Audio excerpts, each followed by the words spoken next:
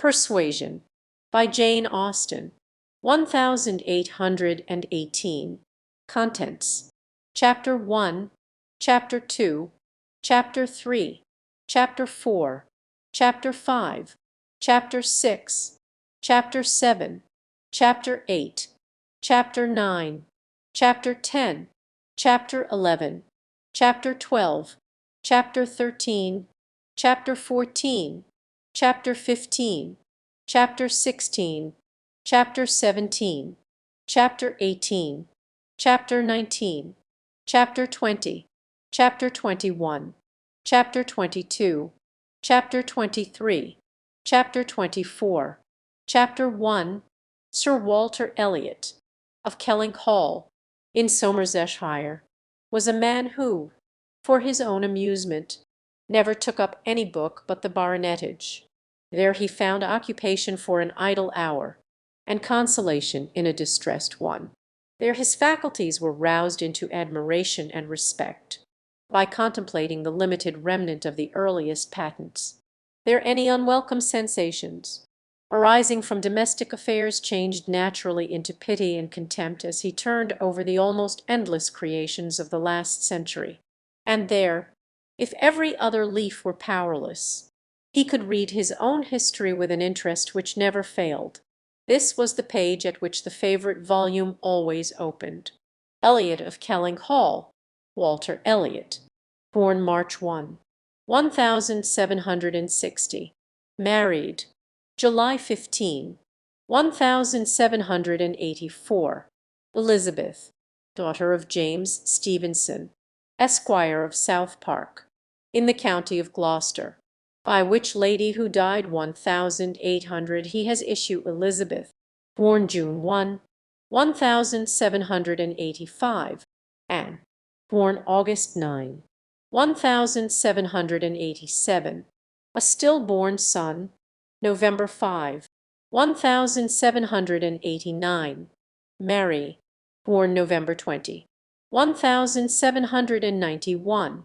Precisely such had the paragraph originally stood from the printer's hands, but Sir Walter had improved it by adding, for the information of himself and his family, these words: after the date of Mary's birth, married, December 16, 1810, Charles, son and heir of Charles Musgrave, Esquire of Uppercross, in the county of Somerset, and by inserting most accurately the day of the month on which he had lost his wife.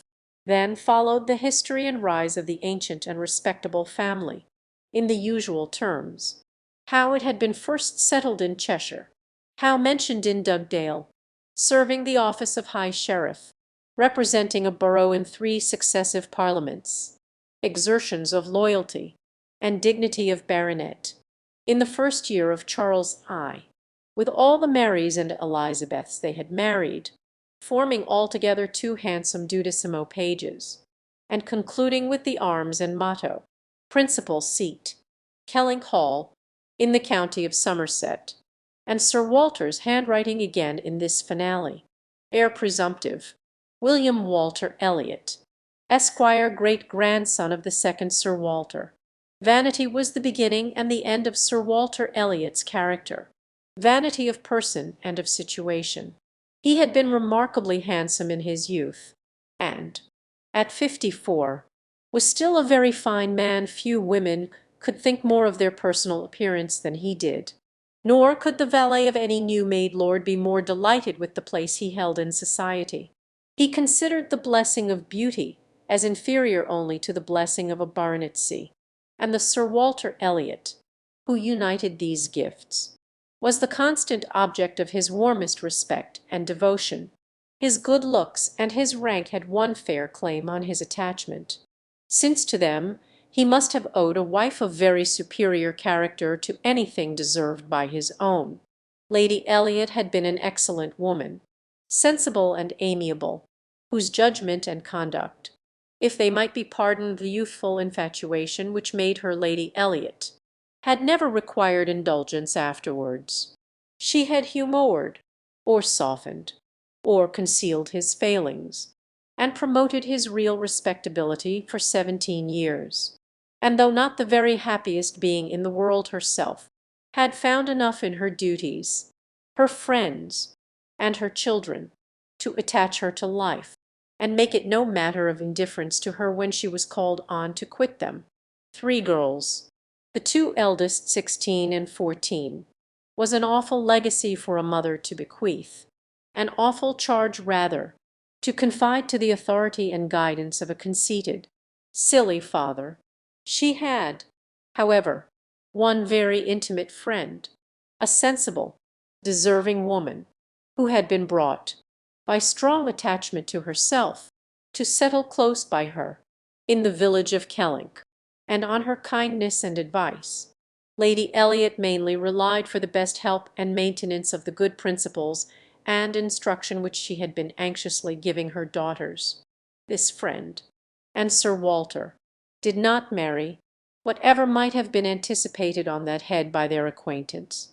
13 years had passed away since Lady Elliot's death, and they were still near neighbours and intimate friends, and one remained a widower, the other a widow, that Lady Russell, of steady age and character, and extremely well provided for, should have no thought of a second marriage, needs no apology to the public, which is rather apt to be unreasonably discontented when a woman does marry again, than when she does not. But Sir Walter's continuing in singleness requires explanation. Be it known, then, that Sir Walter, like a good father, having met with 1 or 2 private disappointments in very unreasonable applications, prided himself on remaining single for his dear daughter's sake. For one daughter, his eldest, he would really have given up anything, which he had not been very much tempted to do. Elizabeth had succeeded, at 16, to all that was possible of her mother's rights and consequence, and being very handsome, and very like himself, her influence had always been great, and they had gone on together most happily. His 2 other children were of very inferior value. Mary had acquired a little artificial importance by becoming Mrs. Charles Musgrove, but Anne, with an elegance of mind and sweetness of character, which must have placed her high with any people of real understanding, was nobody with either father or sister. Her word had no weight. Her convenience was always to give way. She was only Anne. To Lady Russell, indeed, she was a most dear and highly valued god-daughter, favourite, and friend. Lady Russell loved them all, but it was only in that she could fancy the mother to revive again. A few years before, Anne Elliot had been a very pretty girl, but her bloom had vanished early, and as even in its height, her father had found little to admire in her. So totally different were her delicate features and mild dark eyes from his own, there could be nothing in them, now that she was faded and thin, to excite his esteem. He had never indulged much hope, he had now none, of ever reading her name in any other page of his favourite work. All equality of alliance must rest with Elizabeth, for Mary had merely connected herself with an old country family of respectability and large fortune, and had therefore given all the honour and received none. Elizabeth would, one day or other, marry suitably. It sometimes happens that a woman is handsomer at 29 than she was 10 years before, and, generally speaking, if there has been neither ill health nor anxiety, it is a time of life at which scarcely any charm is lost. It was so with Elizabeth, still the same handsome Miss Elliot that she had begun to be 13 years ago, and Sir Walter might be excused, therefore, in forgetting her age, or, at least, be deemed only half a fool for thinking himself and Elizabeth as blooming as ever, amidst the wreck of the good looks of everybody else, for he could plainly see how old all the rest of his family and acquaintance were growing, and haggard, very coarse, every face in the neighbourhood worsting, and the rapid increase of the crow's foot about Lady Russell's temples had long been a distress to him. Elizabeth did not quite equal her father in personal contentment. 13 years had seen her mistress of Kelling Hall, presiding and directing with a self-possession and decision which could never have given the idea of.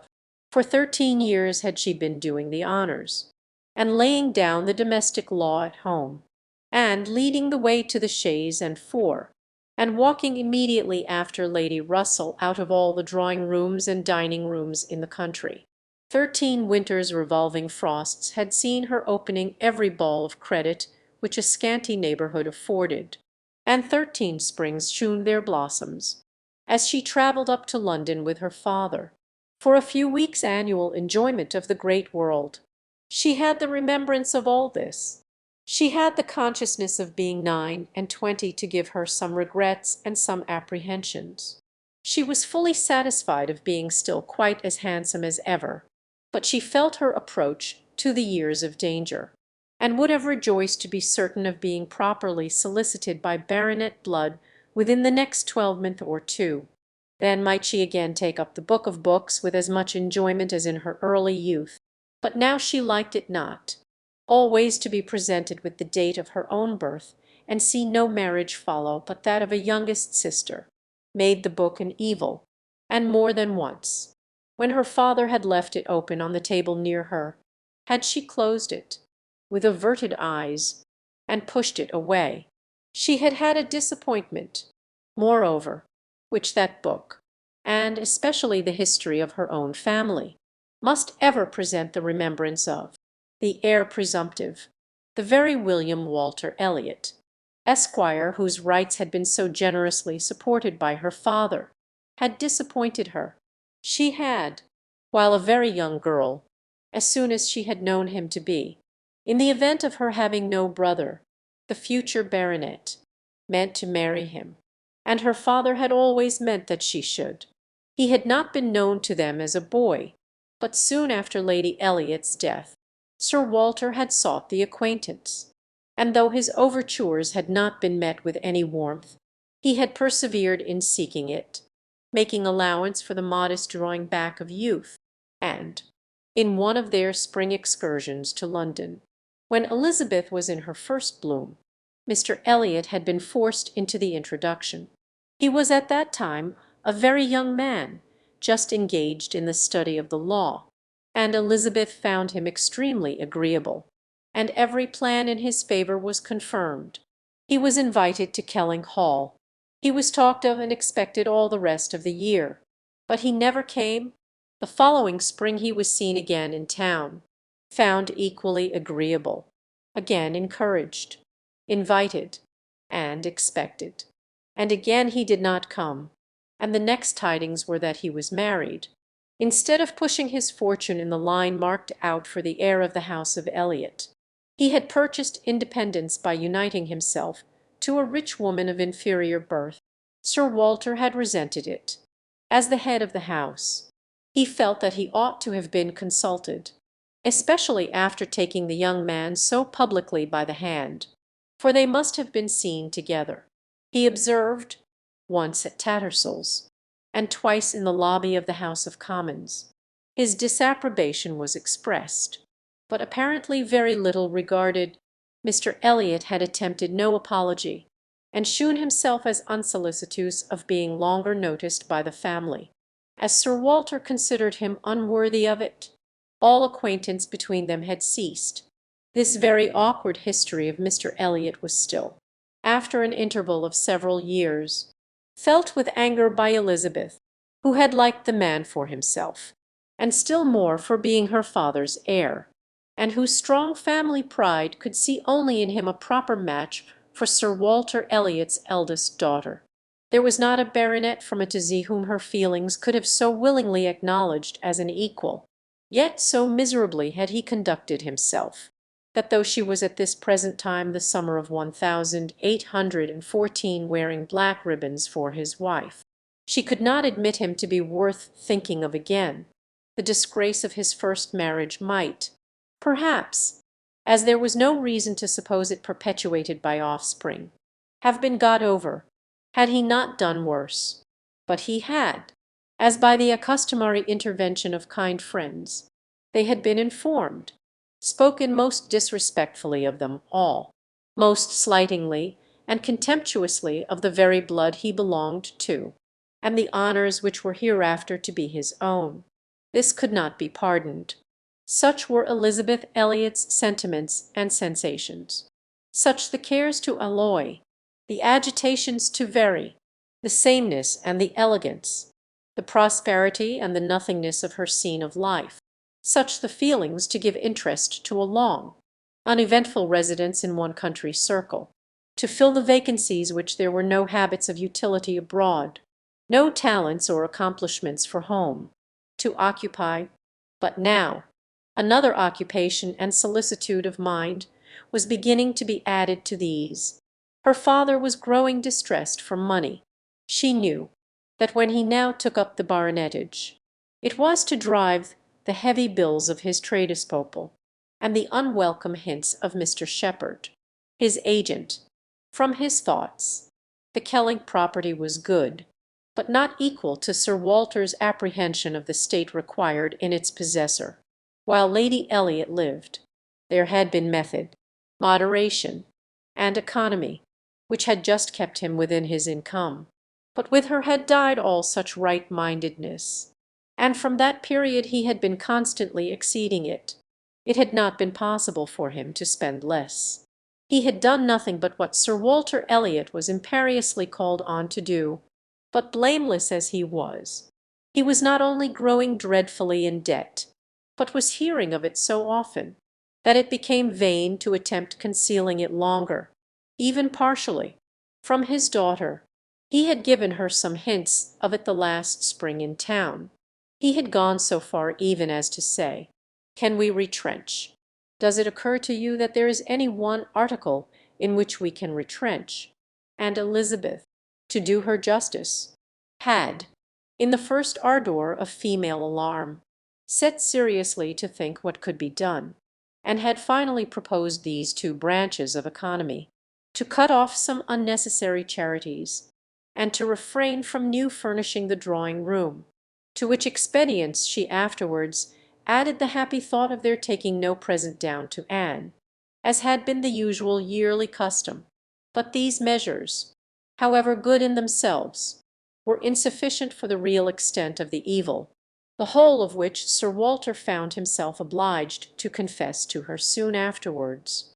Elizabeth had nothing to propose of deeper efficacy. She felt herself ill-used and unfortunate, as did her father, and they were neither of them able to devise any means of lessening their expenses without compromising their dignity, or relinquishing their comforts in a way not to be borne. There was only a small part of his estate that Sir Walter could dispose of, but had every acre been alienable, it would have made no difference. He had condescended to mortgage as far as he had the power, but he would never condescend to sell. No, he would never disgrace his name so far. The Kelling estate should be transmitted whole and entire, as he had received it. Their two confidential friends, Mr. Shepherd, who lived in the neighbouring market town, and Lady Russell, were called to advise them, and both father and daughter seemed to expect that something should be struck out by one or the other to remove their embarrassments and reduce their expenditure, without involving the loss of any indulgence of taste or pride. Chapter 2.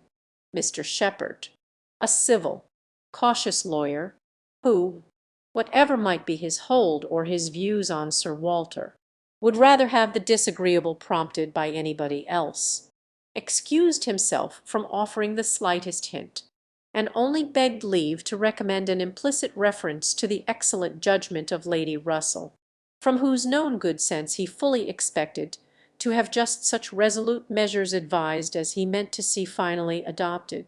Lady Russell was most anxiously zealous on the subject, and gave it much serious consideration.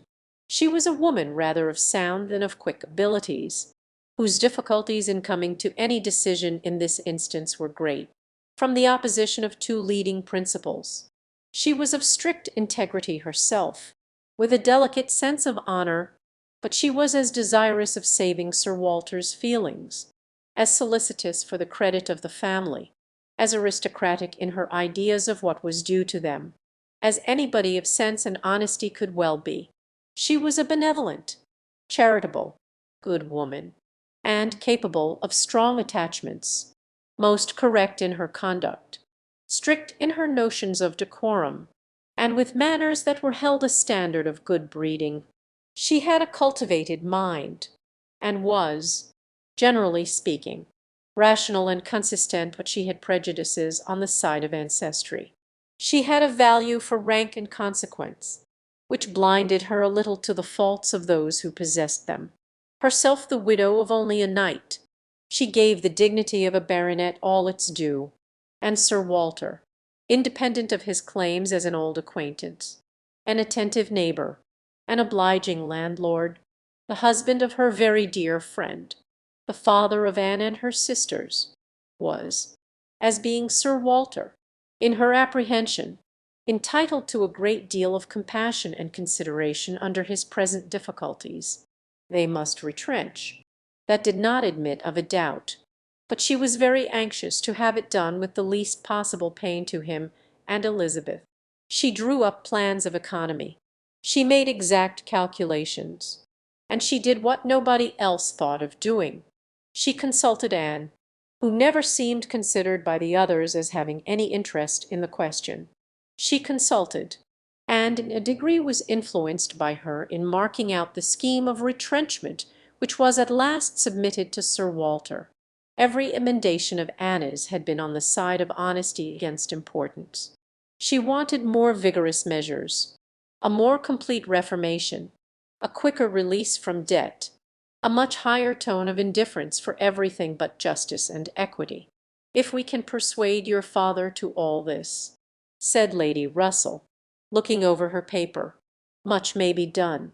If he will adopt these regulations, in 7 years he will be clear, and I hope we may be able to convince him and Elizabeth that Kelling Hall has a respectability in itself which cannot be affected by these reductions, and that the true dignity of Sir Walter Elliot will be very far from lessened in the eyes of sensible people by acting like a man of principle.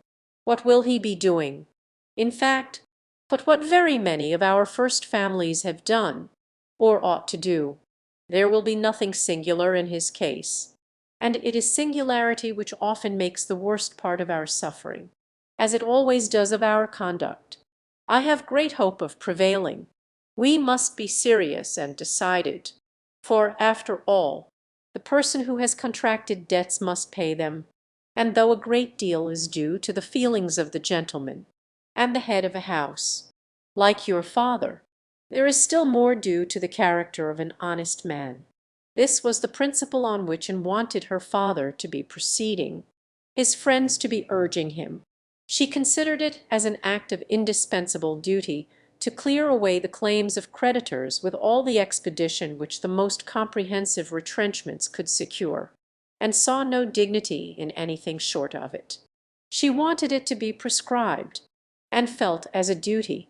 She rated Lady Russell's influence highly, and as to the severe degree of self-denial which her own conscience prompted, she believed there might be little more difficulty in persuading them to a complete than to half a reformation. Her knowledge of her father and Elizabeth inclined her to think that the sacrifice of one pair of horses would be hardly less painful than of both, and so on, through the whole list of Lady Russell's too gentle reductions. How Anne's more rigid requisitions might have been taken is of little consequence. Lady Russell's had no success at all, could not be put up with, were not to be borne. What?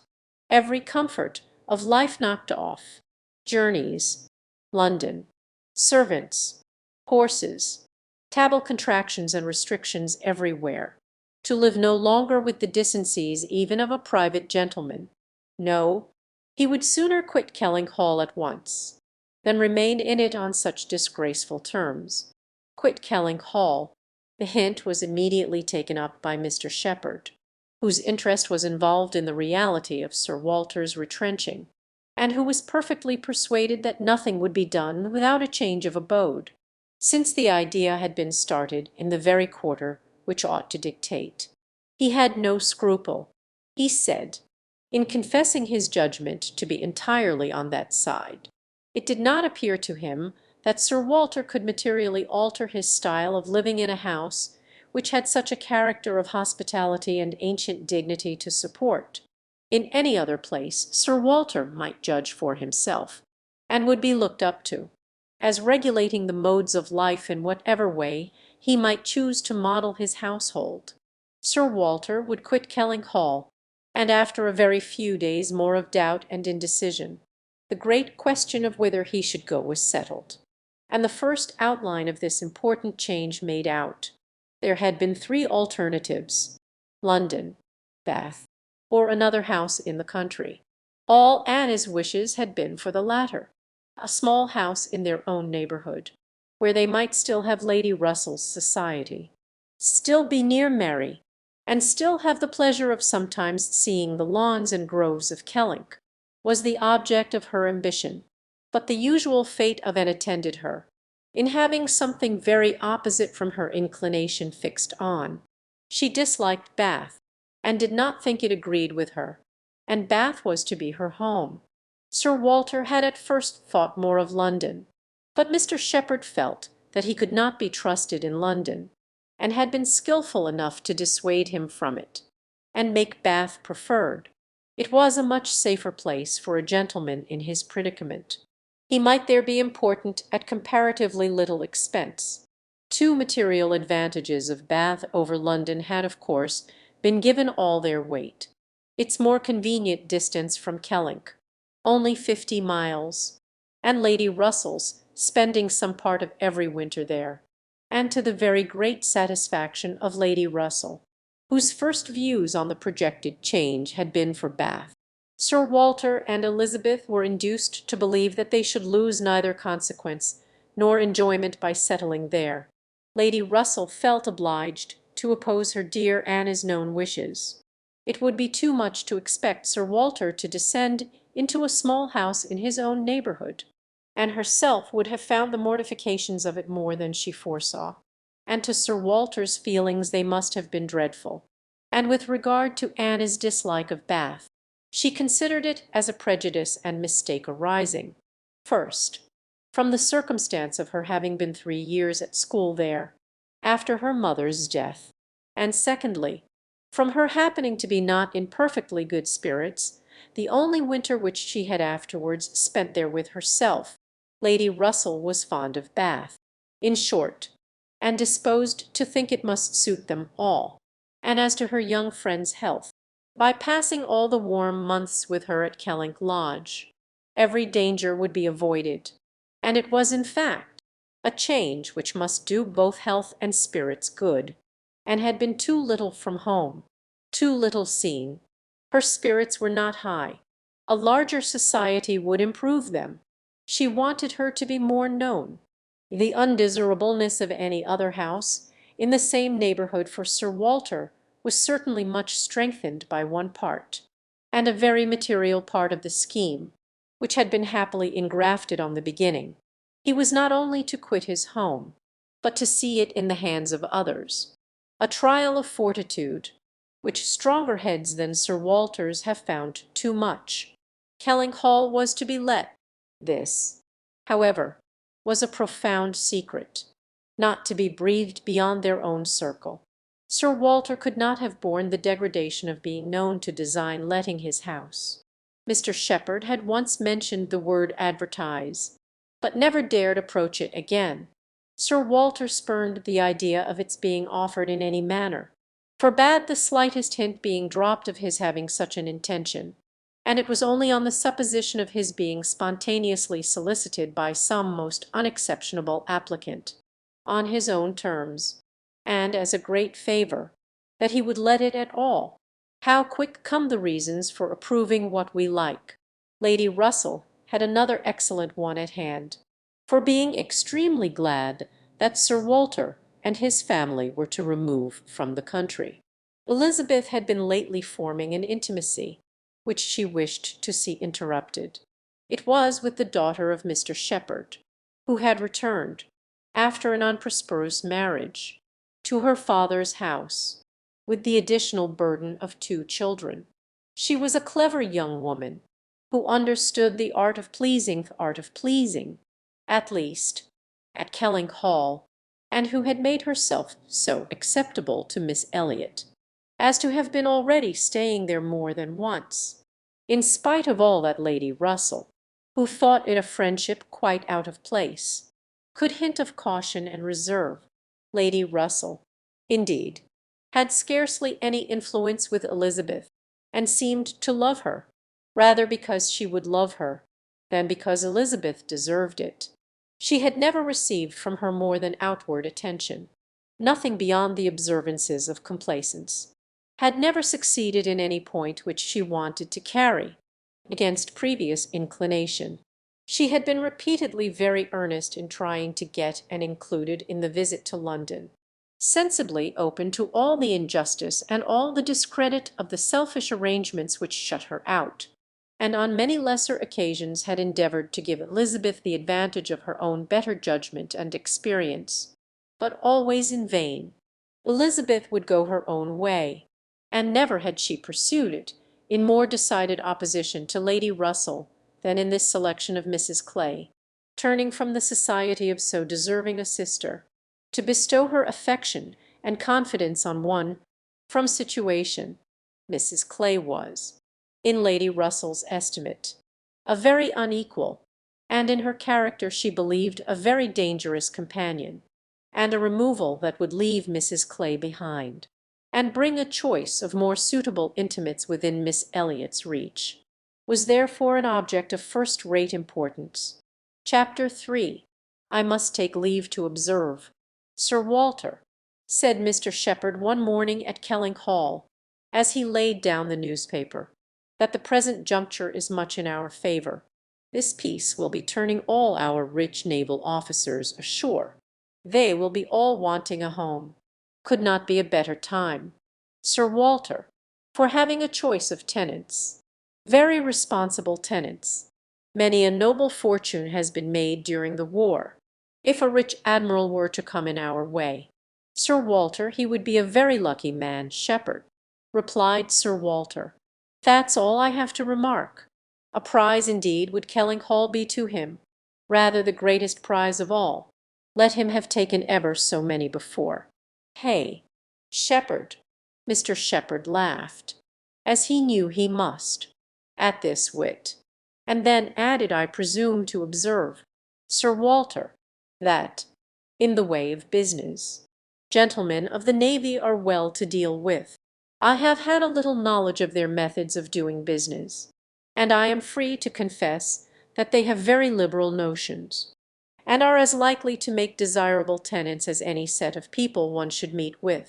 Therefore, Sir Walter, what I would take leave to suggest is, that if in consequence of any rumours getting abroad of your intention, which must be contemplated as a possible thing, because we know how difficult it is to keep the actions and designs of one part of the world from the notice and curiosity of the other, consequence has its tax.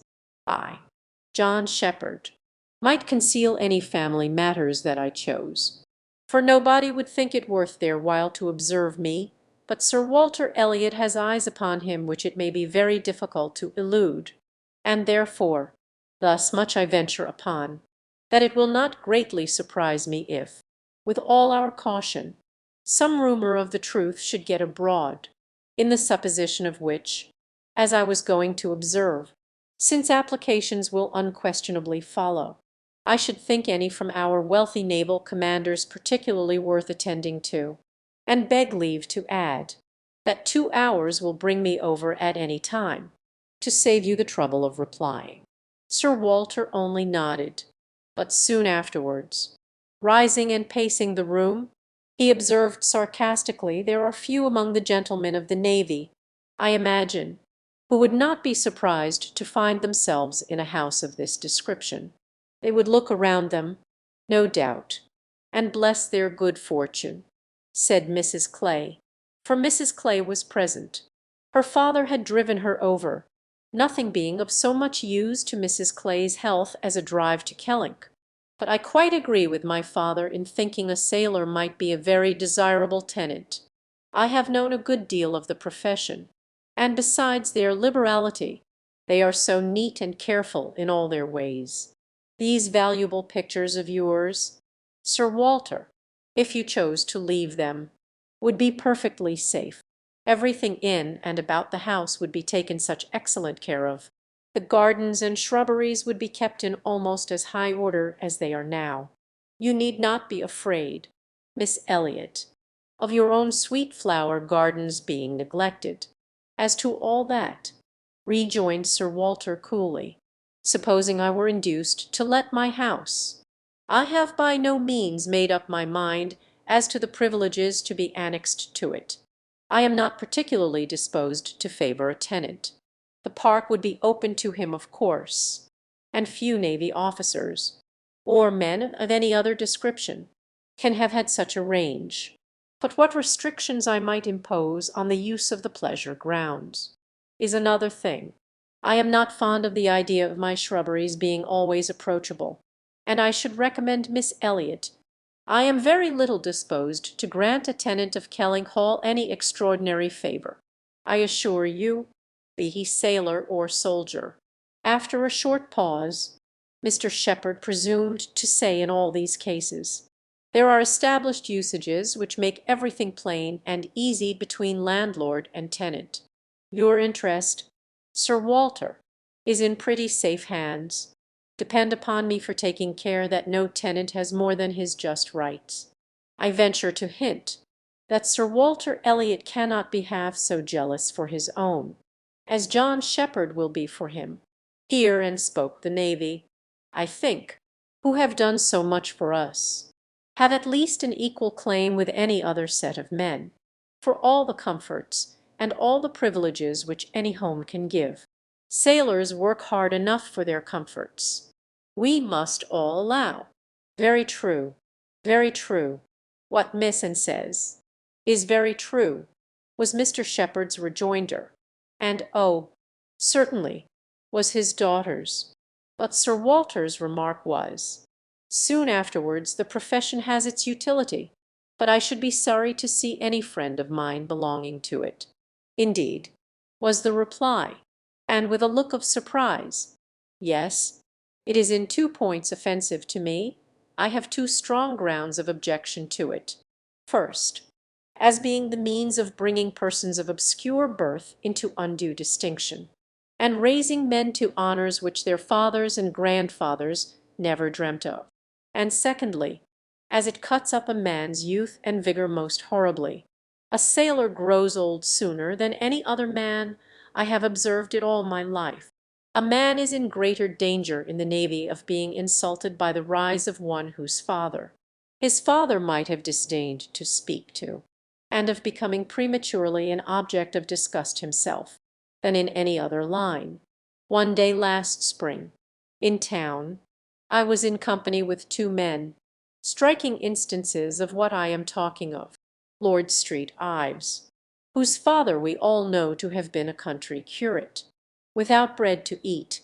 I was to give place to Lord Street Ives, and a certain Admiral Baldwin, the most deplorable-looking personage you can imagine, his face the colour of mahogany, rough and rugged to the last degree, all lines and wrinkles, 9 grey hairs of a side, and nothing but a dab of powder at top. "In the name of heaven, who is that old fellow?" said I to a friend of mine who was standing near. "Sir Basil Morley, old fellow," cried Sir Basil. "It is Admiral Baldwin. What do you take his age to be?" "60," said I, "or perhaps 62." "40," replied Sir Basil. "40, and no more. Picture to yourselves my amazement. I shall not easily forget Admiral Baldwin. I never saw quite so wretched an example of what a seafaring life can do. But to a degree, I know it is the same with them all. They are all knocked about, and exposed to every climate, and every weather, till they are not fit to be seen. It is a pity they are not knocked on the head at once, before they reach Admiral Baldwin's age. Nay, Sir Walter," cried Mrs. Clay, "this is being severe indeed. Have a little mercy on the poor men. We are not all born to be handsome. The sea is no bout of fire. Certainly, sailors do grow old bettams. I have observed it. They soon lose the look of youth. But then, is not it the same with many other professions? Perhaps most other soldiers in active service are not at all better off. And even in the quieter professions, there is a toil and a labor of the mind, if not of the body, which seldom leaves a man's looks to the natural effect of time. The lawyer plods, quite careworn; the physician is up at all hours, and travelling in all weather; and even the clergyman, she stopped a moment to consider what might do for the clergyman, and even the clergyman, you know, is obliged to go into infected rooms, and expose his health and looks to all the injury of a poisonous atmosphere. In fact, as I have long been convinced, though every profession is necessary and honourable in its turn, it is only the lot of those who are not obliged to follow any, who can live in a regular way, in the country, choosing their own hours, following their own pursuits, and living on their own property, without the torment of trying for more. It is only their lot, I say, to hold the blessings of health and a good appearance to the utmost. I know no other set of men but what lose something of their personableness when they cease to be quite young.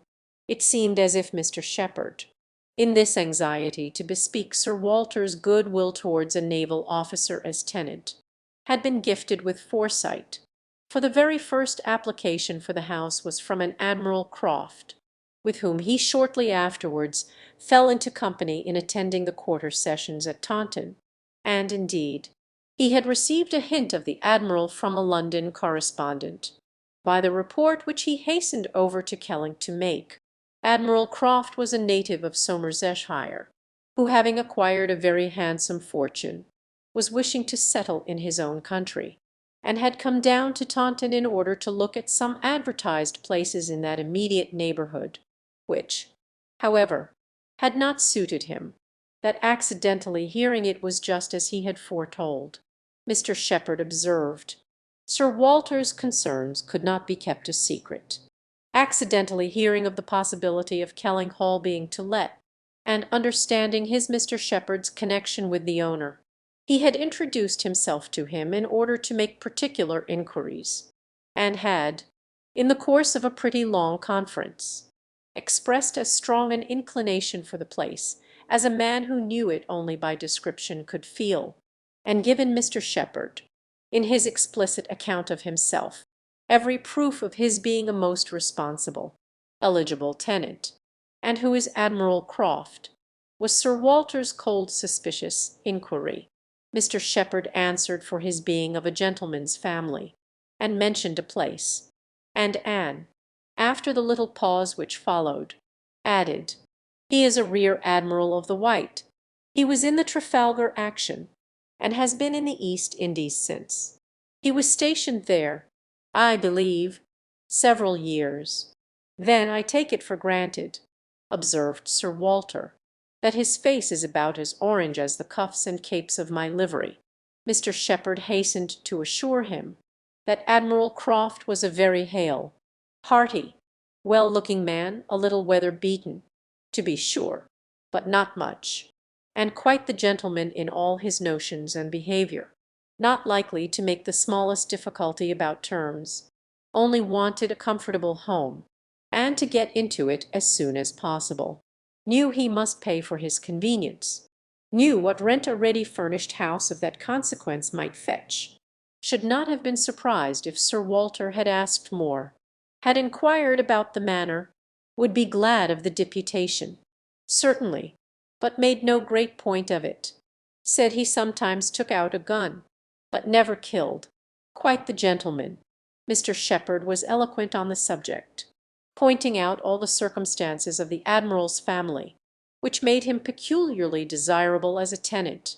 He was a married man, and without children, the very state to be wished for. A house was never taken good care of, Mr. Shepherd observed, without a lady. He did not know, whether furniture might not be in danger of suffering as much where there was no lady, as where there were many children. A lady, without a family, was the very best preserver of furniture in the world. He had seen Mrs. Croft, too. She was at Taunton with the admiral, and had been present almost all the time they were talking the matter over, and a very well spoken, genteel, shrewd lady she seemed to be.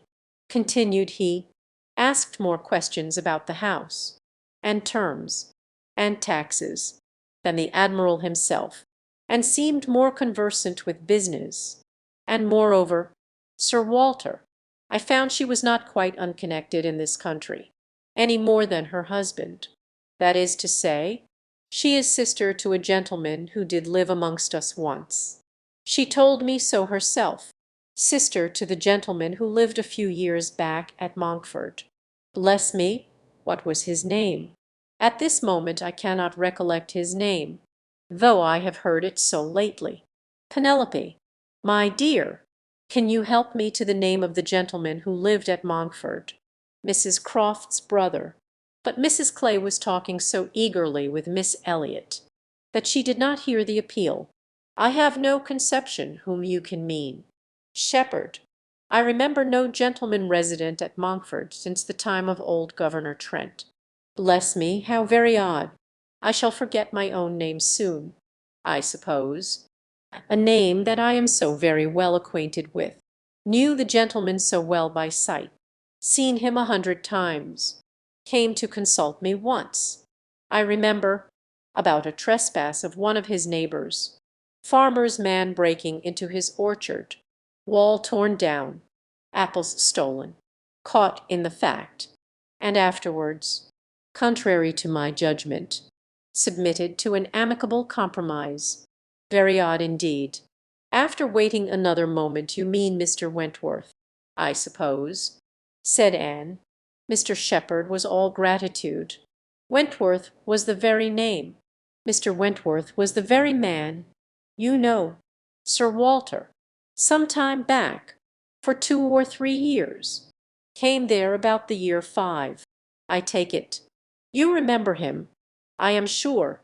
Wentworth. Oh, ay, Mr. Wentworth, the curate of Monkford. You misled me by the term gentleman. I thought you were speaking of some man of property. Mr. Wentworth was nobody, I remember, quite unconnected, nothing to do with the Strafford family. One wonders how the names of many of our nobility become so common. As Mr. Shepherd perceived that this connection of the Crofts did them no service with Sir Walter, he mentioned it no more, returning, with all his zeal, to dwell on the circumstances more indisputably in their favour, their age, and number, and fortune, the high idea they had formed of Kelling Hall, and extreme solicitude, making it appear as if they ranked nothing beyond the happiness of being the tenants of Sir Walter Elliot. An extraordinary taste. Certainly, could they have been supposed in the secret of Sir Walter's estimate of the dues of a tenant. It succeeded, however, and though Sir Walter must ever look with an evil eye on any one intending to inhabit that house, and think them infinitely too well off in being permitted to rent it on the highest terms, he was talked into allowing Mr. Shepherd to proceed in the treaty, and authorizing him to wait on Admiral Croft, who still remained at Taunton, and fix a day for the house being seen. Sir Walter was not very wise, but still he had experience enough of the world to feel that a more unobjectionable tenant, in all essentials, than Admiral Croft bid fair to be, could hardly offer. So far went his understanding, and his vanity supplied a little additional soothing in the Admiral's situation in life, which was just high enough, and not too high. I have let my house to Admiral Croft would sound extremely well, very much better than to any mere Mr. A Mr. save, perhaps, some half-dozen in the nation, always needs a note of explanation. An admiral speaks his own consequence, and, at the same time, can never make a baronet look small. in all their dealings and intercourse. Sir Walter Elliot must ever have the precedence. Nothing could be done without a reference to Elizabeth, but her inclination was growing so strong for a removal that she was happy to have it fixed and expedited by a tenant at hand, and not a word to suspend decision was uttered by her. Mr. Shepherd was completely empowered to act, and no sooner had such an end been reached than Anne, who had been a most attentive listener to the whole, left the room to seek the comfort of cool air for her flushed cheeks, and as she walked along a favourite grove, said, with a gentle sigh, "A few months more, and he, perhaps, may be walking here." Chapter 4. He was not Mr. Wentworth, the former curate of Monkford, however suspicious appearances may be, but a Captain Frederick Wentworth, his brother, who being made commander in consequence of the action off Street Domingo, and not immediately employed, had come into Somersetshire in the summer of 1806, and having no parent living, found a home for half a year at Monkford. He was, at that time, a remarkably fine young man with a great deal of intelligence, spirit, and brilliancy, and an extremely pretty girl, with gentleness, modesty, taste, and feeling, half the sum of attraction, on either side, might have been enough, for he had nothing to do, and she had hardly anybody to love. But the encounter of such lavish recommendations could not fail. They were gradually acquainted, and when acquainted, rapidly and deeply in love. It would be difficult to say which had seen highest perfection in the other, or which had been the happiest, she, in receiving his declarations and proposals, or he in having them accepted. A short period of exquisite felicity followed, and but a short one. Troubles soon arose. Sir Walter, on being applied to, without actually withholding his consent, or saying it should never be, gave it all the negative of great astonishment, great coldness, great silence, and a professed resolution of doing nothing for his daughter. He thought it a very degrading alliance, and Lady Russell, though with more tempered and pardonable pride, received it as a most unfortunate one.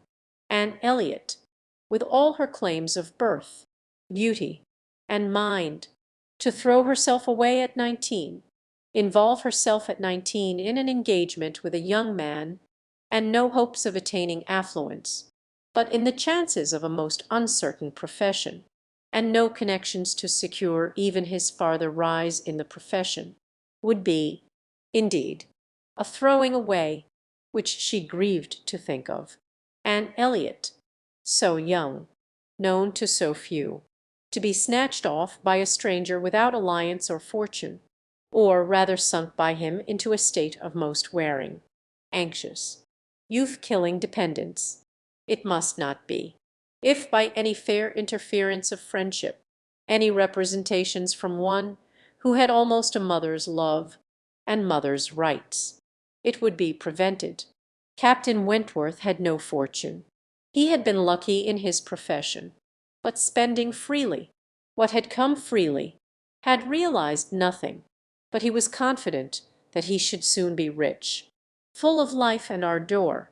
He knew that he should soon have a ship, and soon be on a station that would lead to everything he wanted. He had always been lucky. He knew he should be so still. Such confidence, powerful in its own warmth, and bewitching in the wit which often expressed it, must have been enough for Anne. But Lady Russell saw it very differently. His sanguine temper and fearlessness of mind operated very differently on her. She saw in it but an aggravation of the evil. It only added a dangerous character to himself. He was brilliant. He was headstrong. Lady Russell had little taste for wit, and of anything approaching to imprudence a horror. She deprecated the connection in every light. Such opposition as these feelings produced was more than and could combat, young and gentle as she was. it might yet have been possible to withstand her father's ill will, though unsoftened by one kind word or look on the part of her sister. But Lady Russell, whom she had always loved and relied on, could not, with such steadiness of opinion, and such tenderness of manner, be continually advising her in vain. She was persuaded to believe the engagement a wrong thing, indiscreet, improper, hardly capable of success, and not deserving it. But it was not a merely selfish caution, under which she acted, in putting an end to it. Had she not imagined herself consulting his good, even more than her own, she could hardly have given him up. The belief of being prudent and self-denying, principally for his advantage, was her chief consolation, under the misery of a final parting, and every consolation was required, for she had to encounter all the additional pain of opinions, on his side, totally unconvinced and unbending, and of his feeling himself ill-used by so forced a relinquishment. He had left the country in consequence. A few months had seen the beginning and the end of their acquaintance, but not with a few months ended Anna's share of suffering from it.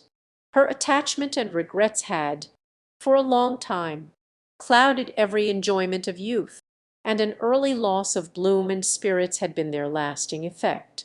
More than 7 years were gone since this little history of sorrowful interest had reached its close, and time had softened down much, perhaps nearly all of peculiar attachment to him, but she had been too dependent on time alone. No aid had been given in change of place except in one visit to Bath soon after the rupture, or in any novelty or enlargement of society. No one had ever come within the Kelling circle who could bear a comparison with Frederick Wentworth, as he stood in her memory. No second attachment, the only thoroughly natural, happy, and sufficient cure, at her time of life, had been possible to the nice tone of her mind, the fastidiousness of her taste, in the small limits of the society around them. She had been solicited, when about 22, to change her name, by the young man who not long afterwards found a more willing mind in her younger sister, and Lady Russell had lamented her refusal, for Charles Musgrove was the eldest son of a man whose landed property and general importance were second in that country only to Sir Walter's, and of good character and appearance. And however Lady Russell might have asked yet for something more, while Anne was 19, she would have rejoiced to see her at 22 so respectably removed from the partialities and injustice of her father's house, and settled so permanently near herself. But in this case Anne had left nothing for advice to do, and though Lady Russell, as satisfied as ever with her own discretion, never wished the past undone, she began now to have the anxiety which borders on hopelessness for Anne's being tempted, by some man of talents and independence, to enter a state for which she held her to be peculiarly fitted by her warm affections and domestic habits. They knew not each other's opinion, either its constancy or its change, on the one leading point of Anna's conduct, for the subject was never alluded to. But Anne, at 27, thought very differently from what she had been made to think at 19. She did not blame Lady Russell. She did not blame herself for having been guided by her, but she felt that were any young person, in similar circumstances, to apply to her for counsel, they would never receive any of such certain immediate wretchedness, such uncertain future good. She was persuaded that under every disadvantage of disapprobation at home, and every anxiety attending his profession, all their probable fears, delays, and disappointments, she should yet have been a happier woman in maintaining the engagement than she had been in the sacrifice of it. And this, she fully believed, had the usual share, had even more than the usual share of all such solicitudes and suspense been theirs, without reference to the actual results of their case, which, as it happened, would have bestowed earlier prosperity than could be reasonably calculated on all his sanguine expectations, all his confidence had been justified. His genius and ardour had seemed to foresee and to command his prosperous path. He had, very soon after their engagement ceased, got employ, and all that he had told her would follow had taken place. He had distinguished himself, and early gained the other's step in rank, and must now, by successive captures, have made a handsome fortune. She had only navy lists and newspapers for her authority, but she could not doubt his being rich, and, in favour of his constancy, she had no reason to believe him married. How eloquent could an Eliot have been? How eloquent, at least, were her wishes on the side of early warm attachment, and a cheerful confidence in futurity, against that over-anxious caution which seems to insult exertion and distrust Providence. She had been forced into prudence in her youth. She learned romance as she grew older, the natural sequel of an unnatural beginning. With all these circumstances, recollections and feelings, she could not hear that Captain Wentworth's sister was likely to live at Kelling without a revival of former pain, and many a stroll, and many a sigh, were necessary to dispel the agitation of the idea. She often told herself it was folly, before she could harden her nerves sufficiently to feel the continual discussion of the Crofts and their business no evil. She was assisted, however, by that perfect indifference and apparent unconsciousness, among the only three of her own friends in the secret of the past, which seemed almost to deny any recollection of it. She could do justice to the superiority of Lady Russell's motives in this, over those of her father and Elizabeth. She could honour all the better feelings of her calmness. But the general air of oblivion among them was highly important from whatever it sprung, and in the event of Admiral Croft's really taking Kelling Hall, she rejoiced anew over the conviction which had always been most grateful to her, of the past being known to those three only among her connections, by whom no syllable, she believed, would ever be whispered, and in the trust that among his, the brother only with whom he had been residing, had received any information of their short-lived engagement, that brother had been long removed from the country, and being a sensible man and, moreover, a single man at the time, she had a fond dependence on no human creature's having heard of it from him. The sister, Mrs. Croft, had then been out of England, accompanying her husband on a foreign station, and her own sister, Mary, had been at school while it all occurred, and never admitted by the pride of some, and the delicacy of others, to the smallest knowledge of it afterwards. With these supports, she hoped that the acquaintance between herself and the Croft, which, with Lady Russell, still resident in Kelling, and Mary fixed only 3 miles off, must be anticipated, need not involve any particular awkwardness. Chapter 5. On the morning appointed for Admiral and Mrs. Croft's seeing Kelling Hall, and found it most natural to take her almost daily walk to Lady Russell's, and keep out of the way till all was over, when she found it most natural to be sorry that she had missed the opportunity of seeing them. This meeting of the two parties proved highly satisfactory, and decided the whole business at once. Each lady was previously well disposed for an agreement, and saw nothing, therefore, but good manners in the other. And with regard to the gentleman, there was such an hearty good humour, such an open, trusting liberality on the Admiral's side, as could not but influence Sir Walter, who had besides been flattered into his very best and most polished behaviour by Mr. Shepherd's assurances of his being known, by report, to the Admiral as a model of good breeding. The house and grounds, and furniture, were approved, the Crofts were approved, terms, time, everything, and everybody was right, and Mr. Shepherd's clerks were set to work, without there having been a single preliminary difference to modify of all that this indenture sheweth. Sir Walter, without hesitation, declared the Admiral to be the best-looking sailor he had ever met with, and went so far as to say that if his own man might have had the arranging of his hair, he should not be ashamed of being seen with him anywhere. And the Admiral, with sympathetic cordiality, observed to his wife as they drove back through the park, "I thought we should soon come to a deal. My dear, in spite of what they told us at Taunton, the baronet will never set the Thames on fire, but there seems to be no harm in him." Reciprocal compliments, which would have been esteemed about equal. The Crofts were to have possession at Michaelmas, and as Sir Walter proposed removing to Bath in the course of the preceding month, there was no time to be lost in making every dependent arrangement.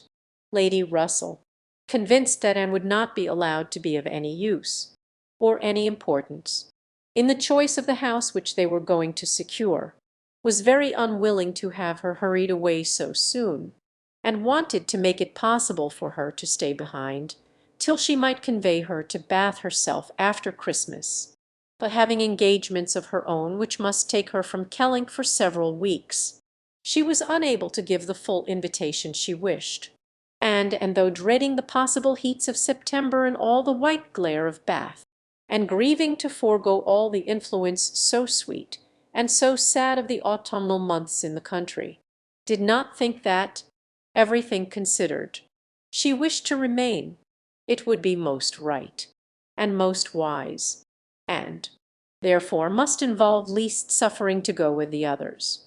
Something occurred, however, to give her a different duty.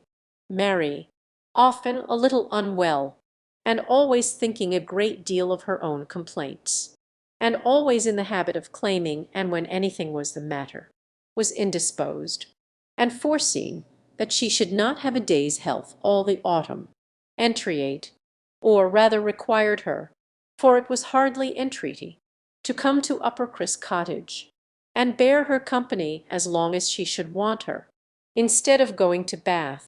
"I cannot possibly do without Anne," was Mary's reasoning, and Elizabeth's reply was, "Then I am sure Anne had better stay, for nobody will want her in Bath. To be claimed as a good, though in an improper style, is at least better than being rejected as no good at all." And Anne, glad to be thought of some use, glad to have anything marked out as a duty, and certainly not sorry to have the scene of it in the country, and her own dear country, readily agreed to stay. This invitation of Mary's removed all Lady Russell's difficulties, and it was consequently soon settled that Anne should not go to Bath till Lady Russell took her, and that all the intervening time should be divided between Uppercross Cottage and Kelling Lodge.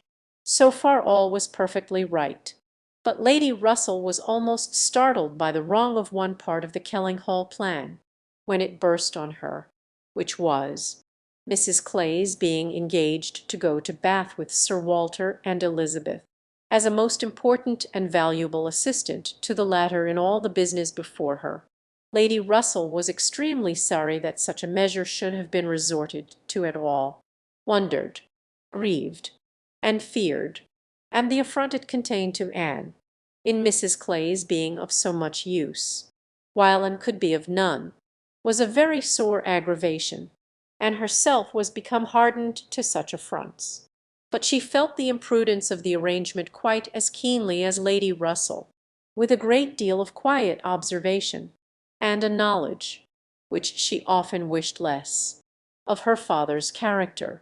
She was sensible that results the most serious to his family from the intimacy were more than possible. She did not imagine that her father had at present an idea of the kind. Mrs. Clay had freckles, and a projecting tooth, and a clumsy wrist, which he was continually making severe remarks upon, in her absence, but she was young, and certainly altogether well-looking, and possessed, in an acute mind and assiduous pleasing manners, infinitely more dangerous attractions than any merely personal might have been, and was so impressed by the degree of their danger that she could not excuse herself. She had little hope of success, but Elizabeth, who in the event of such a reverse would be so much more to be pitied than herself, should never, she thought, have reason to reproach her for giving no warning. She spoke, and seemed only to offend. Elizabeth could not conceive how such an absurd suspicion should occur to her, and indignantly answered for each part as perfectly knowing their situation. "Mrs. Clay," said she, warmly, "never forgets who she is, and as I am rather better acquainted with her sentiments than you can be, I can assure you that upon the subject of marriage they are particularly nice, and that she reprobates all inequality of condition and rank more strongly than most people. And as to my father, I really should not have thought that he, who has kept himself single so long for our sakes, need be suspected now. If Mrs. Clay were a very beautiful woman, I grant you, it might be wrong to have her so much with me, not that anything in the world, I am sure, would induce my father to make a degrading match, but he might be rendered unhappy. But poor Mrs. Clay, who, with all her merits, can never have been reckoned tolerably pretty, I really think poor Mrs. Clay may be staying here in perfect safety. One would imagine you had never heard my father speak of her personal misfortunes, though I know you must 50 times. That tooth of hers and those freckles. Freckles do not disgust me so very much as they do him. I have known a face not materially disfigured by a few, but he abominates them. You must have heard him notice Mrs. Clay's freckles." "There is hardly any personal defect," replied Anne, "which an agreeable manner might not gradually reconcile one to." "I think very differently," answered Elizabeth, shortly. "An agreeable manner may set off handsome features, but can never alter plain ones. However, at any rate, as I have a great deal more at stake on this point than anybody else can have, I think it rather unnecessary in you to be advising me," and had done, glad that it was over, and not absolutely hopeless of doing good.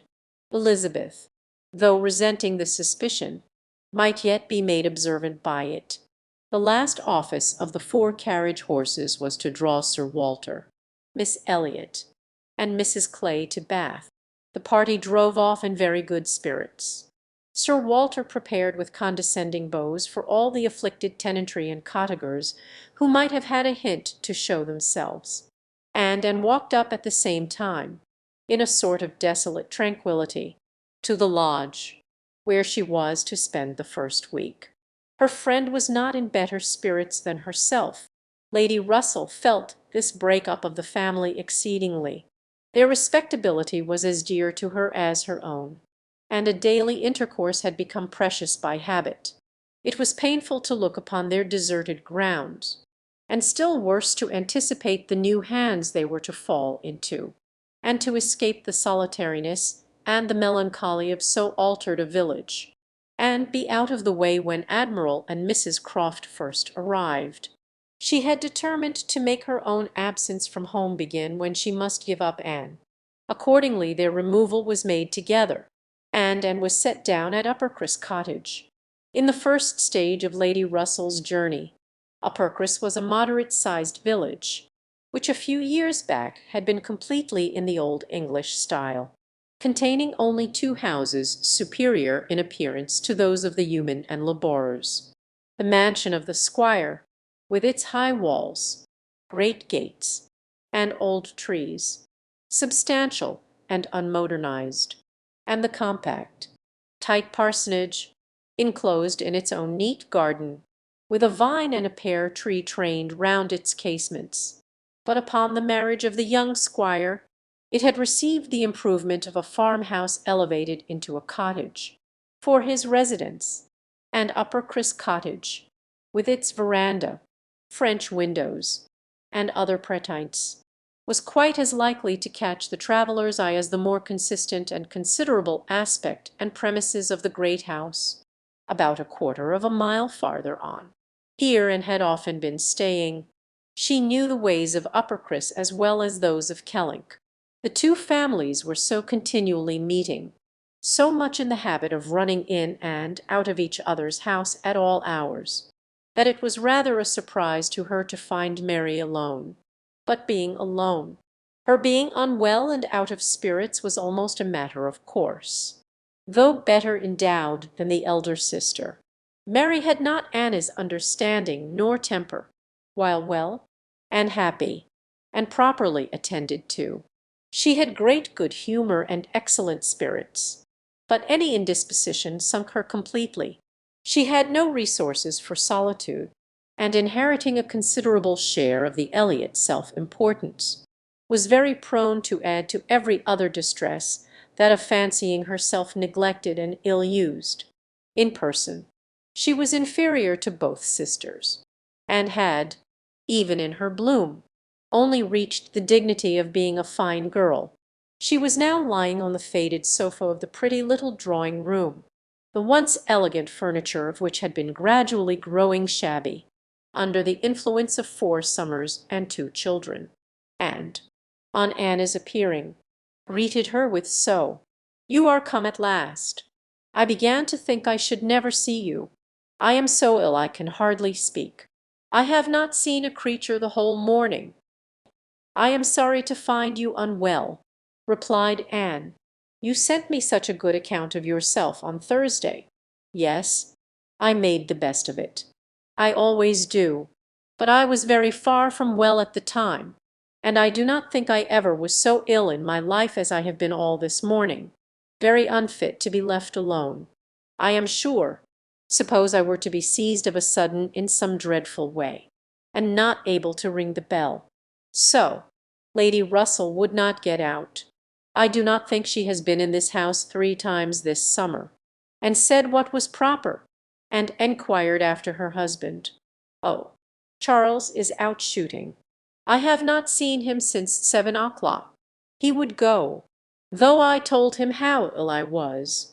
He said he should not stay out long, but he has never come back, and now it is almost 1. I assure you, I have not seen a soul this whole long morning. You have had your little boys with you." "Yes, as long as I could bear their noise. But they are so unmanageable that they do me more harm than good. Little Charles does not mind a word I say, and Walter is growing quite as bad." "Well, you will soon be better now," replied Anne, cheerfully. "You know I always cure you when I come. How are your neighbours at the great house? I can give you no account of them. I have not seen one of them to-day, except Mr. Musgrove, who just stopped and spoke through the window, but without getting off his horse, and though I told him how ill I was. Not one of them have been near me. It did not happen to suit the Miss Musgroves, I suppose, and they never put themselves out of their way. You will see them yet, perhaps, before the morning is gone. It is early. I never want them, I assure you. They talk and laugh a great deal too much for me. Oh, Anne, I am so very unwell. It was quite unkind of you not to come on Thursday. My dear Mary, recollect what a comfortable account you sent me of yourself. You wrote in the cheerfullest manner, and said you were perfectly well, and in no hurry for me, and that being the case, you must be aware that my wish would be to remain with Lady Russell to the last. And besides what I felt on her account, I have really been so busy, have had so much to do, that I could not very conveniently have left Kellynch sooner. Dear me, what can you possibly have to do? A great many things, I assure you, more than I can recollect in a moment. But I can tell you some. I have been making a duplicate of the catalogue of my father's books and pictures. I have been several times in the garden with Mackenzie, trying to understand, and make him understand, which of Elizabeth's plants are for Lady Russell. I have had all my own little concerns to arrange, books and music to divide, and all my trunks to repack, from not having understood in time what was intended as to the wagons. And one thing I have had to do, Mary, of a more trying nature, going to almost every house in the parish, as a sort of take leave. I was told that they wished it, but all these things took up a great deal of time. Oh, well, and after a moment's pause, But you have never asked me one word about our dinner at the Pools yesterday. Did you go then? I have made no enquiries, because I concluded you must have been obliged to give up the party. Oh, yes. I went. I was very well yesterday. Nothing at all the matter with me till this morning. It would have been strange if I had not gone. I am very glad you were well enough, and I hope you had a pleasant party. Nothing remarkable. One always knows beforehand what the dinner will be, and who will be there, and it is so very uncomfortable not having a carriage of one's own. Mr. and Mrs. Musgrove took me, and we were so crowded. They are both so very large, and take up so much room, and Mr. Musgrove always sits forward. So there was I, crowded into the back seat with Henrietta and Louisa, and I think it very likely that my illness to-day may be owing to it. A little further perseverance in patience and forced cheerfulness on Anna's side produced nearly a cure on Mary's. She could soon sit upright on the sofa, and began to hope she might be able to leave it by dinner time. Then, forgetting to think of it, she was at the other end of the room, beautifying a nosegay. Then she ate her cold meat, and then she was well enough to propose a little walk. "Where shall we go?" said she, when they were ready. "I suppose you will not like to call at the great house before they have been to see you." "I have not the smallest objection on that account," replied Anne. "I should never think of standing on such ceremony with people I know so well as Mrs. and the Miss Musgroves. Oh, but they ought to call upon you as soon as possible. They ought to feel what is due to you as my sister. However, we may as well go and sit with them a little while, and when we have that over, we can enjoy our walk," and had always thought such a style of intercourse highly imprudent. But she had ceased to endeavour to check it, from believing that, though there were on each side continual subjects of offence, neither family could now do without it.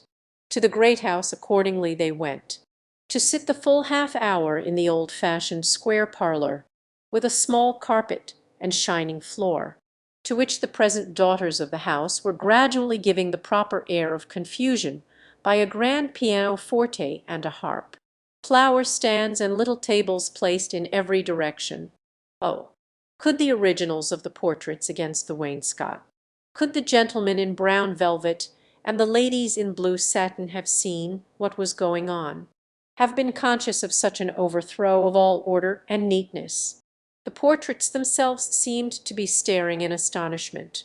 The Musgroves, like their houses, were in a state of alteration, perhaps of improvement. The father and mother were in the old English style, and the young people in the new.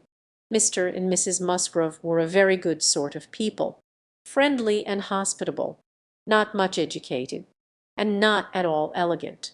Their children had more modern minds and manners. There was a numerous family, but the only two grown up, excepting Charles, were Henrietta and Louisa, young ladies of 19 and 20, who had brought from school at Exeter all the usual stock of accomplishments, and were now like thousands of other young ladies, living to be fashionable, happy, and merry. Their dress had every advantage. Their faces were rather pretty, their spirits extremely good, their manner unembarrassed and pleasant. They were of consequence at home, and favorites abroad, and always contemplated them as some of the happiest creatures of her acquaintance. But still, saved as we all are, by some comfortable feeling of superiority from wishing for the possibility of exchange, she would not have given up her own more elegant and cultivated mind for all their enjoyments, and envied them nothing but that seemingly perfect good understanding and agreement together, that good-humoured mutual affection, of which she had known so little herself with either of her sisters. They were received with great cordiality. Nothing seemed amiss on the side of the Great House family, which was generally, as Anne very well knew, the least to blame. The half hour was chatted away pleasantly enough, and she was not at all surprised. At the end of it, to have their walking party joined by both the Miss Musgroves, at Mary's particular invitation. Chapter 6, and had not wanted this visit to Uppercross, to learn that a removal from one set of people to another, though at a distance of only 3 miles, will often include a total change of conversation, opinion, and idea. She had never been staying there before without being struck by it, or without wishing that other Elliots could have her advantage in seeing how unknown, or unconsidered there, were the affairs which at Kelling Hall were treated as of such general publicity and pervading interest. Yet, with all this experience, she believed she must now submit to feel that another lesson, in the art of knowing our own nothingness beyond our own circle, was become necessary for her. For certainly, coming as she did, with a heart full of the subject which had been completely occupying both houses in Kelling for many weeks, she had expected rather more curiosity and sympathy than she found in the separate but very similar remark of Mr. and Mrs. Musgrove. "So, Miss Anne, Sir Walter and your sister are gone, and what part of Bath do you think they will settle in?" And this, without much waiting for an answer, or in the young lady's addition of, "I hope we shall be in Bath in the winter. But remember, papa, if we do go, we must be in a good situation. None of your Queen Squares for us." Or in the anxious supplement from Mary, "Oh, Fupin, my word, I shall be pretty well off. When you are all gone away to be happy at Bath." She could only resolve to avoid such self-delusion in future, and think with heightened gratitude of the extraordinary blessing of having one such truly sympathizing friend as Lady Russell. The Mr. Musgroves had their own game to guard and to destroy, their own horses, dogs, and newspapers to engage them, and the females were fully occupied in all the other common subjects of housekeeping, neighbours, dress, dancing, and music. She acknowledged it to be very fitting that every little social commonwealth, and hoped, ere long, to become a not unworthy member of the one she was now transplanted into, with the prospect of spending at least 2 months at Uppercross. It was highly incumbent on her to clothe her imagination, her memory, and all her ideas in as much of Uppercross as possible. She had no dread of these 2 months. Mary was not so repulsive and unsisterly as Elizabeth, nor so inaccessible to all influence of hers. Neither was there anything among the other component parts of the cottage inimical to comfort. She was always on friendly terms with her brother-in-law and in the children, who loved her nearly as well and respected her a great deal more than their mother. She had an object of interest, amusement, and wholesome exertion. Charles Musgrove was civil and agreeable. In sense and temper he was undoubtedly superior to his wife, but not of powers, or conversation, or grace, to make the past, as they were connected together, at all a dangerous contemplation, though, at the same time, and could believe, with Lady Russell, that a more equal match might have greatly improved him, and that a woman of real understanding might have given more consequence to his character, and more usefulness, rationality, and elegance to his habits and pursuits. As it was, he did nothing with much zeal but sport, and his time was otherwise trifled away, without benefit from books or anything else. He had very good spirits, which never seemed much affected by his wife's occasional lowness, or with her unreasonableness sometimes to Anna's admiration, and upon the whole, though there was very often a little disagreement in which she had sometimes more share than she wished, being appealed to by both parties, they might pass for a happy couple. They were always perfectly agreed in the want of more money, and a strong inclination for a handsome present from his father. But here, as on most topics, he had the superiority, for while Mary thought it a great shame that such a present was not made, he always contended for his father's having many other uses for his money, and a right to spend it as he liked, as to the management of their children. His theory was much better than his wife's, and his practice not so bad. I could manage them very well, if it were not for Mary's interference, was what Anne often heard him say, and had a good deal of faith in. But when listening in turn to Mary's reproach of Charles spoils the children so that I cannot get them into any order, she never had the smallest temptation to say, "Very true. One of the least agreeable circumstances of her residence there was her being treated with too much confidence by all parties, and being too much in the secret of the complaints of each house. Known to have some influence with her sister, she was continually requested, or at least receiving hints to exert it, beyond what was practicable. I wish you could persuade Mary not to be always fancying herself ill," was Charles's language, and in an unhappy mood. Thus spoke Mary. "I do believe if Charles were to see me dying, he would not think there was anything the matter with me, I am sure. And if you would, you might persuade him that I really am very ill, a great deal worse than I ever own." Mary's declaration was, "I hate sending the children to the great house, though their grandmamma is always wanting to see them, for she humours and indulges them to such a degree, and gives them so much trash and sweet things, that they are sure to come back sick and cross for the rest of the day." And Mrs. Musgrove took the first opportunity of being alone with Anne, to say, "Oh, Miss Anne, I cannot help wishing Mrs. Charles had a little of your method with those children. They are quite different creatures with you, but to be sure, in general they are so spoilt. It is a pity you cannot put your sister in the way of managing them.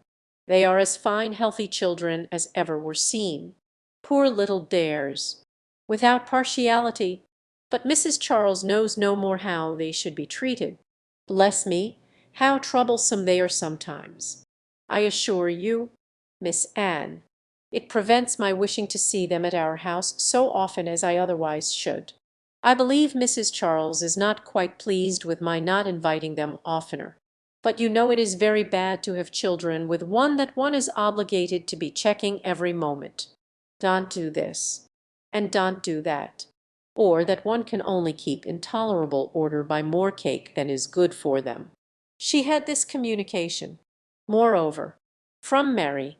"Mrs. Musgrove thinks all her servants so steady, that it would be high treason to call it in question. But I am sure, without exaggeration, that her upper housemaid and laundry maid, instead of being in their business, are gadding about the village all day long. I meet them wherever I go, and I declare I never go twice into my nursery without seeing something of them. If Jemima were not the trustiest, steediest creature in the world, it would be enough to spoil her, for she tells me they are always tempting her to take a walk with them." And on Mrs. Musgrove's side it was, "I make a rule of never interfering in any of my daughter-in-law's concerns, for I know it would not do. But I shall tell you, Miss Anne, because you may be able to set things to rights, that I have no very good opinion of Mrs. Charles's nursery maid. I hear strange stories of her.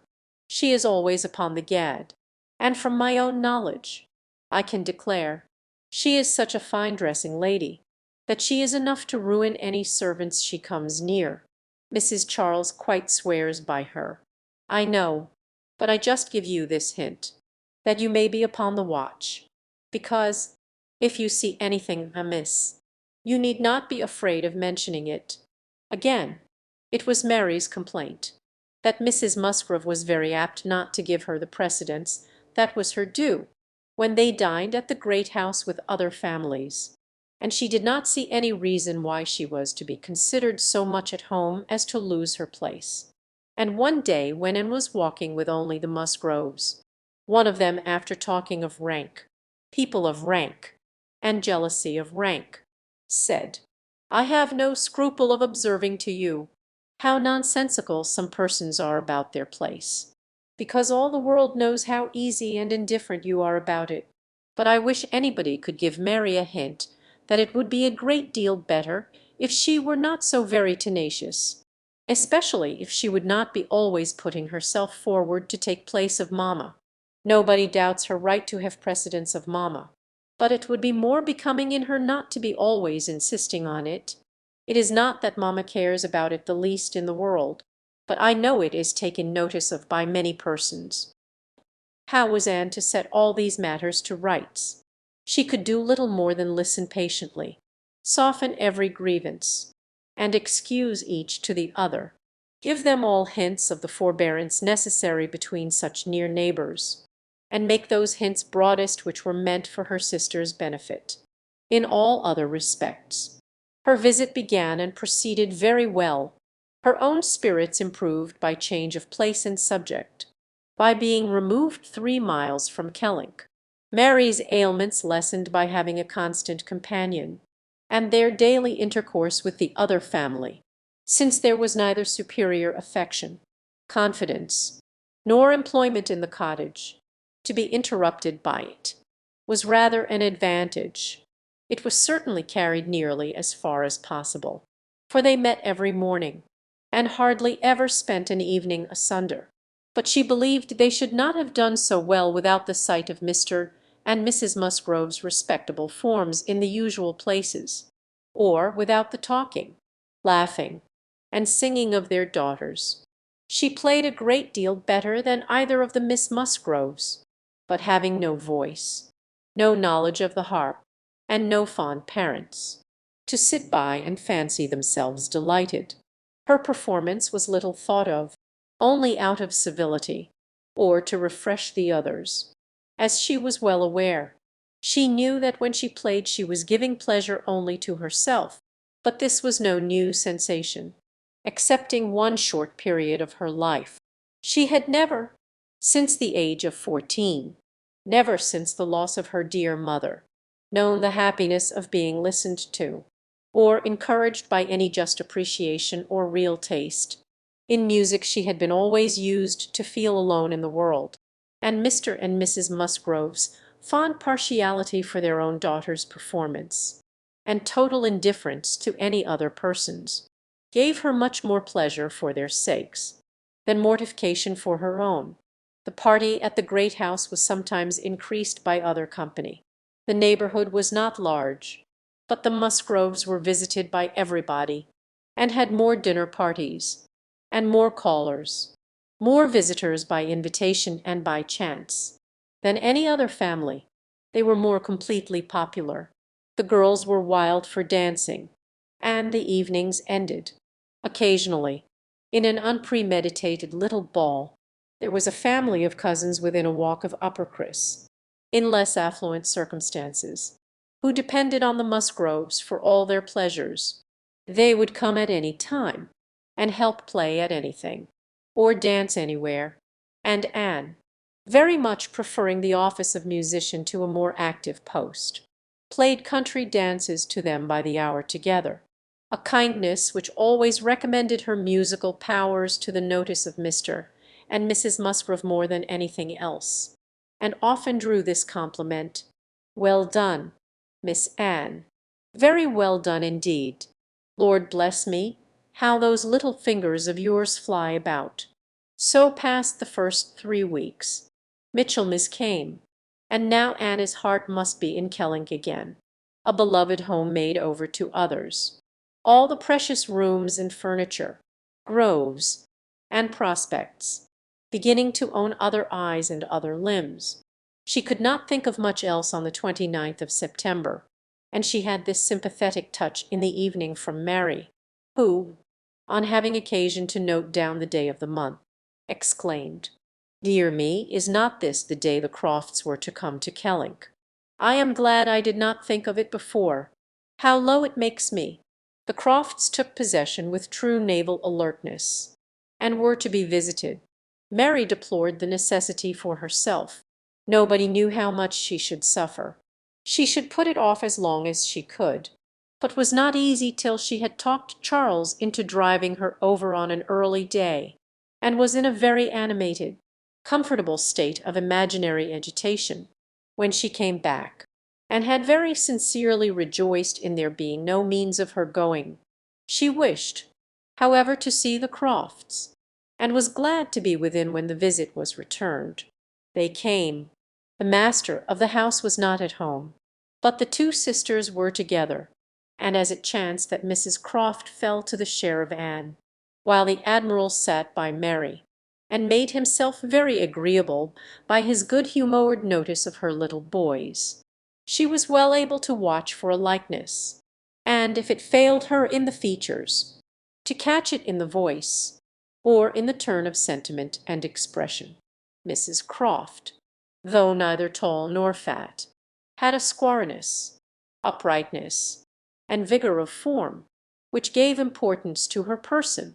She had bright dark eyes, good teeth, and altogether an agreeable face, though her reddened and weather-beaten complexion, the consequence of her having been almost as much at sea as her husband, made her seem to have lived some years longer in the world than her real 38.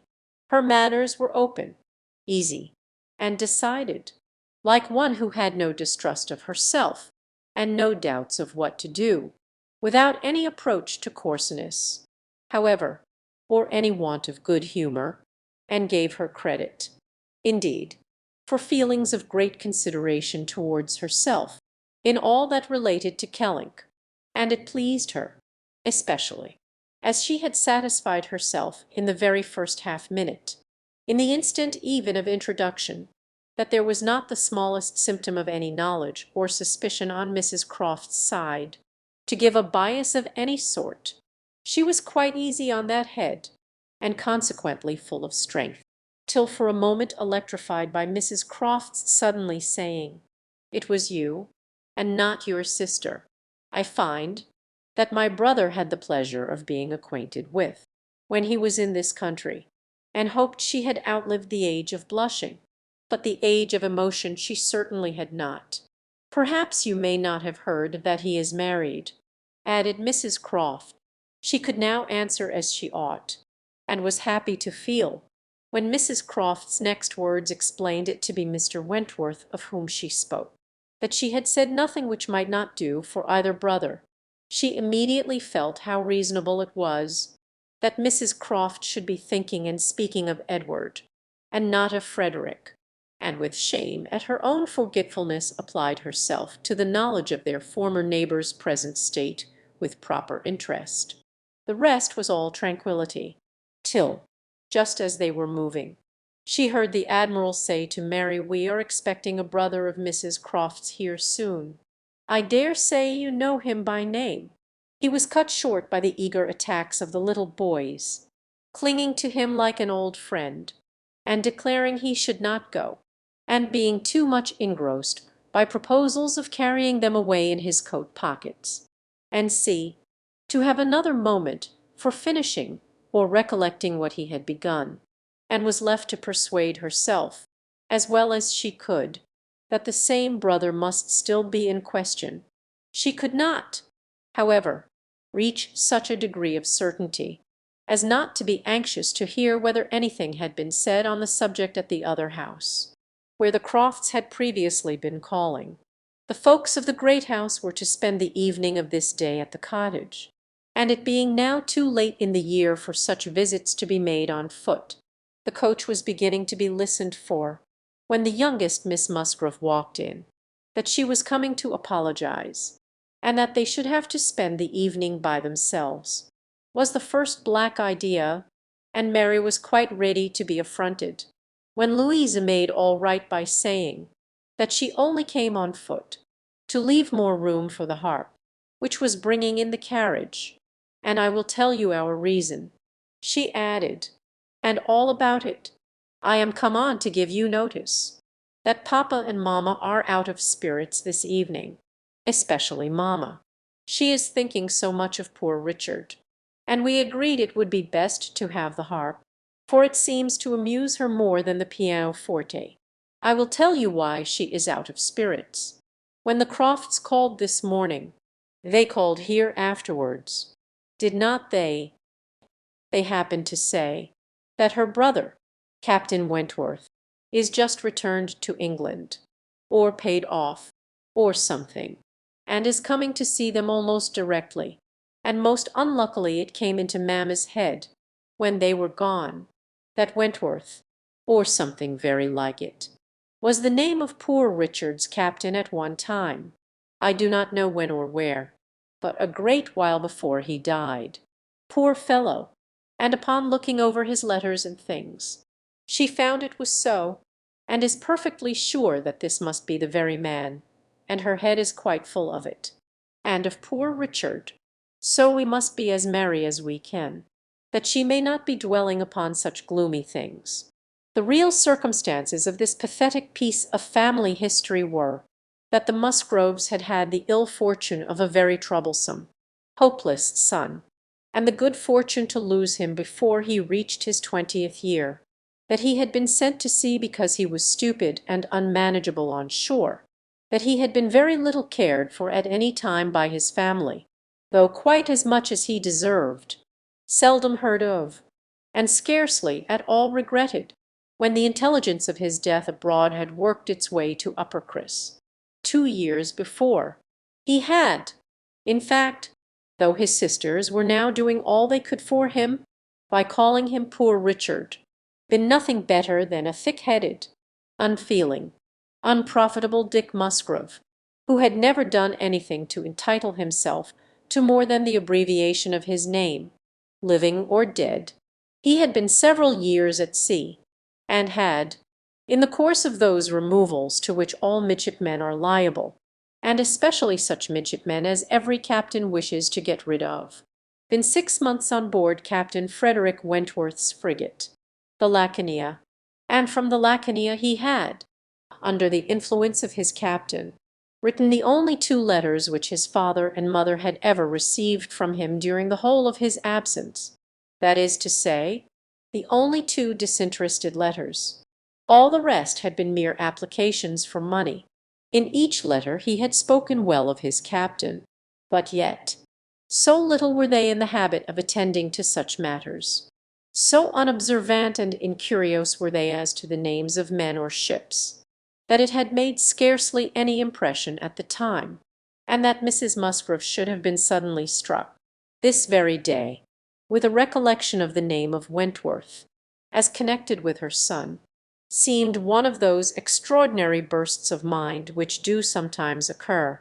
She had gone to her letters, and found it all as she supposed, and the reperusal of these letters, after so long an interval, her poor son gone for ever, and all the strength of his faults forgotten, had affected her spirits exceedingly, and thrown her into greater grief for him than she had known on first hearing of his death. Mr. Musgrove was, in a lesser degree, affected likewise, and when they reached the cottage, they were evidently in want, first, of being listened to anew on this subject, and afterwards, of all the relief which cheerful companions could give them. To hear them talking so much of Captain Wentworth, repeating his name so often, puzzling over past years, and at last ascertaining that it probably would, turn out to be the very same Captain Wentworth whom they recollected meeting, once or twice, after their coming back from Clifton, a very fine young man, but they could not say whether it was 7 or 8 years ago, was a new sort of trial to Anna's nerves. She found, however, that it was one to which she must inure herself, since he actually was expected in the country. She must teach herself to be insensible on such points, and not only did it appear that he was expected, and speedily, but the Musgroves, in their warm gratitude for the kindness he had shewn poor Dick, and very high respect for his character, stamped as it was by poor Dick's having been 6 months under his care, and mentioning him in strong, though not perfectly well spelt, as a fine dashing fellow, only too particular about the schoolmaster, were bent on introducing themselves, and seeking his acquaintance, as soon as they could hear of his arrival. The resolution of doing so helped to form the comfort of their evening. Chapter 7. A very few days more, and Captain Wentworth was known to be at Kellynch. and Mr. Musgrove had called on him, and come back warm in his praise, and he was engaged with the Crofts to dine at Uppercross by the end of another week. It had been a great disappointment to Mr. Musgrove to find that no earlier day could be fixed. So impatient was he to shew his gratitude by seeing Captain Wentworth under his own roof, and welcoming him to all that was strongest and best in his cellars. But a week must pass, only a week, in Anna's reckoning, and then, she supposed, they must meet, and soon she began to wish that she could feel secure even for a week. Captain Wentworth made a very early return to Mr. Musgrove's civility, and she was all but calling there in the same half hour.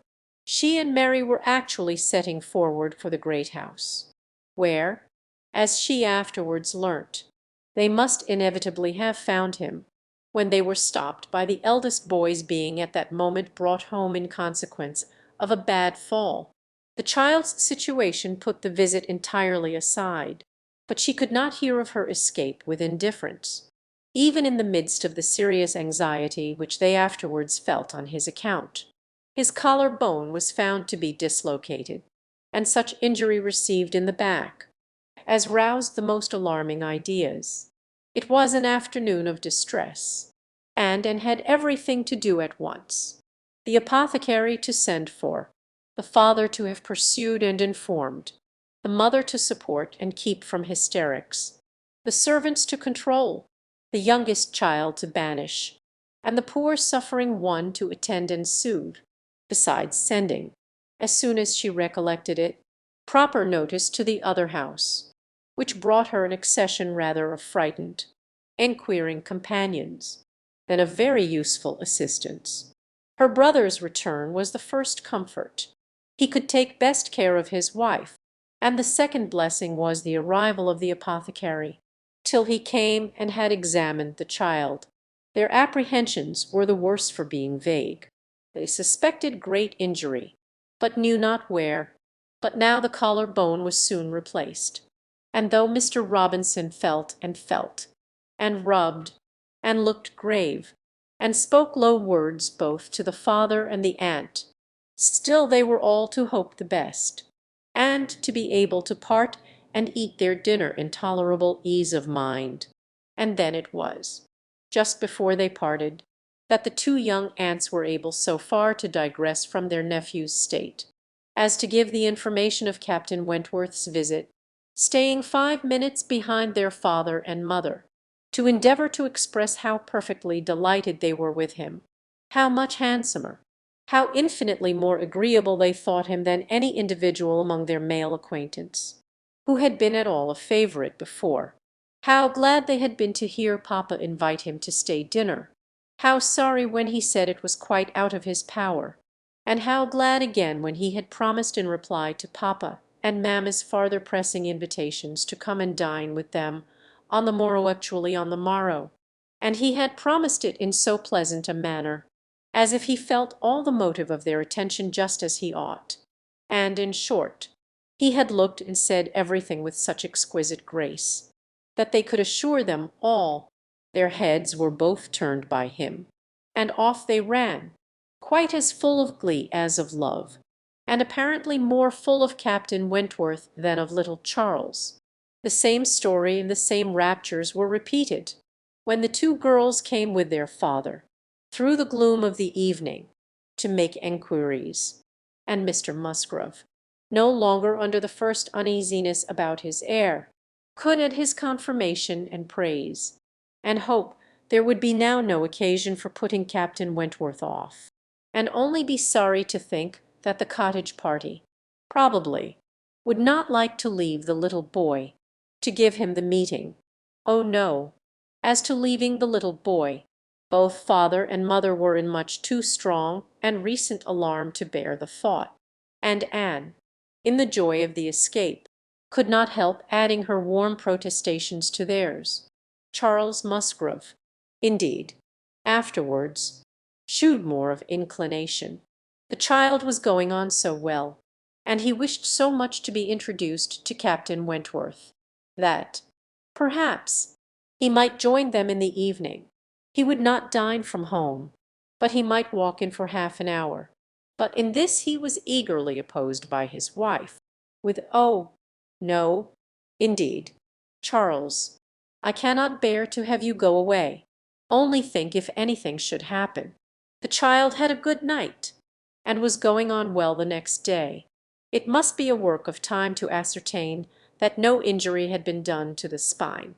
But Mr. Robinson found nothing to increase alarm, and Charles Musgrove began, consequently, to feel no necessity for longer confinement.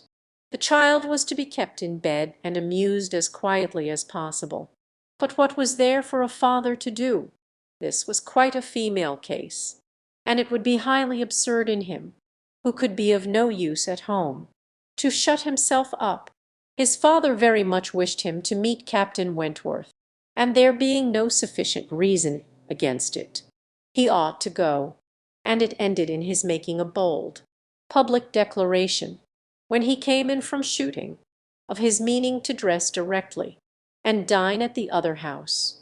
"Nothing can be going on better than the child," said he, "so I told my father, just now, that I would come, and he thought me quite right. Your sister being with you, my love, I have no scruple at all. You would not like to leave him yourself, but you see I can be of no use, and will send for me if anything is the matter. Husbands and wives generally understand when opposition will be vain." Mary knew, from Charles's manner of speaking, that he was quite determined on going, and that it would be of no use to tease him. She said nothing, therefore, till he was out of the room. "But as soon as there was only and to hear so you and I are to be left to shift by ourselves, with this poor sick child, and not a creature coming near us all the evening, I knew how it would be. This is always my luck. If there is anything disagreeable going on, men are always sure to get out of it. And Charles is as bad as any of them. Very unfeeling.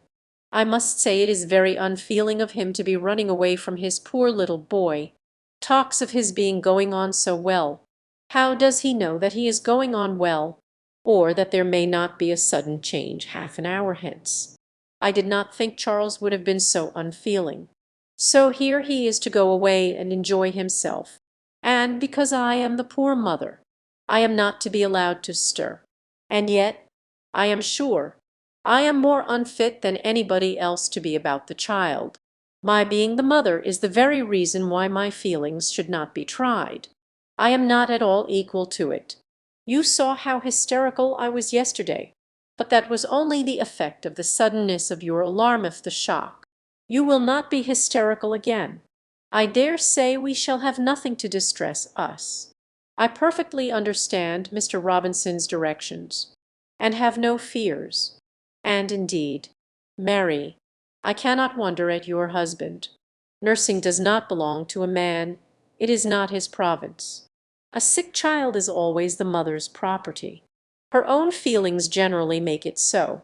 I hope I am as fond of my child as any mother, but I do not know that I am of any more use in the sick room than Charles, for I cannot be always scolding and teasing the poor child when it is ill, and you saw, this morning, that if I told him to keep quiet, he was sure to begin kicking about. I have not nerves for the sort of thing. But could you be comfortable yourself to be spending the whole evening away from the poor boy? Yes, you see his papa can. And why should not I? Jemima is so careful, and she could send us word every hour how he was. I really think Charles might as well have told his father we would all come. I am not more alarmed about little Charles now than he is. I was dreadfully alarmed yesterday, but the case is very different to-day. Well, if you do not think it too late to give notice for yourself, suppose you were to go, as well as your husband. Leave little Charles to my care.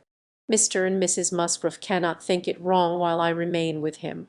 Are you serious?" cried Mary, her eyes brightening.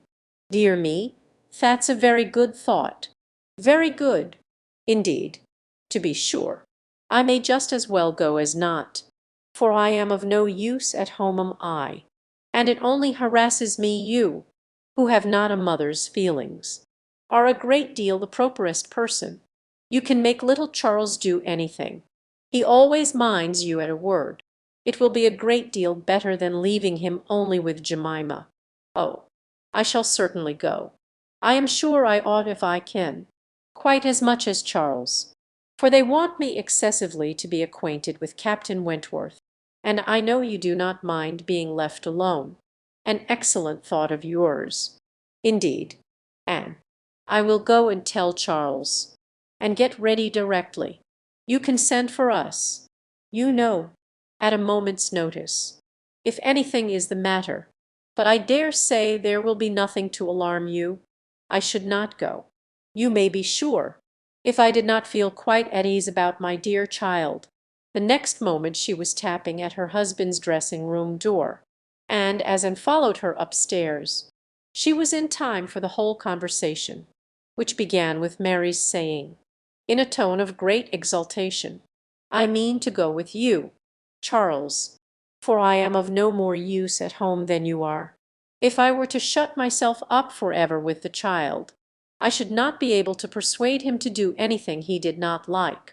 Anne will stay, and undertakes to stay at home and take care of him. It is Anna's own proposal, and so I shall go with you, which will be a great deal better, for I have not dined at the other house since Tuesday." "This is very kind of Anne," was her husband's answer, "and I should be very glad to have you go. But it seems rather hard that she should be left at home by herself to nurse our sick child," and was now at hand to take up her own cause, and the sincerity of her manner being soon sufficient to convince him, where conviction was at least very agreeable. He had no farther scruples as to her being left to dine alone, though he still wanted her to join them in the evening, when the child might be at rest for the night, and kindly urged her to let him come and fetch her. But she was quite unpersuadable, and this being the case, she had ere long the pleasure of seeing them set off together in high spirits. They were gone, she hoped, to be happy, however oddly constructed such happiness might seem. As for herself, she was left with as many sensations of comfort as were, perhaps, ever likely to be hers. She knew herself to be of the first utility to the child, and what was it to her if Frederick Wentworth were only half a mile distant, making himself agreeable to others? She would have liked to know how he felt as to a meeting. Perhaps indifferent, if indifference could exist under such circumstances. He must be either indifferent or unwilling.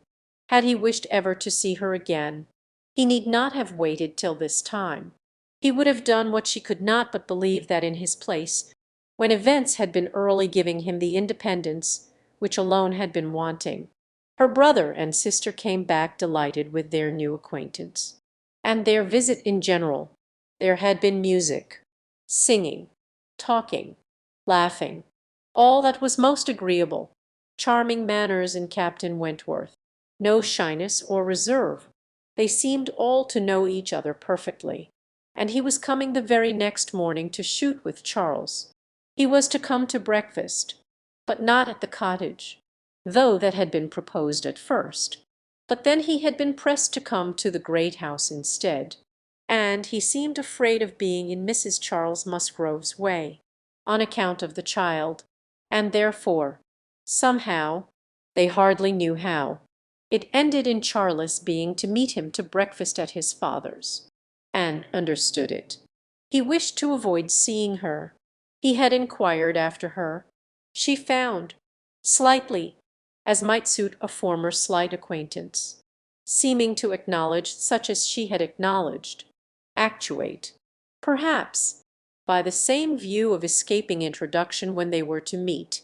The morning hours of the cottage were always later than those of the other house, and on the morrow the difference was so great that Mary and Anne were not more than beginning breakfast when Charles came in to say that they were just setting off, that he was come for his dogs, that his sisters were following with Captain Wentworth, his sisters meaning to visit Mary and the child, and Captain Wentworth proposing also to wait on her for a few minutes, if not inconvenient.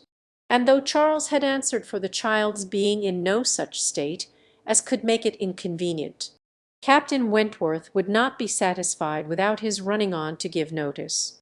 Mary, very much gratified by this attention, was delighted to receive him, while 1,000 feelings rushed on Anne, of which this was the most consoling, that it would soon be over, and it was soon over.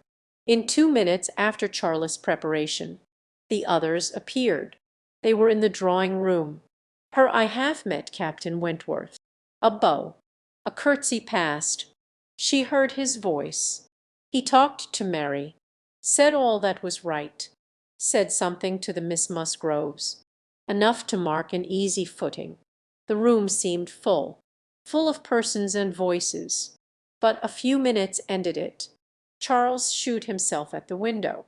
All was ready. Their visitor had bowed and was gone. The Miss Musgroves were gone too, suddenly resolving to walk to the end of the village with the sportsmen.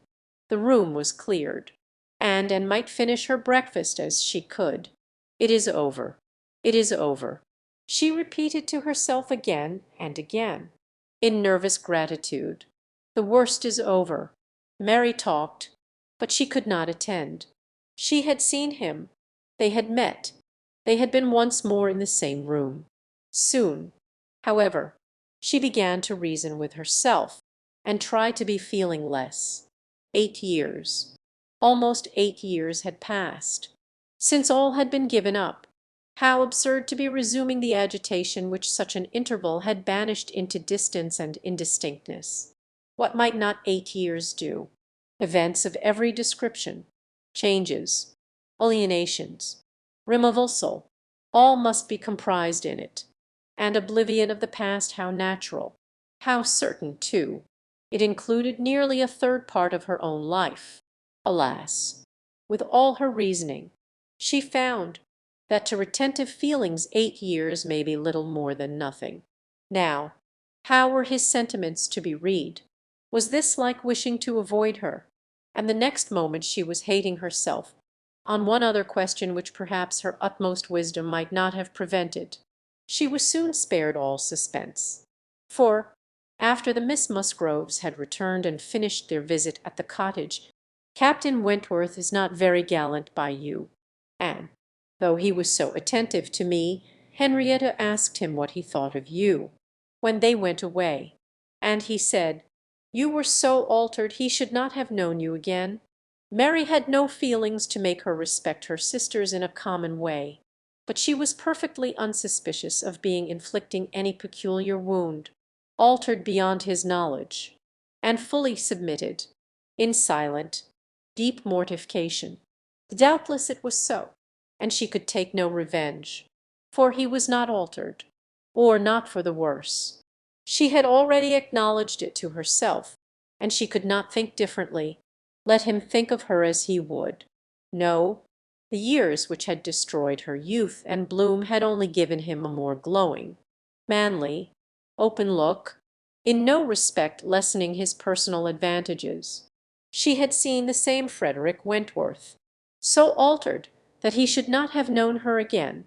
These were words which could not but dwell with her. Yet she soon began to rejoice that she had heard them. They were of sobering tendency. They allayed agitation. They composed, and consequently must make her happier. Frederick Wentworth had used such words, or something like them, but without an idea that they would be carried round to her. He had thought her wretchedly altered, and in the first moment of appeal had spoken as he felt. He had not forgiven Anne Elliot. She had used him ill, deserted and disappointed him, and worse, she had shewn a feebleness of character in doing so, which his own decided, confident temper could not endure. She had given him up to oblige others. It had been the effect of over-persuasion. It had been weakness and timidity. He had been most warmly attached to her, and had never seen a woman since whom he thought her equal. But, except from some natural sensation of curiosity, he had no desire of meeting her again. Her power with him was gone for ever. It was now his object to marry. He was rich, and being turned on shore, fully intended to settle as soon as he could be properly tempted, actually looking round, ready to fall in love with all the speed which a clear head and a quick taste could allow. He had a heart for either of the Miss Musgroves, if they could catch it; a heart, in short, for any pleasing young woman who came in his way, excepting an Elliot. This was his only secret exception, when he said to his sister, in answer to her suppositions, "Yes, here I am, Sophia, quite ready to make a foolish match. Anybody between 15 and 30 may have me for asking. A little beauty, and a few smiles, and a few compliments to the navy, and I am a lost man. Should not this be enough for a sailor, who has had no society among women to make him nice?" He said it, she knew, to be contradicted. His bright proud eye spoke the conviction that he was nice, and an Elliot was not out of his thoughts, when he more seriously described the woman he should wish to meet with. A strong mind, with sweetness of manner, made the first and the last of the description. "That is the woman I want," said he. "Something a little inferior I shall of course put up with, but it must not be much. If I am a fool, I shall be a fool indeed, for I have thought on the subject more than most men." Chapter 8. From this time Captain Wentworth and an Elliot were repeatedly in the same circle. They were soon dining in company together at Mr. Musgrove's, for the little boy's state could no longer supply his aunt with a pretence for absenting herself, and this was but the beginning of other dinnings and other meetings. Whether former feelings were to be renewed must be brought to the proof. Former times must undoubtedly be brought to the recollection of each. They could not but be reverted to. The year of their engagement could not but be named by him, in the little narratives or descriptions which conversation called forth.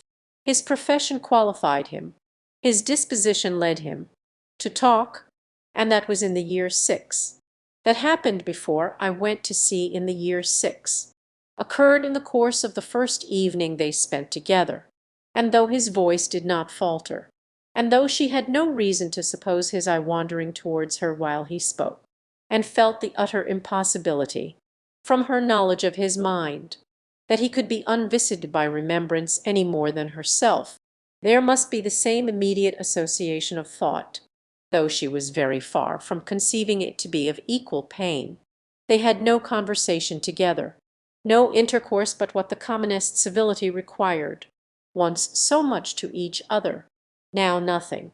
There had been a time when of all the large party now filling the drawing-room at Uppercross, they would have found it most difficult to cease to speak to one another, with the exception, perhaps, of Admiral and Mrs. Croft, who seemed particularly attached and happy, and could allow no other exceptions even among the married couples. There could have been no two hearts so open, no tastes so similar, no feelings so in unison, no countenances so beloved. Now they were as strangers, nay, worse than strangers, for they could never become acquainted. It was a perpetual estrangement. When he talked, she heard the same voice, and discerned the same mind.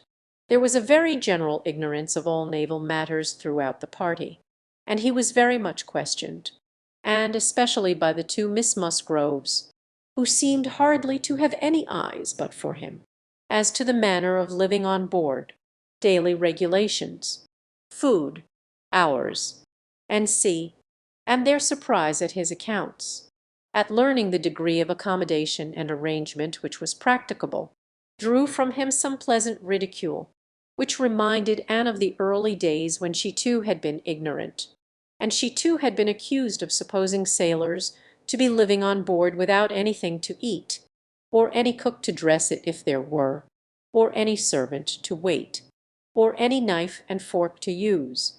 From thus listening and thinking, she was roused by a whisper of Mrs. Musgrove's who, overcome by fond regrets, could not help saying, "Ah, Miss Anne, if it had pleased Heaven to spare my poor son, I dare say he would have been just such another by this time, and suppressed a smile, and listened kindly, while Mrs. Musgrove relieved her heart a little more, and for a few minutes, therefore, could not keep pace with the conversation of the others, when she could let her attention take its natural course again.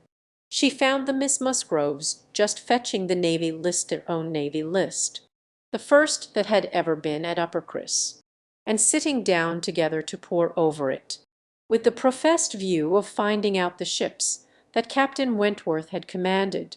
Your first was the Asp, I remember. We will look for the Asp. You will not find her there, quite worn out and broken up. I was the last man who commanded her, hardly fit for service then, reported fit for home service for a year or two, and so I was sent off to the West Indies." The girls looked all amazement. The Admiralty, he continued, entertained themselves now and then with sending a few hundred men to sea, in a ship not fit to be employed, but they have a great many to provide for, and among the thousands that may just as well go to the bottom as not, it is impossible for them to distinguish the very set who may be least missed. "Phoo! Phoo!" cried the admiral. "What stuff these young fellows talk!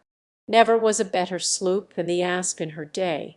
For an old-built sloop, you would not see her equal. Lucky fellow to get her.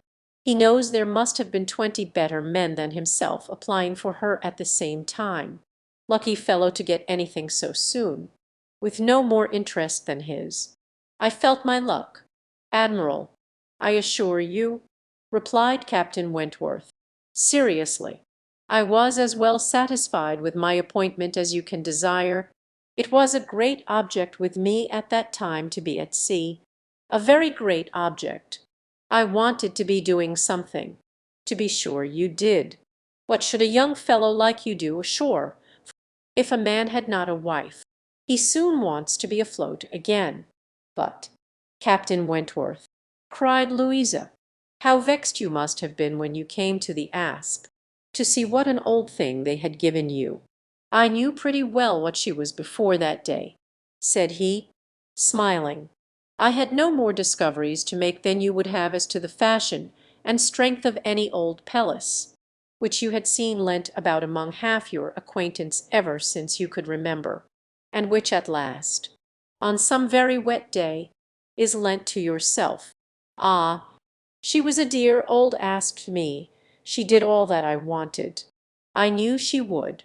I knew that we should either go to the bottom together, or that she would be the making of me, and I never had 2 days of foul weather all the time I was at sea in her, and after taking privators enough to be very entertaining.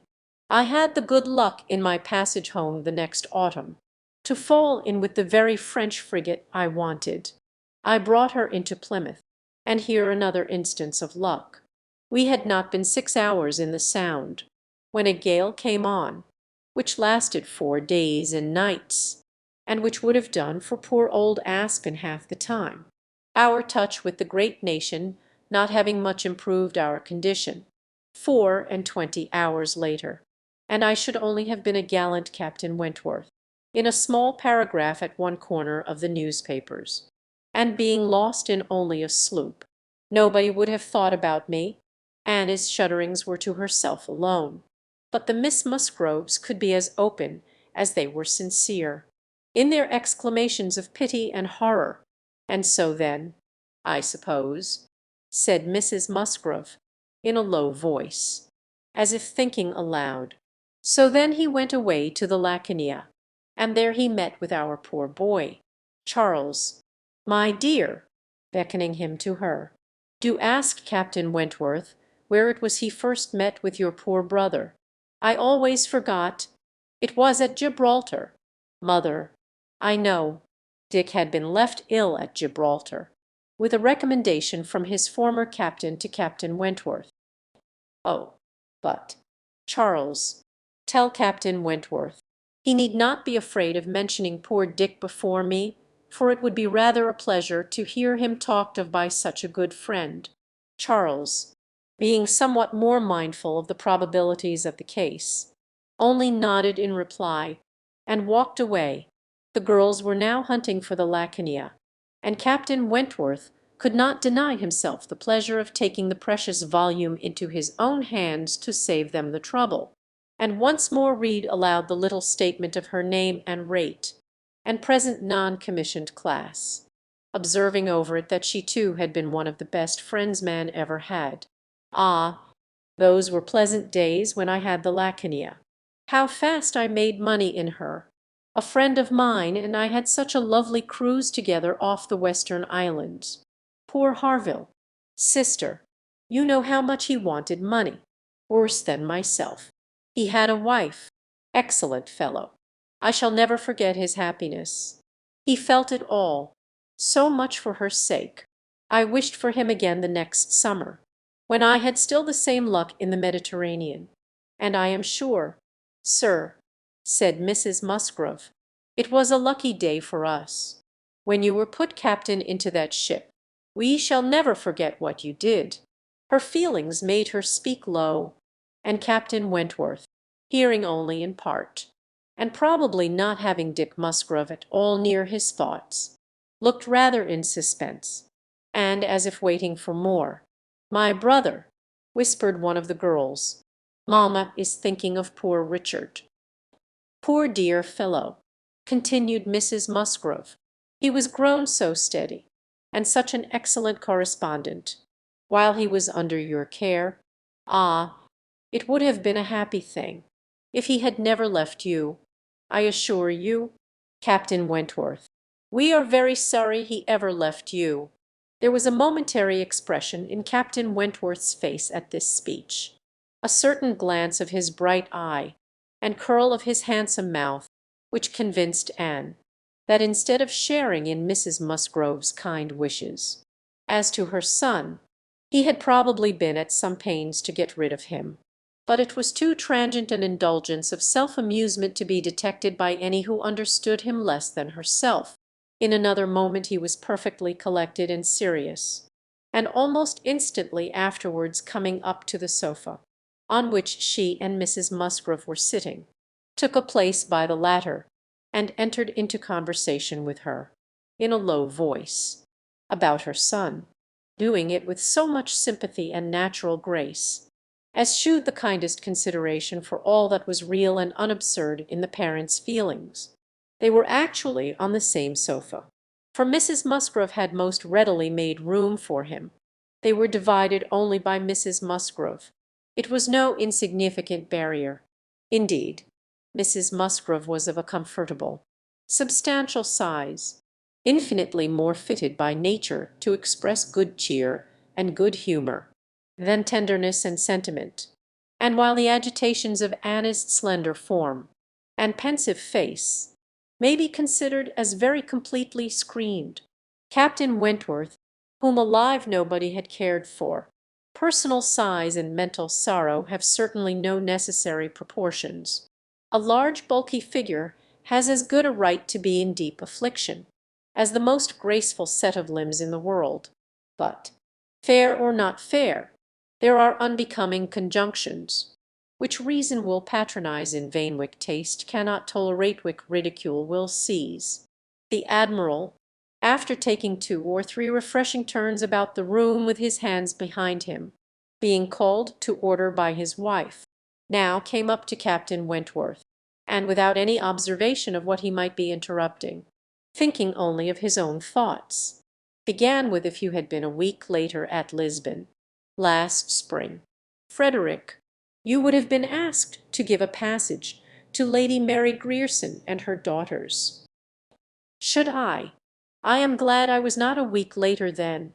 The admiral abused him for his want of gallantry. He defended himself, though professing that he would never willingly admit any ladies on board a ship of his, excepting for a ball or a visit, which a few hours might comprehend. But, if I know myself, said he, this is from no want of gallantry towards them. It is rather from feeling how impossible it is, with all one's efforts, and all one's sacrifices, to make the accommodations on board such as women ought to have. There can be no want of gallantry, Admiral, in rating the claims of women to every personal comfort high. And this is what I do. I hate to hear of women on board, or to see them on board, and no ship under my command shall ever convey a family of ladies anywhere, if I can help it. This brought his sister upon him. Oh, Frederick, but I cannot believe it of you. All idle refinement. Women may be as comfortable on board as in the best house in England. I believe I have lived as much on board as most women, and I know nothing superior to the accommodations of a man of war. I declare I have not a comfort or an indulgence about me even at Kelling Hall, with a kind bow to Anne, beyond what I always had in most of the ships I have lived in, and they have been 5 altogether. Nothing to the purpose, replied her brother. You were living with your husband, and were the only woman on board. But you, yourself, brought Mrs. Harville, her sister, her cousin, and 3 children, round from Portsmouth to Plymouth. Where was this superfine, extraordinary sort of gallantry of yours then? All merged in my friendship. Sophia, I would assist any brother officer's wife that I could, and I would bring anything of Harville's from the world's end, if he wanted it. But do not imagine that I did not feel it an evil in itself. Depend upon it, they were all perfectly comfortable. I might not like them the better for that perhaps. Such a number of women and children have no right to be comfortable on board. My dear Frederick, you are talking quite idly. Pray, what would become of us poor sailors' wives, who often want to be conveyed to one port or another, after our husbands, if everybody had your feelings? My feelings, you see, did not prevent my taking Mrs. Harville and all her family to Plymouth. But I hate to hear you talking so like a fine gentleman, and as if women were all fine ladies, instead of rational creatures. We none of us expect to be in smooth water all our days. Ah, my dear, said the admiral, when he had got a wife, he will sing a different tune when he is married. If we have the good luck to live to another war, we shall see him do as you and I, and a great many others, have done. We shall have him very thankful to anybody that will bring him his wife. Ay, that we shall. Now I have done, cried Captain Wentworth, when once married people begin to attack me with, oh, you will think very differently when you are married. I can only say, no, I shall not.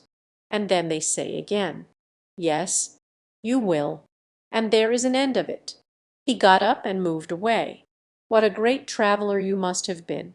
Mum, said Mrs. Musgrove to Mrs. Croft. Pretty well, mum, in the 15 years of my marriage, though many women have done more.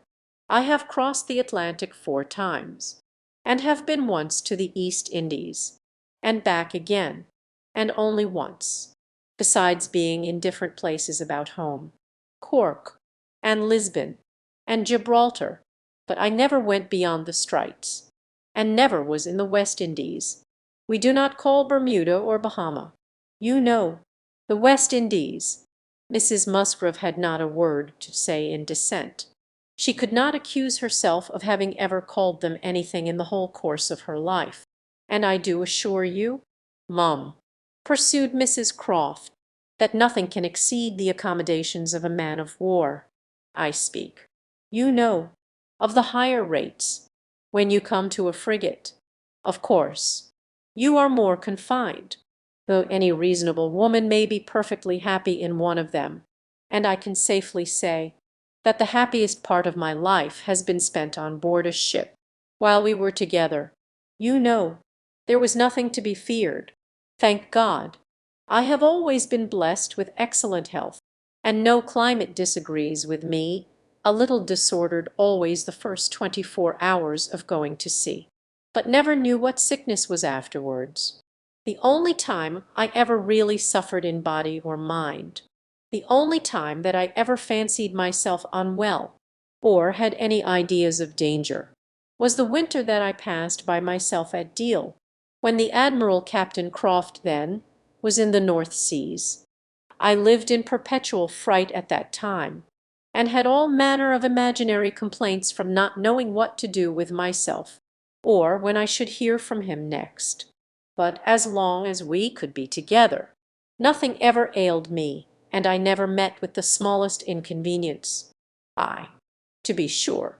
Yes, indeed. Oh yes, I am quite of your opinion, Mrs. Croft, was Mrs. Musgrove's hearty answer. There is nothing so bad as a separation. I am quite of your opinion.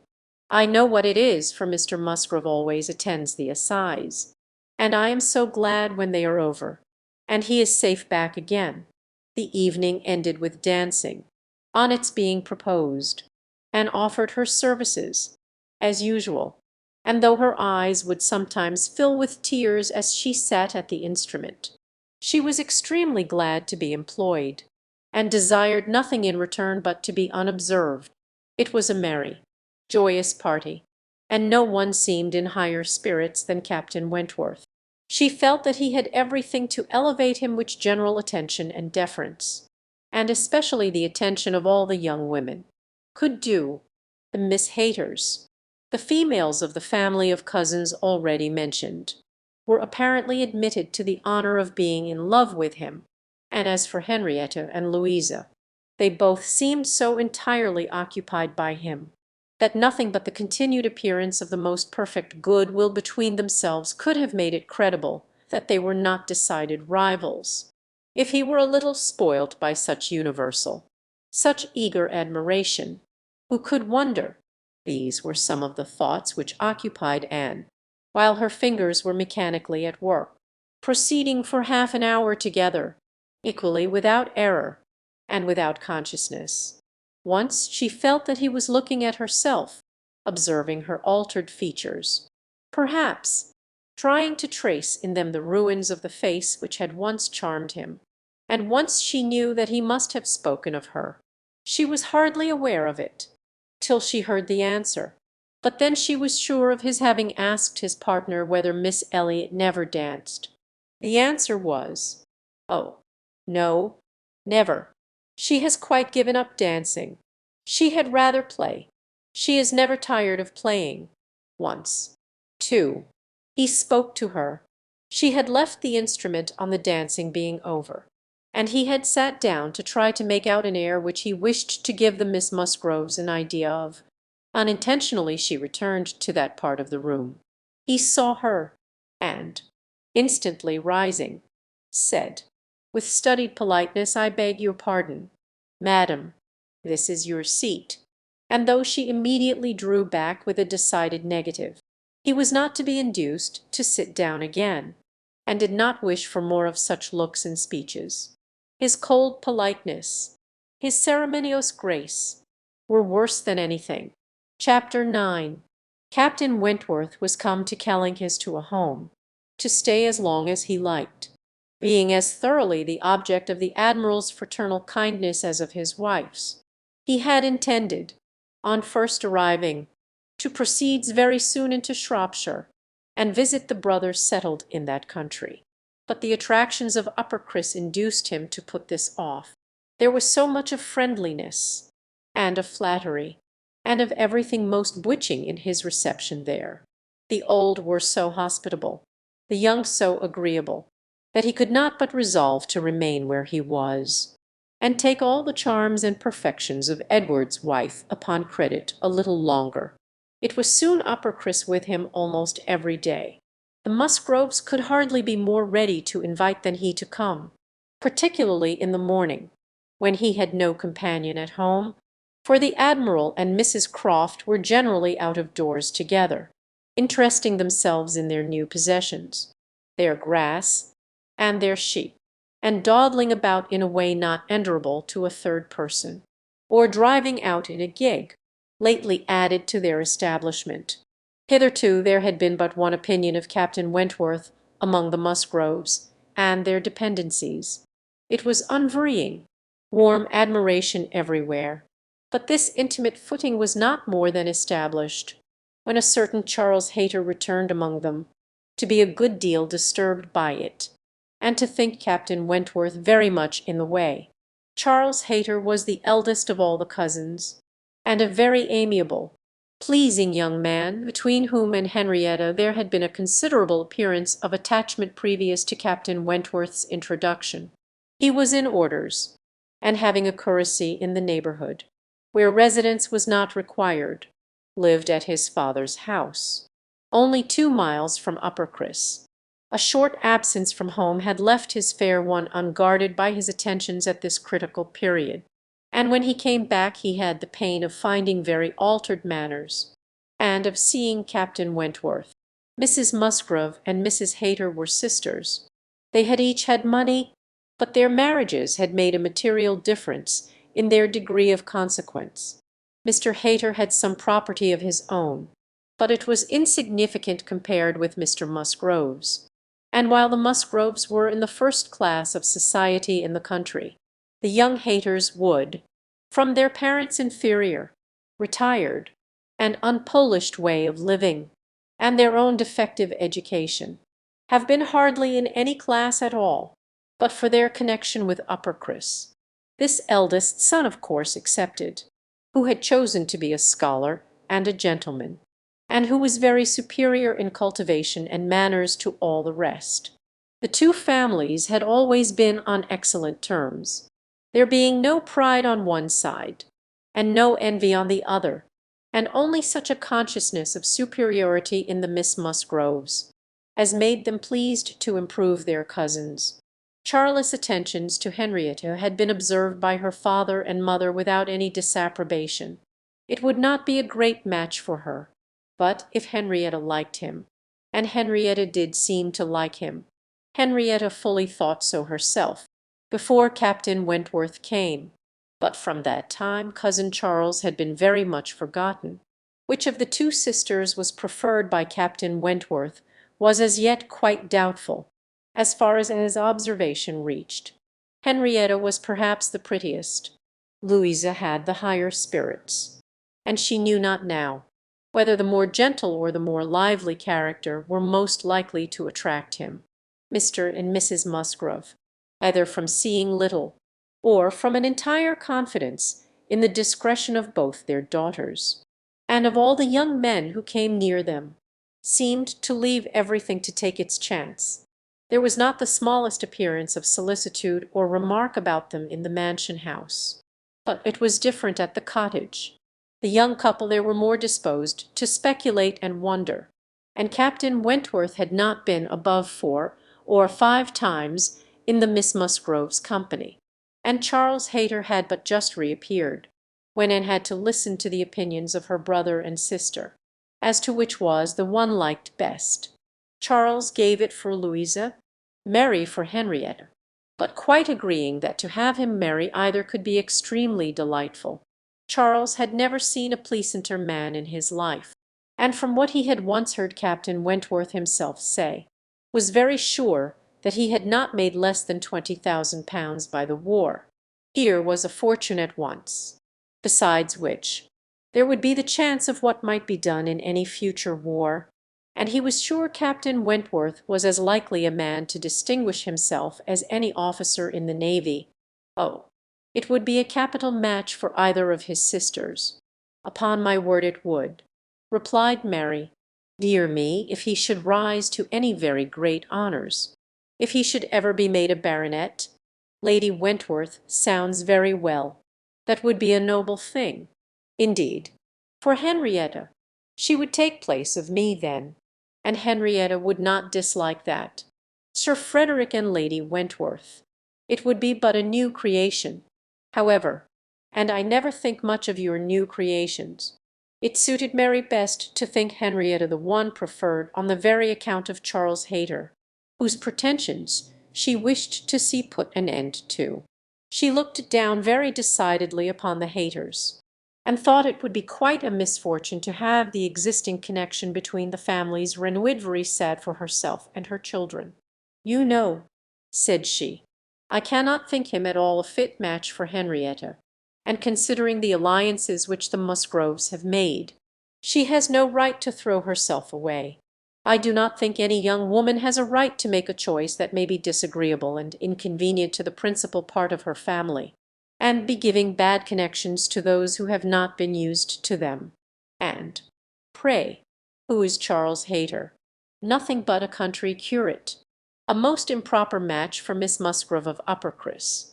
Her husband, however, would not agree with her here, for besides having a regard for his cousin, Charles Hayter was an eldest son, and he saw things as an eldest son himself. Now you are talking nonsense. Mary, was therefore his answer. It would not be a great match for Henrietta, but Charles has a very fair chance, through the Spicers, of getting something from the bishop in the course of a year or two, and you will please to remember that he is the eldest son. Whenever my uncle dies, he steps into very pretty property. The estate at Winthrop is not less than 250 acres, besides the farm near Taunton, which is some of the best land in the country.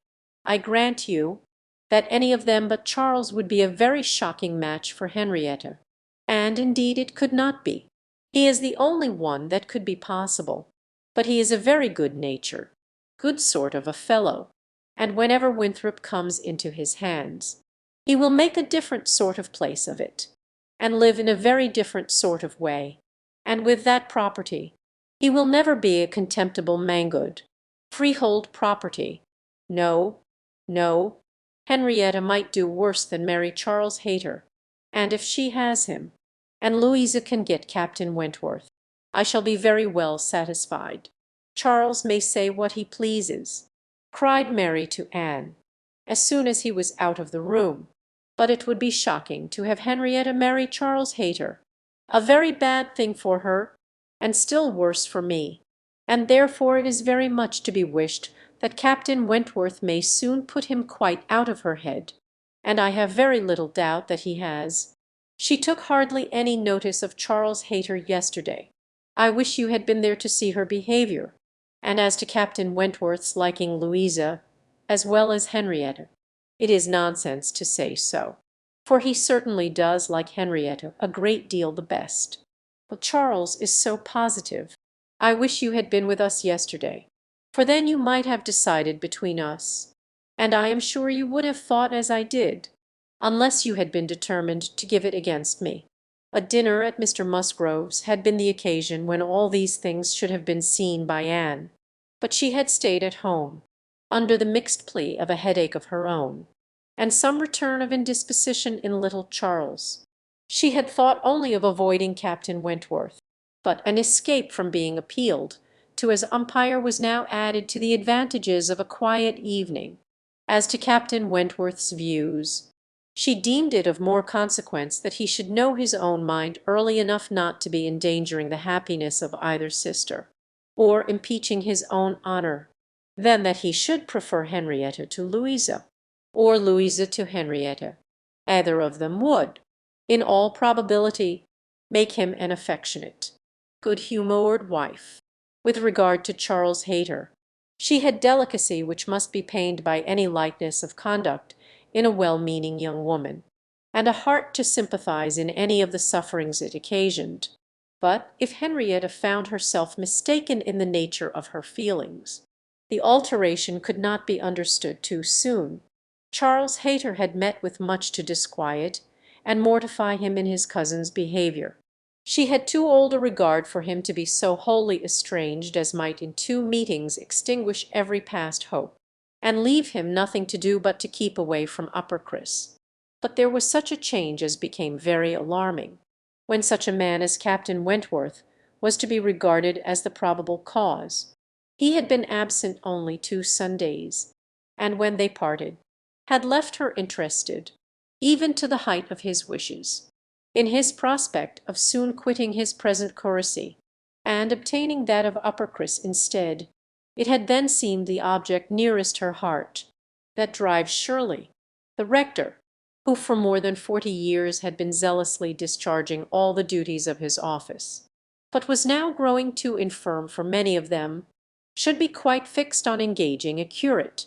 should make his courtesy quite as good as he could afford, and should give Charles Hayter the promise of it, the advantage of his having to come only to Uppercross, instead of going 6 miles another way, of his having, in every respect, a better courtesy, of his belonging to their dear Drive Shirley, and of dear, good Drive Shirley's being relieved from the duty which he could no longer get through without most injurious fatigue, had been a great deal, even to Louisa, but had been almost everything to Henrietta. When he came back, alas! the zeal of the business was gone by. Louisa could not listen at all to his account of a conversation which he had just held with Drive Shirley. She was at a window, looking out for Captain Wentworth, and even Henrietta had at best only a divided attention to give, and seemed to have forgotten all the former doubt and solicitude of the negotiation. "Well, I am very glad indeed, but I always thought you would have it. I always thought you sure. It did not appear to me that, in short, you know, Drive Shirley must have a curate, and you had secured his promise. Is he coming?" Louisa. One morning, very soon after the dinner at the Musgroves, at which Anne had not been present, Captain Wentworth walked into the drawing-room at the cottage, where were only herself, who was lying on the sofa.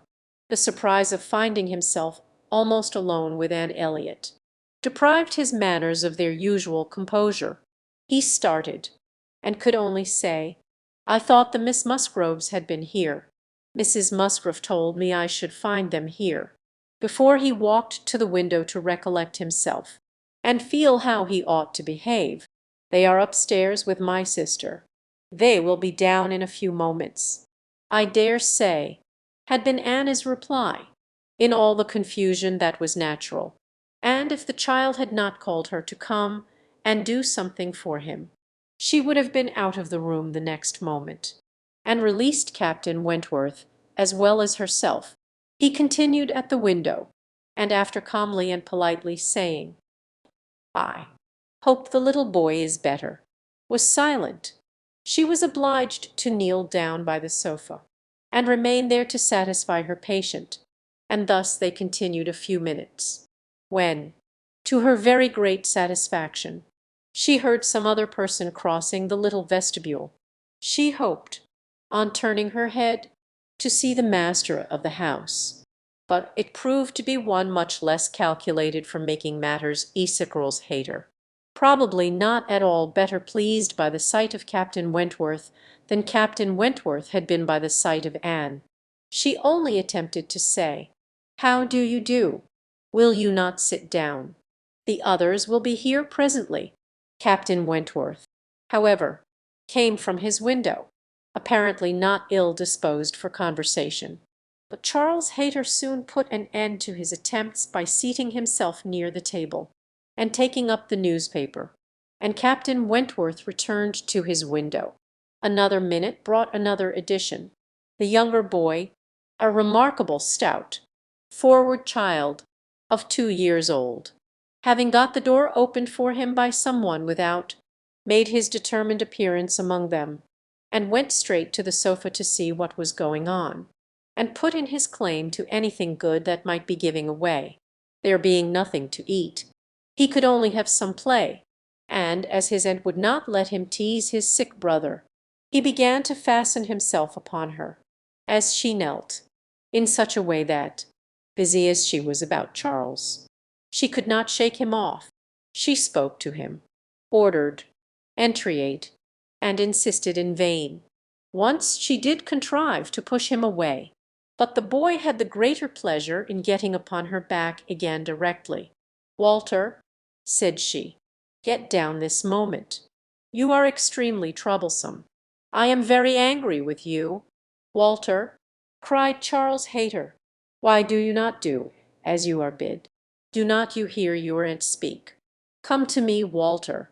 Come to cousin Charles." But not a bit did Walter stir in another moment. However, she found herself in the state of being released from him. Some one was taking him from her, though he had bent down her head so much. that his little sturdy hands were unfastened from around her neck, and he was resolutely borne away, before she knew that Captain Wentworth had done it. Her sensations on the discovery made her perfectly speechless. She could not even thank him. She could only hang over little Charles, with most disordered feelings. His kindness in stepping forward to her relief, the manner, the silence in which it had passed, the little particulars of the circumstance, with the conviction soon forced on her by the noise he was studiously making with the child, that he meant to avoid hearing her thanks, and rather sought to testify that her conversation was the last of his wants, produced such a confusion of varying but very painful agitation as she could not recover from, till enabled by the entrance of Mary and the Miss Musgroves to make over her little patient to their cares, and leave the room. She could not stay. It might have been an opportunity of watching the loves and jealousies of the Forthy were now all together, but she could stay for none of it. It was evident that Charles Hayter was not well inclined towards Captain Wentworth. She had a strong impression of his having said, in a vexed tone of voice, after Captain Wentworth's interference, "You ought to have minded me, Walter. I told you not to tease your aunt," and could comprehend his regretting that Captain Wentworth, but neither Charles Hayter's feelings, nor anybody's feelings, could interest her, till she had a little better arranged her own. She was ashamed of herself, quite ashamed of being so nervous, so overcome by such a trifle, but so it was, and it required a long application of solitude and reflection to recover her. Chapter 10.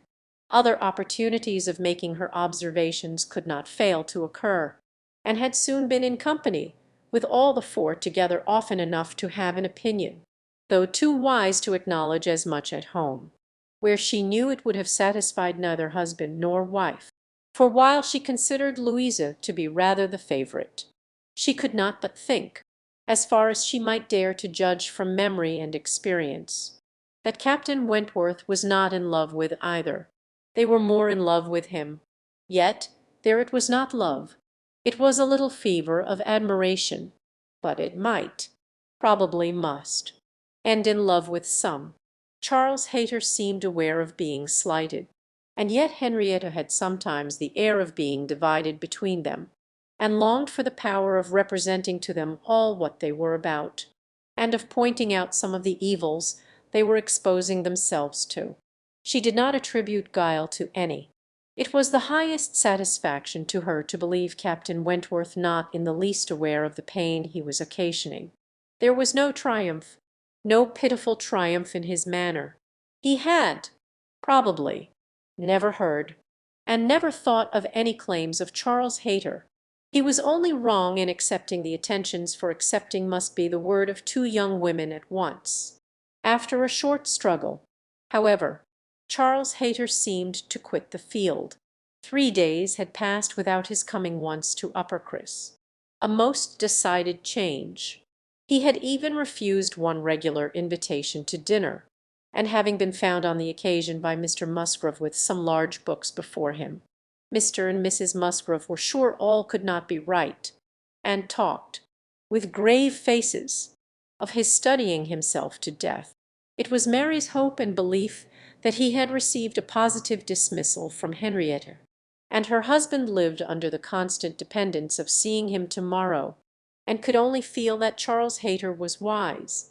One morning, about this time, Charles Musgrove and Captain Wentworth being gone a-shooting together, as the sisters in the cottage were sitting quietly at work, they were visited at the window by the sisters from the mansion house. It was a very fine November day, and the Miss Musgroves came through the little grounds, and stopped for no other purpose than to say that they were going to take a long walk, and, therefore, concluded Mary could not like to go with them. And when Mary immediately replied, with some jealousy at not being supposed a good walker, "Oh, yes, I should like to join you very much. I am very fond of a long walk," and felt persuaded, by the looks of the two girls, that it was precisely what they did not wish. and admired again the sort of necessity which the family habits seemed to produce, of everything being to be communicated, and everything being to be done together, however undesired and inconvenient. She tried to dissuade Mary from going, but in vain, and that being the case, thought it best to accept the Miss Musgroves' much more cordial invitation to herself to go likewise, as she might be useful in turning back with her sister, and lessening the interference in any plan of their own. "I cannot imagine why they should suppose I should not like a long walk," said Mary, as she went upstairs. "Everybody is always supposing that I am not a good walker, and yet they would not have been pleased if we had refused to join them, when people come in this manner on purpose to ask us. How can one say no?" Just as they were setting off, the gentlemen returned. They had taken out a young dog, who had spoilt their sport, and sent them back early. Their time and strength and spirits were, therefore, exactly ready for this walk, and they entered into it with pleasure. Could Anne have foreseen such a junction, she would have stayed at home, but, from some feelings of interest and curiosity, she fancied now that it was too late to retract, and the whole six set forward together in the direction chosen by the Miss Musgroves, who evidently considered the walk as under their guidance. Anne's object was not to be in the way of anybody, and where the narrow paths across the fields made many separations necessary, to keep with her brother and sister. Her pleasure in the walk must arise from the exercise and the day, from the view of the last smiles of the year upon the tawny leaves and withered hedges, and from repeating to herself that season of peculiar and inexhaustible influence on the mind of taste and tenderness, that season which had drawn from every poet, worthy of being read, some attempt at description, or some lines of feeling.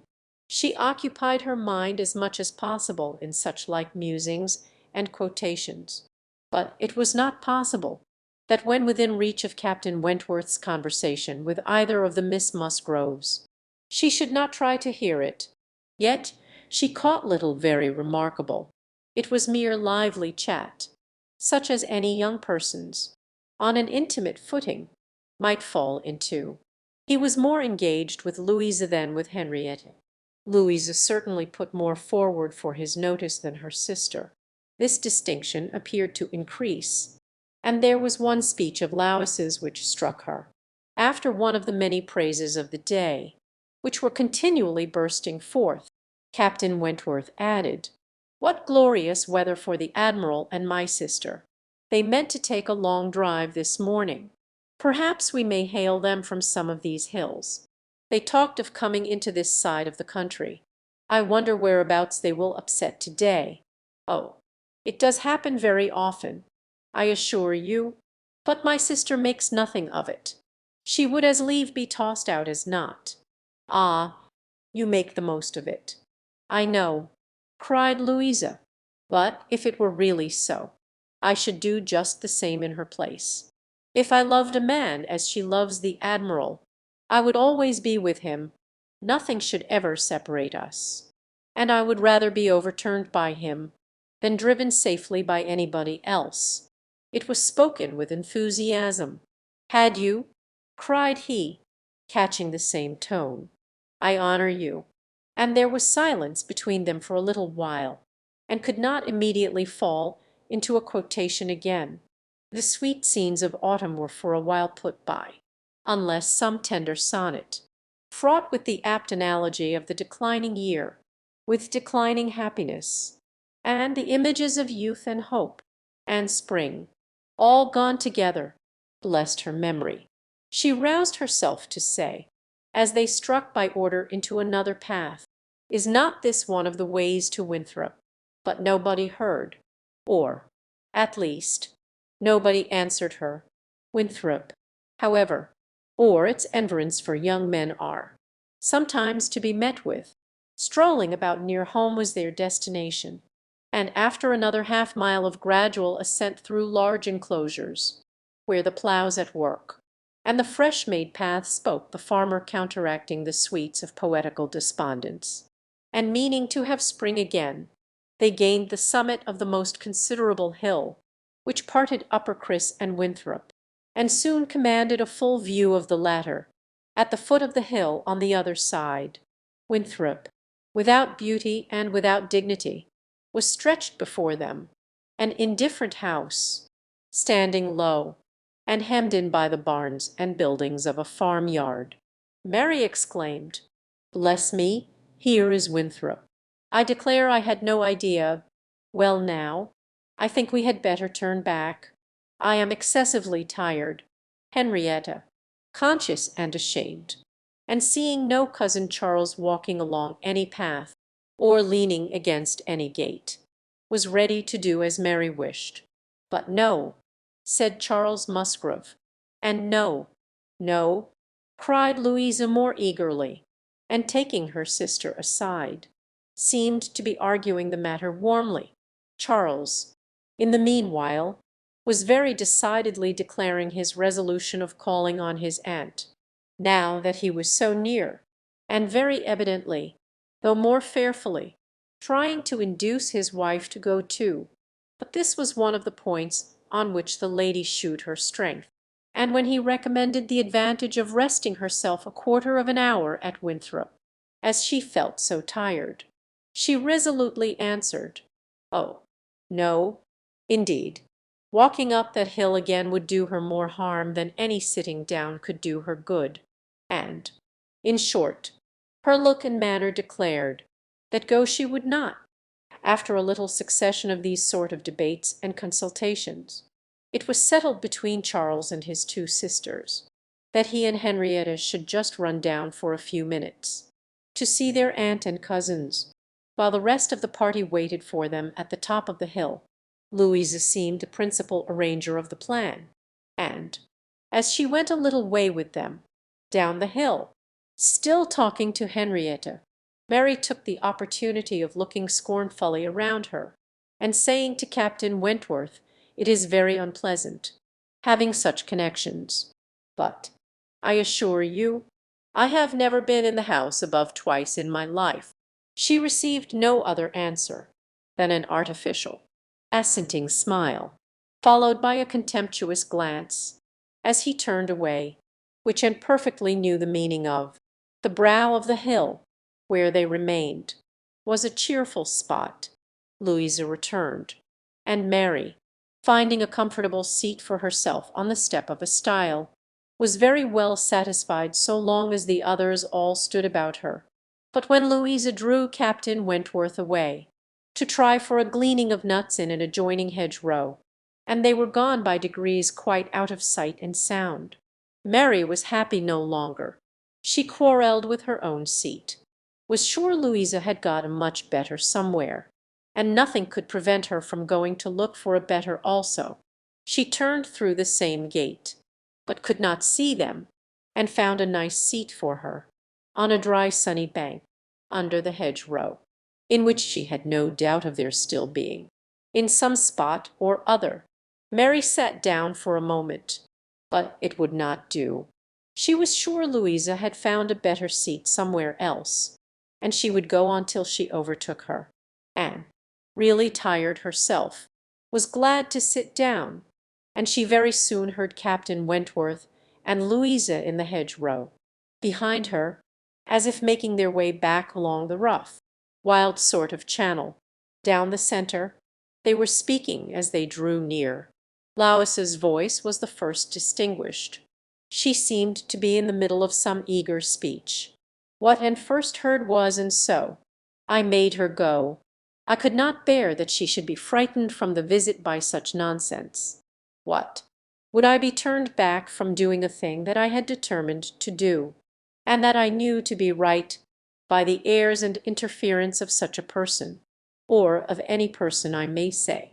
No, I have no idea of being so easily persuaded. When I have made up my mind, I have made it." And Henrietta seemed entirely to have made up hers to call at Winthrop to-day, and yet she was as near giving it up, out of nonsensical complaisance, She would have turned back then. But for you, she would indeed. I am almost ashamed to say it. Happy for her, to have such a mind as yours at hand, after the hints you gave just now, which did but confirm my own observations. The last time I was in company with him, I need not affect to have no comprehension of what is going on. I see that more than a mere dutiful morning visit to your aunt was in question. And woe betide him, and her too, when it comes to things of consequence, when they are placed in circumstances requiring fortitude and strength of mind. If she have not resolution enough to resist idle interference in such a trifle as this, your sister is an amiable creature, but yours is the character of decision and firmness. I see, if you value her conduct or happiness, infuse as much of your own spirit into her as you can. But this, no doubt, you have been always doing. It is the worst evil of too yielding and indecisive a character, that no influence over it can be depended on. You are never sure of a good impression being durable. Everybody may sway it. Let those who would be happy be firm. Here is a nut, said he, catching one down from an upper bough, to exemplify, a beautiful glossy nut, which, blessed with original strength, has outlived all the storms of autumn. Not a puncture, not a weak spot anywhere. This nut, he continued, with playful solemnity, while so many of his brethren have fallen and been trodden under foot, is still in possession of all the happiness that a hazel nut can be supposed capable of.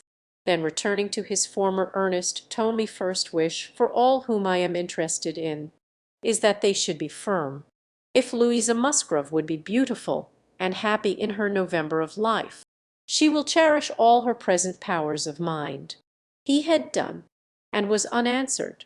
It would have surprised, and if Louisa could have readily answered such a speech, words of such interest, spoken with such serious warmth, she could imagine what Louisa was feeling. For herself, she feared to move, lest she should be seen, while she remained.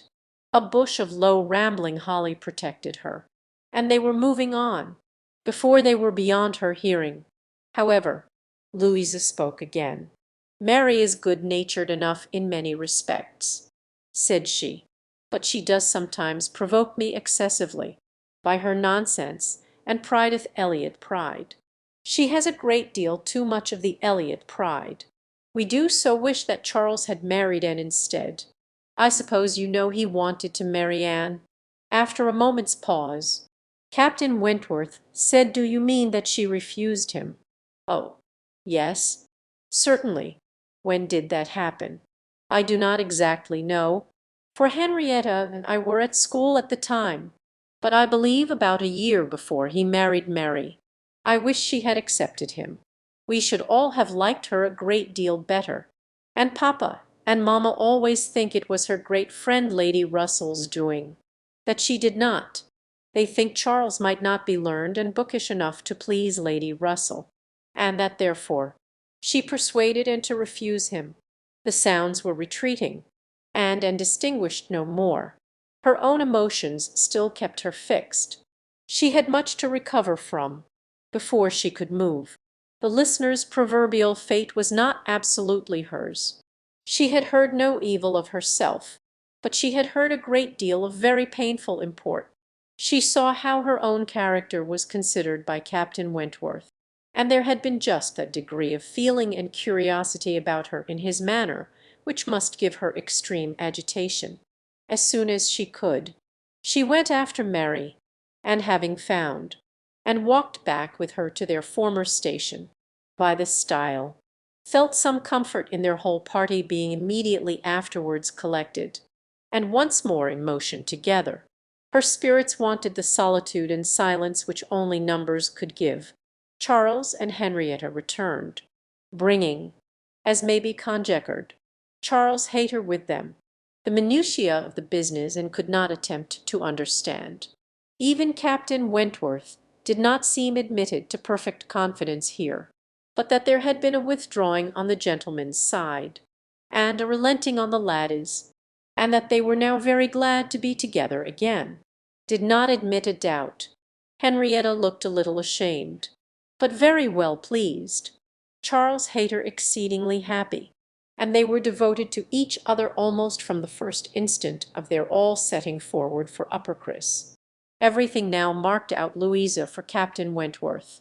Nothing could be plainer, and where many divisions were necessary, or even where they were not, they walked side by side nearly as much as the other two, in a long strip of meadow land, where there was ample space for all.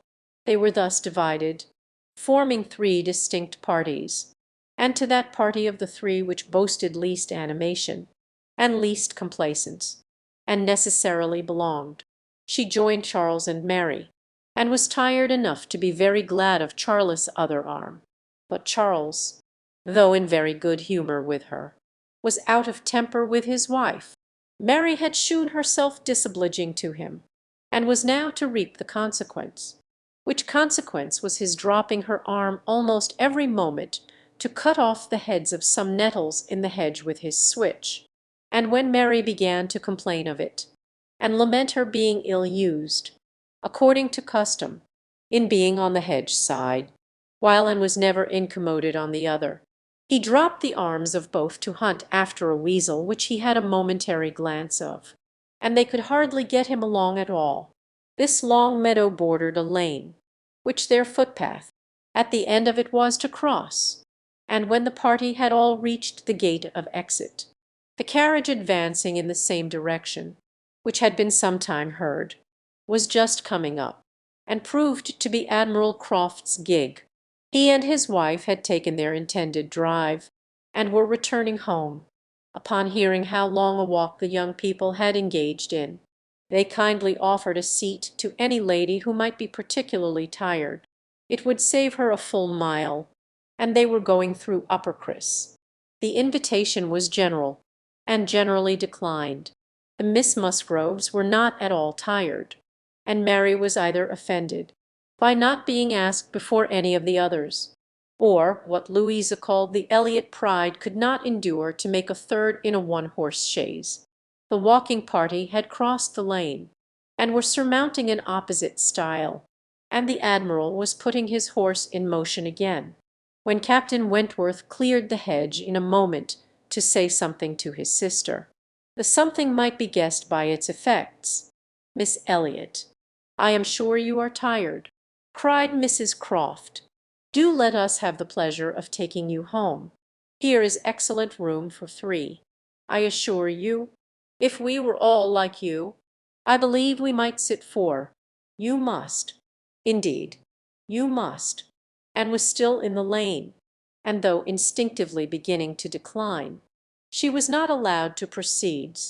The Admiral's kind urgency came in support of his wife's. They would not be refused. They compressed themselves into the smallest possible space to leave her a corner, and Captain Wentworth, without saying a word, turned to her and quietly obliged her to be assisted into the carriage. Yes, he had done it. She was in the carriage, and felt that he had placed her there, that his will and his hands had done it, that she owed it to his perception of her fatigue, and his resolution to give her rest. She was very much affected by the view of his disposition towards her, which all these things made apparent. This little circumstance seemed the completion of all that had gone before. She understood him. He could not forgive her, but he could not be unfeeling, though condemning her for the past, and considering it with high and unjust resentment, though perfectly careless of her, and though becoming attached to another. Still he could not see her suffer, without the desire of giving her relief. It was a remainder of former sentiment. It was an impulse of pure, though unacknowledged friendship. It was a proof of his own warm and amiable heart, which she could not contemplate without emotions so compounded of pleasure and pain, that she knew not which prevailed. Her answers to the kindness and the remarks of her companions were at first unconsciously given. They had travelled half their way along the rough lane. Before she was quite awake to what they said, She then found them talking of Frederick. "He certainly means to have one or other of those two girls." "Sophie," said the admiral, "but there is no saying which. He has been running after them, too, long enough, one would think, to make up his mind. Ay, this comes of the peace. If it were war now, he would have settled it long ago. We sailors, Miss Elliot, cannot afford to make long courtships in time of war. How many days was it, my dear, between the first time of my seeing you and our sitting down together in our lodgings at North Yarmouth?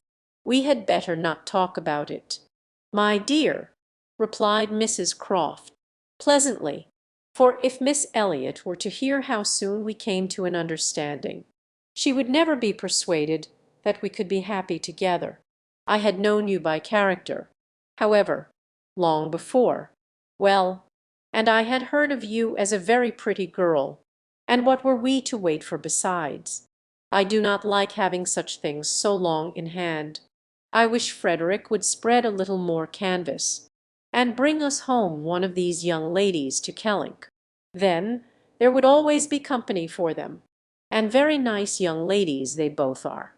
I hardly know one from the other. Very good-humoured, unaffected girls. Indeed," said Mrs. Croft, in a tone of calmer praise, such as made and suspect that her keener powers might not consider either of them as quite worthy of her brother, "and a very respectable family. One could not be connected with better people. My dear admiral, that post. We shall certainly take that post."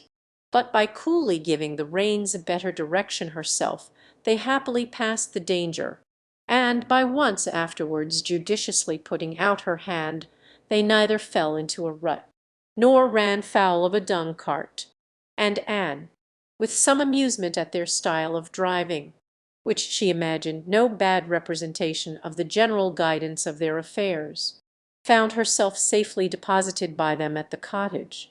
Chapter 11. The time now approached for Lady Russell's return. The day was even fixed, and Anne, being engaged to join her as soon as she was resettled, was looking forward to an early removal to Kellynch, and beginning to think how her own comfort was likely to be affected by it. It would place her in the same village with Captain Wentworth, within half a mile of him. They would have to frequent the same church, and there must be intercourse between the two families. This was against her, but on the other hand, he spent so much of his time at Uppercross, that in removing thence she might be considered rather as leaving him behind, than as going towards him, and, upon the whole, she believed she must, on this interesting question, be the gainer, almost as certainly as in her change of domestic society, in leaving poor Mary for Lady Russell. She wished it might be possible for her to avoid ever seeing Captain Wentworth at the Hall.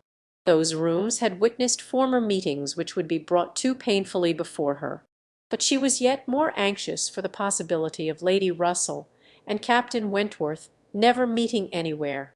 They did not like each other, and no renewal of acquaintance now could do any good, and were Lady Russell to see them together, she might think that he had too much self-possession, and she too little. These points formed her chief solicitude in anticipating her removal from Uppercross, where she felt she had been stationed quite long enough. Her usefulness to little Charles would always give some sweetness to the memory of her 2 months' visit there, but he was gaining strength apace, and she had nothing else to stay for. The conclusion of her visit, however, was diversified in a way which she had not at all imagined. Captain Wentworth, after being unseen and unheard of at Uppercross for 2 whole days, appeared again among them to justify himself by a relation of what had kept him away. A letter from his friend, Captain Harville, having found him out at last, had brought intelligence of Captain Harville's being settled with his family at Lyme for the winter, of their being therefore, quite unknowingly, within 20 miles of each other. Captain Harville had never been in good health since a severe wound which he received 2 years before, and Captain Wentworth's anxiety to see him had determined him to go immediately to Lyme. He had been there for 24 hours. His acquittal was complete, his friendship warmly honoured, a lively interest excited for his friend, and his description of the fine country about Lyme so feelingly attended to by the party, that an earnest desire to see Lyme themselves, and a project for going thither was the consequence. The young people were all wild to see Lyme. Captain Wentworth talked of going there again himself. It was only 17 miles from Uppercross, though November. The weather was by no means bad, and, in short, Louisa, who was the most eager of the eager, having formed the resolution to go, and besides the pleasure of doing as she liked, being now armed with the idea of merit in maintaining her own way, bore down all the wishes of her father and mother for putting it off till summer, and to Lyme they were to go Charles, Mary, Anne, Henrietta, Louisa, and Captain Wentworth. The first headless scheme had been to go in the morning and return at night. But to this Mr. Musgrove, for the sake of his horses, would not consent, and when it came to be rationally considered, a day in the middle of November would not leave much time for seeing a new place, after deducting 7 hours, as the nature of the country required, for going and returning. They were, consequently, to stay the night there, and not to be expected back till the next day's dinner. This was felt to be a considerable amendment, and though they all met at the great house at rather an early breakfast hour, and set off very punctually, it was so much past noon before the two carriages, Mr. Musgrove's coach containing the 4 ladies, and Charles curricle, in which he drove Captain Wentworth, were descending the long hill into Lyme, and entering upon the still steeper street of the town itself, that it was very evident they would not have more than time for looking about them before the light and warmth of the day were gone. After securing accommodations, and ordering a dinner at one of the inns, the next thing to be done was unquestionably to walk directly down to the sea. They were come too late in the year for any amusement or variety which Lyme, as a public place, might offer. The rooms were shut up, the lodgers almost all gone, scarcely any family but of the residents left, and, as there is nothing to admire in the buildings themselves, the remarkable situation of the town, the principal street almost hurrying into the water, the walk to the Cobb, skirting round the pleasant little bay, which, in the season, is animated with bathing machines and company, the Cobb itself, its old wonders and new improvements, with the very beautiful line of cliffs stretching out to the east of the town, are what the strangers I will seek, and a very strange stranger it must be, who does not see charms in the immediate environs of Lyme, to make him wish to know it better. The scenes in its neighbourhood, Charmouth, with its high grounds and extensive sweeps of country, and still more, its sweet, retired bay, backed by dark cliffs, where fragments of low rock among the sands make it the happiest spot for watching the flow of the tide, for sitting in unwearied contemplation. The woody varieties of the cheerful village of Up Lyme, and, above all, Pinny, with its green chasms between romantic, where the scattered forest trees and orchards of luxuriant growth declare that many a generation must have passed away since the first partial falling of the cliff prepared the ground for such a state, where a scene so wonderful and so lovely is exhibited, as may more than equal any of the resembling scenes of the far-famed Isle of Wight. These places must be visited, and visited again, to make the worth of Lyme understood.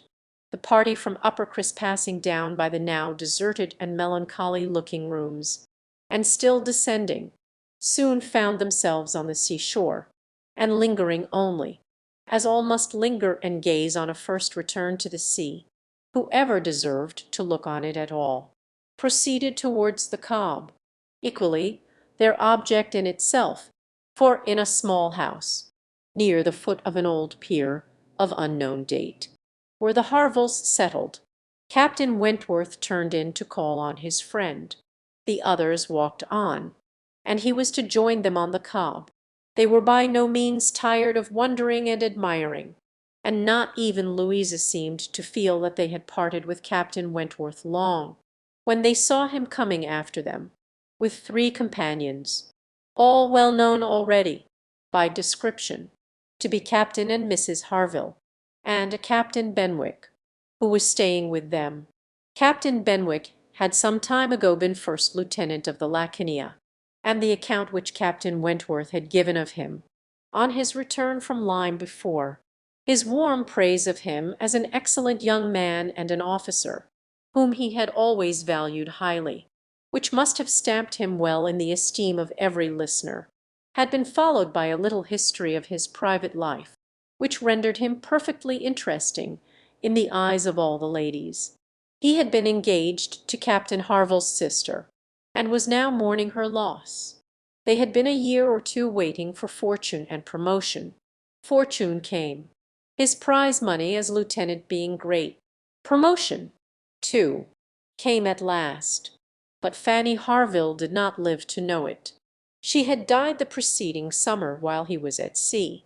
Captain Wentworth believed it impossible for man to be more attached to woman than poor Benwick had been to Fanny Harville, or to be more deeply afflicted under the dreadful change. He considered his disposition as of the sort which must suffer heavily, uniting very strong feelings with quiet, serious, and retiring manners, and a decided taste for reading and sedentary pursuits. To finish the interest of the story, the friendship between him and the Harvilles seemed, if possible, augmented by the event which closed all their views of alliance, and Captain Benwick was now living with them entirely. Captain Harville had taken his present house for half a year.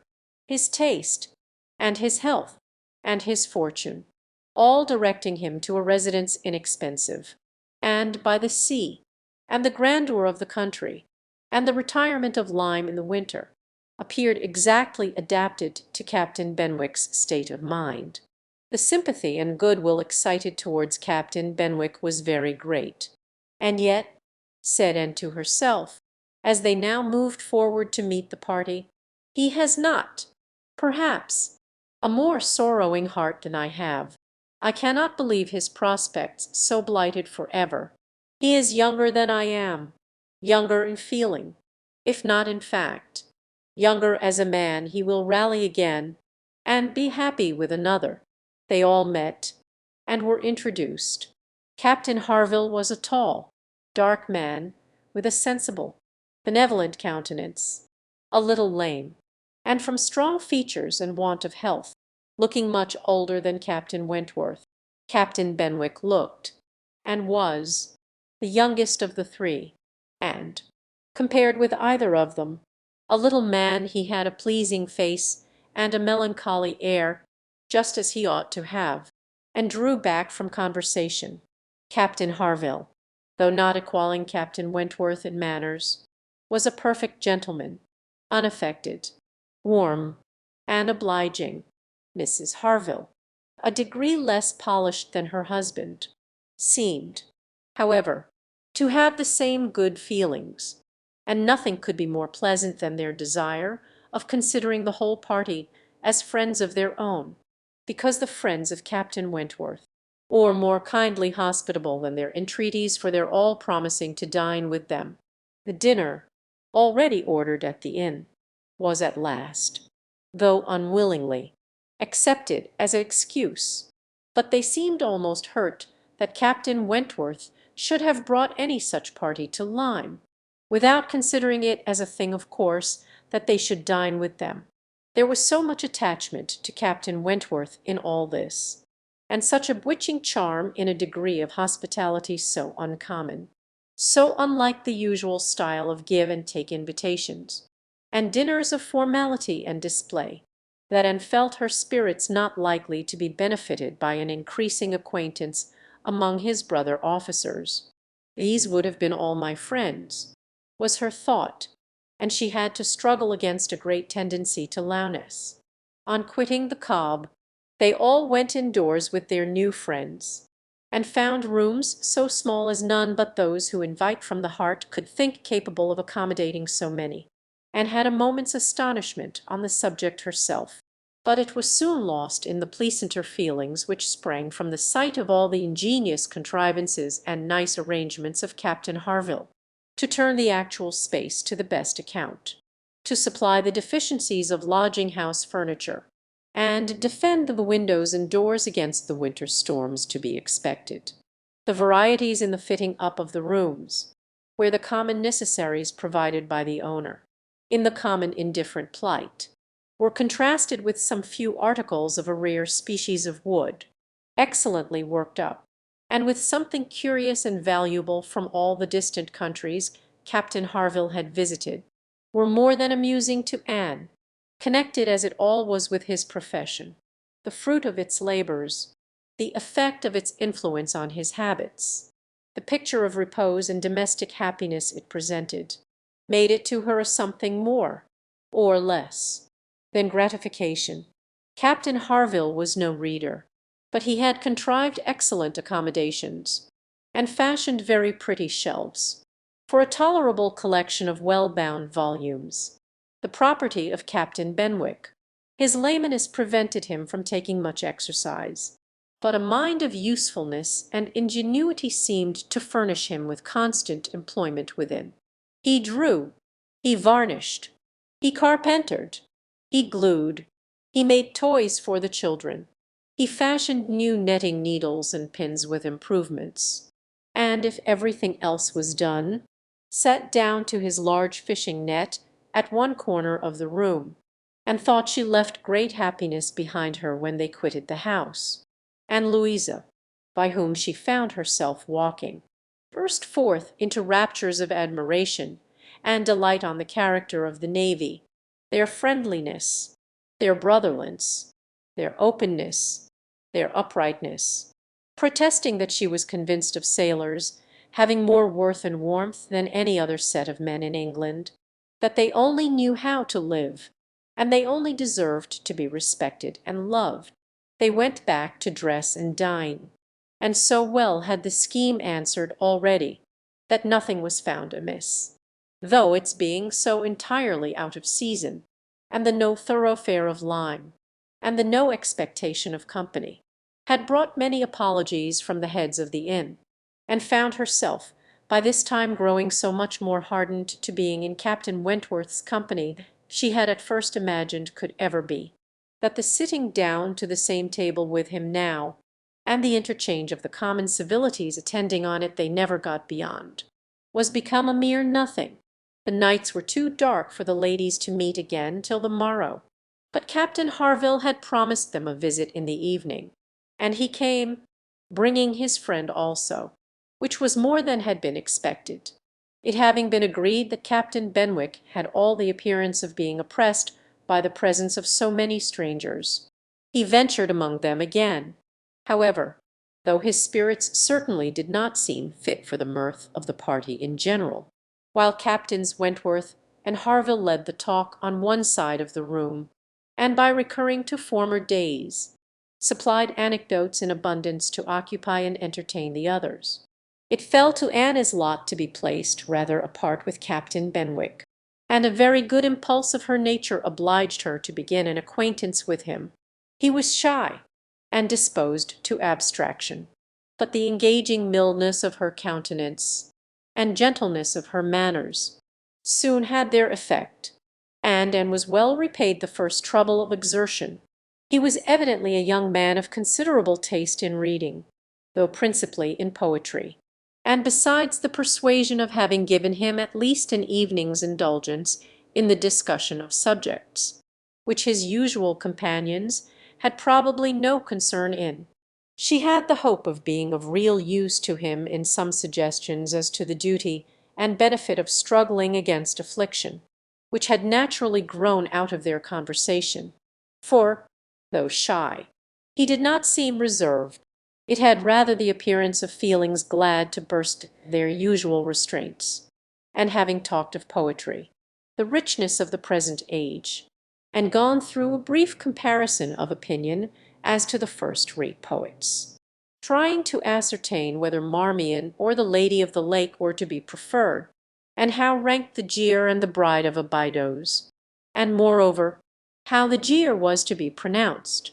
He showed himself so intimately acquainted with all the tenderest songs of the one poet, and all the impassioned descriptions of hopeless agony of the other. He repeated, with such tremulous feeling, the various lines which imaged a broken heart, or a mind destroyed by wretchedness, and looked so entirely as if he meant to be understood, that she ventured to hope he did not always read only poetry, and to say that she thought it was the misfortune of poetry to be seldom safely enjoyed by those who enjoyed it completely, and that the strong feelings which alone could estimate it truly were the very feelings which ought to taste it but sparingly, his looks shewing him not pained, but pleased with this allusion to his situation. She was emboldened to go on, and feeling in herself the right of seniority of mind, she ventured to recommend a larger allowance of prose in his daily study, and on being requested to particularize, mentioned such works of our best moralists, such collections of the finest letters, such memoirs of characters of worth and suffering, as occurred to her at the moment as calculated to rouse and fortify the mind by the highest precepts, and the strongest examples of moral and religious endurances. Captain Benwick listened attentively, and seemed grateful for the interest implied, and though with a shake of the head, and sighs which declared his little faith in the efficacy of any books on grief like his, noted down the names of those she recommended, and promised to procure and read them when the evening was over, and could not but be amused at the idea of her coming to Lyme to preach patience and resignation to a young man whom she had never seen before. Nor could she help fearing, on more serious reflection, that, like many other great moralists and preachers, she had been eloquent on a point in which her own conduct would ill bear examination. Chapter XII. Anne and Henrietta, finding themselves the earliest of the party the next morning, agreed to stroll down to the sea before breakfast. They went to the sands, to watch the flowing of the tide, which a fine south-easterly breeze was bringing in with all the grandeur which so flat a shore admitted.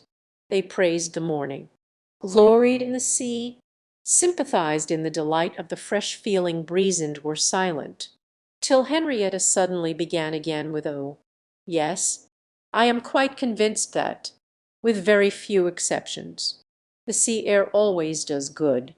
There can be no doubt of its having been of the greatest service to drive Shirley after his illness, last spring 12-month. He declares himself that coming to Lyme for a month did him more good than all the medicine he took, and that being by the sea always makes him feel young again.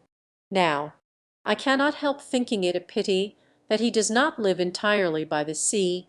I do think he had better leave Uppercross entirely, and fix at Lyme.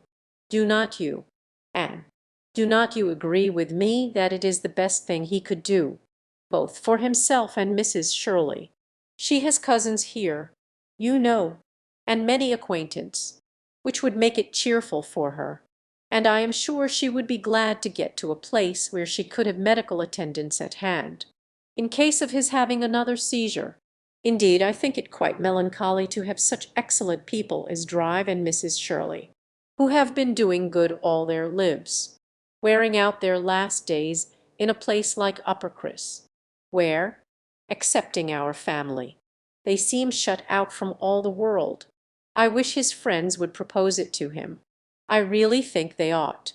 And, as to procuring a dispensation, there could be no difficulty at his time of life, and with his character. My only doubt is whether anything could persuade him to leave his parish. He is so very strict and scrupulous in his notions. Over scrupulous, I must say. Do not you think, Anne, it is being over scrupulous? Do not you think it is quite a mistaken point of conscience, when a clergyman sacrifices his health for the sake of duties, which may be just as well performed by another person, and at Lyme too, only 17 miles off. He would be near enough to hear, if people thought there was anything to complain of, and smiled more than once to herself during this speech, and entered into the subject, as ready to do good by entering into the feelings of a young lady as of a young man, though here it was good of a lower standard. For what could be offered but general acquiescence? She said all that was reasonable and proper on the business, felt the claims of Drive surely to repose as she ought, saw how very desirable it was that he should have some active, respectable young man as a resident curate, and was even courteous enough to hint at the advantage of such resident curates being married. "I wish," said Henrietta, very well pleased with her companion, "I wish Lady Russell lived at Uppercross, and were intimate with Drive Shirley. I have always heard of Lady Russell as a woman of the greatest influence with everybody. I always look upon her as able to persuade a person to anything. I am afraid of her, as I have told you before, quite afraid of her, because she is so very clever, but I respect her amazingly, and wish we had such a neighbour at Uppercross," and was amused by Henrietta's manner of being grateful, and amused also that the course of events and the new interests of Henrietta's views should have placed her friend at all in favour with any of the Musgrove family.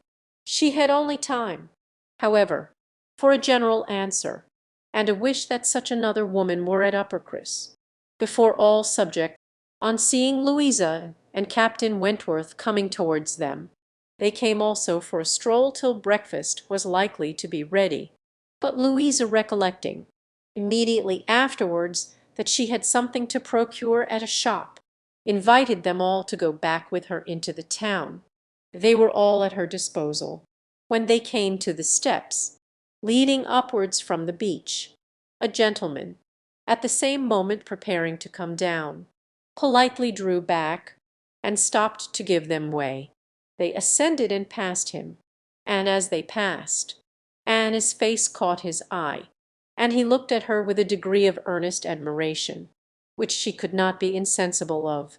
She was looking remarkably well, her very regular, very pretty features, having the bloom and freshness of youth restored by the fine wind which had been blowing on her complexion, and by the animation of eye which it had also produced. It was evident that the gentleman, completely a gentleman in manner, admired her exceedingly. Captain Wentworth looked round at her instantly in a way which shewed his noticing of it.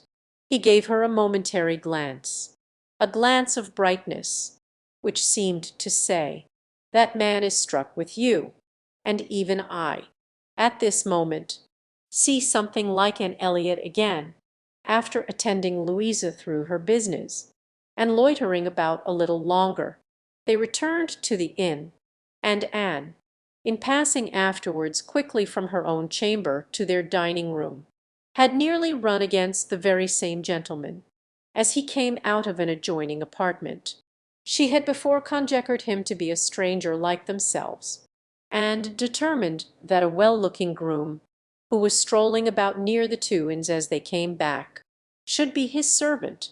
Both master and man being in mourning assisted the idea. It was now proved that he belonged to the same inn as themselves, and this second meeting, short as it was, also proved again by the gentleman's looks, that he thought hers very lovely, and by the readiness and propriety of his apologies, that he was a man of exceedingly good manners. He seemed about 30, and though not handsome, had an agreeable person, and felt that she should like to know who he was. They had nearly done breakfast, when the sound of a carriage, almost the first they had heard since entering Lyme, drew half the party to the window. It was a gentleman's carriage, a curricle, but only coming round from the stable yard to the front door. Somebody must be going away. It was driven by a servant in mourning. The word curricle made Charles Musgrove jump up that he might compare it with his own. The servant in mourning roused Anna's curiosity, and the whole six were collected to look. By the time the owner of the curricle was to be seen issuing from the door amidst the bows and civilities of the household, and taking his seat. To drive off? Ah! cried Captain Wentworth, instantly, and with half a glance at Anne. It is the very man we passed. The Miss Musgroves agreed to it, and having all kindly watched him as far up the hill as they could, they returned to the breakfast table. The waiter came into the room soon afterwards. "Pray," said Captain Wentworth, immediately, "can you tell us the name of the gentleman who is just gone away?" "Yes, sir, a Mr. Elliot, a gentleman of large fortune. Came in last night from Sidmouth. Dare say you heard the carriage, sir, while you were at dinner, and going on now for Creckern, in his way to Bath and London." Elliot. Many had looked on each other, and many had repeated the name, before all this had been got through, even by the smart rapidity of a waiter. "Bless me!" cried Mary, "it must be our cousin. It must be our Mr. Elliot. It must, indeed. Charles, Anne, must not it? In mourning, you see, just as our Mr. Elliot must be. How very extraordinary! In the very same inn with us, Anne. Must not it be our Mr. Elliot, my father's next heir? Pray, sir," turning to the waiter, "did not you hear? Did not his servant say whether he belonged to the Kelling family?" "No, mum. He did not mention no particular family, but he said his master was a very rich gentleman, and would be a baronite some day.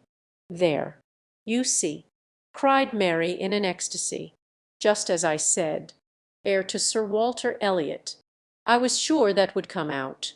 If it was so, depend upon it, that is a circumstance which his servants take care to publish, wherever he goes.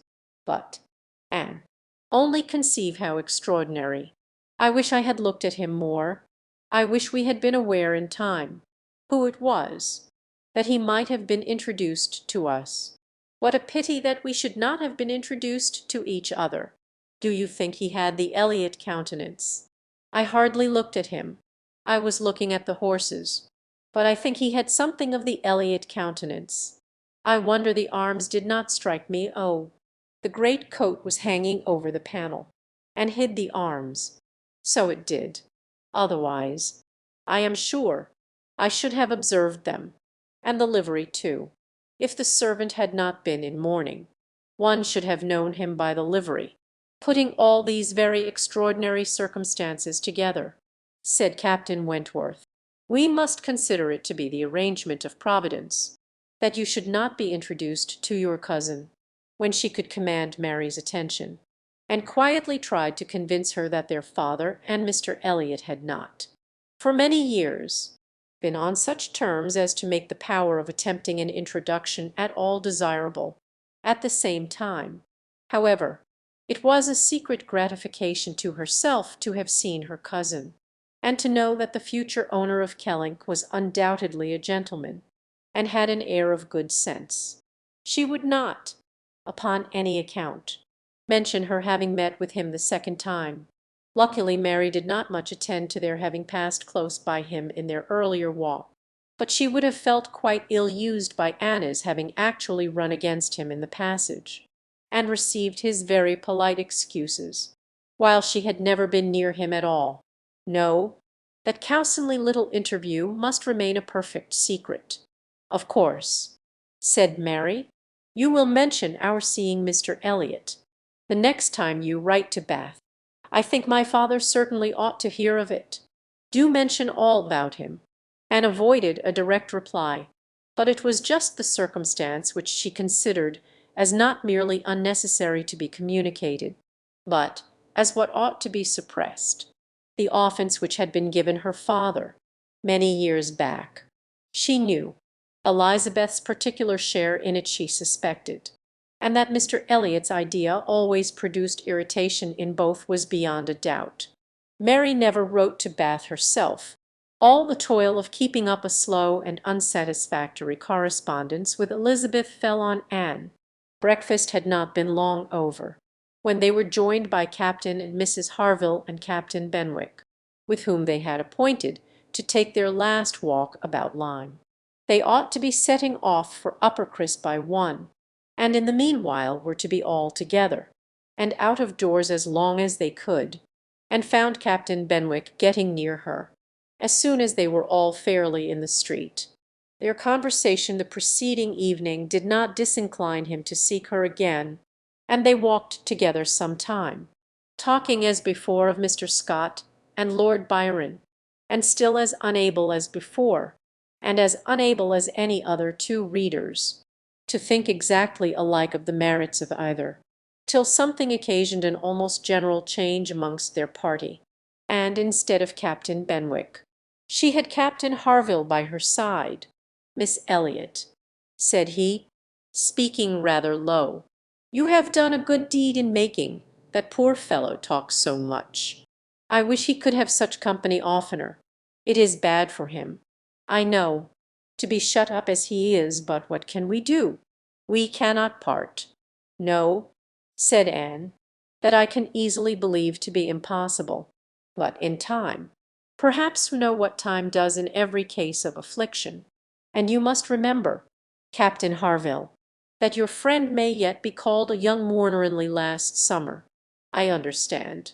Ay, true enough, with a deep sigh only June, and not known to him, perhaps, so soon, not till the first week of August, when he came home from the Cape, just made into the Grappler.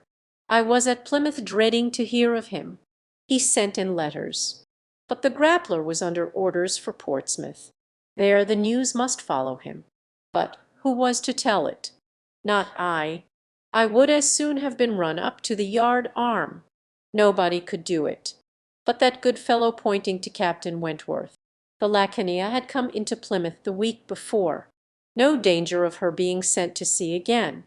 He stood his chance for the rest. Wrote up for leave of absence, but without waiting the return. Travelled night and day till he got to Portsmouth. Rode off to the Grappler that instant, and never left the poor fellow for a week. That's what he did, and nobody else could have saved. You may think, Miss Elliot, whether he is dear to us," and did think on the question with perfect decision, and said as much in reply as her own feeling could accomplish, or as he seemed able to bear, for he was too much affected to renew the subject, and when he spoke again, it was of something totally different, Mrs. Harville's giving it as her opinion that her husband would have quite walking enough by the time he reached home, determined the direction of all the party in what was to be their last walk. They would accompany them to their door, and then return and set off themselves. By all their calculations there was just time for this. But as they drew near the Cobb, there was such a general wish to walk along it once more. All were so inclined, and Louisa soon grew so determined, that the difference of a quarter of an hour, it was found, would be no difference at all. So with all the kind leave-taking, and all the kind interchange of invitations and promises which may be imagined, they parted from Captain and Mrs. Harville at their own door, and still accompanied by Captain Benwick, who seemed to cling to them to the last, proceeded to make the proper 80s to the Cobb, and found Captain Benwick again drawing near her. Lord Byron's dark blue seas could not fail of being brought forward by their present view, and she gladly gave him all her attention as long as attention was possible. It was soon drawn, perforce another way. There was too much wind to make the high part of the new Cobb pleasant for the ladies, and they agreed to get down the steps to the lower, and all were contented to pass quietly and carefully down the steep flight, excepting Louisa. She must be jumped down them by Captain Wentworth in all their walks. He had had to jump her from the stiles. The sensation was delightful to her. The hardness of the pavement for her feet made him less willing upon the present occasion. He did it. However, she was safely down, and instantly, to show her enjoyment, ran up the steps to be jumped down again. He advised her against it, thought the jar too great. But no, he reasoned and talked in vain. She smiled and said, "I am determined I will." He put out his hands. She was too precipitate by half a second. She fell on the pavement on the lower cob, and was taken up lifeless. There was no wound, no blood, no visible bruise, but her eyes were closed. She breathed not. Her face was like death, the horror of the moment to all who stood around. Captain Wentworth, who had caught her up, knelt with her in his arms, looking on her with a face as pallid as her own, in an agony of silence. "She is dead! She is dead!" screamed Mary, catching hold of her husband, and contributing with his own horror to make him immovable.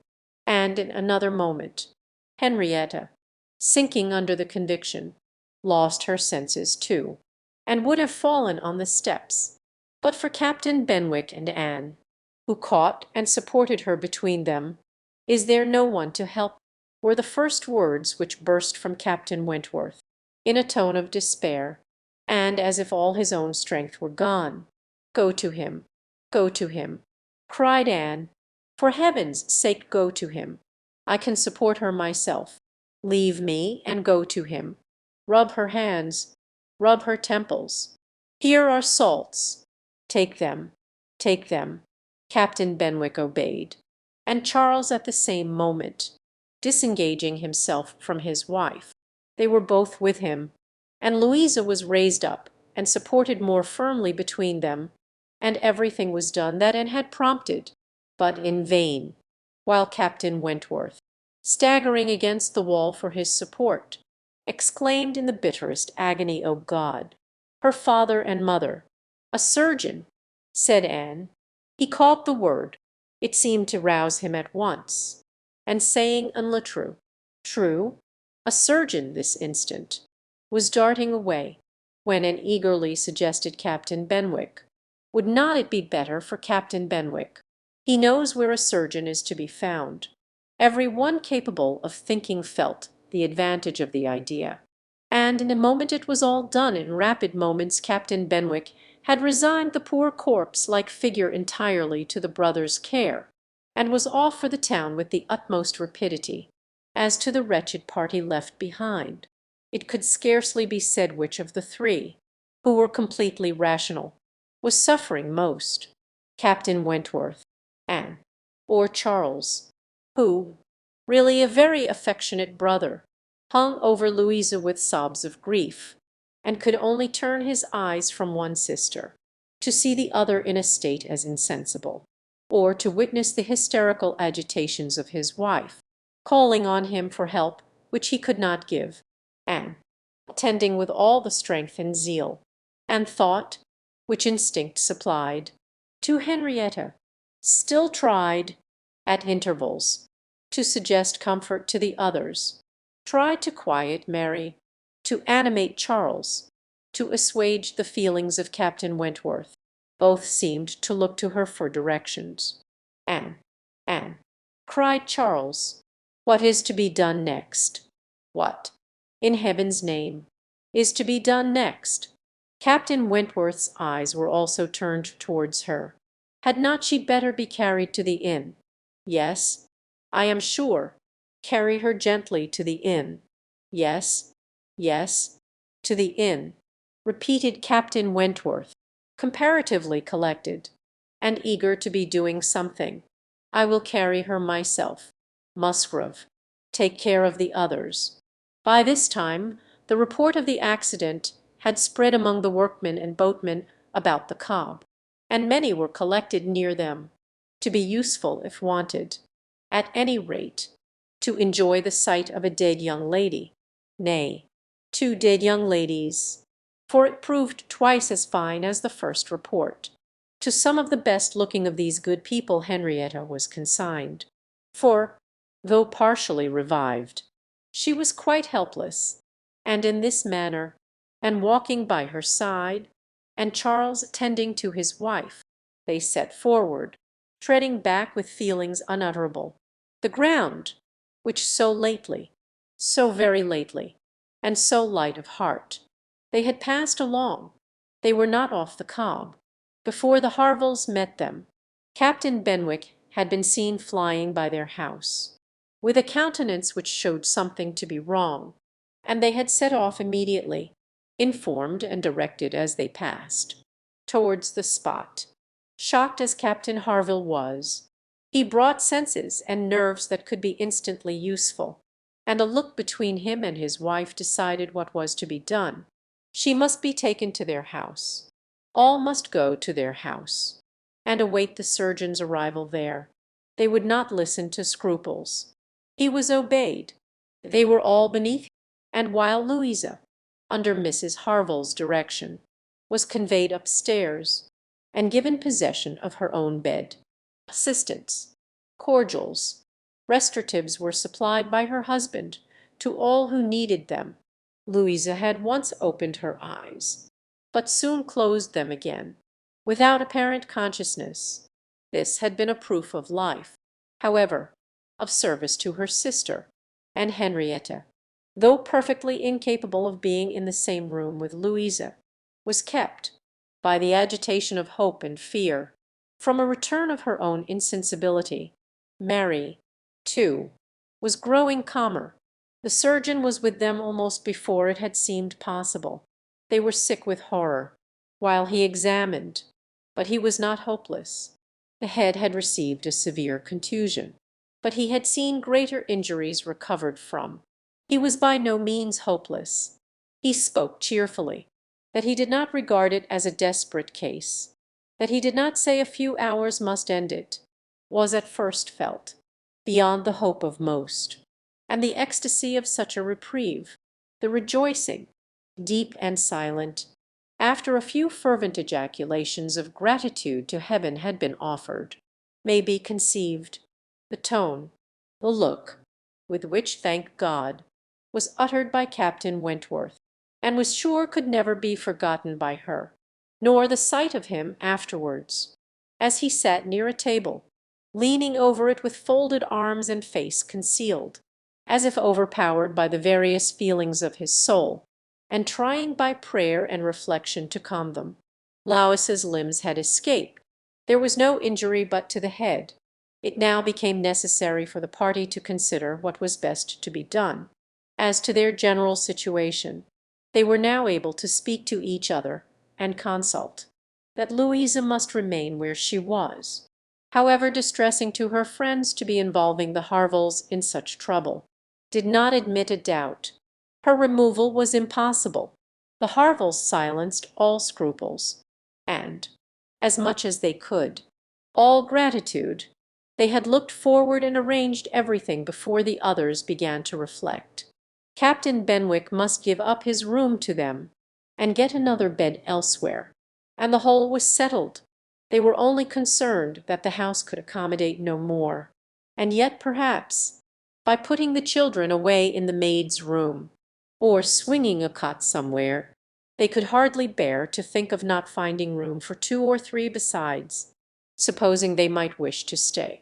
Though, with regard to any attendance on Miss Musgrove, there need not be the least uneasiness in leaving her to Mrs. Harville's care entirely. Mrs. Harville was a very experienced nurse, and her nursery maid, who had lived with her long, and gone about with her everywhere, was just such another.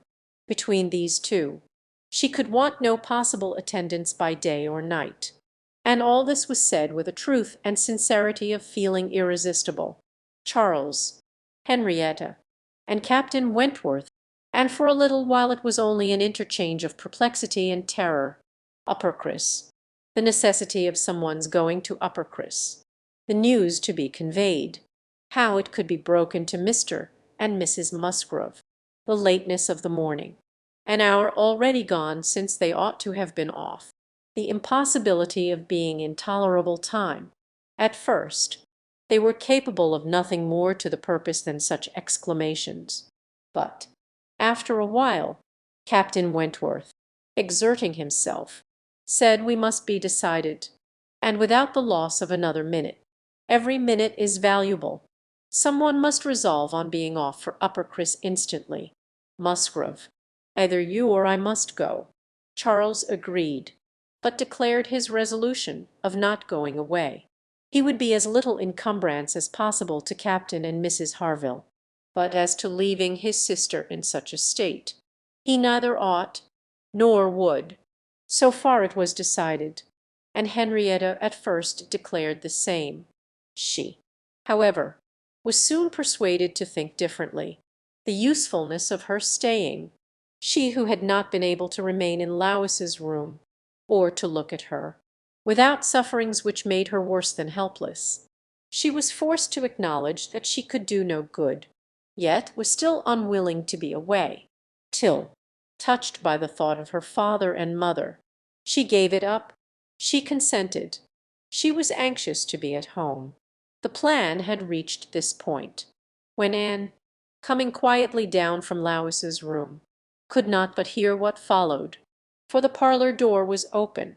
"Then it is settled, Musgrove," cried Captain Wentworth, "that you stay, and that I take care of your sister home.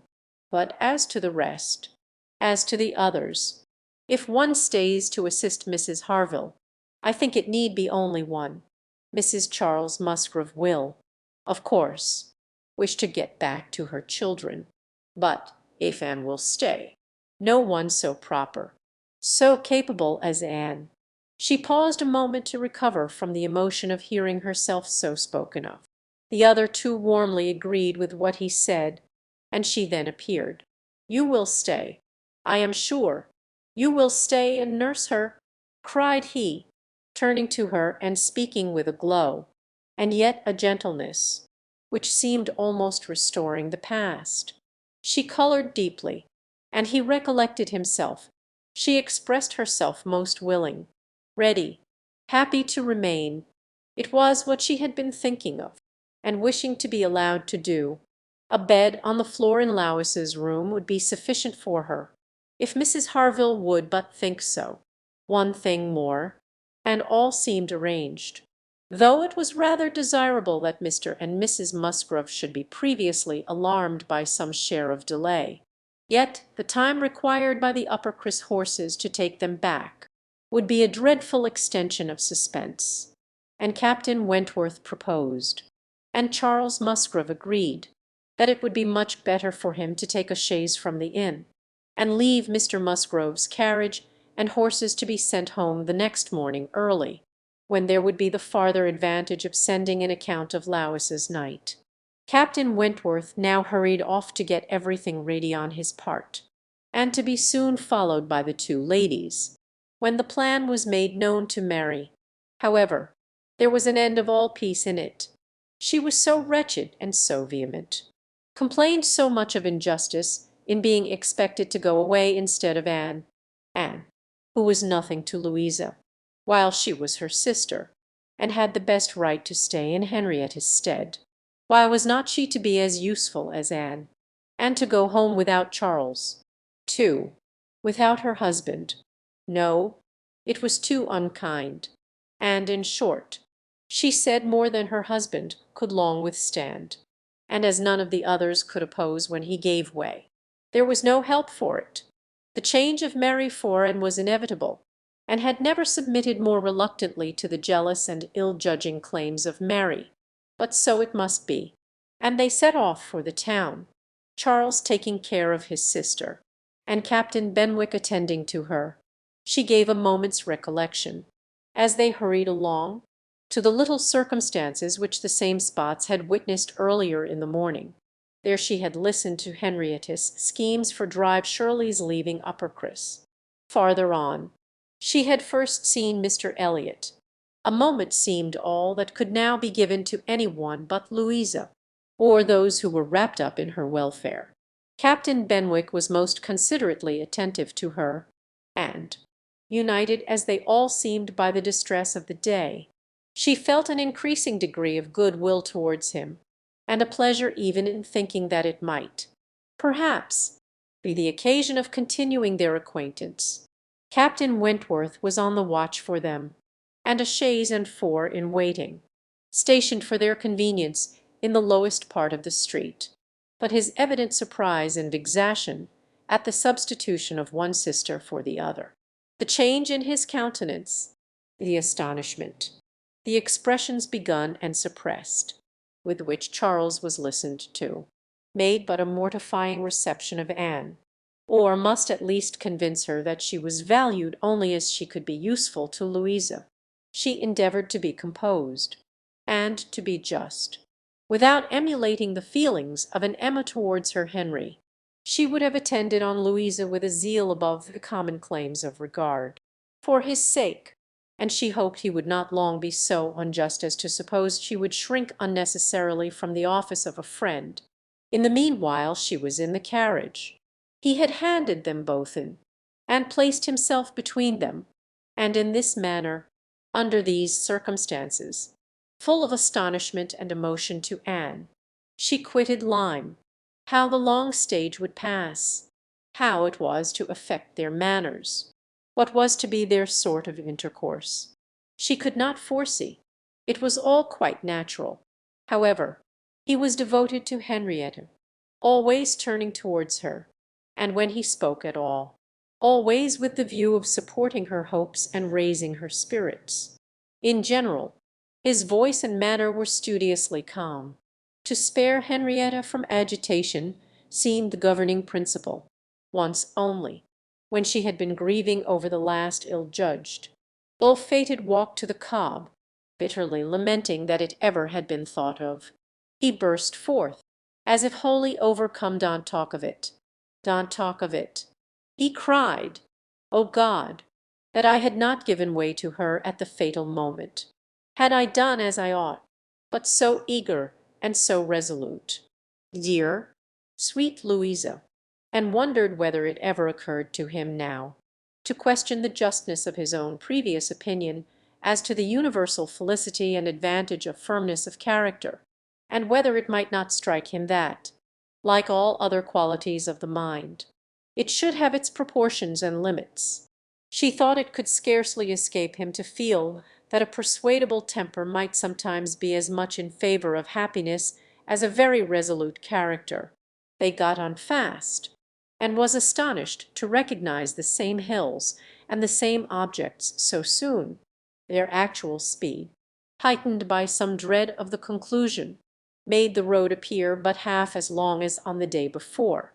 It was growing quite dusk, however, before they were in the neighbourhood of Uppercross, and there had been total silence among them for some time, Henrietta leaning back in the corner, with a shawl over her face, giving the hope of her having cried herself to sleep, when, as they were going up their last hill, and found herself all at once addressed by Captain Wentworth, in a low, cautious voice, he said, "I have been considering what we had best do.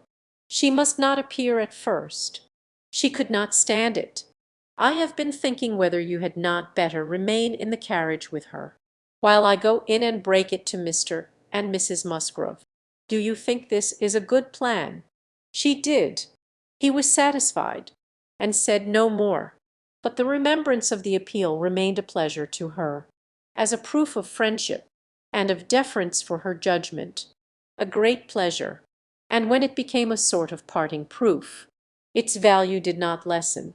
When the distressing communication at Uppercross was over, and he had seen the father and mother quite as composed as could be hoped, and the daughter all the better for being with them, he announced his intention of returning in the same carriage to Lyme, and when the horses were baited, he was off.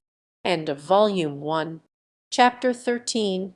The remainder of Anna's time at Uppercross, comprehending only 2 days, was spent entirely at the Mansion House, and she had the satisfaction of knowing herself extremely useful there, both as an immediate companion and as assisting in all those arrangements for the future, which, in Mr. and Mrs. Musgrove's distressed state of spirits, would have been difficulties. They had an early account from Lyme the next morning. Louisa was much the same. No symptoms worse than before had appeared. Charles came a few hours afterwards, to bring a later and more particular account. He was tolerably cheerful. A speedy cure must not be hoped, But everything was going on as well as the nature of the case admitted. In speaking of the Harvilles, he seemed unable to satisfy his own sense of their kindness, especially of Mrs. Harville's exertions as a nurse. She really left nothing for Mary to do. He and Mary had been persuaded to go early to their inn last night. Mary had been hysterical again this morning. When he came away, she was going to walk out with Captain Benwick, which, he hoped, would do her good. He almost wished she had been prevailed on to come home the day before. But the truth was that Mrs. Harville left nothing for anybody to do. Charles was to return to Lyme the same afternoon, and his father had at first half a mind to go with him. But the ladies could not consent. It would be going only to multiply trouble to the others, and increase his own distress, and a much better scheme followed and was acted upon.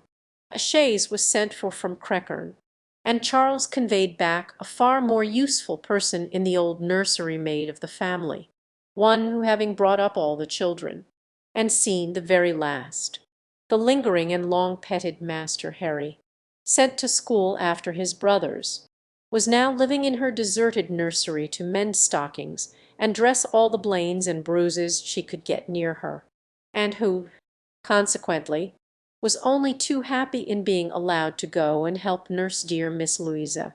Vague wishes of getting Sarah thither had occurred before to Mrs. Musgrove and Henrietta, but without Anne it would hardly have been resolved on and found practicable so soon. They were indebted, the next day, to Charles Hayter for all the minute knowledge of Louisa, which it was so essential to obtain every 24 hours. He made it his business to go to Lyme, and his account was still encouraging. The intervals of sense and consciousness were believed to be stronger. Every report agreed in Captain Wentworth's appearing fixed in Lyme, and was to leave them on the morrow, an event which they all dreaded. What should they do without her? They were wretched comforters for one another, and so much was said in this way that Anne thought she could not do better than impart among them the general inclination to which she was privy, and persuaded them all to go to Lyme at once. She had little difficulty. It was soon determined that they would go to-morrow, fix themselves at the inn, or get into lodgings, as it suited, and there remain till dear Louisa could be moved. They must be taking off some trouble from the good people she was with. They might at least relieve Mrs. Harville from the care of her own children, and, in short, they were so happy in the decision that Anne was delighted with what she had done, and felt that she could not spend her last morning at Uppercross better than in assisting their preparations, and sending them off at an early hour, though her being left to the solitary range of the house was the consequence. She was the last, excepting the little boys at the cottage. She was the very last, the only remaining one of all that had filled and animated both houses, of all that had given Uppercross its cheerful character. A few days had made a change indeed. If Louisa recovered, it would all be well again. More than former happiness would be restored. There could not be a doubt, to her mind there was none, of what would follow her recovery a few months hence, and the room now so deserted, occupied but by her silent, pensive self, might be filled again with all that was happy and gay, all that was glowing and bright in prosperous love, all that was most unlike in Eliot, an hour's complete leisure for such reflections as these, on a dark November day. A small thick rain almost blotting out the very few objects ever to be discerned from the windows, was enough to make the sound of Lady Russell's carriage exceedingly welcome, and yet, though desirous to be gone, she could not quit the mansion house, or look an adieu to the cottage, with its black, dripping and comfortless veranda, or even notice through the misty glasses the last humble tenements of the village, without a saddened heart. Scenes had passed in Uppercross which made it precious. It stood the record of many sensations of pain, once severe, but now softened, and of some instances of relenting feeling. some breathings of friendship and reconciliation, which could never be looked for again, and which could never cease to be dear. She left it all behind her, all but the recollection that such things had been, and had never entered Kellynch since her quitting Lady Russell's house in September. It had not been necessary, and the few occasions of its being possible for her to go to the hall she had contrived to evade and escape from. Her first return was to resume her place in the modern and elegant apartments of the lodge, and to gladden the eyes of its mistress. There was some anxiety mixed with Lady Russell's joy in meeting her. She knew who had been frequenting Uppercross, but happily either Anne was improved in plumpness and looks, or Lady Russell fancied her so, and Anne, in receiving her compliments on the occasion, had the amusement of connecting them with the silent admiration of her cousin, and of hoping that she was to be blessed with a second spring of youth and beauty. When they came to converse, she was soon sensible of some mental change, the subjects of which her heart had been full on leaving Kellynch, and which she had felt slighted, and been compelled to smother among the Musgroves, were now become but of secondary interest. She had lately lost sight even of her father and sister in Bath. Their concerns had been sunk under those of Uppercross, and when Lady Russell reverted to their former hopes and fears, and spoke her satisfaction in the house in Camden Place, which had been taken, and her regret that Mrs. Clay should still be with them, and would have been ashamed to have it known how much more she was thinking of Lyme and Louisa Musgrove, and all her acquaintance there, how much more interesting to her was the home and the friendship of the Harvilles and Captain Benwick, than her own father's house in Camden Place, or her own sister's intimacy with Mrs. Clay.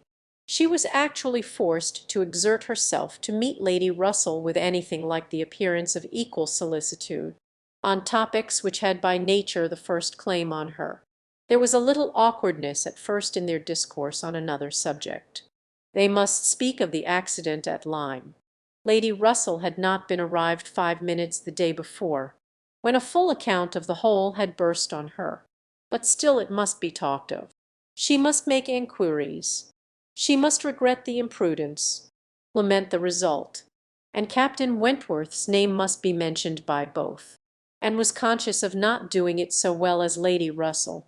She could not speak the name, and look straight forward to Lady Russell's eye, till she had adopted the expedient of telling her briefly what she thought of the attachment between him and Louisa. When this was told, his name distressed her no longer. Lady Russell had only to listen composedly, and wish them happy, but internally her heart revelled in angry pleasure, in pleased contempt, that the man who at 23 had seemed to understand somewhat of the value of an Anne Elliot should, 8 years afterwards, be charmed by a Louisa Musgrove. The first 3 or 4 days passed most quietly, with no circumstance to mark them excepting the receipt of a note or two from Lyme, which found their way to Anne, she could not tell how, and brought a rather improving account of Louisa. At the end of that period, Lady Russell's politeness could repose no longer, and the fainter self-threatenings of the past became in a decided tone. "I must call on Mrs. Croft. I really must call upon her soon. Anne, have you courage to go with me and pay a visit in that house? It will be some trial to us both," and did not shrink from it. On the contrary, she truly felt as she said, "In observing I think you are very likely to suffer the most of the two. Your feelings are less reconciled to the change than mine. By remaining in the neighbourhood, I am become inured to it." She could have said more on the subject, for she had in fact so high an opinion of the Croft, and considered her father so very fortunate in his tenants, felt the parish to be so sure of a good example, and the poor of the best attention and relief, that however sorry and ashamed for the necessity of the removal, she could not but in conscience feel that they were gone who deserved not to stay, and that Kellynch Hall had passed into better hands than its owners. These convictions must unquestionably have their own pain, and severe was its kind. but they precluded that pain which Lady Russell would suffer in entering the house again, and returning through the well-known apartments, in such moments, and had no power of saying to herself, "These rooms ought to belong only to us." Oh, how fallen in their destination, how unworthily occupied! An ancient family to be so driven away, strangers filling their place. No, except when she thought of her mother, and remembered where she had been used to sit and preside. She had no sigh of that description to heave. Mrs. Croft always met her with a kindness which gave her the pleasure of fancying herself a favourite, and on the present occasion, receiving her in that house, there was particular attention. The sad accident at Lyme was soon the prevailing topic, and on comparing their latest accounts of the invalid, it appeared that each lady dated her intelligence from the same hour of yestermorn, that Captain Wentworth had been in Kellynch yesterday the first time since the accident, had brought and the last note, which she had not been able to trace the exact steps of, had stayed a few hours and then returned again to Lyme, and without any present intention of quitting it any more. He had enquired after her. She found, particularly, had expressed his hope of Miss Elliot's not being the worse for her exertions, and had spoken of those exertions as great. This was handsome, and gave her more pleasure than almost anything else could have done. As to the sad catastrophe itself, it could be canvassed only in one style by a couple of steady, sensible women, whose judgments had to work on ascertained events, and it was perfectly decided that it had been the consequence of much thoughtlessness and much imprudence, that its effects were most alarming, and that it was frightful to think how long Miss Musgrove's recovery might yet be doubtful, and how liable she would still remain to suffer from the concussion hereafter. The Admiral wound it up summarily by exclaiming, "Ay, a very bad business indeed! A new sort of way this, for a young fellow to be making love, by breaking his mistress' head. Is not it, Miss Elliot? This is breaking a head, and giving a plaster. Truly, Admiral Croft's manners were not quite of the tone to suit Lady Russell, but they delighted Anne. His goodness of heart and simplicity of character were irresistible. Now, this must be very bad for you," said he, suddenly rousing from a little reverie, "to be coming and finding us here. I had not recollected it before, I declare, but it must be very bad. But now, do not stand upon ceremony. Get up and go over all the rooms in the house if you like it. Another time. Sir, I thank you. Not now. Well, whenever it suits you. You can slip in from the shrubbery at any time, and there you will find we keep our umbrellas hanging up by that door. A good place, is not it? But," checking himself, "you will not think it a good place, for yours were always kept in the butler's room. Ay, so it always is, I believe. One man's ways may be as good as another's, but we all like our own best, and so you must judge for yourself whether it would be better for you to go about the house or not." Anne, finding she might decline it, did so, very gratefully. "We have made very few changes either," continued the Admiral, after thinking a moment. "Very few. We told you about the laundry door at Uppercross. That has been a very great improvement. The wonder was, how any family upon earth could bear with the inconvenience of its opening as it did, so long. You will tell Sir Walter what we have done, and that Mr. Shepherd thinks it the greatest improvement the house ever had. Indeed, I must do ourselves the justice to say that the few alterations we have made have been all very much for the better. My wife should have the credit of them. However, I have done very little besides sending away some of the large looking-glasses from my dressing-room, which was your father's. A very good man, and very much the gentleman, I am sure.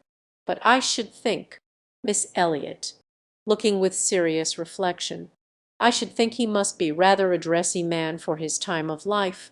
Such a number of looking-glasses! Oh, Lord! There was no getting away from one's self. So I got Sophie to lend me a hand, and we soon shifted their quarters. And now I am quite snug, with my little shaving glass in one corner, and another great thing that I never go near. Anne, amused in spite of herself, was rather distressed for an answer, and the Admiral, fearing he might not have been civil enough, took up the subject again, to say the next time you write to your good father, Miss Elliot, pray give him my compliments and Mrs. Croft, and say that we are settled here quite to our liking, and have no fault at all to find with the place. The breakfast-room chimney smokes a little, I grant you, but it is only when the wind is due north and blows hard, which may not happen 3 times a winter. And take it altogether, now that we have been into most of the houses hereabouts and can judge, there is not one that we like better than this. Pray say so, with my compliments. He will be glad to hear it. Lady Russell and Mrs. Croft were very well pleased with each other, but the acquaintance which this visit began was fated not to proceed far at present, for when it was returned, the Crofts announced themselves to be going away for a few weeks, to visit their connections in the north of the county, and probably might not be at home again before Lady Russell would be removing to Bath. So ended all danger to Anne of meeting Captain Wentworth at Kelling Hall, or of seeing him in company with her friend. Everything was safe enough, and she smiled over the many anxious feelings she had wasted on the subject. Chapter 14. Though Charles and Mary had remained at Lyme much longer after Mr. and Mrs. Musgrove's going than and conceived they could have been at all wanted, they were yet the first of the family to be at home again, and as soon as possible after their return to Uppercross they drove over to the lodge. They had left Louisa beginning to sit up, but her head, though clear, was exceedingly weak, and her nerves susceptible to the highest extreme of tenderness. And though she might be pronounced to be altogether doing very well, it was still impossible to say when she might be able to bear the removal home, and her father and mother, who must return in time to receive their younger children for the Christmas holidays, had hardly a hope of being allowed to bring her with them. They had been all in lodgings together. Mrs. Musgrove had got Mrs. Harville's children away as much as she could. Every possible supply from Uppercross had been furnished, to lighten the inconvenience to the Harvilles, while the Harvilles had been wanting them to come to dinner every day, and, in short, it seemed to have been only a struggle on each side as to which should be most disinterested and hospitable. Mary had had her evils, but upon the whole, as was evident by her staying so long, she had found more to enjoy than to suffer. Charles Hayter had been at Lyme oftener than suited her, and when they dined with the Harvilles there had been only a maid-servant to wait, and at first Mrs. Harville had always given Mrs. Musgrove precedence. But then she had received so very handsome an apology from her on finding out whose daughter she was, and there had been so much going on every day, there had been so many walks between their lodgings and the Harvilles, and she had got books from the library, and changed them so often, that the balance had certainly been much in favour of Lyme.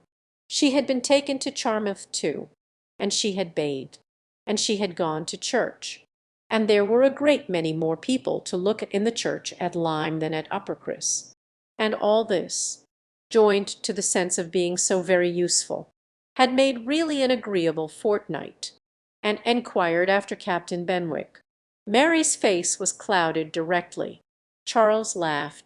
"Oh, Captain Benwick is very well, I believe, but he is a very odd young man. I do not know what he would be at. We asked him to come home with us for a day or two. Charles undertook to give him some shooting, and he seemed quite delighted, and, for my part, I thought it was all settled, when behold, on Tuesday night he made a very awkward sort of excuse. He never shot, and he had been quite misunderstood, and he had promised this, and he had promised that, and the end of it was, I found, that he did not mean to come. I suppose he was afraid of finding it dull, But upon my word I should have thought we were lively enough at the cottage for such a heart-broken man as Captain Benwick." Charles laughed again and said, "Now, Mary, you know very well how it really was. It was all your doing." Turning to Anne, "He fancied that if he went with us, he should find you close by. He fancied everybody to be living in Uppercross. And when he discovered that Lady Russell lived 3 miles off, his heart failed him, and he had not courage to come. That is the fact. Upon my honour, Mary knows it is." But Mary did not give into it very graciously, whether from not considering Captain Benwick entitled by birth and situation to be in love with an Elliot, or from not wanting to believe and a greater attraction to Uppercross than herself, must be left to be guessed. Anna's good will, however, was not to be lessened by what she heard. She boldly acknowledged herself flattered, and continued her enquiries. "Oh, he talks of you?" cried Charles. In such terms Mary interrupted him. "I declare, Charles, I never heard him mention, and twice all the time I was there. I declare, Anne, he never talks of you at all." "No," admitted Charles, "I do not know that he ever does, in a general way. But, however, it is a very clear thing that he admires you exceedingly. His head is full of some books that he is reading upon your recommendation, and he wants to talk to you about them. He has found out something or other in one of them which he thinks so. I cannot pretend to remember it, but it was something very fine. He overheard him telling Henrietta all about it, and then Miss Elliot was spoken of in the highest terms. Now, Mary, I declare it was so. I heard it myself, and you were in the other room. Elegance, sweetness, beauty, oh, there was no end of Miss Elliot's charms. And I am sure," cried Mary, warmly, "it was a very little to his credit. If he did, Miss Harville only died last June. Such a heart is very little worth having. Is it, Lady Russell? I am sure you will agree with me. I must see Captain Benwick before I decide," said Lady Russell, smiling, "and that you are very likely to do very soon, I can tell you." "Mum," said Charles, though he had not nerves for coming away with us, and setting off again afterwards to pay a formal visit here, "he will make his way over to Kelling one day by himself. You may depend on it. I told him the distance and the road, and I told him of the Chirks being so very well worth seeing, for as he has a taste for those sort of things, I thought that would be a good excuse, and he listened with all his understanding and soul, and I am sure from his manner that you will have him calling here soon. So I give you notice. Lady Russell, any acquaintance of Anna's will always be welcome to me," was Lady Russell's kind answer. "Oh, as to being Anna's acquaintance," said Mary, "I think he is rather my acquaintance, for I have been seeing him every day this last fortnight." "Well, as your joint acquaintance, then, I shall be very happy to see Captain Benwick. You will not find anything very agreeable in him, I assure you, Mum. He is one of the dullest young men that ever lived. He has walked with me sometimes, from one end of the sands to the other, without saying a word. He is not at all a well-bred young man. I am sure you will not like him. There we differ." "Mary," said Anne, "I think Lady Russell would like him. I think she would be so much pleased with his mind, that she would very soon see no deficiency in his manner." "So do I, Anne," said Charles. "I am sure Lady Russell would like him. He is just Lady Russell's sort. Give him a book, and he will read all day long."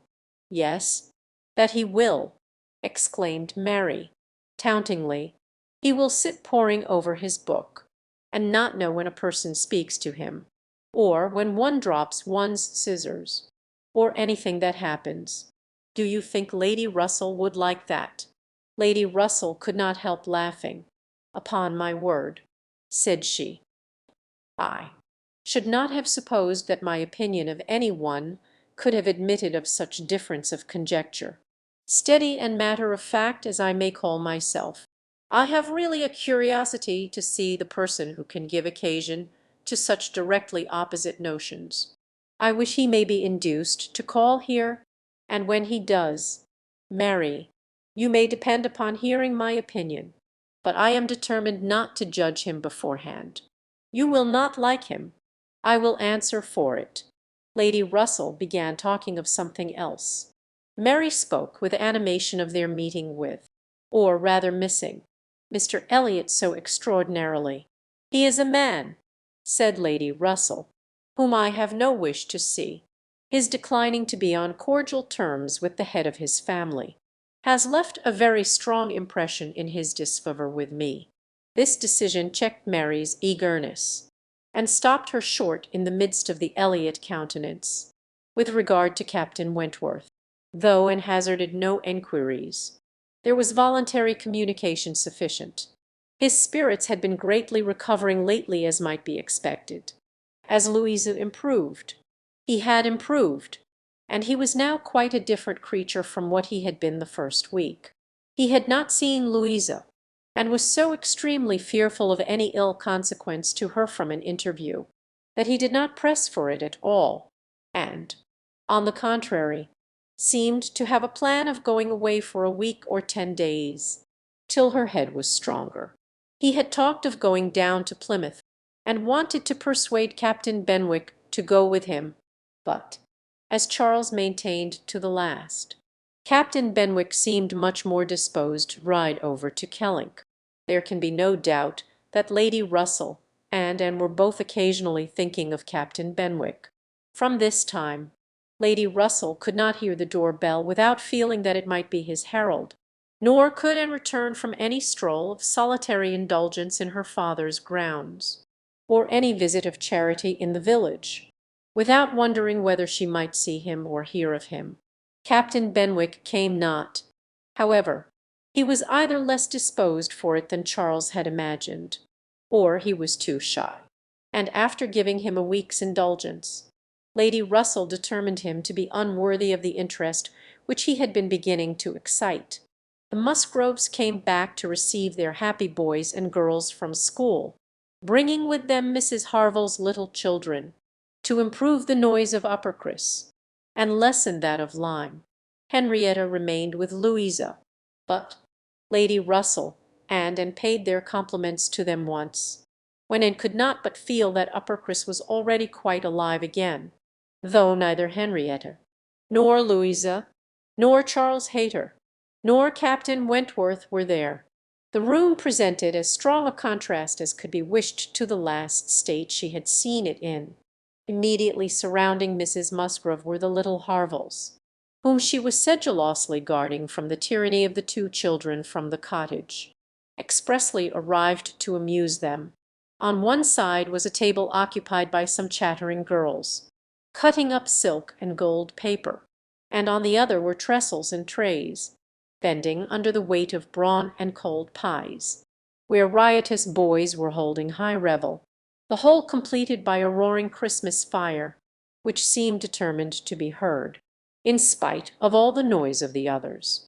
Charles and Mary also came in, of course, during their visit, and Mr. Musgrove made a point of paying his respects to Lady Russell, and sat down close to her for 10 minutes, talking with a very raised voice, but from the clamour of the children on his knees, generally in vain.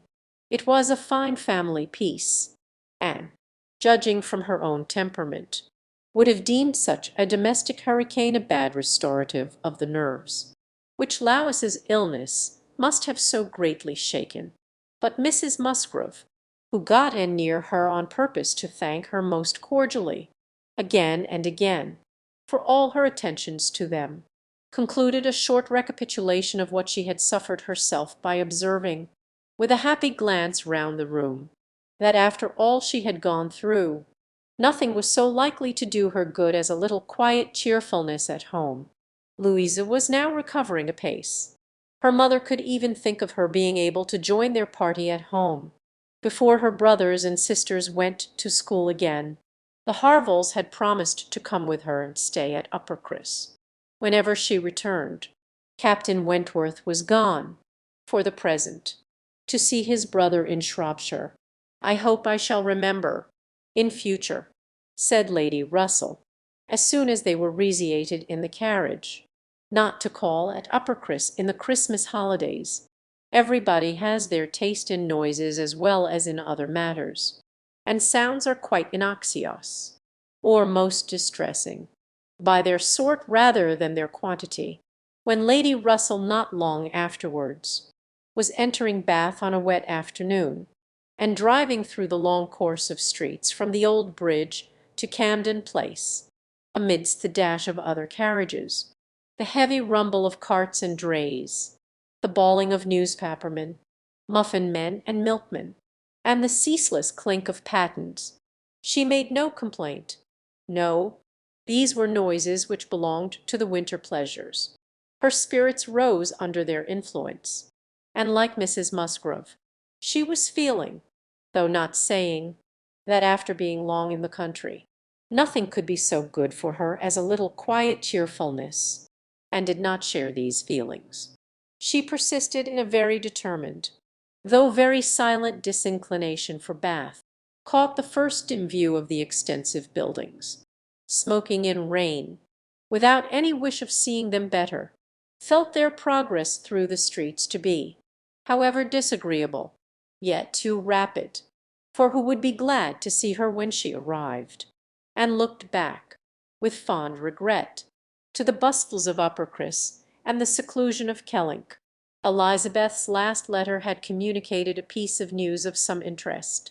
Mr. Elliot was in Bath.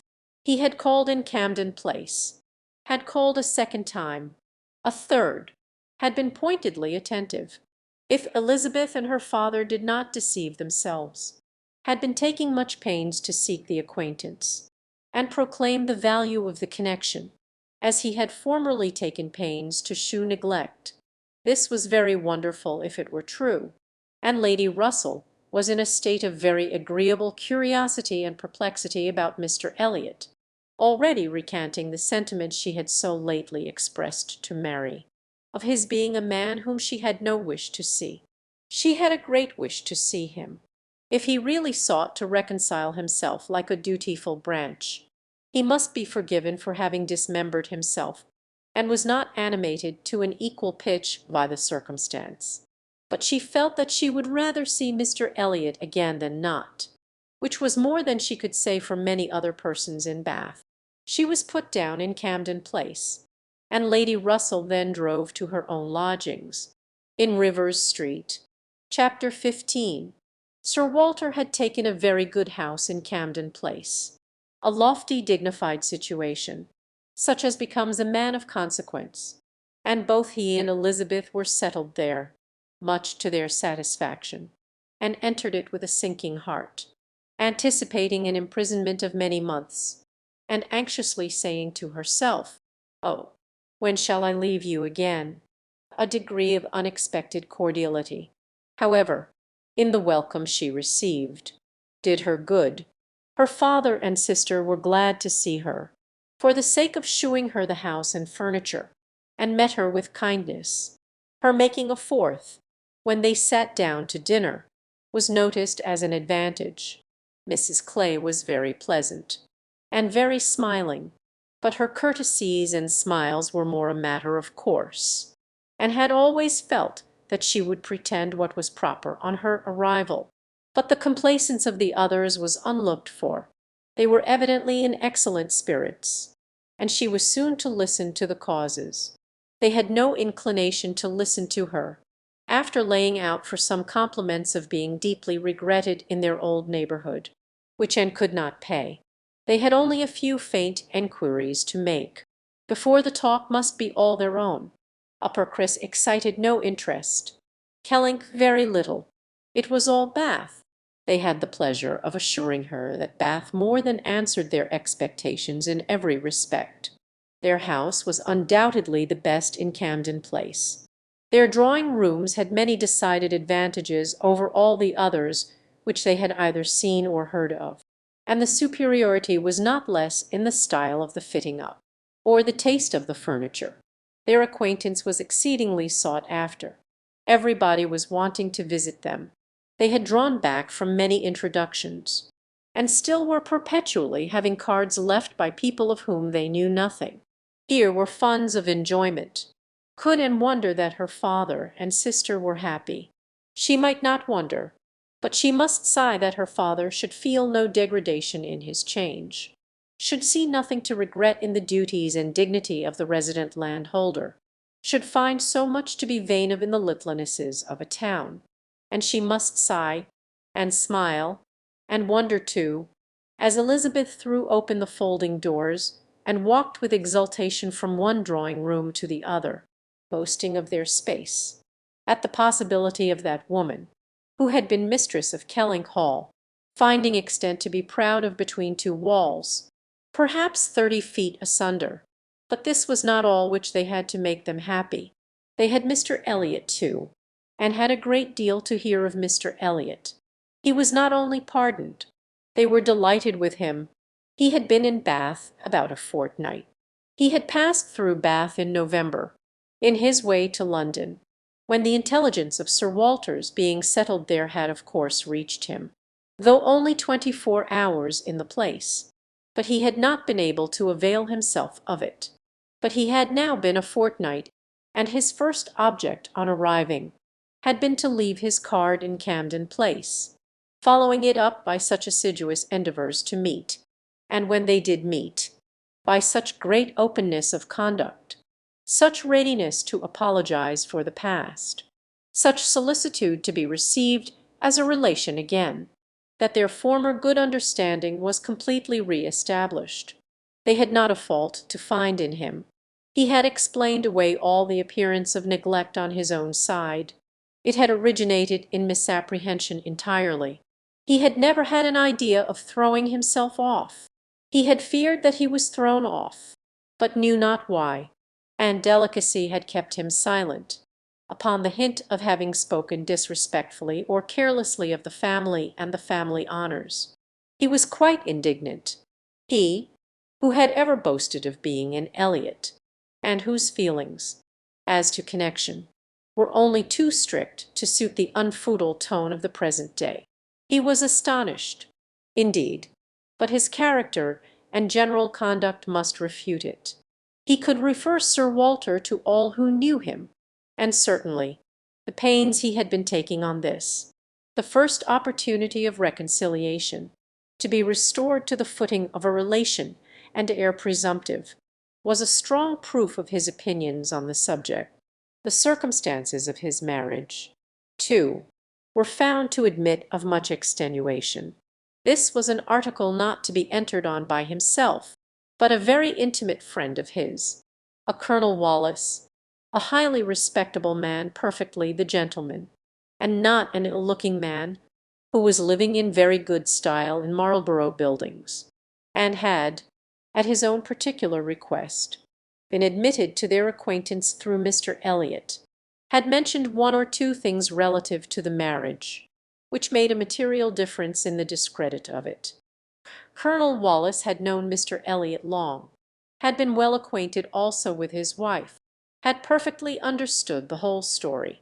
She was certainly not a woman of family, but well educated, accomplished, rich, and excessively in love with his friend. There had been the charm. She had sought him. Without that attraction, not all her money would have tempted Elliot, and Sir Walter was, moreover, assured of her having been a very fine woman. Here was a great deal to soften the business. A very fine woman with a large fortune, in love with him. Sir Walter seemed to admit it as complete apology, and though Elizabeth could not see the circumstance in quite so favourable a light, she allowed it be a great extenuation. Mr. Elliot had called repeatedly, had dined with them once, evidently delighted by the distinction of being asked, for they gave no dinners in general, delighted, in short, by every proof of Cowsonley notice, and placing his whole happiness in being on intimate terms in Camden Place, and listened, but without quite understanding it. Allowances, large allowances, she knew, must be made for the ideas of those who spoke. She heard it all under embellishment. All that sounded extravagant or irrational in the progress of the reconciliation might have no origin but in the language of the relators. Still, however, she had the sensation of there being something more than immediately appeared in Mr. Elliot's wishing, after an interval of so many years, to be well received by them. In a worldly view, he had nothing to gain by being on terms with Sir Walter, nothing to risk by a state of variance. In all probability he was already the richer of the two, and the Kellynch estate would as surely be his hereafter as the title. A sensible man, and he had looked like a very sensible man, why should it be an object to him? She could only offer one solution.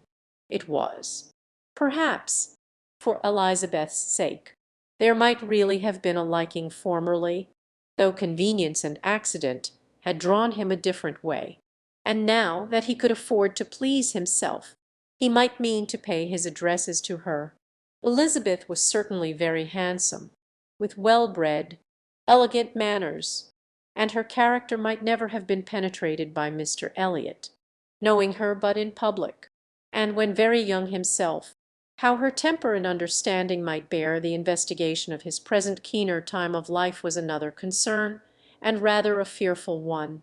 Most earnestly did she wish that he might not be too nice, or too observant if Elizabeth were his object, and that Elizabeth was disposed to believe herself so, and that her friend Mrs. Clay was encouraging the idea, seemed apparent by a glance or two between them, while Mr. Elliot's frequent visits were talked of, and mentioned the glimpses she had had of him at Lyme, but without being much attended to. Oh, yes, perhaps it had been Mr. Elliot. They did not know. It might be him. Perhaps. They could not listen to her description of him.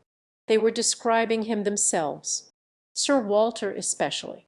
He did justice to his very gentlemanlike appearance, his air of elegance and fashion, his good-shaped face, his sensible eye, but, at the same time, must lament his being very much underhung, a defect which time seemed to have increased. Nor could he pretend to say that 10 years had not altered almost every feature for the worse. Mr. Elliot appeared to think that Sir Walter was looking exactly as he had done when they last parted. But Sir Walter had not been able to return the compliment entirely, which had embarrassed him. He did not mean to complain. However, Mr. Elliot was better to look at than most men, and he had no objection to being seen with him anywhere. Mr. Elliot and his friends in Marlborough Buildings were talked of the whole evening. Colonel Wallis had been so impatient to be introduced to them, and Mr. Elliot so anxious that he should, and there was a Mrs. Wallis, at present known only to them by description, as she was in daily expectation of her confinement. But Mr. Elliot spoke of her as a most charming woman, quite worthy of being known in Camden Place, and as soon as she recovered they were to be acquainted. Sir Walter thought much of Mrs. Wallis. She was said to be an excessively pretty woman, beautiful. He longed to see her. He hoped she might make some amends for the many very plain faces he was continually passing in the streets.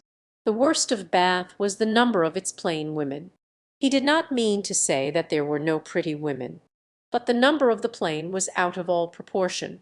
He had frequently observed, as he walked, that one handsome face would be followed by 30 or 35 frights, and once, as he had stood in a shop on Bond Street, he had counted 87 women go by, one after another, without there being a tolerable face among them. It had been a frosty morning, to be sure, a sharp frost, which hardly one woman in 1,000 could stand the test of. But still, there certainly were a dreadful multitude of ugly women in Bath, and as for the men, they were infinitely worse. Such scarecrows as the streets were full of. It was evident how little the women were used to the sight of anything tolerable. by the effect which a man of decent appearance produced. He had never walked anywhere arm in arm with Colonel Wallace, who was a fine military figure, though sandy-haired, without observing that every woman's eye was upon him. Every woman's eye was sure to be upon Colonel Wallace. Modest Sir Walter! He was not allowed to escape. However, his daughter and Mrs. Clay united in hinting that Colonel Wallace's companion might have as good a figure as Colonel Wallace, and certainly was not sandy-haired. "How is Mary looking?" said Sir Walter, in the height of his good humour. "The last time I saw her she had a red nose. But I hope that may not happen every day." "Oh, no, that must have been quite accidental. In general she has been in very good health and very good looks since Michaelmas. If I thought it would not tempt her to go out in sharp winds and grow coarse, I would send her a new hat and pelisse, and was considering whether she should venture to suggest that a gown, or a cap, would not be liable to any such misuse, when a knock at the door suspended everything. A knock at the door, and so late. It was 10 o'clock. Could it be Mr. Elliot? They knew he was to dine in Lansdowne Crescent. It was possible that he might stop in his way home to ask them how they did. They could think of no one else. Mrs. Clay decidedly thought it Mr. Elliot's knock. Mrs. Clay was right. With all the state which a butler and footboy could give, Mr. Elliot was ushered into the room. It was the very same man, with no difference but of dress, and drew a little back, while the others received his compliments, and her sister his apologies for calling at so unusual an hour. But he could not be so near without wishing to know that neither she nor her friend had taken cold the day before, and see, which was all as politely done, and as politely taken, as possible. But her part must follow then. Sir Walter talked of his youngest daughter.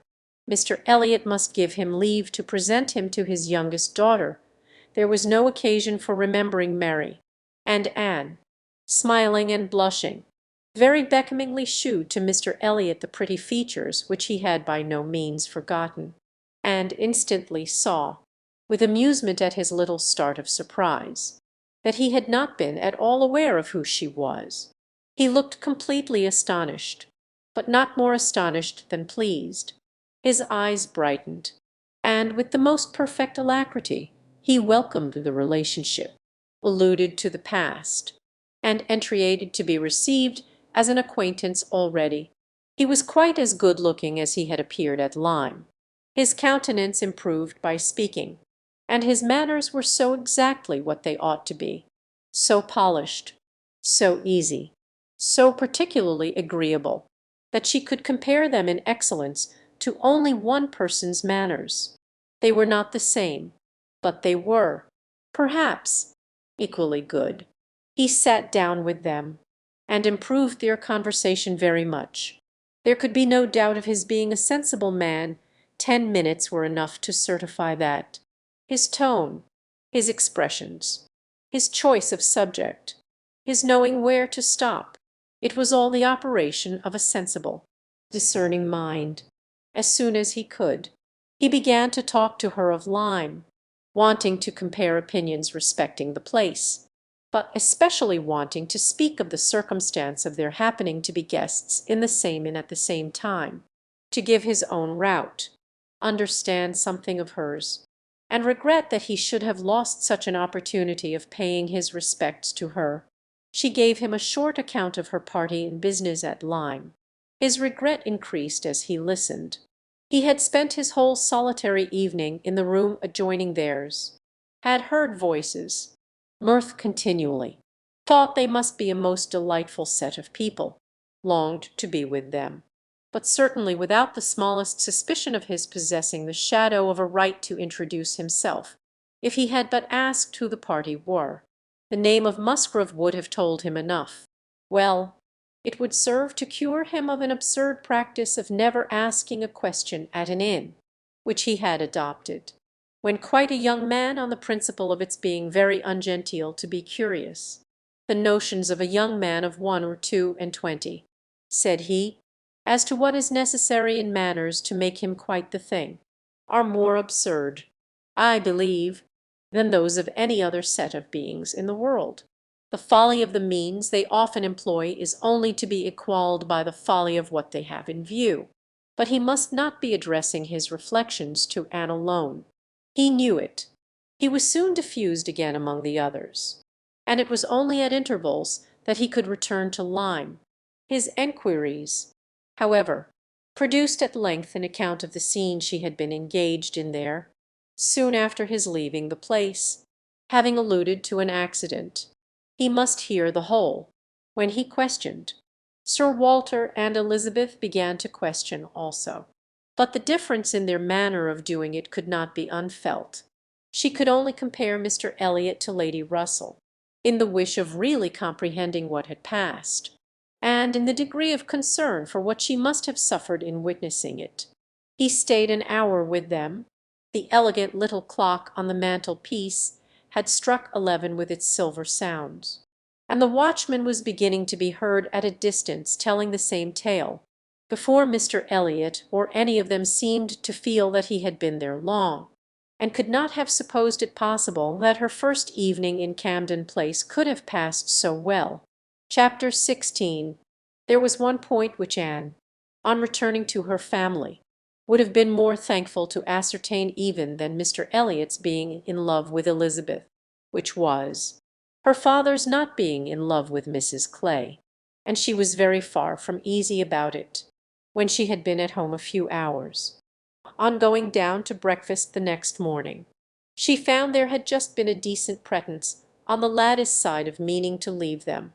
She could imagine Mrs. Clay to have said that now Miss Anne was come, she could not suppose herself at all wanted, for Elizabeth was replying in a sort of whisper, "That must not be any reason.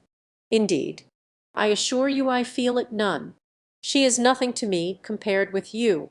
And she was in full time to hear her father say, "My dear madam, this must not be. As yet you have seen nothing of Bath. You have been here only to be useful. You must not run away from us now. You must stay to be acquainted with Mrs. Wallace, the beautiful Mrs. Wallace, to your fine mind.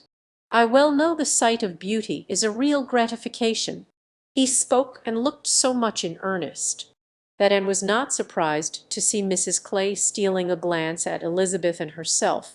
Her countenance, perhaps, might express some watchfulness, but the praise of the fine mind did not appear to excite a thought in her sister.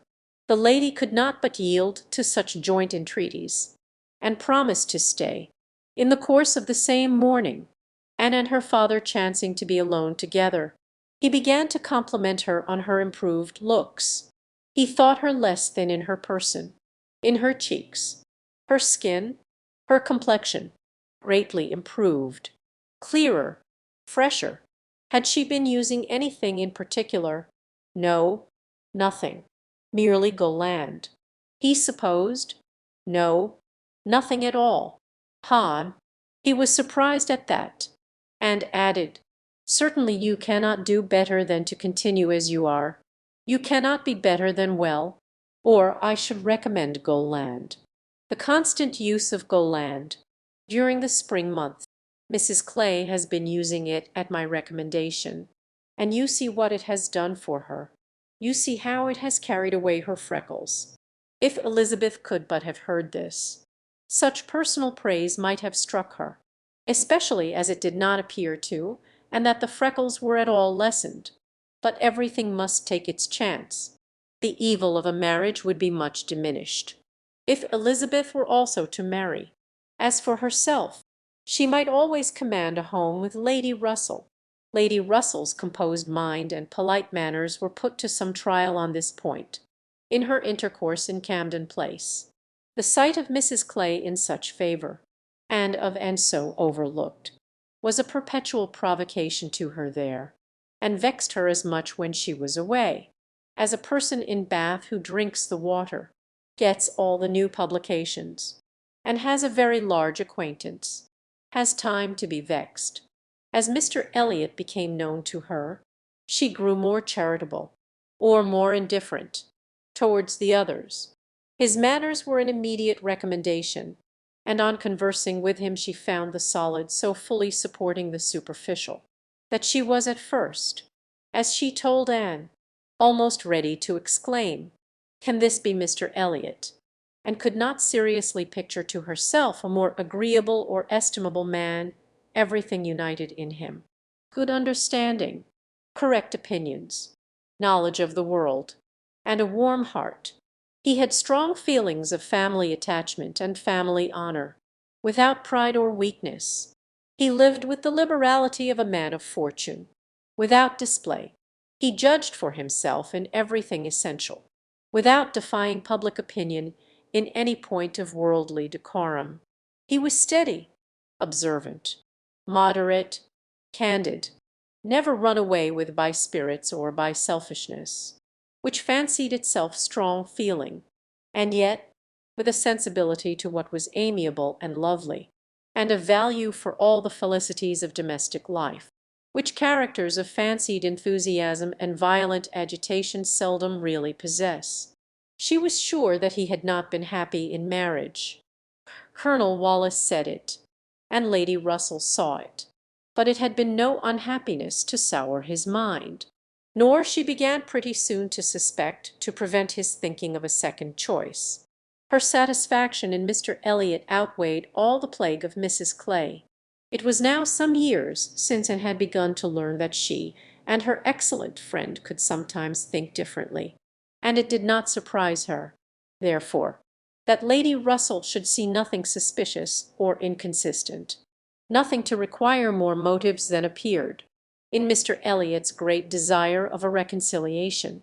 In Lady Russell's view, it was perfectly natural that Mr. Elliot, at a mature time of life, should feel it a most desirable object, and what would very generally recommend him among all sensible people, to be on good terms with the head of his family. The simplest process in the world of time upon a head naturally clear, and only erring in the heyday of youth, and presumed, however, still to smile about it, and at last to mention Elizabeth. Lady Russell listened, and looked, and made only this cautious reply: "Elizabeth, very well, time will explain." It was a reference to the future, which Anne, after a little observation, felt she must submit to. She could determine nothing at present. In that house Elizabeth must be first, and she was in the habit of such general observance as Miss Elliot, that any particularity of attention seemed almost impossible. Mr. Elliot, too, it must be remembered, had not been a widower 7 months. A little delay on his side might be very excusable, in fact, and could never see the crape round his hat, without fearing that she was the inexcusable one, in attributing to him such imaginations. For though his marriage had not been very happy, still it had existed so many years that she could not comprehend a very rapid recovery from the awful impression of its being dissolved, however it might end. He was without any question their pleasantest acquaintance in Bath. She saw nobody equal to him, and it was a great indulgence now and then to talk to him about Lyme, which he seemed to have as lively a wish to see again, and to see more of, as herself. They went through the particulars of their first meeting a great many times. He gave her to understand that he had looked at her with some earnestness. She knew it well, and she remembered another person's look also. They did not always think alike. His value for rank and connection she perceived was greater than hers. It was not merely complaisance. It must be a liking to the cause, which made him enter warmly into her father and sister's solicitude as on a subject which she thought unworthy to excite them. The Bath paper one morning announced the arrival of the Dowager Viscountess Dalrymple and her daughter, the Honourable Miss Carteret, and all the comfort of No. Camden Place was swept away for many days, for the Dalrymples, in Anna's opinion, most unfortunately were cousins of the Elliots, and the agony was how to introduce themselves properly, and had never seen her father, and sister before in contact with nobility, and she must acknowledge herself disappointed. She had hoped better things from their high ideas of their own situation in life, and was reduced to form a wish which she had never foreseen, a wish that they had more pride. For our cousins Lady Dalrymple and Miss Carteret, our cousins, the Dalrymples, sounded in her ears all day long. Sir Walter had once been in company with the late Viscount, but had never seen any of the rest of the family, and the difficulties of the case arose from there having been a suspension of all intercourse by letters of ceremony, ever since the death of that said late Viscount, when, in consequence of a dangerous illness of Sir Walter's at the same time, there had been an unlucky omission at Kellynch. No letter of condolence had been sent to Ireland. The neglect had been visited on the head of the sinner, for when poor Lady Elliot died herself, no letter of condolence was received at Kellynch, and, consequently, there was but too much reason to apprehend that the Dalrymples considered the relationship as closed. How to have this anxious business set to rights, and be admitted as cousins again, was the question, and it was a question which, in a more rational manner, neither Lady Russell nor Mr. Elliot thought unimportant. Family connections were always worth preserving, good company always worth seeking. Lady Dalrymple had taken a house, for 3 months, in Laura Place, and would be living in style. She had been at Bath the year before, and Lady Russell had heard her spoken of as a charming woman. It was very desirable that the connection should be renewed, if it could be done, without any compromise of propriety on the side of the Elliots. Sir Walter, however, would choose his own means, and at last wrote a very fine letter of ample explanation, regret, and entreaty to his right honourable cousin. Neither Lady Russell nor Mr. Elliot could admire the letter, but it did all that was wanted, in bringing 3 lines of scrawl from the Dowager Viscountess. She was very much honoured, and should be happy in their acquaintance. The toils of the business were over. The sweets began. They visited in Laura Place. They had the cards of Dowager Viscountess Dalrymple and the Honourable Miss Carteret, to be arranged wherever they might be most visible, and our cousins in Laura Place, our cousin, Lady Dalrymple and Miss Carteret, were talked of to everybody, and was ashamed. Had Lady Dalrymple and her daughter even been very agreeable, she would still have been ashamed of the agitation they created. But they were nothing. There was no superiority of manner, accomplishment, or understanding. Lady Dalrymple had acquired the name of a charming woman, because she had a smile and a civil answer for everybody. Miss Carteret, with still less to say, was so plain and so awkward, that she would never have been tolerated in Camden Place but for her birth.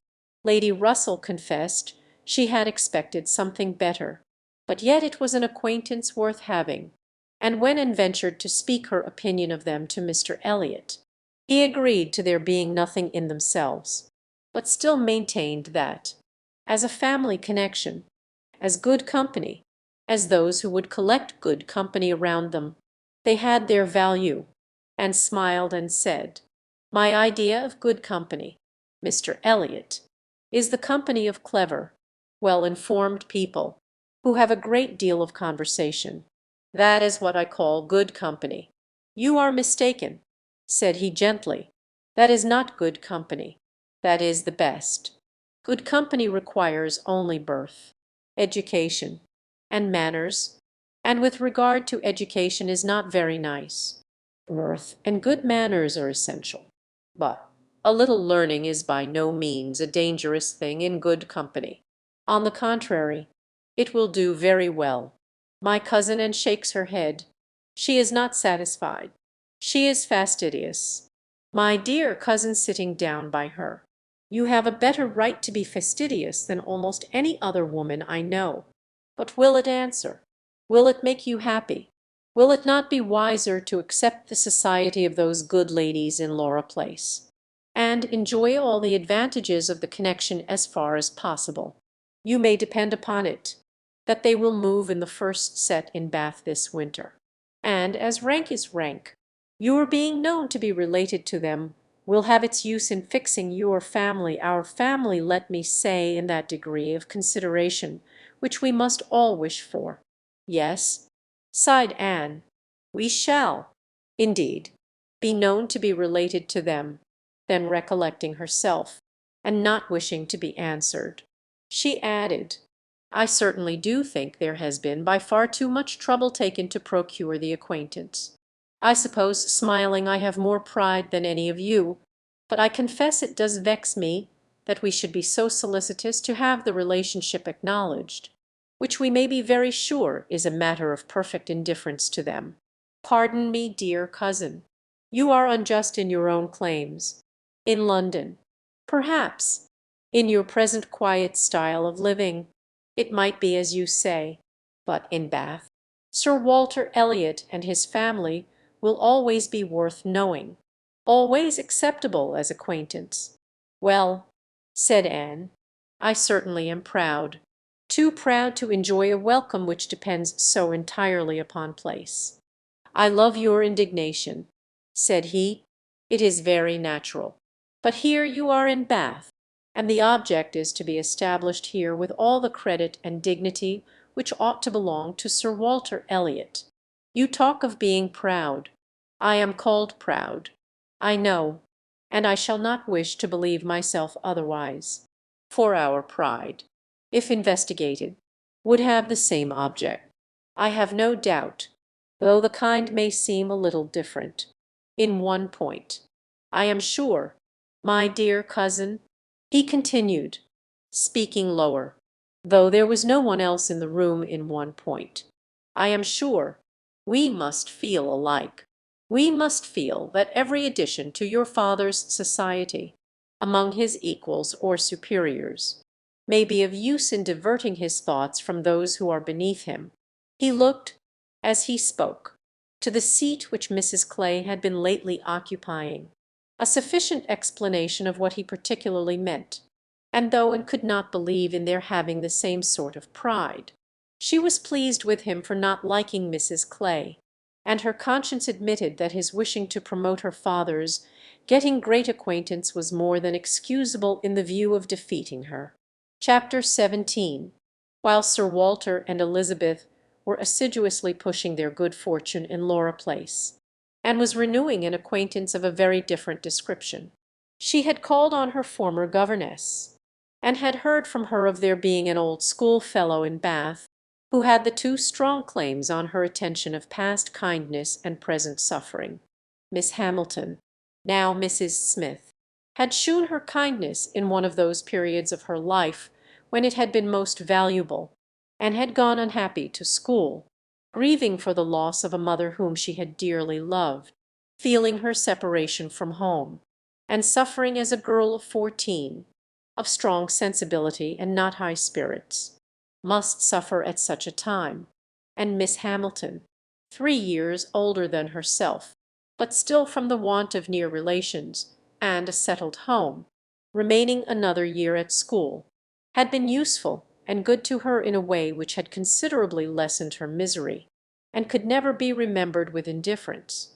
Miss Hamilton had left school, had married not long afterwards, was said to have married a man of fortune, and this was all that Anne had known of her, till now that their governess account brought her situation forward in a more decided but very different form.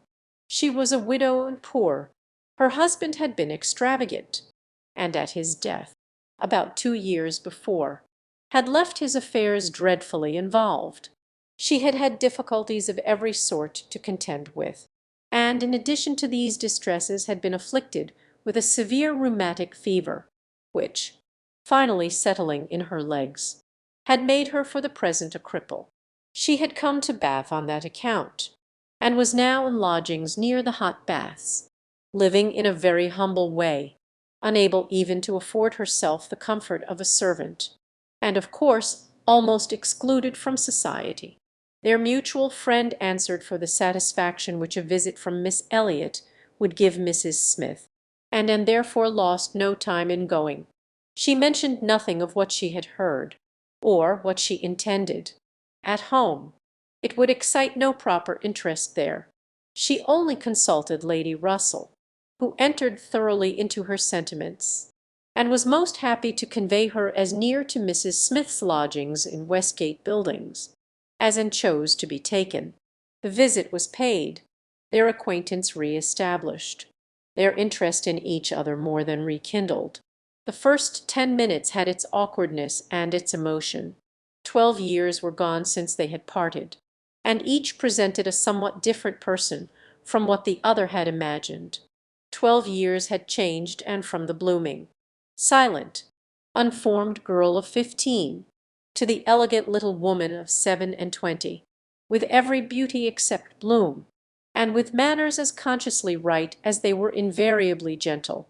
And 12 years had transformed the fine-looking, well-grown Miss Hamilton, in all the glow of health and confidence of superiority, into a poor, infirm, helpless widow, receiving the visit of her former protege as a favour.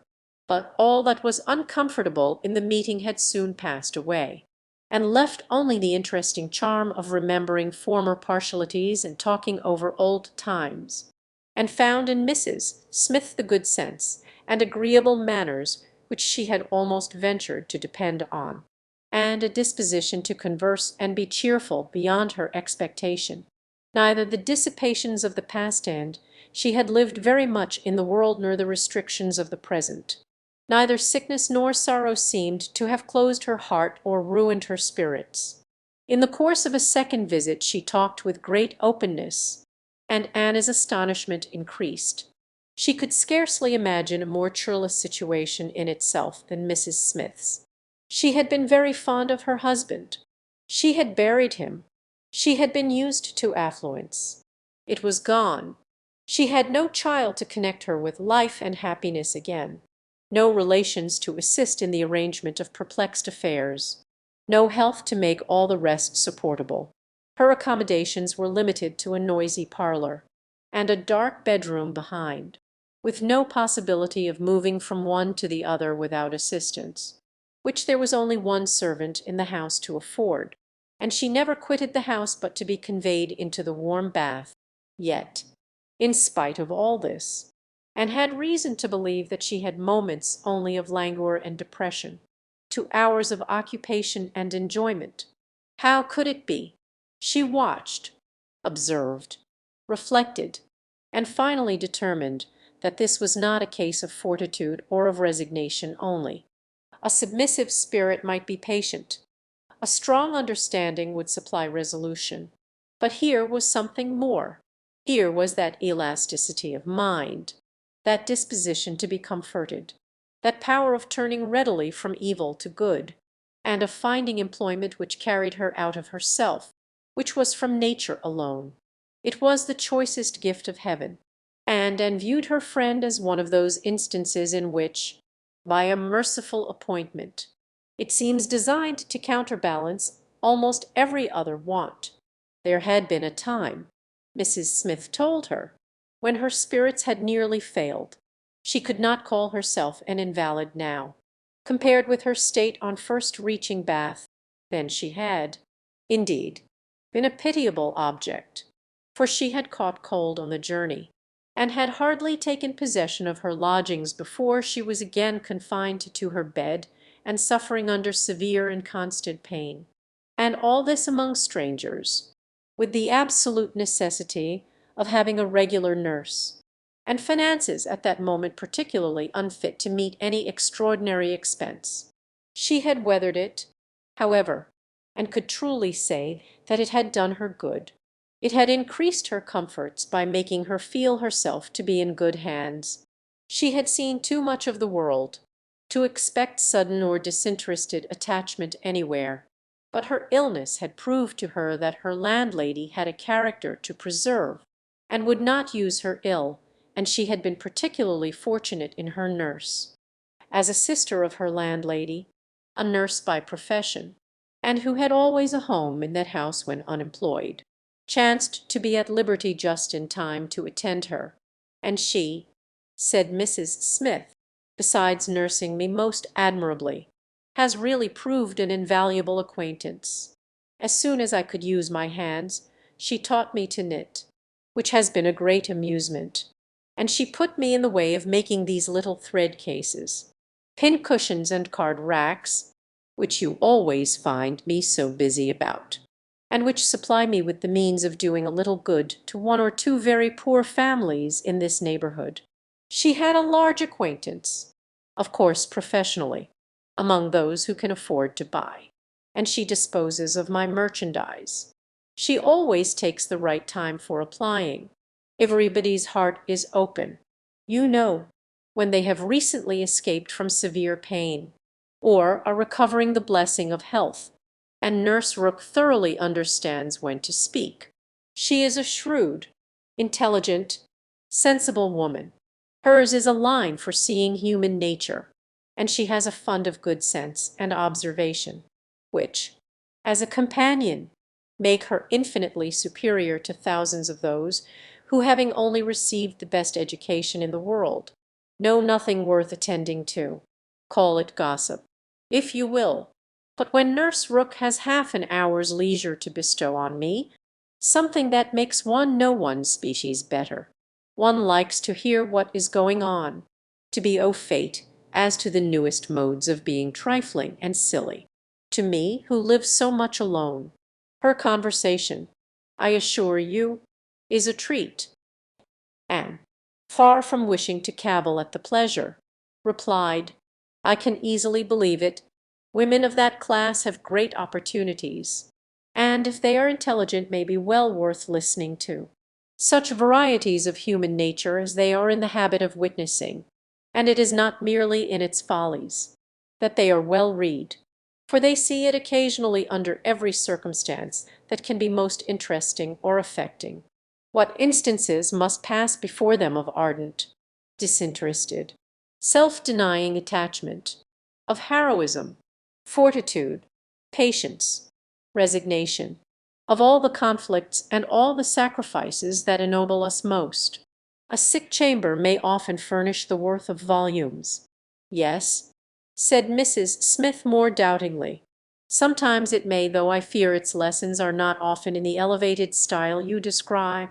Here and there, human nature may be great in times of trial, but generally speaking, it is its weakness and not its strength that appears in a sick chamber. It is selfishness and impatience rather than generosity and fortitude that one hears of. There is so little real friendship in the world, and unfortunately, speaking low and tremulously, there are so many who forget to think seriously till it is almost too late, and saw the misery of such feelings. The husband had not been what he ought, and the wife had been led among that part of mankind which made her think worse of the world than she hoped it deserved. It was but a passing emotion, however, with Mrs. Smith. She shook it off, and soon added in a different tone, "I do not suppose the situation my friend Mrs. Rook is in at present will furnish much either to interest or edify me, a mere pretty, silly, expensive, fashionable woman, I believe, and of course will have nothing to report but of lace and finery. I mean to make my profit of Mrs. Wallace. However, she has plenty of money, and I intend she shall buy all the high-priced things I have in hand now," and had called several times on her friend, before the existence of such a person was known in Camden Place. At last it became necessary to speak of her. Sir Walter, Elizabeth, and Mrs. Clay returned one morning from Laura Place, with a sudden invitation from Lady Dalrymple for the same evening, and Anne was already engaged to spend that evening in Westgate Buildings. She was not sorry for the excuse. They were only asked, she was sure, because Lady Dalrymple, being kept at home by a bad cold, was glad to make use of the relationship which had been so pressed on her, and she declined on her own account with great alacrity, was engaged to spend the evening with an old schoolfellow. They were not much interested in anything relative to Anne, but still there were questions enough asked to make it understood what this old schoolfellow was, and Elizabeth was disdainful, and Sir Walter severe. "Westgate Buildings," said he. "And who is Miss and Elliot to be visiting in Westgate Buildings?" "A Mrs. Smith, a widow Mrs. Smith." "And who was her husband?" "One of 5,000 Mr. Smiths, whose names are to be met with everywhere." "And what is her attraction?" "That she is old and sickly." "Upon my word, Miss Anne Elliot, you have the most extraordinary taste. Everything that revolts other people, low company, paltry rooms, foul air, disgusting associations are inviting to you. But surely you may put off this old lady till to-morrow. She is not so near her end, I presume, but that she may hope to see another day. What is her age?" "40." "No, sir, she is not 31. But I do not think I can put off my engagement, because it is the only evening for some time which will at once suit her and myself. She goes into the warm bath to-morrow, and for the rest of the week, you know, we are engaged." "But what does Lady Russell think of this acquaintance?" asked Elizabeth. "She sees nothing to blame in it," replied Anne. "On the contrary, she approves it, and has generally taken me when I have called on Mrs. Smith." Westgate Buildings must have been rather surprised by the appearance of a carriage drawn up near its pavement, observed Sir Walter. "Sir Henry Russell's widow, indeed, has no honours to distinguish her arms, but still it is a handsome equipage, and no doubt is well known to convey a Miss Elliot, a widow Mrs. Smith lodging in Westgate Buildings, a poor widow barely able to live, between 30 and 40, a mere Mrs. Smith, an everyday Mrs. Smith, of all people and all names in the world, to be the chosen friend of Miss Anne Elliot, and to be preferred by her to her own family connections among the nobility of England and Ireland. Mrs. Smith. Such a name. Mrs. Clay, who had been present while all this passed, now thought it advisable to leave the room, and could have said much, and did long to say a little in defence of her friends' not very dissimilar claims to theirs. But her sense of personal respect to her father prevented her. She made no reply. She left it to himself to recollect that Mrs. Smith was not the only widow in Bath between 30 and 40, with little to live on, and no surname of dignity, and kept her appointment. The others kept theirs. And of course she heard the next morning that they had had a delightful evening. She had been the only one of the set absent, for Sir Walter and Elizabeth had not only been quite at her ladyship's service themselves, but had actually been happy to be employed by her in collecting others, and had been at the trouble of inviting both Lady Russell and Mr. Elliot, and Mr. Elliot had made a point of leaving Colonel Wallis early, and Lady Russell had fresh arranged all her evening engagements in order to wait on her, and had the whole history of all that such an evening could supply from Lady Russell. To her its greatest interest must be in having been very much talked of between her friend and Mr. Elliot, in having been wished for, regretted, and at the same time honoured for staying away in such a cause. Her kind, compassionate visits to this old schoolfellow, sick and reduced, seemed to have quite delighted Mr. Elliot. He thought her a most extraordinary young woman, in her temper, manners, mind, a model of female excellence.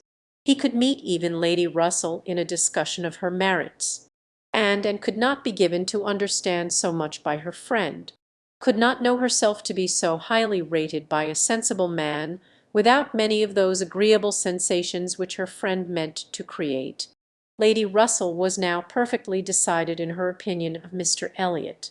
She was as much convinced of his meaning to gain Anne in time as of his deserving her, and was beginning to calculate the number of weeks which would free him from all the remaining restraints of widowhood, and leave him at liberty to exert his most open powers of pleasing. She would not speak to Anne with half the certainty she felt on the subject. She would venture on little more than hints of what might be hereafter, of a possible attachment on his side, of the desirableness of the alliance, supposing such attachment to be real, and returned, and heard her, and made no violent exclamations. She only smiled, blushed, and gently shook her head.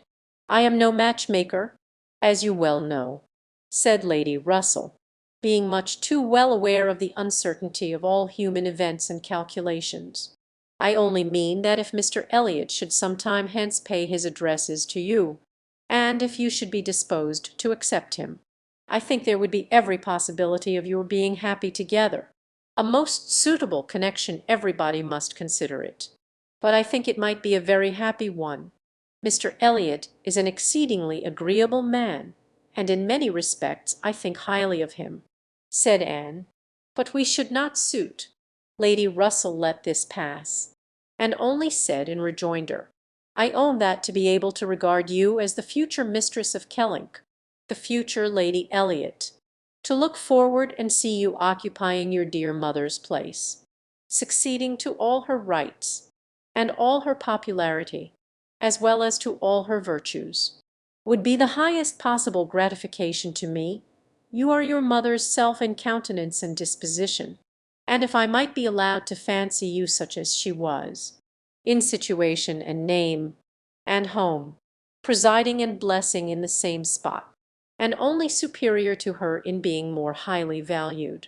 My dearest Anne, it would give me more delight than is often felt at my time of life," and was obliged to turn away, to rise, to walk to a distant table, and, leaning there in pretended employment, try to subdue the feelings this picture excited. For a few moments her imagination and her heart were bewitched. The idea of becoming what her mother had been, of having the precious name of Lady Elliot first revived in herself, of being restored to Kellynch, calling it her home again, her home for ever, was a charm which she could not immediately resist.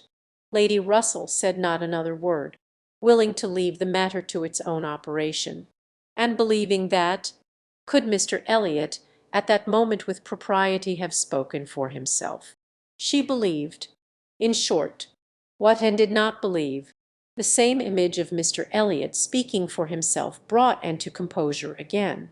The charm of Kellynch and of Lady Elliot all faded away.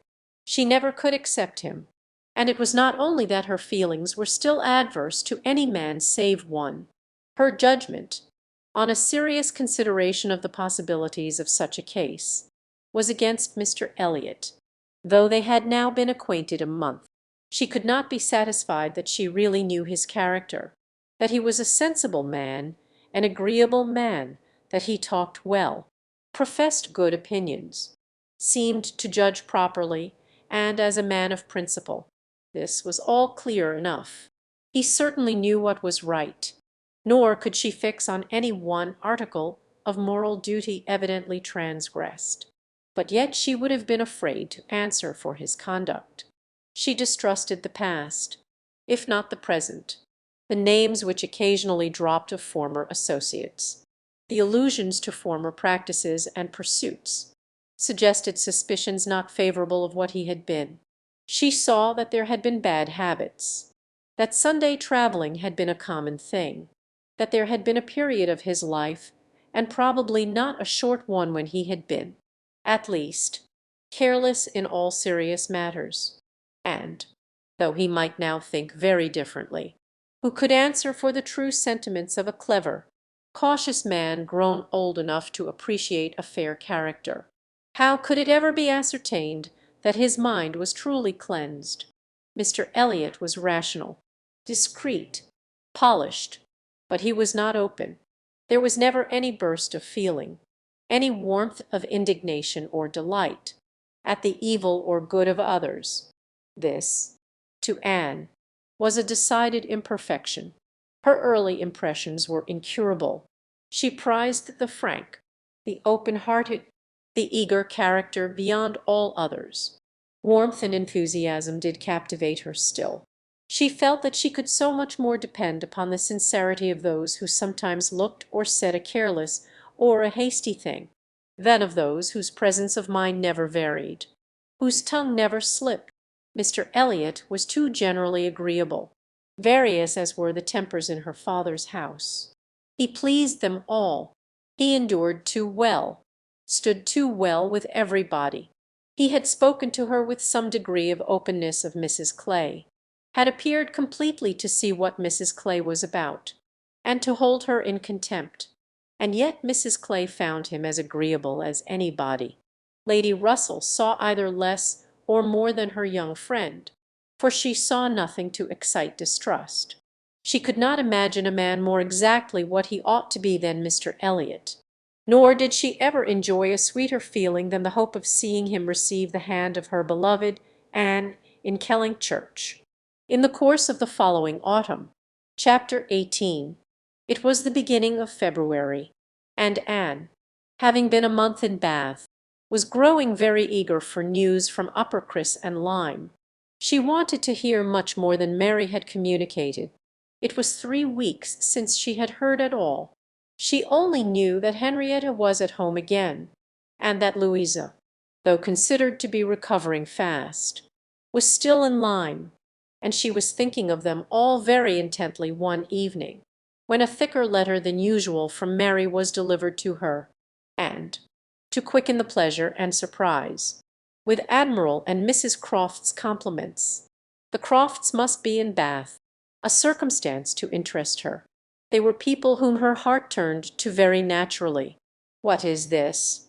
cried Sir Walter. "The Crofts have arrived in Bath, the Crofts who rent Kellynch. What have they brought you?" "A letter from Uppercross Cottage, sir." "Oh, those letters are convenient passports. They secure an introduction. I should have visited Admiral Croft. However, at any rate, I know what is due to my tenant," and could listen no longer. She could not even have told how the poor Admiral's complexion escaped. Her letter engrossed her. It had been begun several days back. February 1st. My dear Anne, I make no apology for my silence, because I know how little people think of letters in such a place as Bath. You must be a great deal too happy to care for Uppercross, which, as you well know, affords little to write about. We have had a very dull Christmas. Mr. and Mrs. Musgrove have not had one dinner party all the holidays. I do not reckon the Hayters as anybody. The holidays, however, are over at last.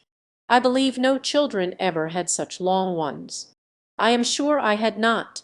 The house was cleared yesterday, except of the little Harvilles. But you will be surprised to hear they have never gone home. Mrs. Harville must be an odd mother to part with them so long. I do not understand it. They are not at all nice children, in my opinion, but Mrs. Musgrove seems to like them quite as well, if not better, than her grandchildren. What dreadful weather we have had!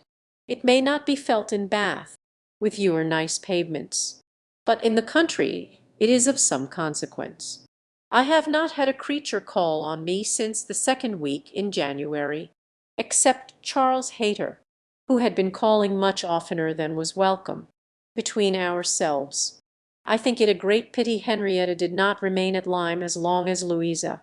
It would have kept her a little out of his way. The carriage is gone to-day to bring Louisa and the Harvilles to-morrow.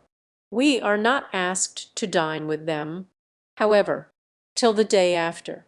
Mrs. Musgrove is so afraid of her being fatigued by the journey, which is not very likely, considering the care that will be taken of her, and it would be much more convenient to me to dine there to-morrow. I am glad you find Mr. Elliot so agreeable, and wish I could be acquainted with him too. But I have my usual luck. I am always out of the way when anything desirable is going on, always the last of my family to be noticed. What an immense time Mrs. Clay has been staying with Elizabeth! Does she never mean to go away? But perhaps if she were to leave the room vacant, we might not be invited. Let me know what you think of this. I do not expect my children to be asked. You know, I can leave them at the great house very well, for a month or 6 weeks. I have this moment heard that the Crofts are going to Bath almost immediately. They think the Admiral gouty. Charles heard it quite by chance. They have not had the civility to give me any notice, or of offering to take anything. I do not think they improve at all as neighbors. We see nothing of them, and this is really an instance of gross inattention. Charles joins me in love, and everything proper. Yours affectionately, Mary M. I am sorry to say that I am very far from well, and Jemima has just told me that the butcher says there is a bad sore throat very much about. I dare say I shall catch it, and my sore throats, you know, are always worse than anybody's. So ended the first part, which had been afterwards put into an envelope, containing nearly as much more. I kept my letter open, that I might send you word how Louisa bore her journey, and now I am extremely glad I did, having a great deal to add. In the first place, I had a note from Mrs. Croft yesterday, offering to convey anything to you, a very kind, friendly note indeed, addressed to me just as it ought. I shall therefore be able to make my letter as long as I like. The Admiral does not seem very ill, and I sincerely hope Bath will do him all the good he wants. I shall be truly glad to have them back again. Our neighborhood cannot spare such a pleasant family. But now for Louisa. I have something to communicate that will astonish you not a little.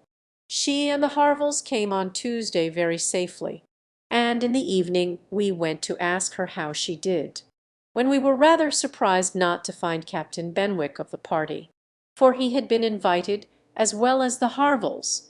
And what do you think was the reason?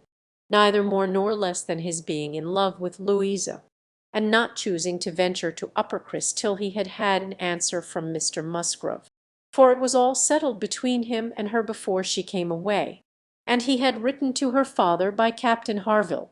True? Upon my honour. Are not you astonished? I shall be surprised at least if you ever received a hint of it, for I never did. Mrs. Musgrove protests solemnly that she knew nothing of the matter. We are all very well pleased, however, for though it is not equal to her marrying Captain Wentworth, it is infinitely better than Charles Hayter, and Mr. Musgrove has written his consent, and Captain Benwick is expected to-day. Mrs. Harville says her husband feels a good deal on his poor sister's account, but, however, Louisa is a great favourite with both. Indeed, Mrs. Harville and I quite agree that we love her the better for having nursed her. Charles wonders what Captain Wentworth will say. But if you remember, I never thought him attached to Louisa. I never could see anything of it. And this is the end, you see, of Captain Benwick's being supposed to be an admirer of yours. How Charles could take such a thing into his head was always incomprehensible to me. I hope he will be more agreeable now. Certainly not a great match for Louisa Musgrove, but a million times better than marrying among the Hayters. Mary need not have feared her sister's being in any degree prepared for the news. She had never in her life been more astonished. Captain Benwick and Louisa Musgrove. It was almost too wonderful for belief, and it was with the greatest effort that she could remain in the room, preserve an air of calmness, and answer the common questions of the moment. Happily for her, they were not many. Sir Walter wanted to know whether the Crofts travelled with 4 horses, and whether they were likely to be situated in such a part of Bath as it might suit Miss Elliot and himself to visit in, but had little curiosity beyond. "How is Mary?" said Elizabeth, and without waiting for an answer. "And pray what brings the Crofts to Bath?" "They come on the Admiral's account. He is thought to be gouty." "Gout and decrepitude," said Sir Walter. "Poor old gentleman." "Have they any acquaintance here?" asked Elizabeth. "I do not know, but I can hardly suppose that, at Admiral Croft's time of life, and in his profession, he should not have many acquaintance in such a place as this. I suspect," said Sir Walter coolly, "that Admiral Croft will be best known in Bath as the renter of Kelling Hall. Elizabeth, may we venture to present him and his wife in Laura Place?" "Oh, No, I think not. Situated as we are with Lady Dalrymple, cousins, we ought to be very careful not to embarrass her with acquaintance she might not approve. If we were not related, it would not signify, but as cousins, she would feel scrupulous as to any proposal of ours. We had better leave the Crofts to find their own level. There are several odd-looking men walking about here, who, I am told, are sailors. The Crofts will associate with them. This was Sir Walter and Elizabeth's share of interest in the letter, when Mrs. Clay had paid her tribute of more decent attention, in an inquiry after Mrs. Charles Musgrove and her fine little boys, and was at liberty, in her own room. She tried to comprehend it. Well might Charles wonder how Captain Wentworth would feel. Perhaps he had quitted the field, had given Louisa up, had ceased to love, had found he did not love her. She could not endure the idea of treachery or levity, or anything akin to ill usage between him and his friend. She could not endure that such a friendship as theirs should be severed unfairly. Captain Benwick and Louisa Musgrove, the high-spirited, joyous-talking Louisa Musgrove, and the dejected, thinking, feeling, reading Captain Benwick, seemed each of them everything that would not suit the other, their minds most dissimilar. Where could have been the attraction? The answer soon presented itself. It had been in situation. They had been thrown together several weeks. They had been living in the same small family party. Since Henrietta's coming away, they must have been depending almost entirely on each other, and Louisa, just recovering from illness, had been in an interesting state, and Captain Benwick was not inconsolable. That was a point which he had not been able to avoid suspecting before, and instead of drawing the same conclusion as Mary from the present course of events, they served only to confirm the idea of his having felt some dawning of tenderness toward herself. She did not mean, however, to derive much more from it to gratify her vanity than Mary might have allowed. She was persuaded that any tolerably pleasing young woman who had listened and seemed to feel for him would have received the same compliment. He had an affectionate heart. He must love somebody. She saw no reason against their being happy. Louisa had fine naval fervour to begin with, and they would soon grow more alike. He would gain cheerfulness, and she would learn to be an enthusiast for Scott and Lord Byron. Nay, that was probably learnt already. Of course they had fallen in love over poetry. The idea of Louisa Musgrove turned into a person of literary taste, and sentimental reflection was amusing, but she had no doubt of its being so. The day at Lyme, the fall from the Cobb, might influence her health, her nerves, her courage, her character to the end of her life, as thoroughly as it appeared to have influenced her fate. The conclusion of the whole was, that if the woman who had been sensible of Captain Wentworth's merits could be allowed to prefer another man, there was nothing in the engagement to excite lasting wonder, and if Captain Wentworth lost no friend by it, certainly nothing to be regretted. No, it was not regret which made Anna's heart beat and brought the colour into her cheeks when she thought of Captain Wentworth unshackled and free. She had some feelings which she was ashamed to investigate. They were too much like joy, senseless joy. She longed to see the Crofts. But when the meeting took place, it was evident that no rumour of the news had yet reached them. The visit of ceremony was paid and returned, and Louisa Musgrove was mentioned, and Captain Benwick, too, without even half a smile. The Crofts had placed themselves in lodgings in Gay Street, perfectly to Sir Walter's satisfaction. He was not at all ashamed of the acquaintance, and did, in fact, think and talk a great deal more about the Admiral than the Admiral ever thought or talked about him. The Crofts knew quite as many people in Bath as they wished for, and considered their intercourse with the Elliots as a mere matter of form, and not in the least likely to afford them any pleasure. They brought with them their country habit of being almost always together, He was ordered to walk to keep off the gout, and Mrs. Croft seemed to go shares with him in everything, and to walk for her life to do him good, and saw them wherever she went. Lady Russell took her out in her carriage almost every morning, and she never failed to think of them, and never failed to see them, knowing their feelings as she did. It was a most attractive picture of happiness to her.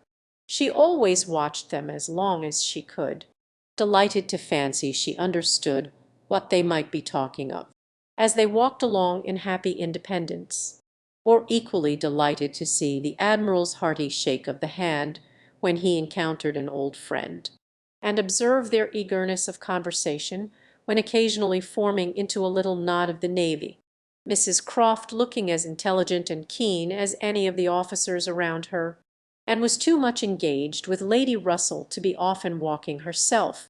But it so happened that one morning, about a week or 10 days after the Crofts' arrival, it suited her best to leave her friend, or her friend's carriage, in the lower part of the town, and return alone to Camden Place, and in walking up Milsom Street she had the good fortune to meet with the Admiral.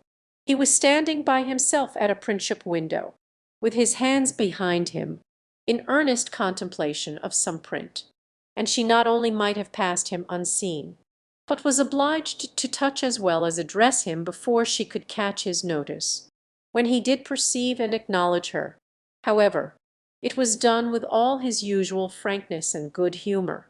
"Ha, is it you? Thank you, thank you.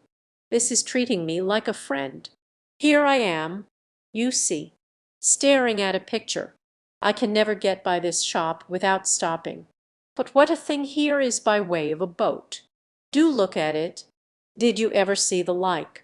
What queer fellows your fine painters must be, to think that anybody would venture their lives in such a shapeless old cockleshell as that.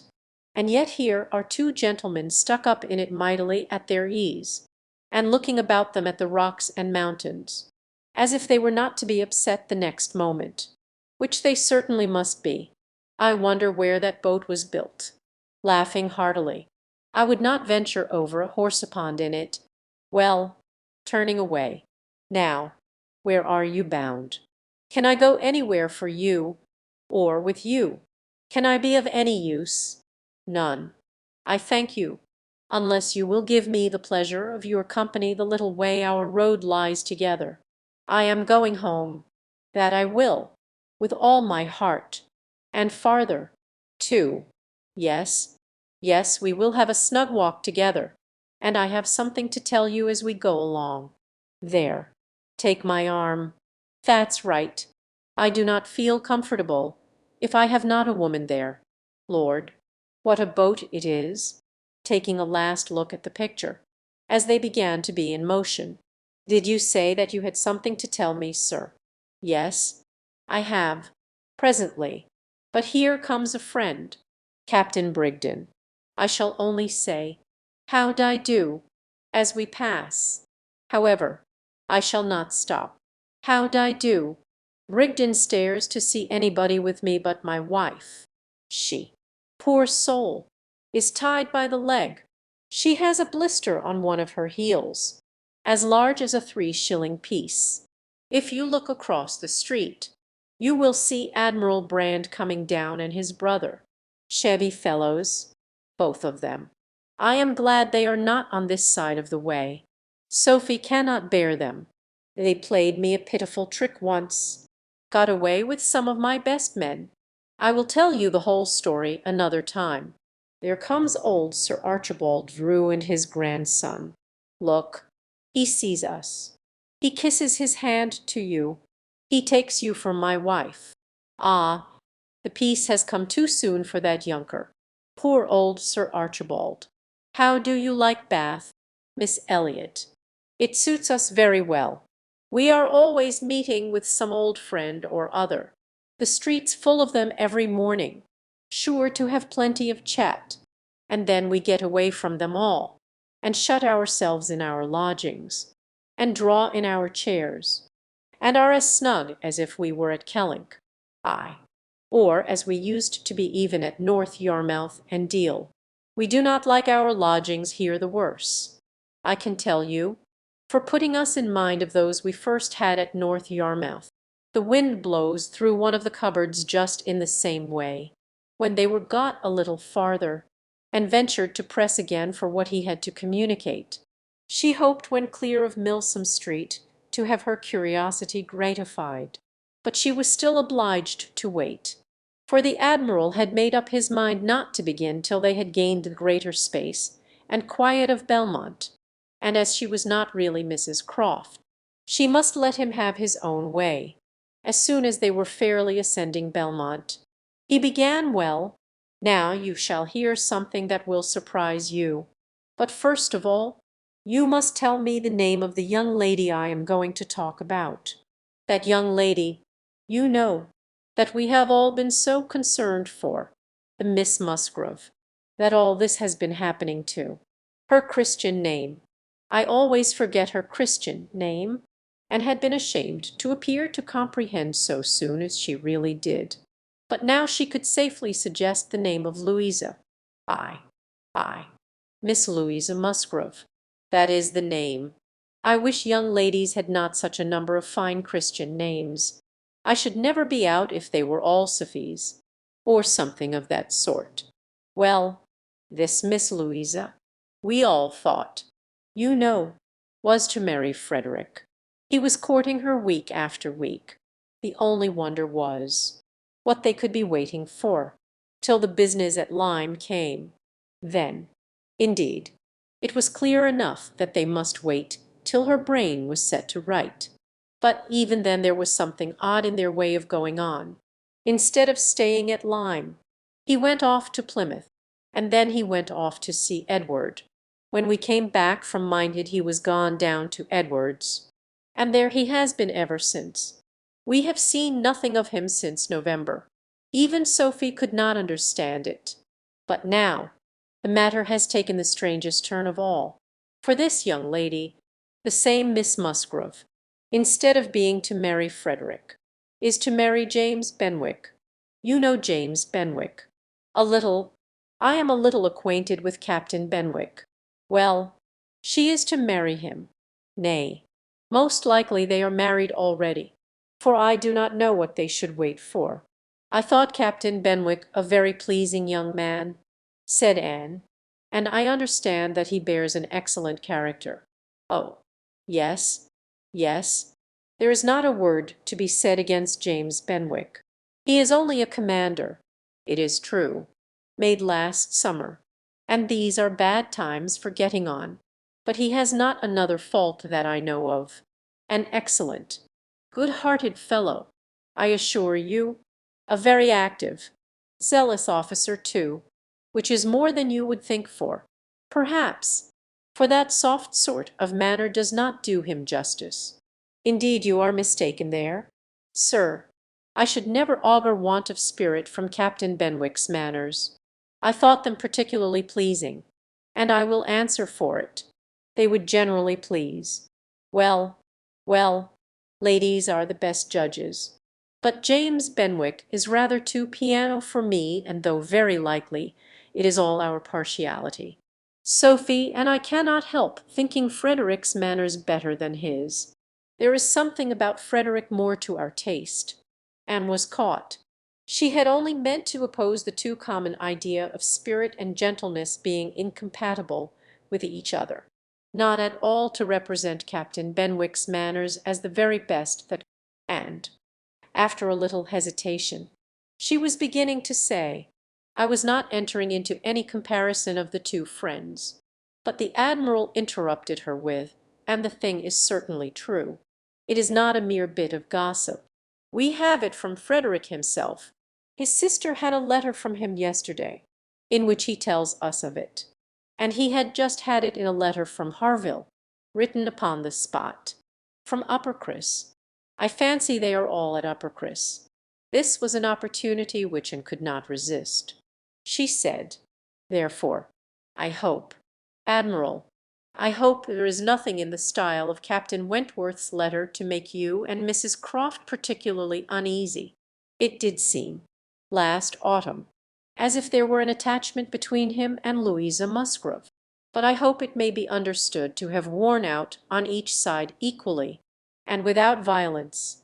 I hope his letter does not breathe the spirit of an ill-used man. Not at all. Not at all. There is not an oath or a murmur from beginning to end. And looked down to hide her smile. No, no. Frederick is not a man to whine and complain. He has too much spirit for that. If the girl likes another man better, it is very fit she should have him. Certainly. But what I mean is, that I hope there is nothing in Captain Wentworth's manner of writing to make you suppose he thinks himself ill-used by his friend, which might appear, you know, without its being absolutely said. I should be very sorry that such a friendship as has subsisted between him and Captain Benwick should be destroyed, or even wounded, by a circumstance of this sort. Yes, yes, I understand you. But there is nothing at all of that nature in the letter.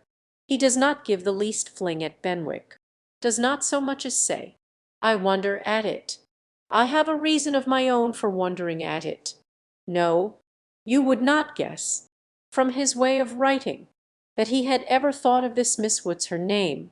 For himself, he very handsomely hopes they will be happy together, and there is nothing very unforgiving in that, I think, and did not receive the perfect conviction which the Admiral meant to convey. But it would have been useless to press the inquiry farther. She therefore satisfied herself with commonplace remarks or quiet attention, and the Admiral had it all his own way. "Poor Frederick!" said he at last. "Now he must begin all over again with somebody else. I think we must get him to Bath. Sophy must write, and beg him to come to Bath. Here are pretty girls enough. I am sure it would be of no use to go to Uppercross again, for that other Miss Musgrove, I find, is bespoke by her cousin, the young parson. Do not you think, Miss Elliot, we had better try to get him to Bath?" Chapter 19. While Admiral Croft was taking this walk with Anne, and expressing his wish of getting Captain Wentworth to Bath, Captain Wentworth was already on his way thither. Before Mrs. Croft had written, he was arrived, and the very next time Anne walked out, she saw him.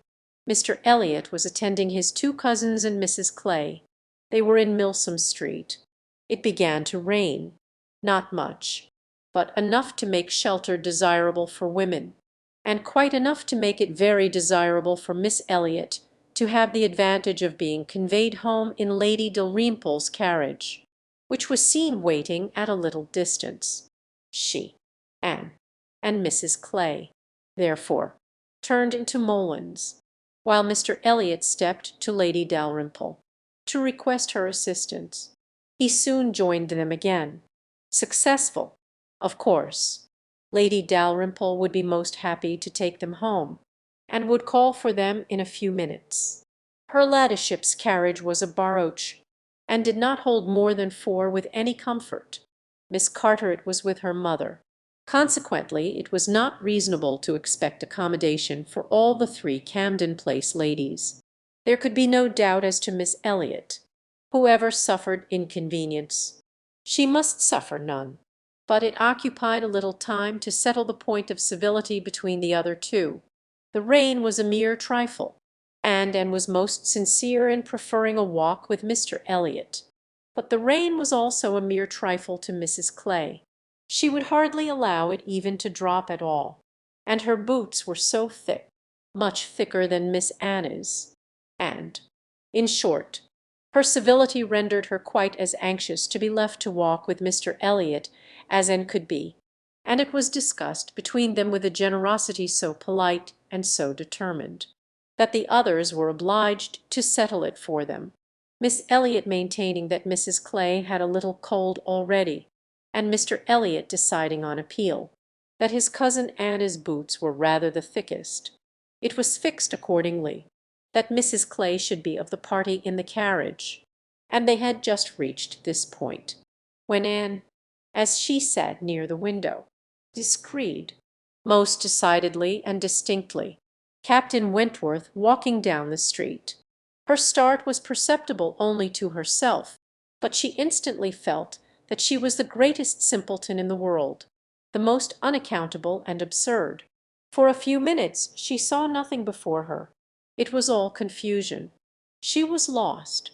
And when she had scolded back her senses, she found the others still waiting for the carriage, and Mr. Elliot always obliging, just setting off for Union Street on a commission of Mrs. Clay's.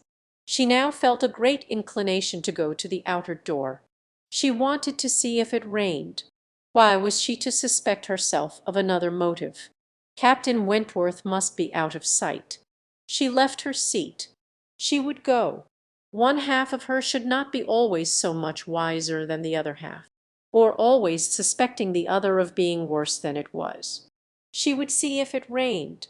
She was sent back, however, in a moment by the entrance of Captain Wentworth himself, among a party of gentlemen and ladies, evidently his acquaintance, and whom he must have joined a little below Milsom Street. He was more obviously struck and confused by the sight of her than she had ever observed before. He looked quite red, for the first time, since their renewed acquaintance. She felt that she was betraying the least sensibility of the two. She had the advantage of him in the preparation of the last few moments. All the overpowering, blinding, bewildering first effects of strong surprise were over with her. Still, however, she had enough to feel. It was agitation, pain, pleasure, a something between delight and misery. He spoke to her, and then turned away. The character of his manner was embarrassment. She could not have called it either cold or friendly, or anything so certainly as embarrassed. After a short interval, however, he came towards her, and spoke again. Mutual enquiries on common subjects passed, neither of them, probably, much the wiser for what they heard, and continuing fully sensible of his being less at ease than formerly, they had by dint of being so very much together got to speak to each other with a considerable portion of apparent indifference and calmness. But he could not do it now. Time had changed him, or Louisa had changed him. There was consciousness of some sort or other. He looked very well, not as if he had been suffering in health or spirits, and he talked of Uppercross, of the Musgroves, nay, even of Louisa, and had even a momentary look of his own arch significance as he named her. But yet it was Captain Wentworth not comfortable, not easy, not able to feign that he was. It did not surprise, but it grieved Anne to observe that Elizabeth would not know him. She saw that he saw Elizabeth, that Elizabeth saw him, that there was complete internal recognition on each side. She was convinced that he was ready to be acknowledged as an acquaintance, expecting it, and she had the pain of seeing her sister turn away with unalterable coldness. Lady Dalrymple's carriage, for which Miss Elliot was growing very impatient, now drew up. The servant came in to announce it. It was beginning to rain again, and altogether there was a delay, and a bustle, and a talking, which must make all the little crowd in the shop understand that Lady Dalrymple was calling to convey Miss Elliot.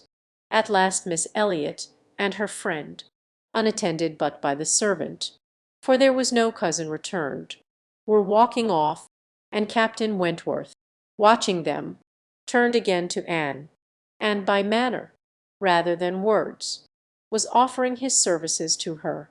"I am much obliged to you," was her answer, "but I am not going with them. The carriage would not accommodate so many. I walk? I prefer walking." "But it rains."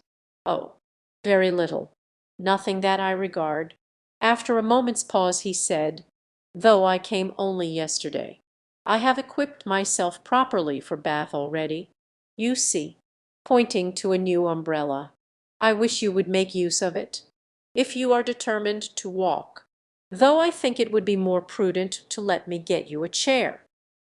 She was very much obliged to him, but declined it all, repeating her conviction that the rain would come to nothing at present, and adding, "I am only waiting for Mr. Elliot. He will be here in a moment, I am sure." She had hardly spoken the words when Mr. Elliot walked in. Captain Wentworth recollected him perfectly. There was no difference between him and the man who had stood on the steps at Lyme, admiring Anne as she passed, except in the air and look and manner of the privileged relation and friend. He came in with eagerness, appeared to see and think only of her, apologized for his stay, was grieved to have kept her waiting, and anxious to get her away without further loss of time and before the rain increased. And in another moment they walked off together, her arm under his, a gentle and embarrassed glance, and a "good morning to you" being all that she had time for. As she passed away, as soon as they were out of sight, the ladies of Captain Wentworth's party began talking of them. "Mr. Elliot does not dislike his cousin, I fancy." "Oh, no, that is clear enough.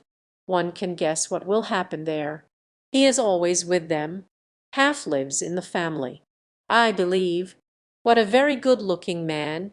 Yes, and Miss Atkinson, who dined with him once at the Wallace, says he is the most agreeable man she ever was in company with.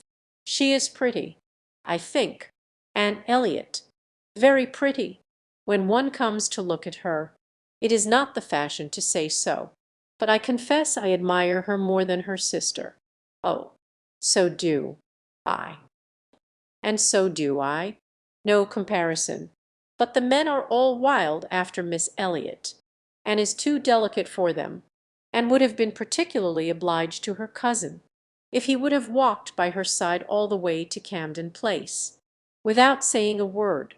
She had never found it so difficult to listen to him, though nothing could exceed his solicitude and care, and though his subjects were principally such as were wont to be always interesting, praise, warm, just, and discriminating, of Lady Russell, and insinuations highly rational against Mrs. Clay. But just now she could think only of Captain Wentworth. She could not understand his present feelings, whether he were really suffering much from disappointment or not.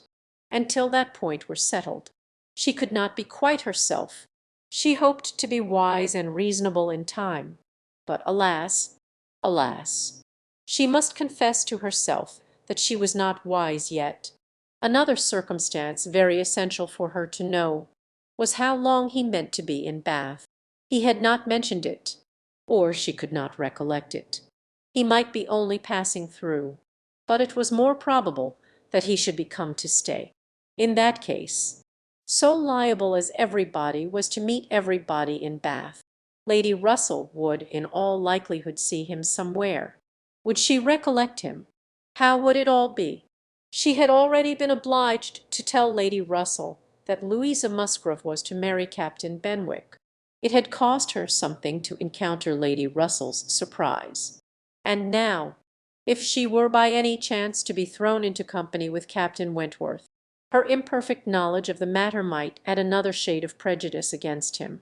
The following morning Anne was out with her friend, and for the first hour, in an incessant and fearful sort of watch for him in vain. But at last, in returning down Pulteney Street, she distinguished him on the right-hand pavement at such a distance as to have him in view the greater part of the street. There were many other men about him, many groups walking the same way, but there was no mistaking him. She looked instinctively at Lady Russell, but not from any mad idea of her recognizing him so soon as she did herself. No, it was not to be supposed that Lady Russell would perceive him till they were nearly opposite. She looked at her, however, from time to time, anxiously, and when the moment approached which must point him out, though not daring to look again for her own countenance she knew was unfit to be seen, she was yet perfectly conscious of Lady Russell's eyes being turned exactly in the direction for him of her being. In short, intently observing him, she could thoroughly comprehend the sort of fascination he must possess over Lady Russell's mind, the difficulty it must be for her to withdraw her eyes, the astonishment she must be feeling that 8 or 9 years should have passed over him, and in foreign climes and in active service too, without robbing him of one personal grace. At last Lady Russell drew back her head. Now, how would she speak of him? "You will wonder," said she, "what has been fixing my eye so long, but I was looking after some window curtains, which Lady Alicia and Mrs. Frankland were telling me of last night. They described the drawing-room window curtains of one of the houses on this side of the way, and this part of the street, as being the handsomest and best hung of any in Bath, but could not recollect the exact number, and I have been trying to find out which it could be. But I confess I can see no curtains hereabouts that answer their description," and sighed and blushed and smiled, in pity and disdain, either at her friend or herself. The part which provoked her most was that in all this waste of foresight and caution she should have lost the right moment for seeing whether he saw them. A day or two passed without producing anything. The theatre or the rooms, where he was most likely to be, were not fashionable enough, whose evening amusements were solely in the elegant stupidity of private parties, in which they were getting more and more engaged; and Anne, wearied of such a state of stagnation, sick of knowing nothing, and fancying herself stronger because her strength was not tried, was quite impatient for the concert evening. It was a concert for the benefit of a person patronised by Lady Dalrymple. Of course they must attend. It was really expected to be a good one, and Captain Wentworth was very fond of music. If she could only have a few minutes' conversation with him again, she fancied she should be satisfied; and as to the power of addressing him, she felt all over courage if the opportunity occurred. Elizabeth had turned from him. Lady Russell overlooked him. Her nerves were strengthened by these circumstances. She felt that she owed him attention. She had once partly promised Mrs. Smith to spend the evening with her, but in a short hurried call she excused herself, with the more decided promise of a longer visit on the morrow. Mrs. Smith gave a most good-humoured acquiescence. "By all means," said she. "Only tell me all about it. When you do come, who is your party?" and named them all. Mrs. Smith made no reply, but when she was leaving her said, and with an expression half serious, half arch, "Well, I heartily wish your concert may answer, and do not fail me to-morrow if you can come, for I begin to have a foreboding that I may not have many more visits from you," and was startled and confused, but after standing in a moment's suspense, was obliged, and not sorry to be obliged, to hurry away. Chapter 20. Sir Walter, his two daughters, and Mrs. Clay were the earliest of all their party at the rooms in the evening, and as Lady Dalrymple must be waited for, they took their station by one of the fires in the octagon room. But hardly were they so settled, when the door opened again, and Captain Wentworth walked in alone, and was the nearest to him, and making yet a little advance. She instantly spoke.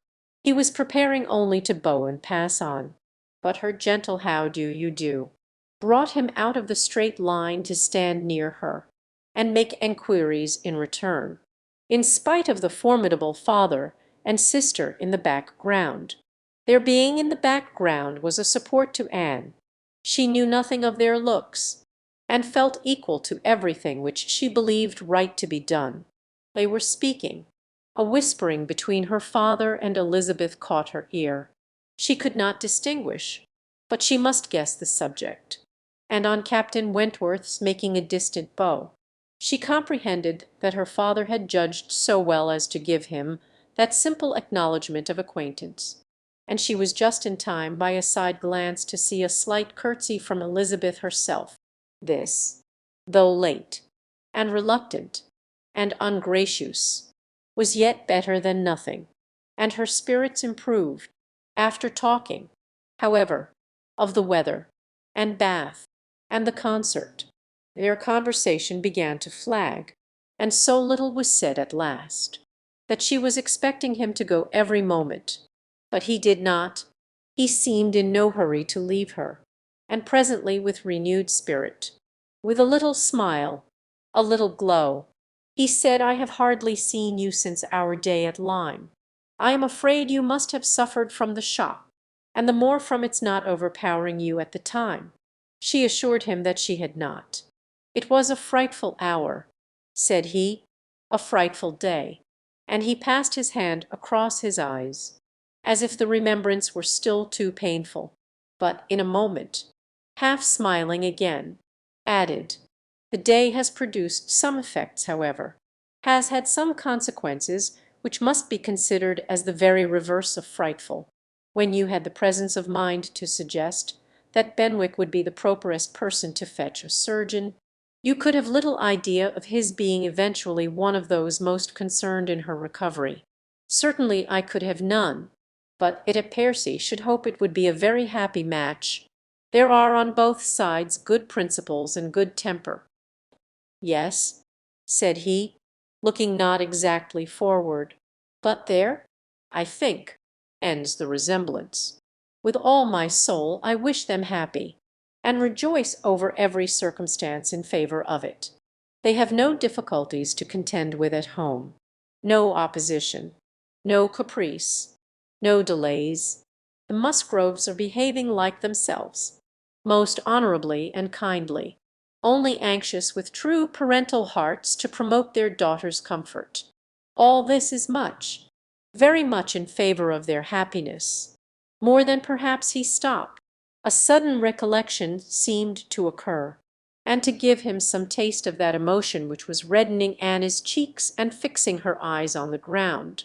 After clearing his throat, however, he proceeded thus: "I confess that I do think there is a disparity, too great a disparity, and in a point no less essential than mind. I regard Louisa Musgrove as a very amiable, sweet-tempered girl, and not deficient in understanding. But Benwick is something more. He is a clever man, a reading man, and I confess that I do consider his attaching himself to her with some surprise. Had it been the effect of gratitude, had he learnt to love her because he believed her to be preferring him, it would have been another thing. But I have no reason to suppose it so. It seems, on the contrary, to have been a perfectly spontaneous, untaught feeling on his side. And this surprises me, a man like him, in his situation, with a heart pierced, wounded, almost broken. Fanny Harville was a very superior creature, and his attachment to her was indeed attachment. A man does not recover from such a devotion of the heart to such a woman. He ought not. He does not, either from the consciousness, however, that his friend had recovered, or from other consciousness. He went no farther, and who, in spite of the agitated voice in which the latter part had been uttered, and in spite of all the various noises of the room, the almost ceaseless slam of the door, and ceaseless buzz of persons walking through, had distinguished every word, was struck, gratified, confused, and beginning to breathe very quick, and feel 100 things in a moment. It was impossible for her to enter on such a subject, and yet, after a pause, feeling the necessity of speaking, and having not the smallest wish for a total change, she only deviated so far as to say, "You were a good while at Lyme." "I think, about a fortnight. I could not leave it till Louis's doing well was quite ascertained. I had been too deeply concerned in the mischief to be soon at peace. It had been my doing, solely mine. She would not have been obstinate if I had not been weak. The country round Lyme is very fine. I walked and rode a great deal, and the more I saw, the more I found to admire. I should very much like to see Lyme again," said Anne. "Indeed, I should not have supposed that you could have found anything in Lyme to inspire such a feeling. The horror and distress you were involved in, the stretch of mind, the wear of spirits. I should have thought your last impressions of Lyme must have been strong disgust." "The last hours were certainly very painful," replied Anne. "But when pain is over, the remembrance of it often becomes a pleasure. One does not love a place the less for having suffered in it, unless it has been all suffering, nothing but suffering, which was by no means the case at Lyme.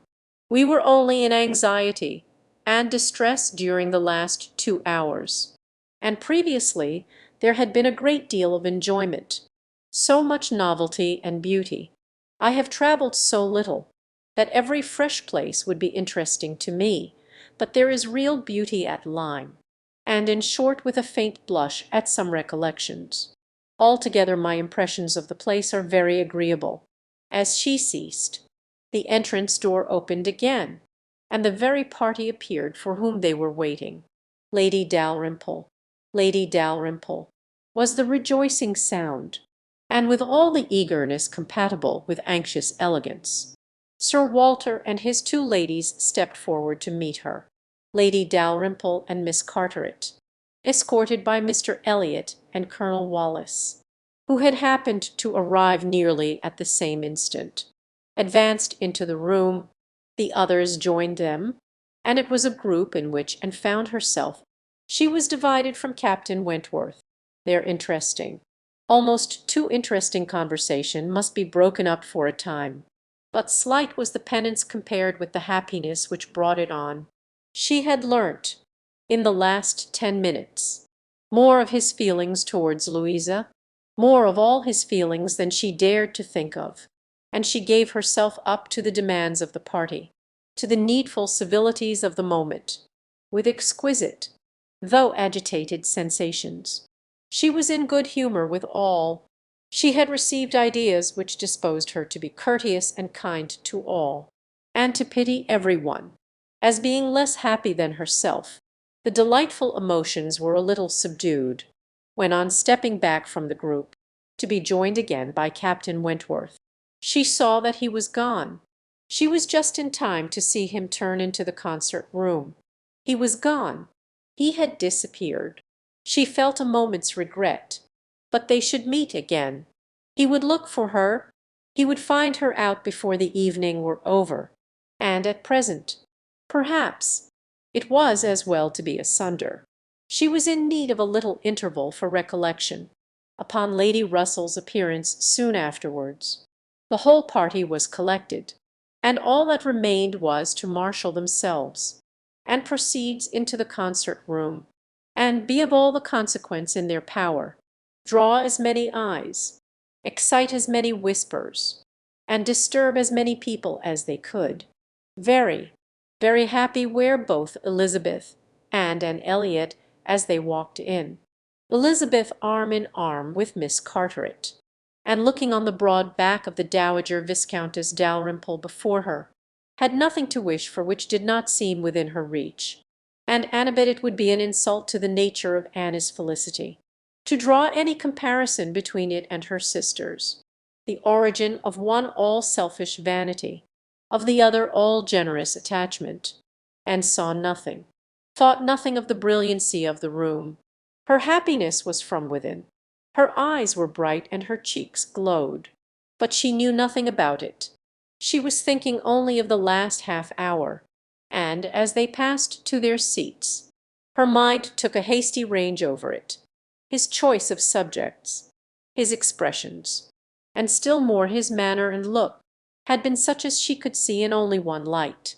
His opinion of Louisa Musgrove's inferiority, an opinion which he had seemed solicitous to give, his wonder at Captain Benwick, his feelings as to a first, strong attachment, sentences begun which he could not finish, his half-averted eyes and more than half-expressive glance, all declared that he had a heart returning to her at least, that anger, resentment, avoidance were no more, and that they were succeeded, not merely by friendship and regard, but by the tenderness of the past. Yes, some share of the tenderness of the past. She could not contemplate the change as implying less. He must love her. These were thoughts, with their attendant visions, which occupied and flurried her too much to leave her any power of observation. and she passed along the room without having a glimpse of him, without even trying to discern him, when their places were determined on, and they were all properly arranged. She looked round to see if he should happen to be in the same part of the room, but he was not. Her eye could not reach him, and the concert being just opening, she must consent for a time to be happy in a humbler way. The party was divided and disposed of on two contiguous benches, and was among those on the foremost, and Mr. Elliot had manoeuvred so well, with the assistance of his friend Colonel Wallis, as to have a seat by her. Miss Elliot, surrounded by her cousins, and the principal object of Colonel Wallis' gallantry, was quite contented, and his mind was in a most favourable state for the entertainment of the evening. It was just occupation enough. She had feelings for the tender, spirits for the gay, attention for the scientific, and patience for the wearisome, and had never liked a concert better, at least during the first act. Towards the close of it, in the interval succeeding an Italian song, she explained the words of the song to Mr. Elliot. They had a concert bill between them. "This," said she, "is nearly the sense, or rather the meaning of the words, for certainly the sense of an Italian love song must not be talked of, but it is as nearly the meaning as I can give, for I do not pretend to understand the language. I am a very poor Italian scholar. Yes, yes, I see you are. I see you know nothing of the matter. You have only knowledge enough of the language to translate at sight these inverted, transposed, curtailed Italian lines into clear, comprehensible, elegant English. You need not say anything more of your ignorance. Here is complete proof. I will not oppose such kind politeness, but I should be sorry to be examined by a real proficient. I have not had the pleasure of visiting in Camden Place so long," replied he, without knowing something of Miss Anne Elliot, "and I do regard her as one who is too modest for the world in general to be aware of half her accomplishments, and too highly accomplished for modesty to be natural in any other woman. For shame, for shame! This is too much flattery. I forget what we are to have next," turning to the bill. "Perhaps," said Mr. Elliot, speaking low, "I have had a longer acquaintance with your character than you are aware of." "Indeed, how so?" "You can have been acquainted with it only since I came to Bath, excepting as you might hear me previously spoken of in my own family. I knew you by report long before you came to Bath. I had heard you described by those who knew you intimately. I have been acquainted with you by character many years. Your person, your disposition, accomplishments, manner, they were all present to me." Mr. Elliot was not disappointed in the interest he hoped to raise. No one can withstand the charm of such a mystery. To have been described long ago to a recent acquaintance, by nameless people, is irresistible, and was all curiosity. She wondered, and questioned him eagerly, but in vain. He delighted in being asked, but he would not tell. No, no, some time or other, perhaps, but not now. He would mention no names now, but such, he could assure her, had been the fact. He had many years ago received such a description of Miss Anne Elliot as had inspired him with the highest idea of her merit, and excited the warmest curiosity to know her, and could think of no one so likely to have spoken with partiality of her many years ago as the Mr. Wentworth of Monkford, Captain Wentworth's brother. He might have been in Mr. Elliot's company, but she had not courage to ask the question. "The name of Anne Elliot," said he, "has long had an interesting sound to me. Very long has it possessed a charm over my fancy, and, if I dared, I would breathe my wishes that the name might never change." Such, she believed, were his words. But scarcely had she received their sound, than her attention was caught by other sounds immediately behind her, which rendered everything else trivial. Her father and Lady Dalrymple were speaking. "A well-looking man," said Sir Walter. "A very well-looking man.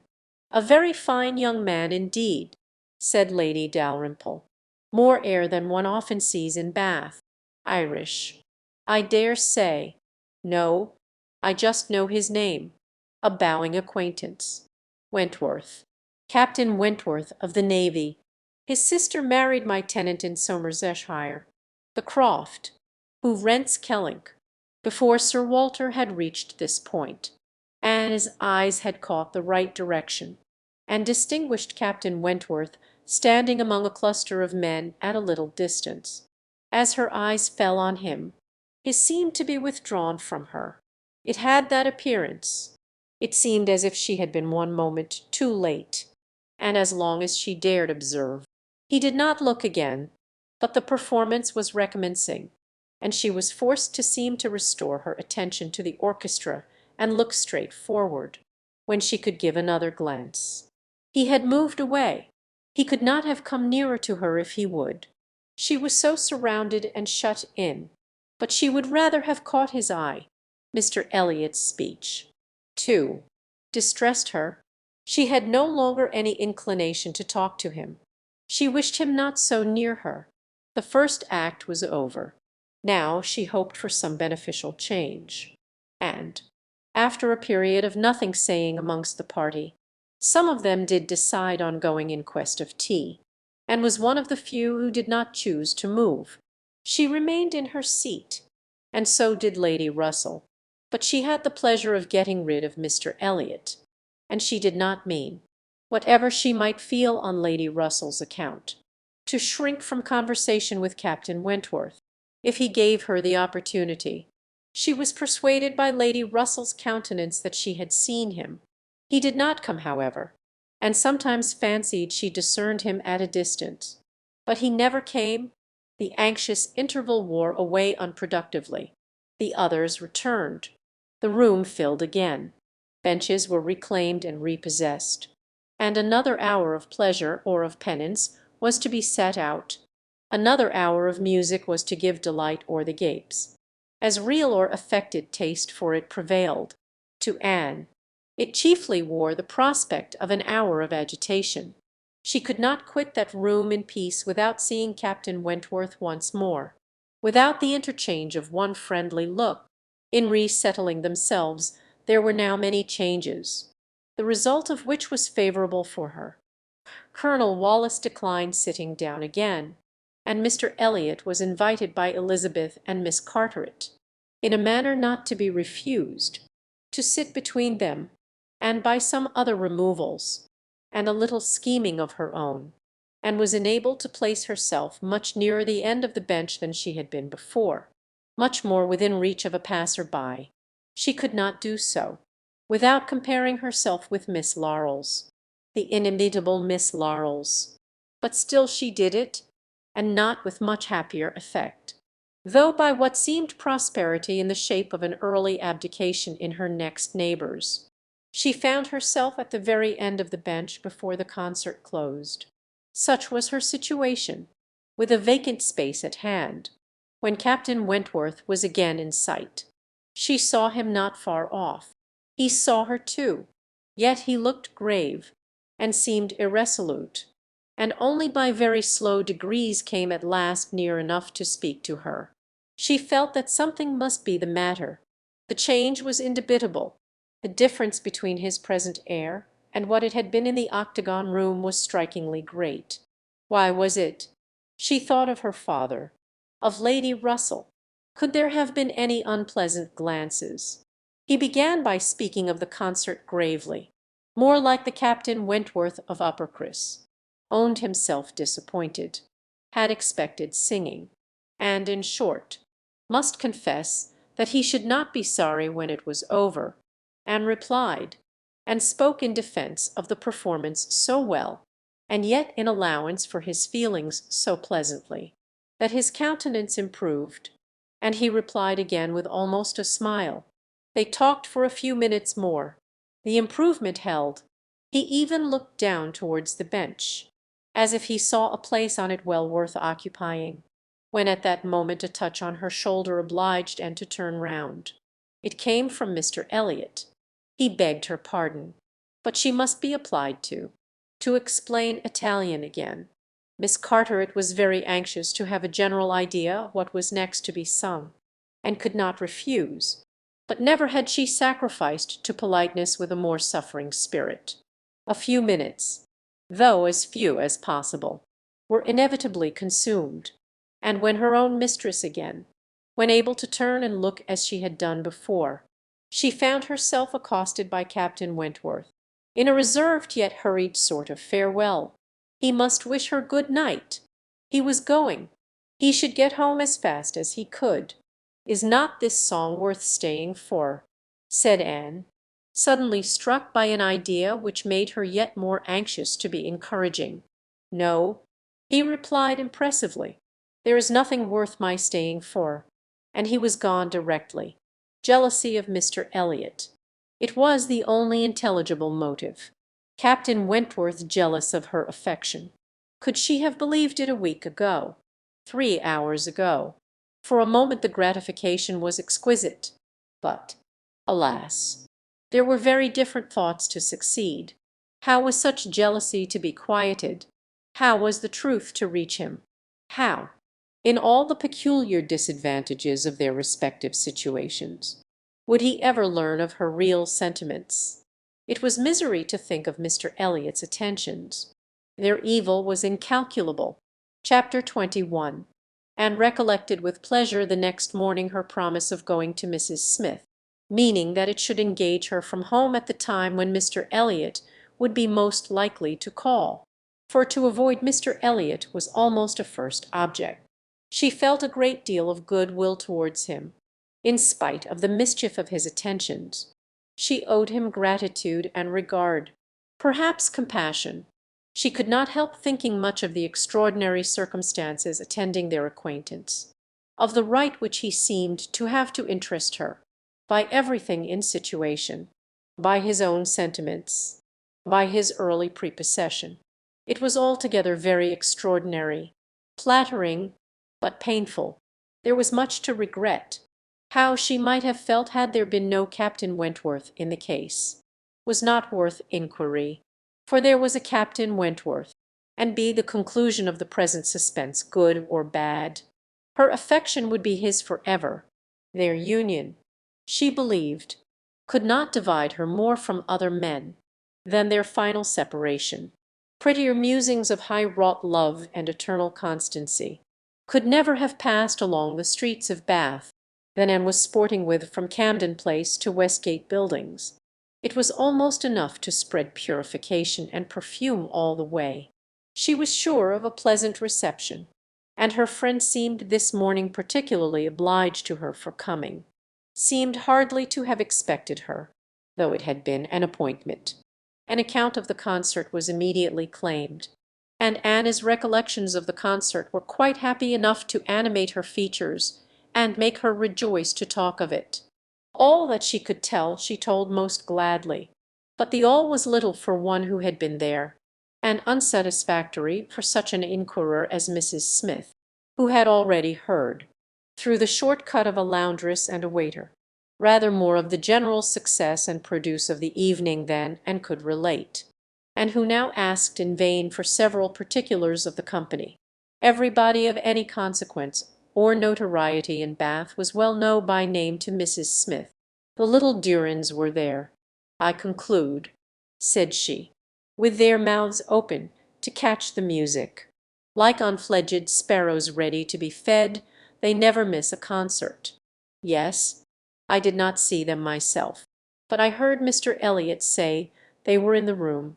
The Ibbotsons. Were they there? And the two new beauties, with the tall Irish officer, who's talked of for one of them? I do not know. I do not think they were. Old Lady Mary MacLane. I need not ask after her. She never misses. I know. And you must have seen her. She must have been in your own circle, for as you went with Lady Dalrymple, you were in the seats of grandeur, round the orchestra. Of course. No, that was what I dreaded. It would have been very unpleasant to me in every respect. But happily Lady Dalrymple always chooses to be farther off, and we were exceedingly well placed. That is, for hearing. I must not say for seeing, because I appear to have seen very little. Oh, you saw enough for your own amusement. I can understand. There is a sort of domestic enjoyment to be known even in a crowd. And this you had. You were a large party in yourselves, and you wanted nothing beyond. But I ought to have looked about me more, said Anne, conscious while she spoke that there had in fact been no want of looking about, that the object only had been deficient. No, no, you were better employed. You need not tell me that you had a pleasant evening. I see it in your eye. I perfectly see how the hours passed, that you had always something agreeable to listen to. In the intervals of the concert it was conversation, and half smiled and said, "Do you see that in my eye?" "Yes, I do. Your countenance perfectly informs me that you were in company last night with the person whom you think the most agreeable in the world, the person who interests you at this present time more than all the rest of the world put together." A blush overspread Anna's cheeks. She could say nothing, and such being the case, continued Mrs. Smith, after a short pause, "I hope you believe that I do know how to value your kindness in coming to me this morning. It is really very good of you to come and sit with me when you must have so many pleasanter demands upon your time." And heard nothing of this. She was still in the astonishment and confusion excited by her friend's penetration, unable to imagine how any report of Captain Wentworth could have reached her. After another short silence, "Pray," said Mrs. Smith, "is Mr. Elliot aware of your acquaintance with me? Does he know that I am in Bath?" "Mr. Elliot," repeated Anne, looking up surprised. A moment's reflection shewed her the mistake she had been under.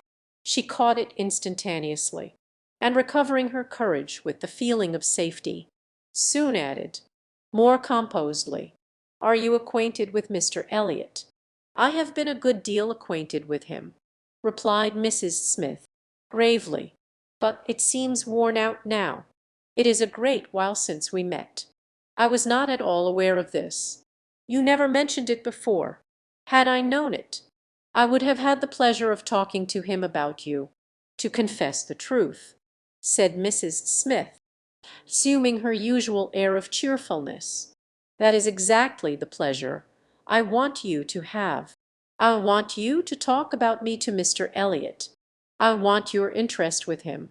He can be of essential service to me, and if you would have the goodness, my dear Miss Elliot, to make it an object to yourself, of course it is done. I should be extremely happy. I hope you cannot doubt my willingness to be of even the slightest use to you," replied Anne, "but I suspect that you are considering me as having a higher claim on Mr. Elliot, a greater right to influence him, than is really the case. I am sure you have, somehow or other, imbibed such a notion. You must consider me only as Mr. Elliot's relation. If in that light there is anything which you suppose his cousin might fairly ask of him, I beg you would not hesitate to employ me." Mrs. Smith gave her a penetrating glance, and then, smiling, said, "I have been a little premature, I perceive. I beg your pardon. I ought to have waited for official information. But now, my dear Miss Elliot, as an old friend, do give me a hint as to when I may speak. Next week. To be sure, by next week I may be allowed to think it all settled, and build my own selfish schemes on Mr. Elliot's good fortune." "No," replied Anne, "nor next week, nor next, nor next. I assure you that nothing of the sort you are thinking of will be settled any week. I am not going to marry Mr. Elliot. I should like to know why you imagine I am." Mrs. Smith looked at her again, looked earnestly, smiled, shook her head, and exclaimed now, "How I do wish I understood you! How I do wish I knew what you were at! I have a great idea that you do not design to be cruel when the right moment occurs. Till it does come, you know, we women never mean to have anybody. It is a thing of course among us that every man is refused till he offers. But why should you be cruel? Let me plead for my present friend, I cannot call him, but for my former friend. Where can you look for a more suitable match? Where could you expect a more gentlemanlike, agreeable man? Let me recommend Mr. Elliot. I am sure you hear nothing but good of him from Colonel Wallace. And who can know him better than Colonel Wallace? My dear Mrs. Smith, Mr. Elliot's wife has not been dead much above half a year. He ought not to be supposed to be paying his addresses to any one. Oh, if these are your only objections, cried Mrs. Smith, archly, Mr. Elliot is safe, and I shall give myself no more trouble about him. Do not forget me when you are married. That's all. Let him know me to be a friend of yours, and then he will think little of the trouble required, which it is very natural for him now, with so many affairs and engagements of his own, to avoid and get rid of as he can. Very natural. Perhaps 99 out of 100 would do the same. Of course, he cannot be aware of the importance to me. Well, my dear Miss Elliot, I hope and trust you will be very happy. Mr. Elliot has sense to understand the value of such a woman. Your peace will not be shipwrecked as mine has been. You are safe in all worldly matters, and safe in his character. He will not be led astray. He will not be misled by others to his ruin. No, said Anne, I can readily believe all that of my cousin. He seems to have a calm, decided temper, not at all open to dangerous impressions. I consider him with great respect. I have no reason, from anything that has fallen within my observation, to do otherwise, but I have not known him long, and he is not a man, I think, to be known intimately soon. Will not this manner of speaking of him, Mrs. Smith, convince you that he is nothing to me? Surely this must be calm enough. And, upon my word, he is nothing to me, should he ever propose to me, which I have very little reason to imagine he has any thought of doing. I shall not accept him. I assure you I shall not. I assure you, Mr. Elliot had not the share which you have been supposing, in whatever pleasure the concert of last night might afford. Not Mr. Elliot. It is not Mr. Elliot. That she stopped, regretting with a deep blush that she had implied so much. But less would hardly have been sufficient. Mrs. Smith would hardly have believed so soon in Mr. Elliot's failure, but from the perception of there being a somebody else. As it was, she instantly submitted, and with all the semblance of seeing nothing beyond. And Anne, eager to escape farther notice, was impatient to know why Mrs. Smith should have fancied she was to marry Mr. Elliot, where she could have received the idea, or from whom she could have heard it. Do tell me how it first came into your head. It first came into my head, replied Mrs. Smith, upon finding how much you were together, and feeling it to be the most probable thing in the world to be wished for by everybody belonging to either of you, and you may depend upon it that all your acquaintance have disposed of you in the same way. But I never heard it spoken of till 2 days ago. And has it indeed been spoken of? Did you observe the woman who opened the door to you when you called yesterday? No. Was not it Mrs. Speed, as usual, or the maid? I observed no one in particular. It was my friend Mrs. Rooke, Nurse Rooke, who, by the by, had a great curiosity to see you, and was delighted to be in the way to let you in. She came away from Marlborough Buildings only on Sunday, and she it was who told me you were to marry Mr. Elliot. She had had it from Mrs. Wallace herself, which did not seem bad authority.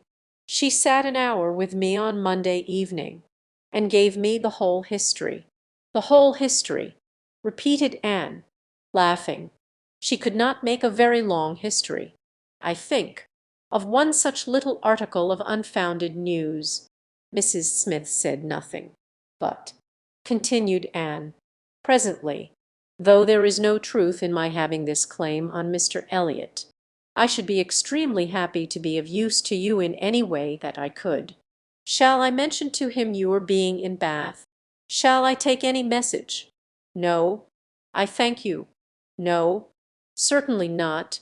In the warmth of the moment, and under a mistaken impression, I might, perhaps, have endeavored to interest you in some circumstances, but not now. No, I thank you. I have nothing to trouble you with. I think you spoke of having known Mr. Elliot many years. I did. Not before he was married, I suppose. Yes, he was not married when I knew him first. And were you much acquainted? Intimately. Indeed. Then do tell me what he was at that time of life. I have a great curiosity to know what Mr. Elliot was as a very young man. Was he at all such as he appears now? I have not seen Mr. Elliot these 3 years, was Mrs. Smith's answer, given so gravely that it was impossible to pursue the subject farther. And felt that she had gained nothing but an increase of curiosity. They were both silent, Mrs. Smith very thoughtful. At last, "I beg your pardon. My dear Miss Elliot," she cried, in her natural tone of cordiality, "I beg your pardon for the short answers I have been giving you, but I have been uncertain what I ought to do. I have been doubting and considering as to what I ought to tell you. There were many things to be taken into the account. One hates to be officious, to be giving bad impressions, making mischief. Even the smooth surface of family union seems worth preserving, though there may be nothing durable beneath. However, I have determined. I think I am right. I think you ought to be made acquainted with Mr. Elliot's real character, though I fully believe that, at present, you have not the smallest intention of accepting him. There is no saying what may happen. You might, some time or other, be differently affected towards him. Hear the truth, therefore, now, while you are unprejudiced. Mr. Elliot is a man without heart or conscience, a designing, wary, cold-blooded being, who thinks only of himself, whom for his own interest or ease would be guilty of any cruelty or any treachery that could be perpetrated without risk of his general character. He has no feeling for others, those whom he has been the chief cause of leading into ruin. He can neglect and desert without the smallest compunction. He is totally beyond the reach of any sentiment of justice or compassion. Oh, he is black at heart, hollow and black." Anne's astonished air and exclamation of wonder made her pause, and in a calmer manner she added, "My expressions startle you. You must allow for an injured, angry woman. But I will try to command myself. I will not abuse him. I will only tell you what I have found him. Facts shall speak. He was the intimate friend of my dear husband, who trusted and loved him, and thought him as good as himself. The intimacy had been formed before our marriage. I found them most intimate friends, and I, too, became excessively pleased with Mr. Elliot, and entertained the highest opinion of him at 19. You know, one does not think very seriously, but Mr. Elliot appeared to me quite as good as others, and much more agreeable than most others, and we were almost always together. We were principally in town, living in very good style. He was then the inferior in circumstances. He was then the poor one. He had chambers in the Temple, and it was as much as he could do to support the appearance of a gentleman. He had always a home with us whenever he chose it. He was always welcome. He was like a brother. My poor Charles, who had the finest, most generous spirit in the world, would have divided his last farthing with him, and I know that his purse was open to him. I know that he often assisted him. This must have been about that very period of Mr. Elliot's life," said Anne, "which has always excited my particular curiosity. It must have been about the same time that he became known to my father and sister." I never knew him myself. I only heard of him. But there was a something in his conduct then, with regard to my father and sister, and afterwards in the circumstances of his marriage, which I never could quite reconcile with present times. It seemed to announce a different sort of man. I know it all, I know it all, cried Mrs. Smith. He had been introduced to Sir Walter and your sister before I was acquainted with him, but I heard him speak of them for ever.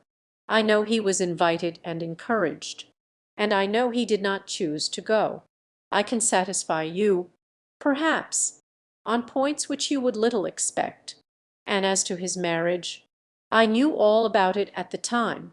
I was privy to all the fors and againsts.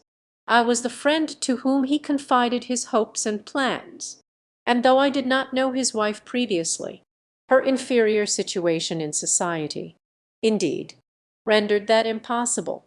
Yet I knew her all her life afterwards, or at least till within the last 2 years of her life, and can answer any question you may wish to put. Nay, said Anne, I have no particular inquiry to make about her. I have always understood they were not a happy couple, but I should like to know why, at that time of his life, he should slight my father's acquaintance as he did. My father was certainly disposed to take very kind and proper notice of him. Why did Mr. Elliot draw back? Mr. Elliot, replied Mrs. Smith, at that period of his life, had one object in view, to make his fortune, and by a rather quicker process than the law. He was determined to make it by marriage. He was determined, at least, not to mar it by an imprudent marriage, and I know it was his belief, whether justly or not, of course I cannot decide, that your father and sister, in their civilities and invitations, were designing a match between the heir and the young lady, and it was impossible that such a match should have answered his ideas of wealth and independence. That was his motive for drawing back. I can assure you, he told me the whole story. He had no concealments with me. It was curious, that having just left you behind me in Bath, my first and principal acquaintance on marrying should be your cousin, and that, through him, I should be continually hearing of your father and sister. He described one Miss Elliot, and I thought very affectionately of the other. Perhaps, cried Anne, struck by a sudden idea, you sometimes spoke of me to Mr. Elliot. To be sure I did. Very often. I used to boast of my own and Elliot, and vouch for your being a very different creature from. She checked herself just in time. This accounts for something which Mr. Elliot said last night, cried Anne.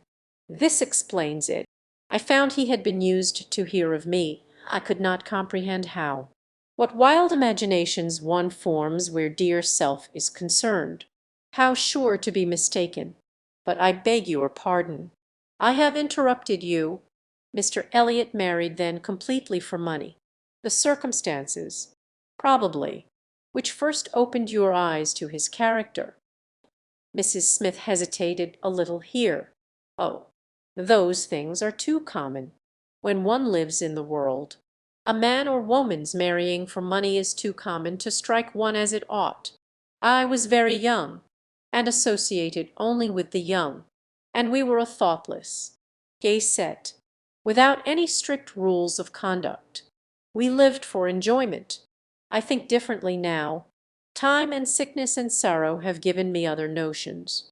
But at that period I must own I saw nothing reprehensible in what Mr. Elliot was doing. To do the best for himself passed as a duty. But was not she a very low woman? Yes, which I objected to. But he would not regard. Money, money, was all that he wanted. Her father was a grazier. Her grandfather had been a butcher. But that was all nothing. She was a fine woman, had had a decent education, was brought forward by some cousins, thrown by chance into Mr. Elliot's company, and fell in love with him, and not a difficulty or a scruple was there on his side, with respect to her birth. All his caution was spent in being secured of the real amount of her fortune, before he committed himself, depend upon it. Whatever esteem Mr. Elliot may have for his own situation in life now, as a young man he had not the smallest value for it. His chance for the Kellynch estate was something, but all the honour of the family he held as cheap as dirt. I have often heard him declare that if baronetcies were saleable, anybody should have his for £50, arms and motto, name and livery included. But I will not pretend to repeat half that I used to hear him say on that subject. It would not be fair, and yet you ought to have proof. For what is all this but assertion? And you shall have proof. Indeed, my dear Mrs. Smith, I want none, cried Anne. You have asserted nothing contradictory to what Mr. Elliot appeared to be some years ago. This is all in confirmation, rather, of what we used to hear and believe. I am more curious to know why he should be so different now. But for my satisfaction, if you will have the goodness to ring for Mary, stay, I am sure you will have the still greater goodness of going yourself into my bedroom, and bringing me the small inlaid box which you will find on the upper shelf of the closet. And, seeing her friend to be earnestly bent on it, did as she was desired. The box was brought and placed before her, and Mrs. Smith, sighing over it as she unlocked it, said, "This is full of papers belonging to him, to my husband, a small portion only of what I had to look over when I lost him. The letter I am looking for was one written by Mr. Elliot to him before our marriage, and happened to be saved. Why, one can hardly imagine, but he was careless and methodical, like other men, about those things. And when I came to examine his papers, I found it with others still more trivial, from different people scattered here and there, while many letters and memorandums of real importance had been destroyed. Here it is. I would not burn it, because being even then very little satisfied with Mr. Elliot, I was determined to preserve every document of former intimacy. I have now another motive for being glad that I can produce it." This was the letter, directed to Charles Smith, Esquire, Tunbridge Wells, and dated from London, as far back as July 1803. "Dear Smith, I have received yours. Your kindness almost overpowers me. I wish nature had made such hearts as yours more common. But I have lived 23 years in the world, and have seen none like it. At present, believe me, I have no need of your services. Being in cash again, give me joy. I have got rid of Sir Walter and Miss. They are gone back to Kellynch, and almost made me swear to visit them this summer. But my first visit to Kellynch will be with a surveyor, to tell me how to bring it with best advantage to the hammer. The baronet, nevertheless, is not unlikely to marry again. He is quite fool enough. If he does, however, he will leave me in peace, which may be a decent equivalent for the reversion. He is worse than last year. I wish I had any name but Elliot. I am sick of it. The name of Walter I can drop, thank God, and I desire you will never insult me with my second W. Again, meaning, for the rest of my life, to be only yours truly, William Elliot." Such a letter could not be read without putting Anne in a glow, and Mrs. Smith, observing the high colour in her face, said the language, I know, is highly disrespectful, though I have forgot the exact terms. I have a perfect impression of the general meaning, but it shows you the man mark his professions to my poor husband. Can anything be stronger? And could not immediately get over the shock and mortification of finding such words applied to her father. She was obliged to recollect that her seeing the letter was a violation of the laws of honour, that no one ought to be judged or to be known by such testimonies, that no private, before she could recover calmness enough and say thank you. This is full proof undoubtedly, proof of everything you were saying. But why be acquainted with us now? I can explain this too," cried Mrs. Smith, smiling. "Can you really?" "Yes. I have shewn you Mr. Elliot as he was a dozen years ago, and I will shew him as he is now. I cannot produce written proof again, but I can give as authentic oral testimony as you can desire of what he is now wanting, and what he is now doing. He is no hypocrite now. He truly wants to marry you. His present attentions to your family are very sincere, quite from the heart. I will give you my authority. His friend Colonel Wallace. You are acquainted with him? No, it does not come to me in quite so direct a line as that. It takes a bend or two, but nothing of consequence. The stream is as good as at first. The little rubbish it collects in the turnings is easily moved away. Mr. Elliot talks unreservedly to Colonel Wallace of his views on you, which said Colonel Wallace, I imagine to be, in himself, a sensible, careful, discerning sort of character, but Colonel Wallace has a very pretty silly wife, to whom he tells things which he had better not, and he repeats it all to her.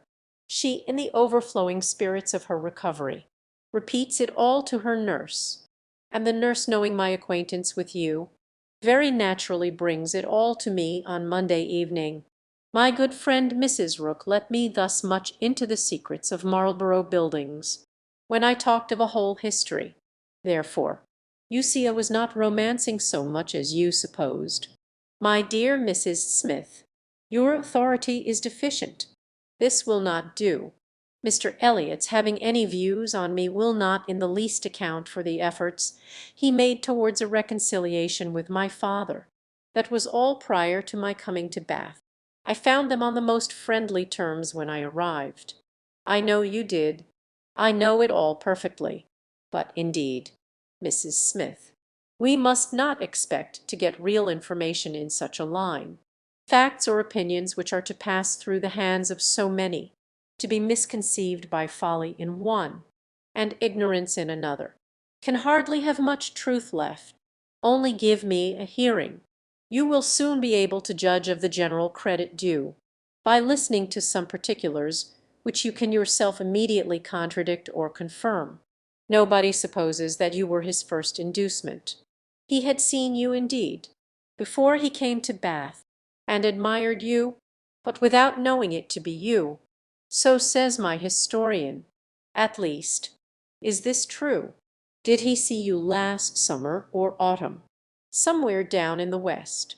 To use her own words, without knowing it to be you, he certainly did. So far it is very true. At Lyme. I happened to be at Lyme. Well, continued Mrs. Smith, triumphantly, grant my friend the credit due to the establishment of the first point asserted. He saw you then at Lyme, and liked you so well as to be exceedingly pleased to meet with you again in Camden Place, as Miss and Elliot, and from that moment, I have no doubt, had a double motive in his visits there. But there was another, and an earlier, which I will now explain. If there is anything in my story which you know to be either false or improbable, stop me. My account states that your sister's friend, the lady now staying with you, whom I have heard you mention, came to Bath with Miss Elliot and Sir Walter as long ago as September in short when they first came themselves, and has been staying there ever since. That she is a clever, insinuating, handsome woman, poor and plausible, and altogether such in situation and manner as to give a general idea, among Sir Walter's acquaintance, of her meaning to be Lady Elliot, and as general a surprise that Miss Elliot should be apparently blind to the danger. Here Mrs. Smith paused a moment, but and had not a word to say, and she continued. This was the light in which it appeared to those who knew the family, long before you returned to it, and Colonel Wallace had his eye upon your father enough to be sensible of it, though he did not then visit in Camden Place. But his regard for Mr. Elliot gave him an interest in watching all that was going on there, and when Mr. Elliot came to Bath for a day or two, as he happened to do a little before Christmas, Colonel Wallis made him acquainted with the appearance of things, and the reports beginning to prevail. Now you are to understand that time had worked a very material change in Mr. Elliot's opinions as to the value of a baronetcy. Upon all points of blood and connection he is a completely altered man, having long had as much money as he could spend, nothing to wish for on the side of avarice or indulgence. He has been gradually learning to pin his happiness upon the consequence he is heir to. I thought it coming on before our acquaintance ceased, but it is now a confirmed feeling. He cannot bear the idea of not being Sir William. You may guess, therefore, that the news he heard from his friend could not be very agreeable, and you may guess what it produced: the resolution of coming back to Bath as soon as possible, and of fixing himself here for a time, with the view of renewing his former acquaintance, and recovering such a footing in the family as might give him the means of ascertaining the degree of his danger, and of circumventing the lady if he found it material. This was agreed upon between the two friends as the only thing to be done, and Colonel Wallis was to assist in every way that he could. He was to be introduced, and Mrs. Wallis was to be introduced, and everybody was to be introduced. Mr. Elliot came back accordingly, and on application was forgiven, as you know, and readmitted into the family, and there it was his constant object, and his only object till your arrival added another motive, to watch Sir Walter and Mrs. Clay. He omitted no opportunity of being with them, threw himself in their way, called at all hours. But I need not be particular on this subject. You can imagine what an artful man would do, and with this guide, perhaps, may recollect what you have seen him do. Yes, said Anne, you tell me nothing which does not accord with what I have known, or could imagine. There is always something offensive in the details of cunning. The manoeuvres of selfishness and duplicity must ever be revolting.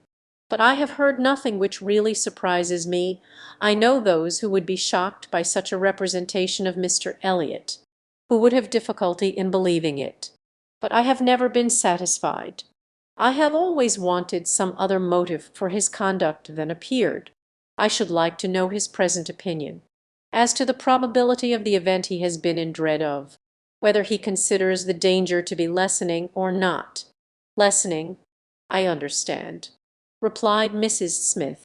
He thinks Mrs. Clay afraid of him, aware that he sees through her, and not daring to proceed as she might do in his absence. But since he must be absent some time or other, I do not perceive how he can ever be secure while she holds her present influence. Mrs. Wallis has an amusing idea, as nurse tells me, that it is to be put into the marriage articles when you and Mr. Elliot marry, that your father is not to marry Mrs. Clay. A scheme worthy of Mrs. Wallis' understanding, by all accounts. But my sensible nurse Rooke sees the absurdity of it. Why, to be sure, mum, said she, it would not prevent his marrying anybody else. And, indeed, to own the truth, I do not think nurse, in her heart, is a very strenuous opposer of Sir Walter's making a second match. She must be allowed to be a favourer of matrimony, you know, and since self will intrude, who can say that she may not have some flying visions of attending the next Lady Elliot, through Mrs. Wallis' recommendation? I am very glad to know all this, said Anne, after a little thoughtfulness. It will be more painful to me in some respects to be in company with him, but I shall know better what to do. My line of conduct will be more direct. Mr. Elliot is evidently a disingenuous, artificial, worldly man, but Mr. Elliot was not done with.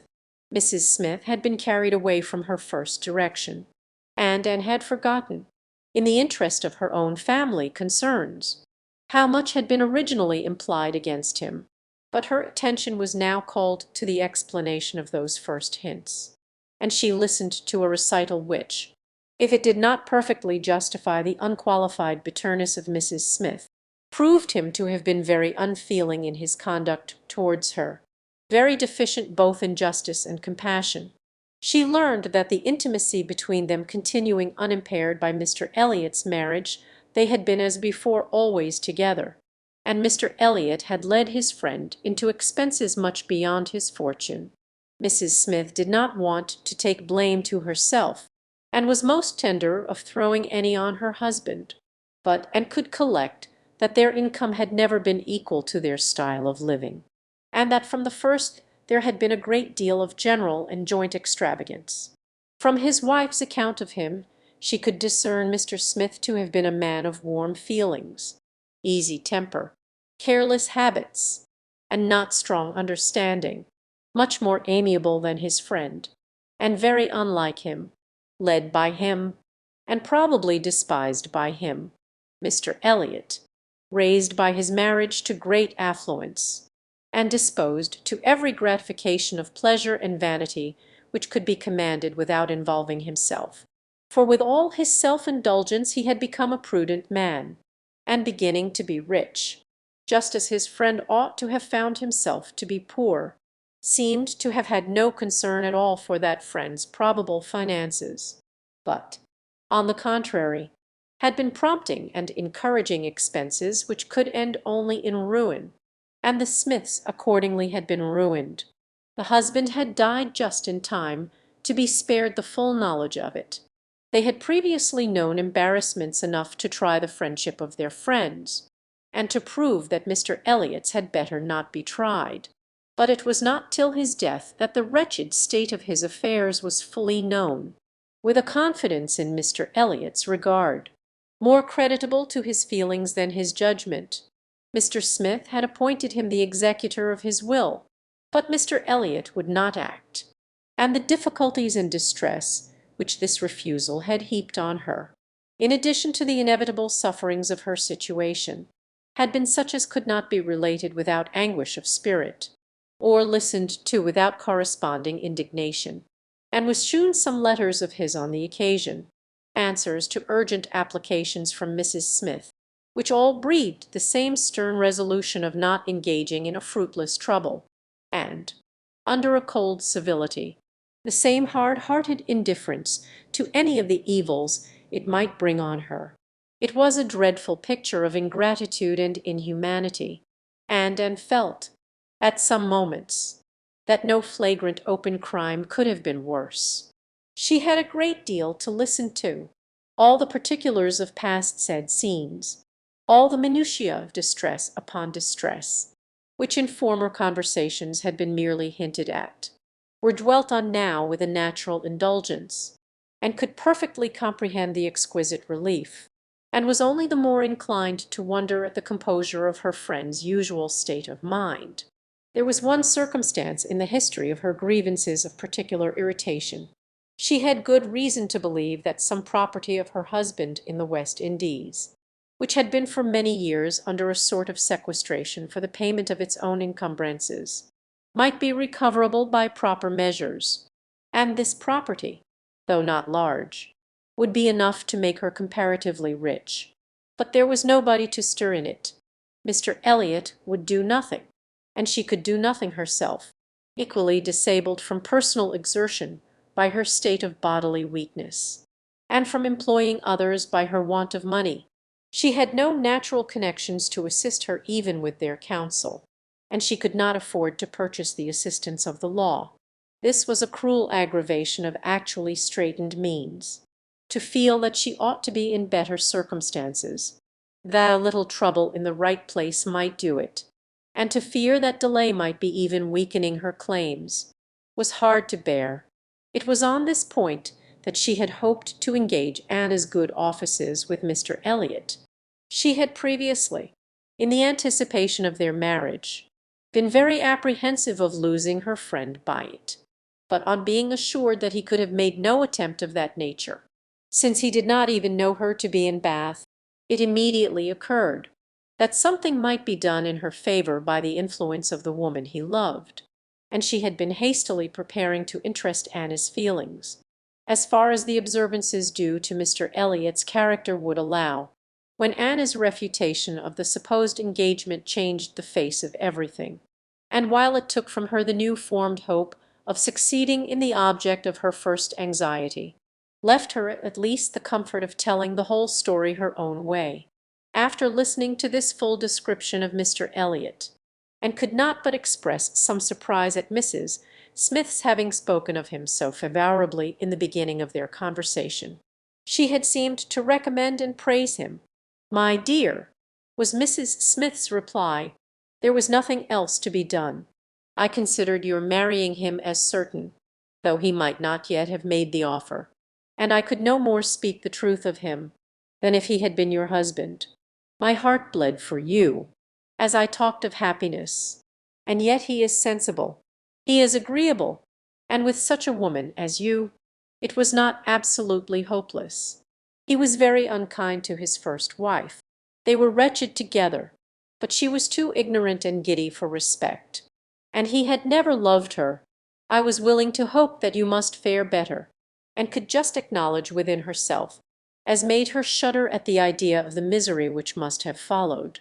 It was just possible she might have been persuaded by Lady Russell, and under such a supposition, which would have been most miserable, when time had disclosed all, too late, it was very desirable that Lady Russell should be no longer deceived, and one of the concluding arrangements of this important conference, which carried them through the greater part of the morning, was that Anne had full liberty to communicate to her friend everything relative to Mrs. Smith, in which his conduct was involved.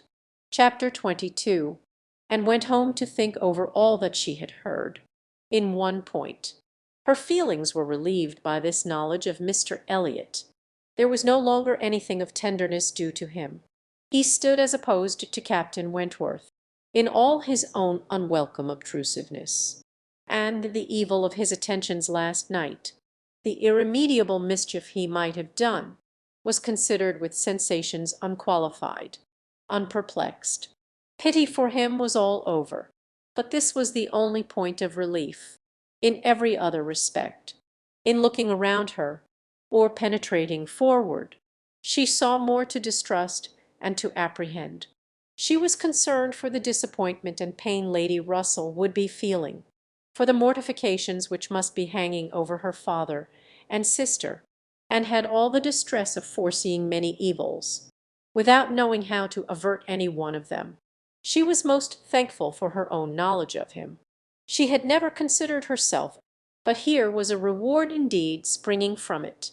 Mrs. Smith had been able to tell her what no one else could have done, could the knowledge have been extended through her family. But this was a vain idea. She must talk to Lady Russell, tell her, consult with her, and having done her best, wait the event with as much composure as possible. And after all, her greatest want of composure would be in that quarter of the mind which could not be opened to Lady Russell.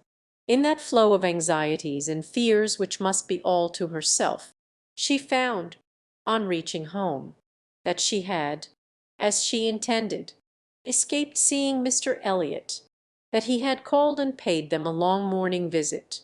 But hardly had she congratulated herself, and felt safe, when she heard that he was coming again in the evening. "I had not the smallest intention of asking him," said Elizabeth, with affected carelessness, "but he gave so many hints. So Mrs. Clay says. At least, indeed, I do say it. I never saw anybody in my life spell harder for an invitation. Poor man, I was really in pain for him. For your hard-hearted sister, Miss Anne, seems bent on cruelty." "Oh," cried Elizabeth, "I have been rather too much used to the game to be soon overcome by a gentleman's hints. However, when I found how excessively he was regretting that he should miss my father this morning, I gave way immediately, for I would never really omit an opportunity of bringing him and Sir Walter together. They appear to so much advantage in company with each other, each behaving so pleasantly, Mr. Elliot looking up with so much respect. Quite delightful," cried Mrs. Clay, not daring, however, to turn her eyes towards Anne. "Exactly like father and son, dear Miss Elliot. May I not say father and son? Oh, I lay no embargo on anybody's words, if you will have such ideas. But, upon my word, I am scarcely sensible of his attentions being beyond those of other men. My dear Miss Elliot," exclaimed Mrs. Clay, lifting her hands and eyes, and sinking all the rest of her astonishment in a convenient silence. "Well, my dear Penelope, you need not be so alarmed about him. I did invite him. You know, I sent him away with smiles, when I found he was really going to his friends at Thornbury Park for the whole day to morrow. I had compassion on him, and admired the good acting of the friend, in being able to shew such pleasure as she did, in the expectation and in the actual arrival of the very person whose presence must really be interfering with her prime object. It was impossible but that Mrs. Clay must hate the sight of Mr. Elliot, and yet she could assume most obliging, placid look, and appear quite satisfied with the curtailed license of devoting herself only half as much to Sir Walter as she would have done otherwise. To Anne herself it was most distressing to see Mr. Elliot, and quite painful to have him approach and speak to her. She had been used before to feel that he could not be always quite sincere, but now she saw insincerity in everything. His attentive deference to her father, contrasted with his former language, was odious, and when she thought of his cruel conduct towards Mrs. Smith, she could hardly bear the sight of his present smiles and mildness, or the sound of his artificial good sentiments. She meant to avoid any such alteration of manners as might provoke a remonstrance on his side. It was a great object to her to escape all inquiry or eclat, but it was her intention to be as decidedly cool to him as might be compatible with their relationship, and to retrace, as quietly as she could, the few steps of unnecessary intimacy she had been gradually led along. She was accordingly more guarded and more cool than she had been the night before. He wanted to animate her curiosity again as to how and where he could have heard her formerly praised, wanted very much to be gratified by more solicitation. But the charm was broken. He found that the heat and animation of a public room was necessary to kindle his modest cousin's vanity. He found, at least, that it was not to be done now, by any of those attempts which he could hazard among the too commanding claims of the others. He little surmised that it was a subject acting now exactly against his interest, bringing immediately to her thoughts all those parts of his conduct which were least excusable. She had some satisfaction in finding that he was really going out of Bath the next morning, going early, and that he would be gone the greater part of 2 days. He was invited again to Camden Place the very evening of his return, but from Thursday to Saturday evening his absence was certain. It was bad enough that a Mrs. Clay should be always before her, but that a deeper hypocrite should be added to their party seemed the destruction of everything like peace and comfort. It was so humiliating to reflect on the constant deception practised on her father and Elizabeth, to consider the various sources of mortification preparing for them. Mrs. Clay's selfishness was not so complicate nor so revolting as his, and would have compounded for the marriage at once, with all its evils, to be clear of Mr. Elliot's subtleties in endeavouring to prevent it. On Friday morning she meant to go very early to Lady Russell, and accomplish the necessary communication, and she would have gone directly after breakfast, but that Mrs. Clay was also going out on some obliging purpose of saving her sister trouble, which determined her to wait till she might be safe from such a companion. She saw Mrs. Clay fairly off, therefore, before she began to talk of spending the morning in Rivers Street. "Very well," said Elizabeth. "I have nothing to send but my love. Oh, you may as well take back that tiresome book she would lend me and pretend I have read it through. I really cannot be plaguing myself for ever with all the new poems and states of the nation that come out. Lady Russell quite bores one with her new publications. You need not tell her so. But I thought her dress hideous the other night. I used to think she had some taste in dress, but I was ashamed of her at the concert. Something so formal and erring in her air, and she sits so upright. My best love, of course, and mine, added Sir Walter, kindest regards, and you may say that I mean to call upon her soon. Make a civil message, but I shall only leave my card. Morning visits are never fair by women at her time of life, who make themselves up so little. If she would only wear rouge she would not be afraid of being seen. But last time I called, I observed the blinds were let down immediately, while her father spoke. There was a knock at the door. Who could it be? And, remembering the preconcerted visits, at all hours, of Mr. Elliot, would have expected him, but for his known engagement 7 miles off. After the usual period of suspense, the usual sounds of approach were heard, and Mr. and Mrs. Charles Musgrove were ushered into the room. Surprise was the strongest emotion raised by their appearance, but and was really glad to see them, and the others were not so sorry but that they could put on a decent air of welcome. And as soon as it became clear that these, their nearest relations, were not arrived with any views of accommodation in that house, Sir Walter and Elizabeth were able to rise in cordiality, and do the honours of it very well.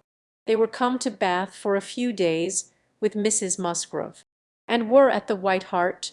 So much was pretty soon understood, but till Sir Walter and Elizabeth were walking merry into the other drawing-room, and regaling themselves with her admiration, and could not draw upon Charles's brain for a regular history of their coming, or an explanation of some smiling hints of particular business, which had been ostentatiously dropped by Mary, as well as of some apparent confusion as to whom their party consisted of.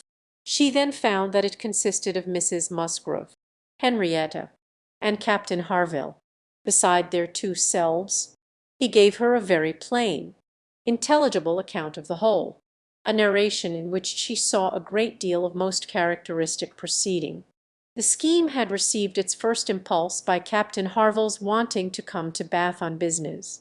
He had begun to talk of it a week ago, and by way of doing something, as shooting was over, Charles had proposed coming with him, and Mrs. Harville had seemed to like the idea of it very much, as an advantage to her husband, but Mary could not bear to be left, and had made herself so unhappy about it, that for a day or two everything seemed to be in suspense, or at an end. But then it had been taken up by his father and mother. His mother had some old friends in Bath whom she wanted to see. It was thought a good opportunity for Henrietta to come and buy wedding clothes for herself and her sister, and, in short, it ended in being his mother's party, that everything might be comfortable and easy to Captain Harville, and he and Mary were included in it by way of general convenience. They had arrived late the night before. Mrs. Harville, her children, and Captain Benwick remained with Mr. Musgrove and Louisa at Uppercross, and his only surprise was that affairs should be in forwardness enough for Henrietta's wedding clothes to be talked of. She had imagined such difficulties of fortune to exist there as must prevent the marriage from being near at hand, but she learned from Charles that, very recently, since Mary's last letter to herself, Charles Hayter had been applied to by a friend to hold a living for a youth who could not possibly claim it under many years, and that on the strength of his present income, with almost a certainty of something more permanent long before the term in question. The two families had consented to the young people's wishes, and that their marriage was likely to take place in a few months, quite as soon as Louis's, and a very good living it was, Charles added, only 25 miles from Uppercross, and in a very fine country, fine part of Dorsetshire, in the centre of some of the best preserves in the kingdom, surrounded by 3 great proprietors, each more careful and jealous than the other, and to 2 of the 3 at least, Charles Hayter might get a special recommendation. Not that he will value it as he ought. He observed, "Charles is too cool about sporting.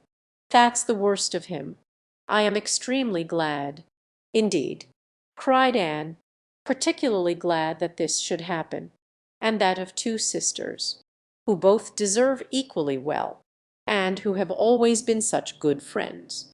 The pleasant prospect of one should not be dimming those of the other, that they should be so equal in their prosperity and comfort. I hope your father and mother are quite happy with regard to both." "Oh, yes, my father would be well pleased if the gentleman were richer, but he has no other fault to find. Money, you know, coming down with Monitwo daughters at Insit cannot be a very agreeable operation, and it strikens him as to many things. However, I do not mean to say they have not a right to it.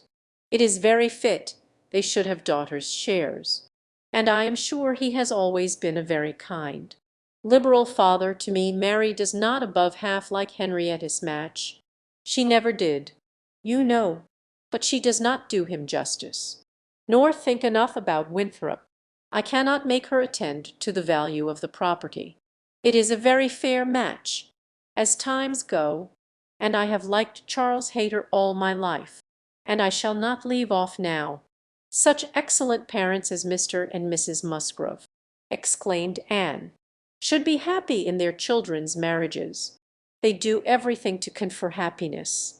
I am sure, what a blessing to young people to be in such hands. Your father and mother seem so totally free from all those ambitious feelings which have led to so much misconduct and misery, both in young and old. I hope you think Louisa perfectly recovered now." He answered rather hesitatingly, "Yes, I believe I do. Very much recovered, but she is altered. There is no running or jumping about, no laughing or dancing. It is quite different. If one happens only to shut the door a little hard, she starts and wriggles like a young dab chick in the water, and Benwick sits at her elbow, reading verses, or whispering to her, all day long, and could not help laughing.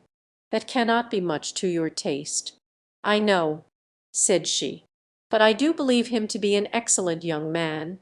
To be sure he is, nobody doubts it, and I hope you do not think I am so illiberal as to want every man to have the same objects and pleasures as myself.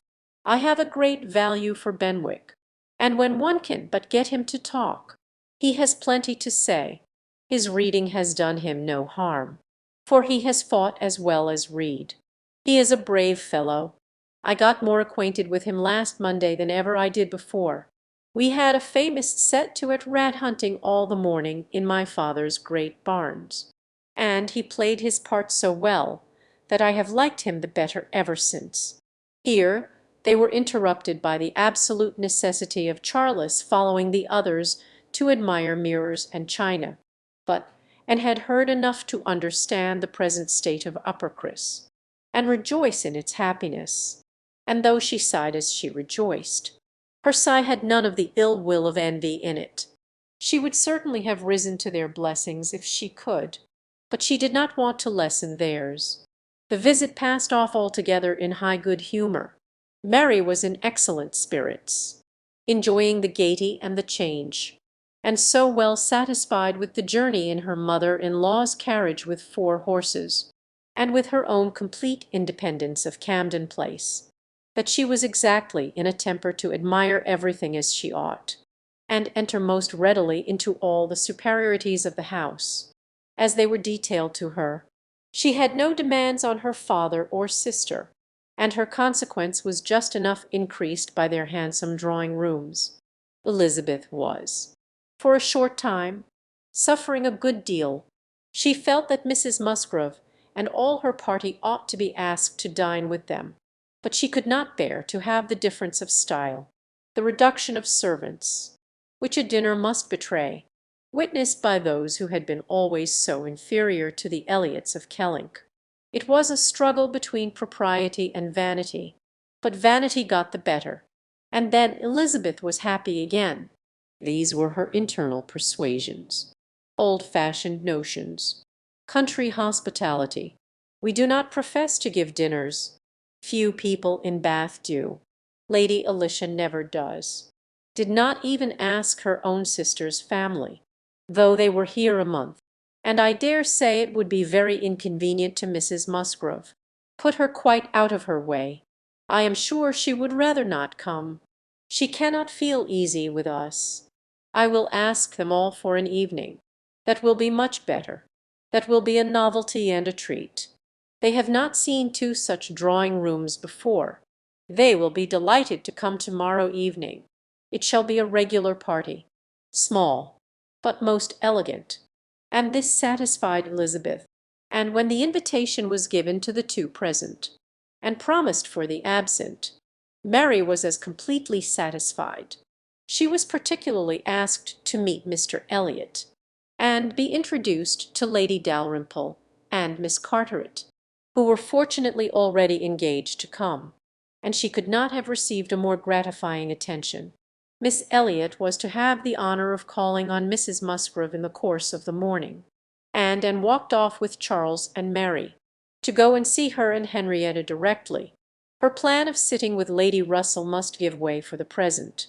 They all three called in Rivers Street for a couple of minutes, and convinced herself that a day's delay of the intended communication could be of no consequence, and hastened forward to the White Hart, to see again the friends and companions of the last autumn, with an eagerness of good will which many associations contributed to form.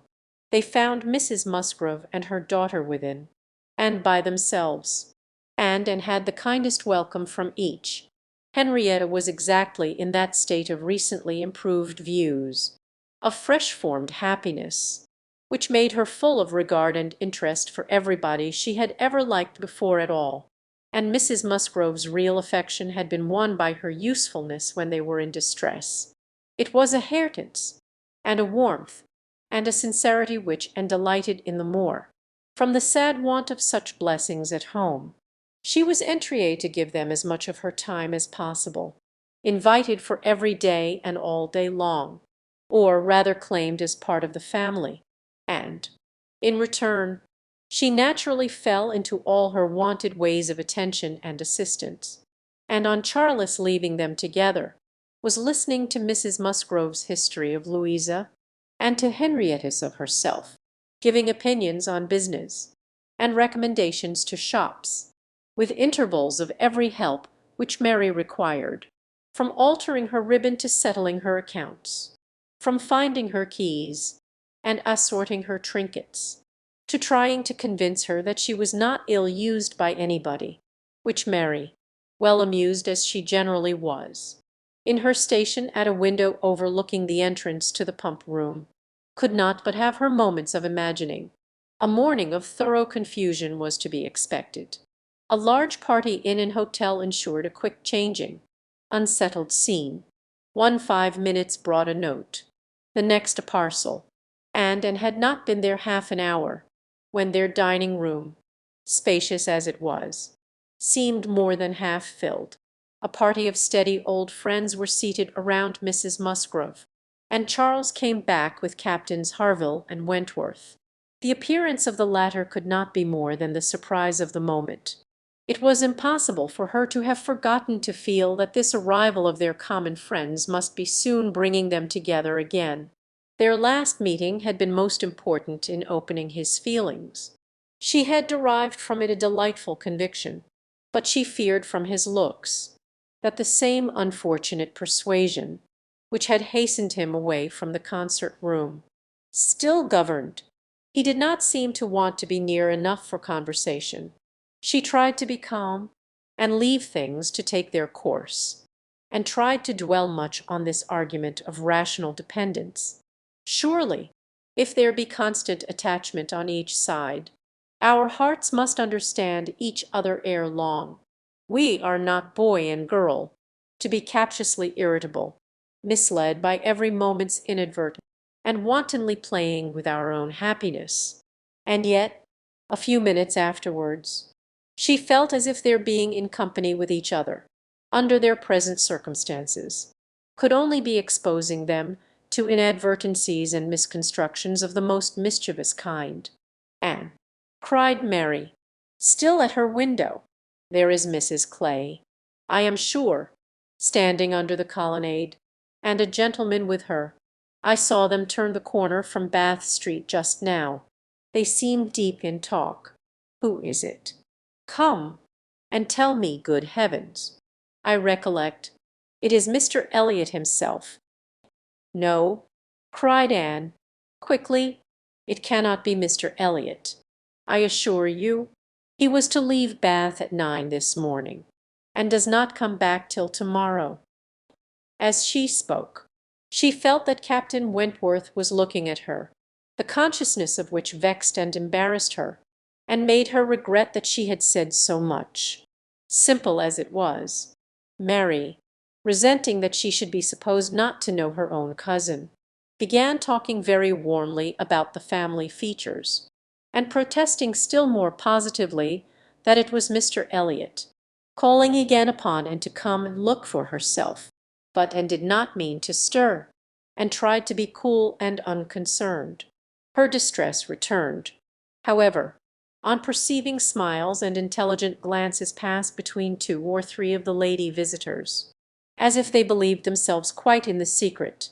It was evident that the report concerning her had spread, and a short pause succeeded, which seemed to ensure that it would now spread farther. "Do come, Anne," cried Mary. "Come and look yourself. You will be too late if you do not make haste. They are parting, they are shaking hands. He is turning away, not know Mr. Elliot. Indeed, you seem to have forgot all about Lyme." To pacify Mary, and perhaps screen her own embarrassment, and did move quietly to the window. She was just in time to ascertain that it really was Mr. Elliot, which she had never believed, before he disappeared on one side, as Mrs. Clay walked quickly off on the other, and checking the surprise which she could not but feel at such an appearance of friendly conference between 2 persons of totally opposite interest, she calmly said, "Yes, it is Mr. Elliot. Certainly, he has changed his hour of going, I suppose. That is all. Or I may be mistaken. I might not attend," and walked back to her chair, recomposed, and with the comfortable hope of having acquitted herself well. The visitors took their leave, and Charles, having civilly seen them off, and then made a face at them, and abused them for coming, began with, "Well, mother, I have done something for you that you will like. I have been to the theatre, and secured a box for to-morrow night. Ain't I a good boy? I know you love a play, and there is room for us all. It holds 9. I have engaged Captain Wentworth, and will not be sorry to join us. I am sure we all like a play. Have not I done well, mother?" Mrs. Musgrove was good-humouredly beginning to express her perfect readiness for the play, if Henrietta and all the others liked it, when Mary eagerly interrupted her by exclaiming, "Good heavens, Charles, how can you think of such a thing? Take a box for to-morrow night! Have you forgot that we are engaged to Camden Place to-morrow night, and that we were most particularly asked to meet Lady Dalrymple and her daughter, and Mr. Elliot, and all the principal family connections, on purpose to be introduced to them? How can you be so forgetful?" "Phoo, phoo," replied Charles. "What's an evening party? Never worth remembering. Your father might have asked us to dinner, I think, if he had wanted to see us. You may do as you like, but I shall go to the play." "Oh, Charles, I declare it will be too abominable if you do, when you promised to go." "No, I did not promise. I only smirked and bowed, and said the word happy. There was no promise. But you must go, Charles. It would be unpardonable to fail. We were asked on purpose to be introduced. There was always such a great connection between the Dalrymples and ourselves. Nothing ever happened on either side that was not announced immediately. "We are quite near relations, you know, and Mr. Elliot too, whom you ought so particularly to be acquainted with. Every attention is due to Mr. Elliot. Consider, my father's heir, the future representative of the family. Don't talk to me about heirs and representatives," cried Charles. "I am not one of those who neglect the reigning power to bow to the rising sun. If I would not go for the sake of your father, I should think it scandalous to go for the sake of his heir. What is Mr. Elliot to me?" The careless expression was life to Anne, who saw that Captain Wentworth was all attention, looking and listening with his whole soul, and that the last words brought his enquiring eyes from Charles to herself. Charles and Mary still talked on in the same style, he half serious and half jesting, maintaining the scheme for the play, and she invariably serious, most warmly opposing it, and not omitting to make it known that, however determined to go to Camden Place herself, she should not think herself very well used. If they went to the play without her, Mrs. Musgrove interposed, "We had better put it off. Charles, you had much better go back and change the box for Tuesday. It would be a pity to be divided, and we should be losing Miss Anne, too, if there is a party at her father's, and I am sure neither Henrietta nor I should care at all for the play, if Miss Anne could not be with us," and felt truly obliged to her for such kindness, and quite as much so for the opportunity it gave her of decidedly saying if it depended only on my inclination, "Mum, the party at home excepting on Mary's account would not be the smallest impediment. I have no pleasure in the sort of meeting, and should be too happy to change it for a play, and with you, but it had better not be attempted." Perhaps she had spoken it, but she trembled when it was done, conscious that her words were listened to, and daring not even to try to observe their effect. It was soon generally agreed that Tuesday should be the day, Charles only reserving the advantage of still teasing his wife, by persisting that he would go to the play to morrow if nobody else would. Captain Wentworth left his seat, and walked to the fireplace, probably for the sake of walking away from it soon afterwards, and taking the station, with less barefaced design, by Anne. "You have not been long enough in Bath," said he, "to enjoy the evening parties of the place." "Oh, no, the usual character of them has nothing for me. I am no card player." "You were not formerly, I know. You did not use to like cards. But time makes many changes. I am not yet so much changed," cried Anne, and stopped, fearing she hardly knew what misconstruction. After waiting a few moments he said, and as if it were the result of immediate feeling, "It is a period. Indeed, 8 years and a half is a period." Whether he would have proceeded farther was left to Anna's imagination to ponder over in a calmer hour. For while still hearing the sounds he had uttered, she was startled to other subjects by Henrietta, eager to make use of the present leisure for getting out, and calling on her companions to lose no time, lest somebody else should come in. They were obliged to move, and talked of being perfectly ready, and tried to look it.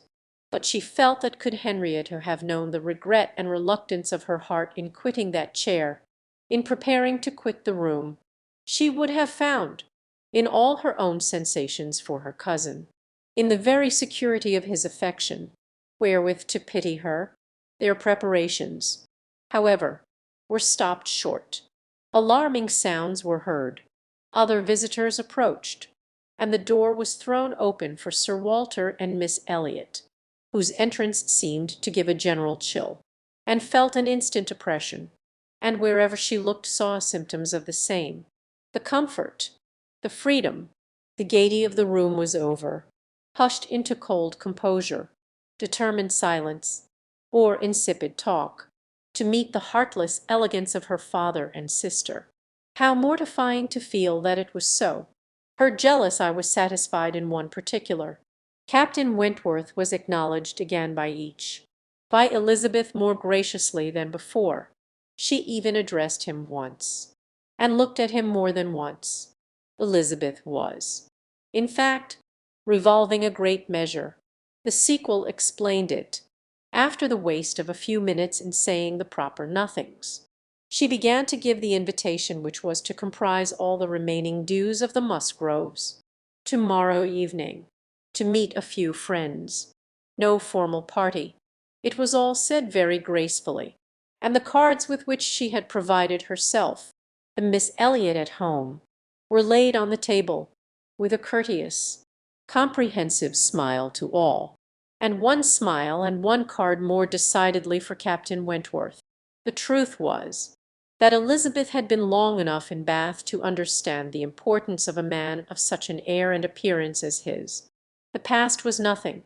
The present was that Captain Wentworth would move about well in her drawing-room. The card was pointedly given, and Sir Walter and Elizabeth arose and disappeared. The interruption had been short, though severe, and ease and animation returned to most of those they left as the door shut them out, but not to Anne.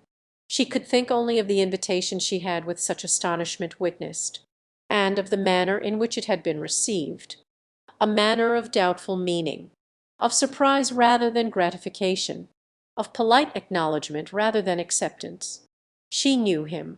She saw disdain in his eye, and could not venture to believe that he had determined to accept such an offering as an atonement for all the insolence of the past. Her spirits sank. He held the card in his hand after they were gone, as if deeply considering it. "Only think of Elizabeth's including everybody," whispered Mary very audibly. "I do not wonder Captain Wentworth is delighted." You see he cannot put the card out of his hand, and caught his eye, saw his cheeks glow, and his mouth form itself into a momentary expression of contempt, and turned away, that she might neither see nor hear more to vex her. The party separated. The gentlemen had their own pursuits. The ladies proceeded on their own business, and they met no more while and belonged to them. She was earnestly begged to return and dine, and give them all the rest of the day, but her spirits had been so long exerted that at present she felt unequal to more, and fit only for home, where she might be sure of being as silent as she chose, promising to be with them the whole of the following morning.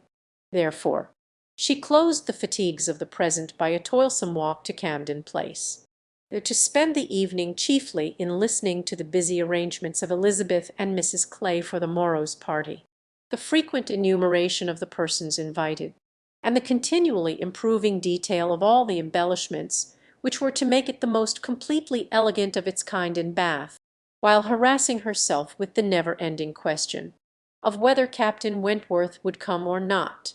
They were reckoning him as certain, but with her it was a gnawing solicitude never appeased for 5 minutes together. She generally thought he would come, because she generally thought he ought, but it was a case which she could not so shape into any positive act of duty or discretion, as inevitably to defy the suggestions of very opposite feelings. She only roused herself to let Mrs. Clay know that she had been seen with Mr. Elliot 3 hours after his being supposed to be out of Bath, for having watched in vain for some intimation of the interview from the lady herself. She determined to mention it, and it seemed to her there was guilt in Mrs. Clay's face as she listened. It was transient, cleared away in an instant, but Anne could imagine she read there the consciousness of having, by some complication of mutual trick, or some overbearing authority of his, been obliged to attend perhaps for half an hour to his lectures and restrictions on her designs on Sir Walter. She exclaimed, however, with a very tolerable imitation of nature, "Oh, dear, very true. Only think, Miss Elliot. To my great surprise I met with Mr. Elliot in Bath Street. I was never more astonished. He turned back and walked with me to the pump yard. He had been prevented setting off for Thornbury, but I really forget by what, for I was in a hurry, and could not much attend. and I can only answer for his being determined not to be delayed in his return. He wanted to know how early he might be admitted to-morrow. He was full of to-morrow, and it is very evident that I have been full of it too, ever since I entered the house, and learnt the extension of your plan and all that had happened, or my seeing him could never have gone so entirely out of my head. Chapter 23. One day only had passed since Anna's conversation with Mrs. Smith, but a keener interest had succeeded, and she was now so little touched by Mr. Elliot's conduct, except by its effects in one quarter, that it became a matter of course the next morning still to defer her explanatory visit in Rivers Street. She had promised to be with the Musgroves from breakfast to dinner. Her faith was plighted, and Mr. Elliot's character, like the Sultan's Scheherazada's head, must live another day. She could not keep her appointment punctually. However, the weather was unfavourable, and she had grieved over the rain on her friend's account, and felt it very much on her own, before she was able to attempt the walk. When she reached the White Hart, and made her way to the proper apartment, she found herself neither arriving quite in time, nor the first to arrive. The party before her were Mrs. Musgrove talking to Mrs. Croft, and Captain Harville to Captain Wentworth, and she immediately heard that Mary and Henrietta, too impatient to wait, had gone out the moment it had cleared, but would be back again soon, and that the strictest injunctions had been left with Mrs. Musgrove to keep her there till they returned. She had only to submit, sit down, be outwardly composed, and feel herself plunged at once in all the agitations which she had merely laid her account of tasting a little before the morning closed. There was no delay, no waste of time.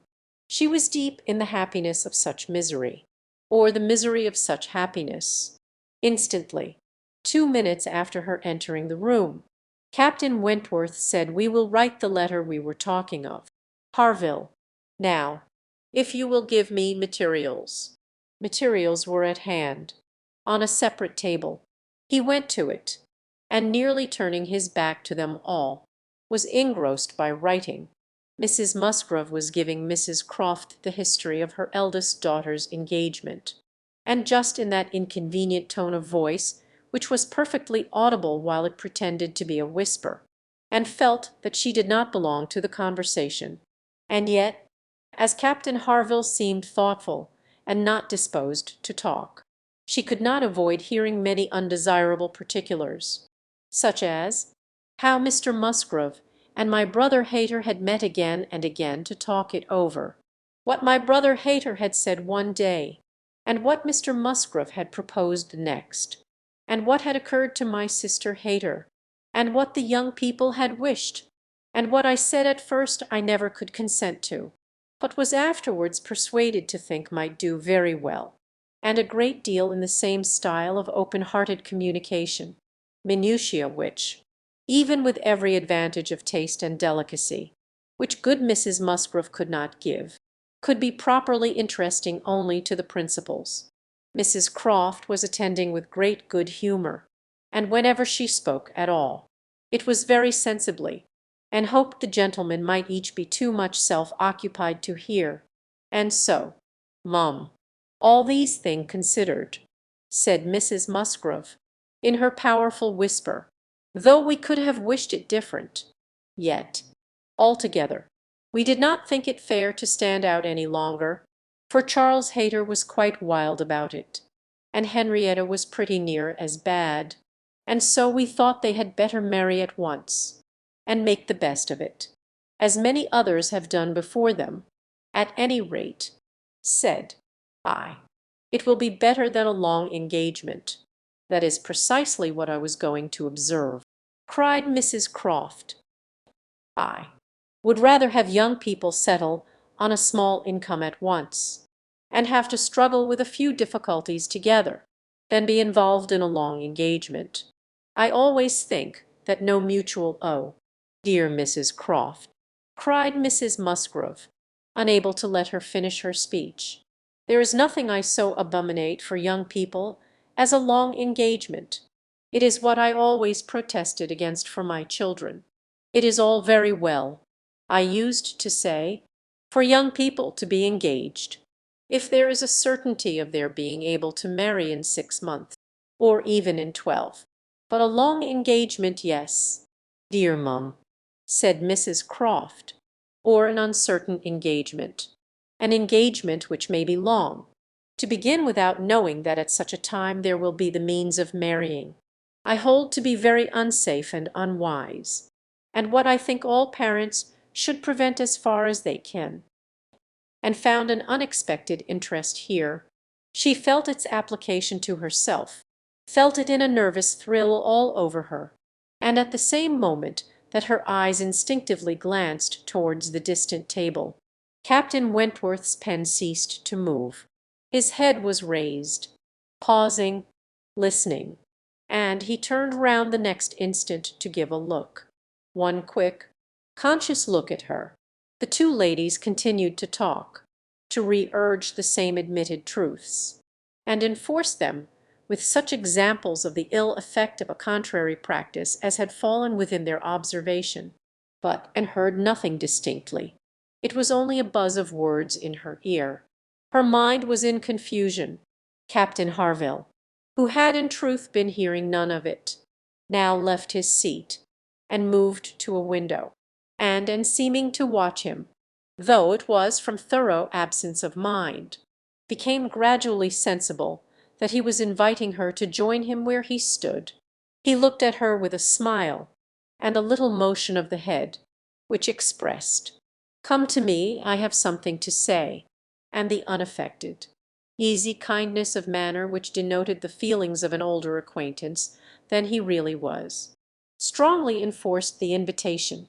She roused herself and went to him. The window at which he stood was at the other end of the room from where the two ladies were sitting, and though nearer to Captain Wentworth's table, not very near, as she joined him, Captain Harville's countenance re-assumed the serious, thoughtful expression which seemed its natural character. "Look here," said he, unfolding a parcel in his hand, and displaying a small miniature painting. "Do you know who that is?" "Certainly. Captain Benwick." "Yes, and you may guess who it is for." But, in a deep tone, "It was not done for her. Miss Elliot. Do you remember our walking together at Lyme, and grieving for him? I little thought then, but no matter. This was drawn at the Cape.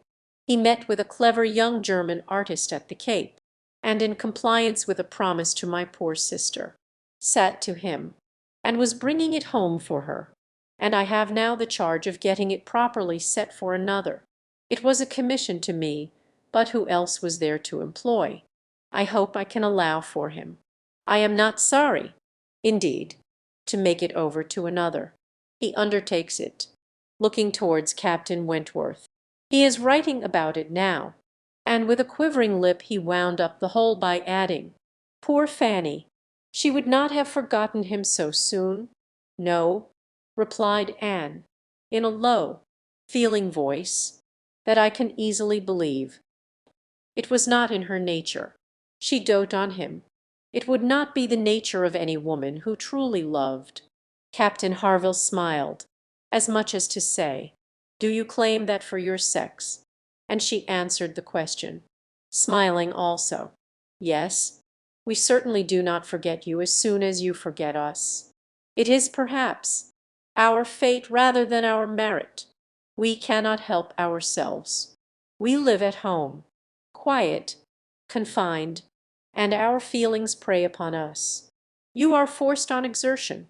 You have always a profession, pursuits, business of some sort or other, to take you back into the world immediately, and continual occupation and change soon weaken impressions. Granting your assertion that the world does all this so soon for men, which, however, I do not think I shall grant, it does not apply to Benwick. He has not been forced upon any exertion. The peace turned him on shore at the very moment, and he has been living with us, in our little family circle, ever since." "True," said Anne, "very true. I did not recollect. But what shall we say now? Captain Harville, if the change be not from outward circumstances, it must be from within. It must be nature, man's nature, which has done the business for Captain Benwick. No, no, it is not man's nature. I will not allow it to be more man's nature than woman's to be inconstant, and forget those they do love, or have loved. I believe the reverse. I believe in a true analogy between our bodily frames and our mental, and that as our bodies are the strongest, so are our feelings, capable of bearing most rough usage, and riding out the heaviest weather. Your feelings may be the strongest, replied Anne, but the same spirit of analogy will authorize me to assert that ours are the most tender. Man is more robust than woman, but he is not longer lived, which exactly explains my view of the nature of their attachments. Nay, it would be too hard upon you if it were otherwise. You have difficulties and privations, and dangers enough to struggle with. You are always laboring and toiling, exposed to every risk and hardship. Your home, country, friends, all quitted, neither time, nor health, nor life, to be called your own. It would be hard, indeed, with a faltering voice, if woman's feelings were to be added to all this. We shall never agree upon this question, Captain Harville was beginning to say, when a slight noise called their attention to Captain Wentworth's hitherto perfectly quiet division of the room. It was nothing more than that his pen had fallen down, but Anne was startled at finding him nearer than she had supposed, and half inclined to suspect that the pen had only fallen because he had been occupied by them, striving to catch sounds, which yet she did not think he could have caught. "Have you finished your letter?" said Captain Harville. "Not quite. A few lines more. I shall have done in 5 minutes. There is no hurry on my side. I am only ready whenever you are. I am in very good anchorage here," smiling at Anne, "well supplied, and want for nothing. No hurry for a signal at all.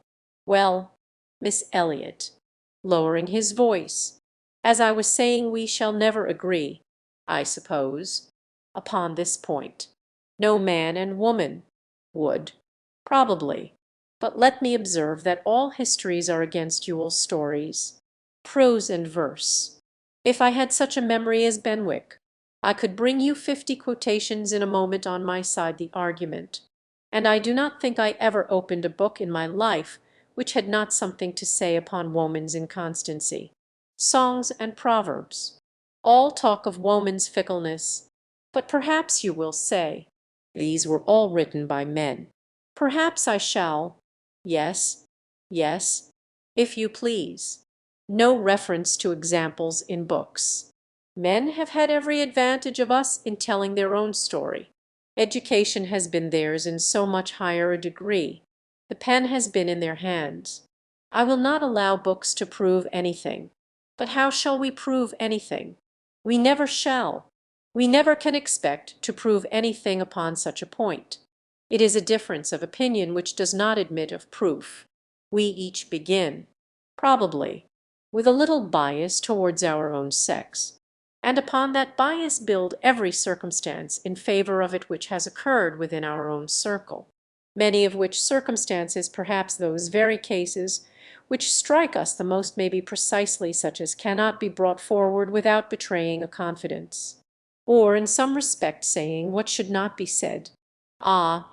cried Captain Harville, in a tone of strong feeling, "if I could but make you comprehend what a man suffers when he takes a last look at his wife and children, and watches the boat that he has sent them off in, as long as it is in sight, and then turns away and says, 'God knows whether we ever meet again,' and then, if I could convey to you the glow of his soul when he does see them again, when, coming back after a 12-month's absence, perhaps, and obliged to put into another port, he calculates how soon it be possible to get them there, pretending to deceive himself, and saying, They cannot be here till such a day, but all the while hoping for them 12 hours sooner, and seeing them arrive at last, as if heaven had given them wings, by many hours sooner still.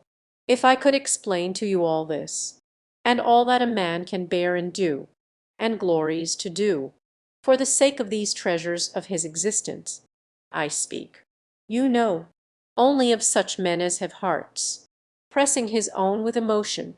Oh, cried Anne eagerly, I hope I do justice to all that is felt by you, and by those who resemble you. God forbid that I should undervalue the warm and faithful feelings of any of my fellow creatures. I should deserve utter contempt if I dared to suppose that true attachment and constancy were known only by woman. No, I believe you capable of everything great and good in your married lives. I believe you equal to every important exertion, and to every domestic forbearance, so long as, if I may be allowed the expression, so long as you have an object. I mean while the woman you love lives, and lives for you. All the privilege I claim for my own sex, it is not a very enviable one. You need not covet it. Is that of loving longest, when existence or when hope is gone. She could not immediately have uttered another sentence. Her heart was too full, her breath too much oppressed. You are a good soul, cried Captain Harville, putting his hand on her arm, quite affectionately. There is no quarrelling with you. And when I think of Benwick, my tongue is tied. Their attention was called towards the others. Mrs. Croft was taking leave. Here, Frederick, you and I part company. I believe, said she, I am going home, and you have an engagement with your friend. To-night we may have the pleasure of all meeting again at your party. Turning to Anne, we had your sister's card yesterday, and I understood Frederick had a card too, though I did not see it. And you are disengaged, Frederick, are you not, as well as ourselves? Captain Wentworth was folding up a letter in great haste, and either could not or would not answer fully. Yes, said he, very true. Here we separate. But Harville and I shall soon be after you. That is, Harville, if you are ready. I am in half a minute. I know you will not be sorry to be off. I shall be at your service in half a minute. Mrs. Croft left them, and Captain Wentworth, having sealed his letter with great rapidity, was indeed ready, and had even a hurried, agitated air, which shewed impatience to be gone, and knew not how to understand it. She had the kindest good morning, God bless you, from Captain Harville, but from him not a word, nor a look. He had passed out of the room without a look. She had only time, however, to move closer to the table where he had been writing, when footsteps were heard returning. The door opened. It was himself. He begged their pardon, but he had forgotten his gloves, and instantly crossing the room to the writing-table, he drew out a letter from under the scattered paper, placed it before and with eyes of glowing entreaty fixed on her for a time, and hastily collecting his gloves, was again out of the room, almost before Mrs. Musgrove was aware of his being in it. The work of an instant, the revolution which one instant had made in Anne, was almost beyond expression. The letter, with a direction hardly legible, to Miss A, was evidently the one which he had been folding so hastily, while supposed to be writing only to Captain Benwick. He had been also addressing her. On the contents of that letter depended all which this world could do for her. Anything was possible. Anything might be defied rather than suspense. Mrs. Musgrove had little arrangements of her own at her own table. To their protection she must trust, and sinking into the chair which he had occupied, succeeding to the very spot where he had leaned and written, her eyes devoured the following words: "I can listen no longer in silence.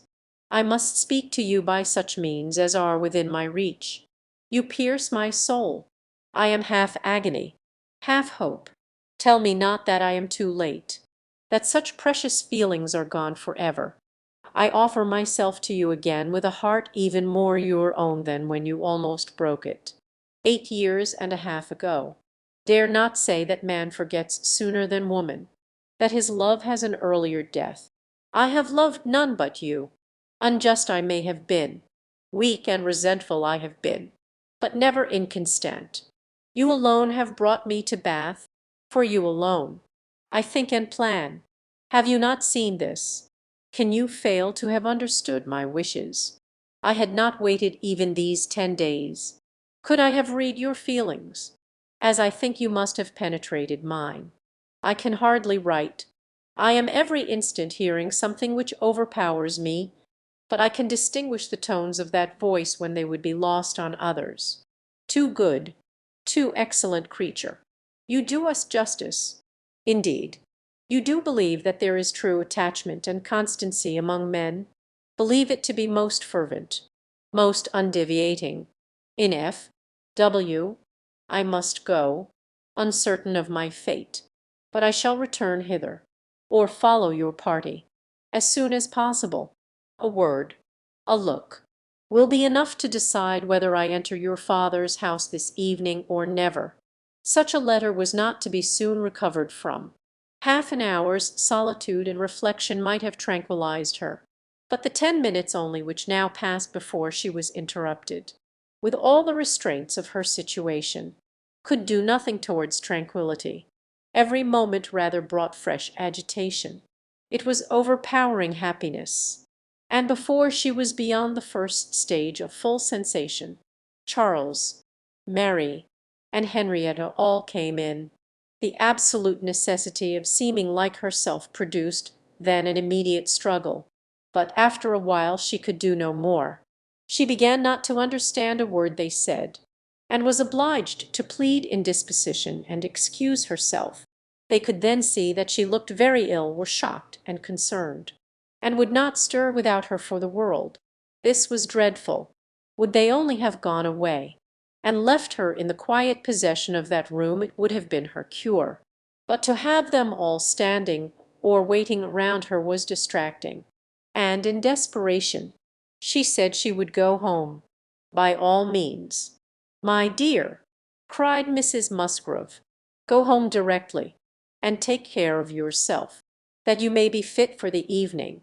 I wish Sarah was here to doctor you, but I am no doctor myself. Charles, ring and order a chair. She must not walk, but the chair would never do. Worse than all, to lose the possibility of speaking 2 words to Captain Wentworth in the course of her quiet, solitary progress up the town, and she felt almost certain of meeting him, could not be borne.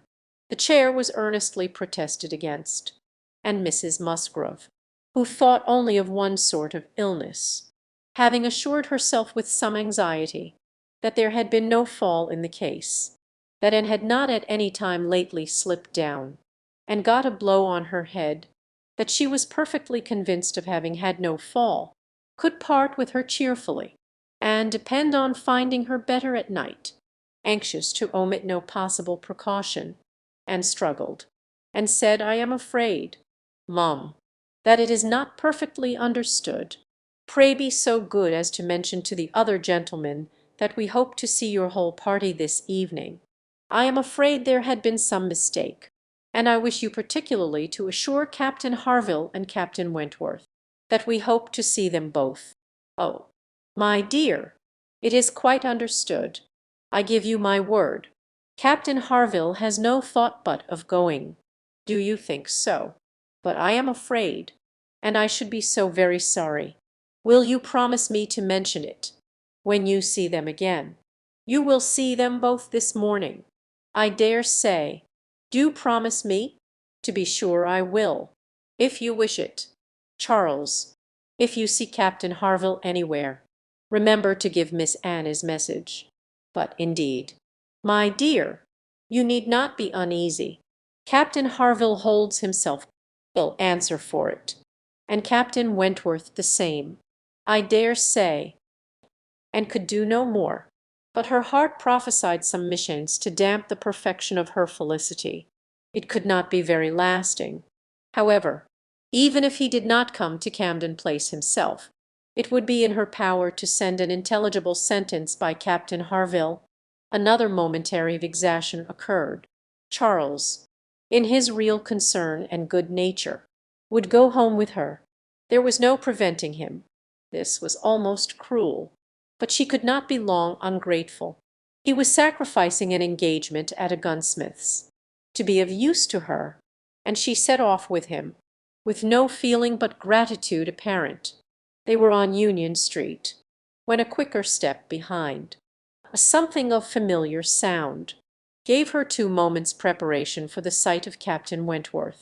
He joined them, but, as if irresolute whether to join or to pass on, said nothing, only looked, and could command herself enough to receive that look, and not repulsively.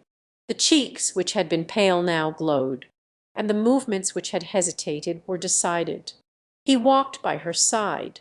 Presently, struck by a sudden thought, "Charles," said Captain Wentworth, "which way are you going?" "Only to Gay Street, or farther up the town." "I hardly know," replied Captain Wentworth, surprised. "Are you going as high as Belmont? Are you going near Camden Place? Because, if you are, I shall have no scruple in asking you to take my place, and give in your arm to her father's door. She is rather done for this morning, and must not go so far without help.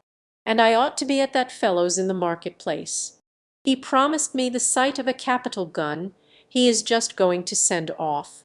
Said he would keep it unpacked to the last possible moment, that I might see it, and if I do not turn back now, I have no chance, by his description, a good deal like the second size double barrel of mine, which you shot with one day round Winthrop."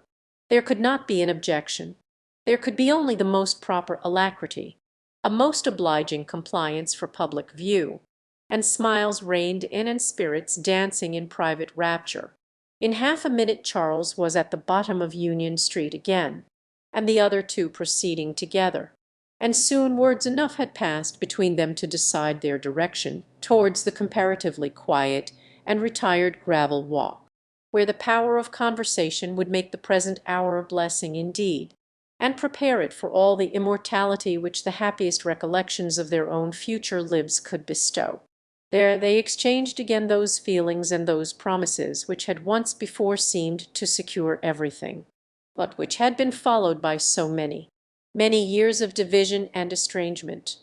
There they returned again into the past, more exquisitely happy, perhaps, in their reunion than when it had been first projected, more tender, more tried, more fixed in a knowledge of each other's character, truth, and attachment, more equal to act, more justified in acting. And there, as they slowly paced the gradual ascent, heedless of every group around them, seeing neither sauntering politicians, bustling housekeepers, flirting girls, nor nursery maids and children, they could indulge in those retrospections and acknowledgments, and especially in those explanations of what had directly preceded the present moment, which were so poignant and so ceaseless in interest. All the little variations of the last week were gone through, and of yesterday and to-day there could scarcely be an end. She had not mistaken him. Jealousy of Mr. Elliot had been the retarding weight, the doubt, the torment that had begun to operate in the very hour of first meeting her in Bath, that had returned, after a short suspension, to ruin the concert, and that had influenced him in everything he had said and done, or omitted to say and do, in the last 24 hours. It had been gradually yielding to the better hopes which her looks, or words, or actions occasionally encouraged. It had been vanquished at last by those sentiments and those tones which had reached him while she talked with Captain Harville, and under the irresistible governance of which he had seized a sheet of paper, and poured out his feelings, of what he had then written. Nothing was to be retracted or qualified. He persisted in having loved none but her. She had never been supplanted. He never even believed himself to see her equal. Thus much indeed he was obliged to acknowledge, that he had been constant unconsciously, nay unintentionally, that he had meant to forget her, and believed it to be done. He had imagined himself indifferent, when he had only been angry, and he had been unjust to her merits, because he had been a sufferer from them. Her character was now fixed on his mind as perfection itself, maintaining the loveliest medium of fortitude and gentleness. But he was obliged to acknowledge that only at Uppercross had he learnt to do her justice, and only at Lyme had he begun to understand himself. At Lyme he had received lessons of more than one sort. The passing admiration of Mr. Elliot had at least roused him, and the scenes on the Cobb and at Captain Harville's had fixed her superiority. In his preceding attempts to attach himself to Louisa Musgrove, the attempts of angry pride, he protested that he had for ever felt it to be impossible, that he had not cared, could not care, for Louisa, though till that day, till the leisure for reflection which followed it, he had not understood the perfect excellence of the mind with which Louisa's could so ill bear a comparison, or the perfect unrivalled hold it possessed over his own. There he had learnt to distinguish between the steadiness of principle and the obstinacy of self-will, between the darings of heedlessness and the resolution of a collected mind. There he had seen everything to exalt in his estimation the woman he had lost, and there begun to deplore the pride, the folly, the madness of resentment, which had kept him from trying to regain her when thrown in his way. From that period his penance had become severe. He had no sooner been free from the horror and remorse attending the first few days of Louis's accident, no sooner begun to feel himself alive again, than he had begun to feel himself, though alive, not at liberty. "I found," said he, "that I was considered by Harville an engaged man, that neither Harville nor his wife entertained a doubt of our mutual attachment. I was startled and shocked to a degree. I could contradict this instantly, but when I began to reflect that others might have felt the same, her own family, nay, perhaps herself, was no longer at my own disposal. I was hers in honour if she wished it. I had been unguarded. I had not thought seriously on this subject before. I had not considered that my excessive intimacy must have its danger of ill consequence in many ways, and that I had no right to be trying whether I could attach myself to either of the girls, at the risk of raising even an unpleasant report. Were there no other ill effects? I had been grossly wrong, and must abide the consequences. He found too late, in short, that he had entangled himself, and that precisely as he became fully satisfied of his not caring for Louisa at all, he must regard himself as bound to her, if her sentiments for him were what the Harvilles supposed. It determined him to leave Lyme, and await her complete recovery elsewhere. He would gladly weaken, by any fair means, whatever feelings or speculations concerning him might exist, and he went, therefore, to his brother's, meaning after a while to return to Kellynch, and act as circumstances might require. "I was 6 weeks with Edward," said he, "and saw him happy. I could have no other pleasure. I deserved none. He enquired after you very particularly, asked even if you were personally altered, little suspecting that to my eye you could never alter, and smiled, and let it pass. It was too pleasing a blunder for a reproach. It is something for a woman to be assured, in her 28th year, that she has not lost one charm of earlier youth." But the value of such homage was inexpressibly increased to Anne by comparing it with former words, and feeling it to be the result, not the cause, of a revival of his warm attachment. He had remained in Shropshire, lamenting the blindness of his own pride and the blunders of his own calculations, till at once released from Louisa by the astonishing and felicitous intelligence of her engagement with Benwick. "Here," said he, "ended the worst of my state, for now I could at least put myself in the way of happiness. I could exert myself, I could do something, but to be waiting so long in inaction, and waiting only for evil, had been dreadful. Within the first 5 minutes I said, "I will be at Bath on Wednesday," and I was. Was it unpardonable to think it worth my while to come, and to arrive with some degree of hope? You were single. It was possible that you might retain the feelings of the past, as I did, and one encouragement happened to be mine. I could never doubt that you would be loved and sought by others, but I knew to a certainty that you had refused one man at least, of better pretensions than myself, and I could not help often saying, "Was this for me?" Their first meeting in Milsom Street afforded much to be said, but the concert still more. That evening seemed to be made up of exquisite moments. The moment of her stepping forward in the octagon room to speak to him, the moment of Mr. Elliot's appearing and tearing her away, and one or two subsequent moments, marked by returning hope or increasing despondency, were dwelt on with energy.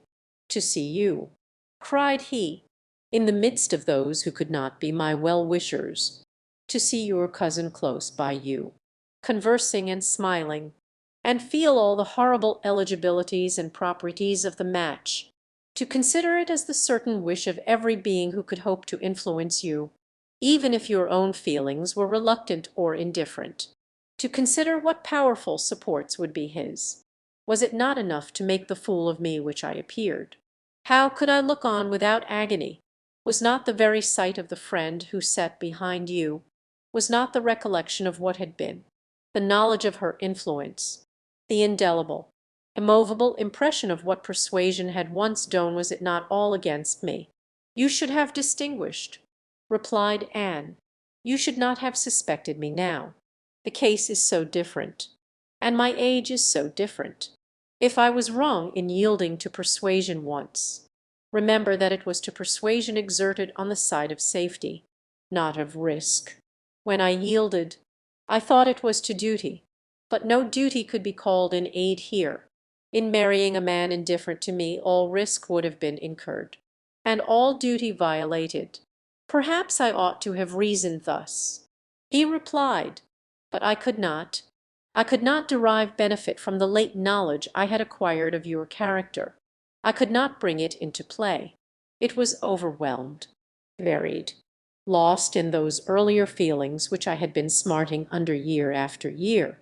I could think of you only as one who had yielded, who had given me up, who had been influenced by any one rather than by me. I saw you with the very person who had guided you in that year of misery. I had no reason to believe her of less authority now. The force of habit was to be added. I should have thought," said Anne, "that my manner to yourself might have spared you much or all of this. No, no, your manner might be only the ease which your engagement to another man would give. I left you in this belief, and yet I was determined to see you again. My spirits rallied with the morning, and I felt that I had still a motive for remaining here. At last Anne was at home again, and happier than any one in that house could have conceived. All the surprise and suspense, and every other painful part of the morning dissipated by this conversation. She re-entered the house so happy as to be obliged to find an alloy in some momentary apprehensions of its being impossible to last. An interval of meditation, serious and grateful, was the best corrective of everything dangerous in such high-wrought felicity, and she went to her room, and grew steadfast and fearless in the thankfulness of her enjoyment. The evening came. The drawing-rooms were lighted up. The company assembled. It was but a card party. It was but a mixture of those who had never met before, and those who met too often. A commonplace business, too numerous for intimacy, too small for variety, but and had never found an evening shorter, glowing and lovely in sensibility and happiness, and more generally admired than she thought about or cared for. She had cheerful or forbearing feelings for every creature around her. Mr. Elliot was there. She avoided, but she could pity him. The Wallace. She had amusement in understanding them. Lady Dalrymple and Miss Carteret would soon be innoxious cousins to her. She cared not for Mrs. Clay, and had nothing to blush for in the public manners of her father and sister. With the Musgroves there was the happy chat of perfect ease. With Captain Harville the kind-hearted intercourse of brother and sister. With Lady Russell attempts at conversation, which a delicious consciousness cut short. With Admiral and Mrs. Croft everything of peculiar cordiality and fervent interest, which the same consciousness sought to conceal. And with Captain Wentworth some moments of communications continually occurring, and always the hope of more, and always the knowledge of his being there. It was in one of these short meetings, each apparently occupied in admiring a fine display of greenhouse plants, that she said, "I have been thinking over the past, and trying impartially to judge of the right and wrong. I mean with regard to myself, and I must believe that I was right, much as I suffered from it, that I was perfectly right in being guided by the friend whom you will love better than you do now. To me she was in the place of a parent. Do not mistake me, however. I am not saying that she did not err in her advice. It was, perhaps, one of those cases in which advice is good or bad only as the event decides, and for myself I certainly never should, in any circumstance of tolerable similarity, give such advice. But I mean that I was right in submitting to her, and that if I had done otherwise, I should have suffered more in continuing the engagement than I did even in giving it up, because I should have suffered in my conscience. I have now, as far as such a sentiment is allowable in human nature, nothing to reproach myself with, and if I mistake not, a strong sense of duty is no bad part of a woman's portion." He looked at her, looked at Lady Russell, and looking again at her, replied, as if in cool deliberation, "Not yet, but there are hopes of her being forgiven in time. I trust to being in charity with her soon, but I too have been thinking over the past, and a question has suggested itself, whether there may not have been one person more my enemy even than that lady, my own self. Tell me if, when I returned to England in the year '8, with a few £1,000, and was posted into the Laconia, if I had then written to you, would you have answered my letter? Would you, in short, have renewed the engagement then? Would I?" was all her answer, but the accent was decisive enough. "Good God!" he cried, "you would. It is not that I did not think of it, or desire it, as what could alone crown all my other success. But I was proud, too proud to ask again. I did not understand you. I shut my eyes, and would not understand you, or do you justice. This is a recollection which ought to make me forgive every one sooner than myself. 6 years of separation and suffering might have been spared. It is a sort of pain, too, which is new to me. I have been used to the gratification of believing myself to earn every blessing that I enjoyed. I have valued myself on honorable toils and just rewards, like other great men under reverses." He added, with a smile, "I must endeavor to subdue my mind to my fortune. I must learn to brook being happier than I deserve." Chapter 24. Who can be in doubt of what followed? When any two young people take it into their heads to marry, they are pretty sure by perseverance to carry their point, be they ever so poor, or ever so imprudent, or ever so little likely to be necessary to each other's ultimate. This may be bad morality to conclude with, but I believe it to be truth, and if such parties succeed, how should a Captain Wentworth and an Anne Elliot, with the advantage of maturity of mind, consciousness of right, and one independent fortune between them, fail of bearing down every opposition? They might, in fact, have borne down a great deal more than they met with, for there was little to distress them beyond the want of graciousness and warmth.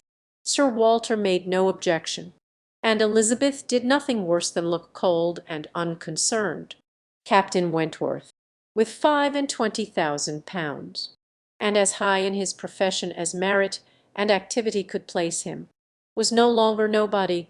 He was now esteemed quite worthy to address the daughter of a foolish, spendthrift baronet, who had not had principle or sense enough to maintain himself in the situation in which Providence had placed him, and who could give his daughter at present but a small part of the share of £10,000 which must be hers hereafter. Sir Walter, indeed, though he had no affection for Anne, and no vanity flattered, to make him really happy on the occasion, was very far from thinking it a bad match for her. On the contrary, when he saw more of Captain Wentworth, saw him repeatedly by daylight, and eyed him well, he was very much struck by his personal claims, and felt that his superiority of appearance might be not unfairly balanced against her superiority of rank. And all this, assisted by his well-sounding name, enabled Sir Walter at last to prepare his pen, with a very good grace, for the insertion of the marriage in the volume of honour. The only one among them whose opposition of feeling could excite any serious anxiety was Lady Russell, and knew that Lady Russell must be suffering some pain in understanding and relinquishing Mr. Elliot, and be making some struggles to become truly acquainted with, and do justice to Captain Wentworth. This, however, was what Lady Russell had now to do.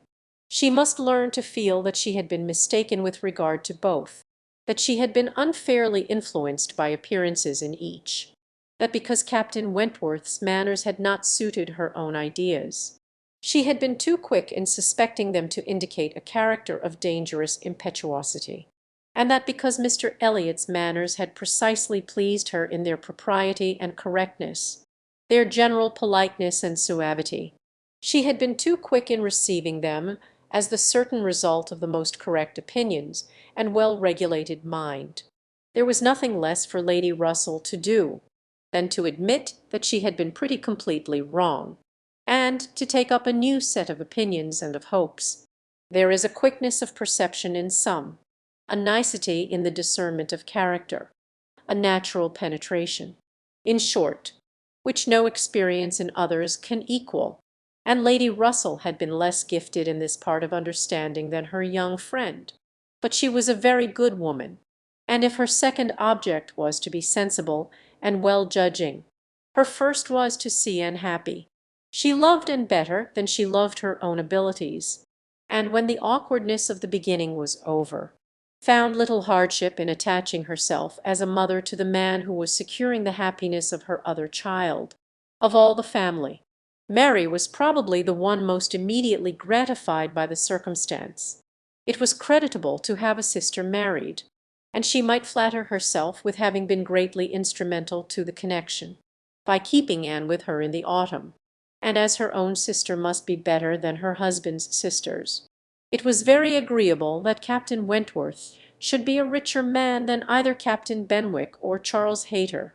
She had something to suffer, perhaps, when they came into contact again, in seeing Anne restored to the rights of seniority, and the mistress of a very pretty landaulet, but she had a future to look forward to, of powerful consolation, and had no Uppercross Hall before her, no landed estate, no headship of a family, and if they could but keep Captain Wentworth from being made a baronet, she would not change situations with Anne.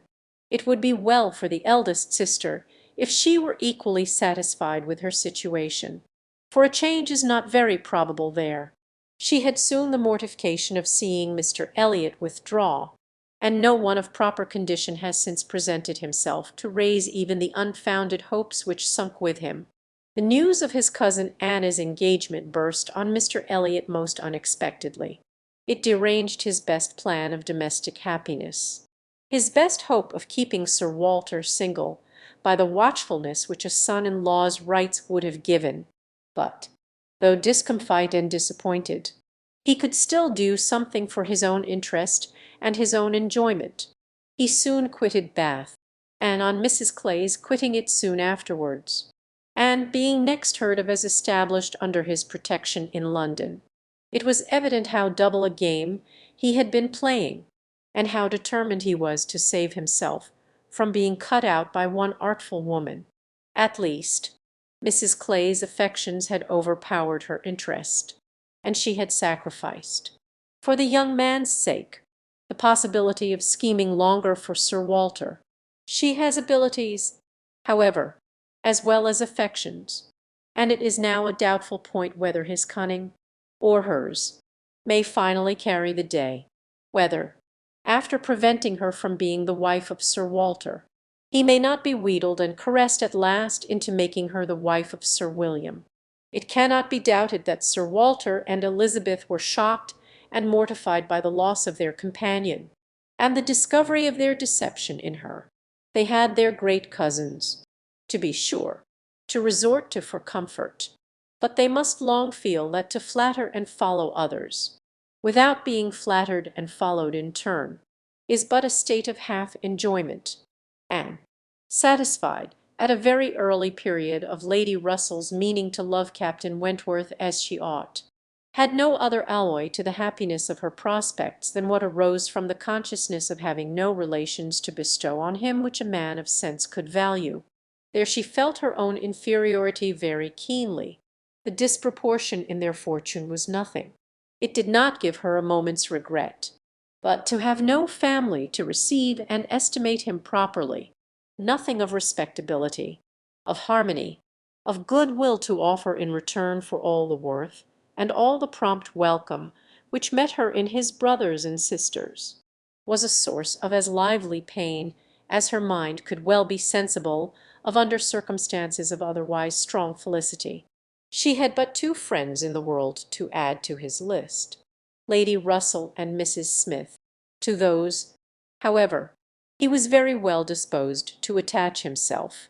Lady Russell, in spite of all her former transgressions, he could now value from his heart, while he was not obliged to say that he believed her to have been right in originally dividing them. He was ready to say almost everything else in her favour, and as for Mrs. Smith, she had claims of various kinds to recommend her quickly and permanently. Her recent good offices by and had been enough in themselves, and their marriage, instead of depriving her of one friend, secured her two.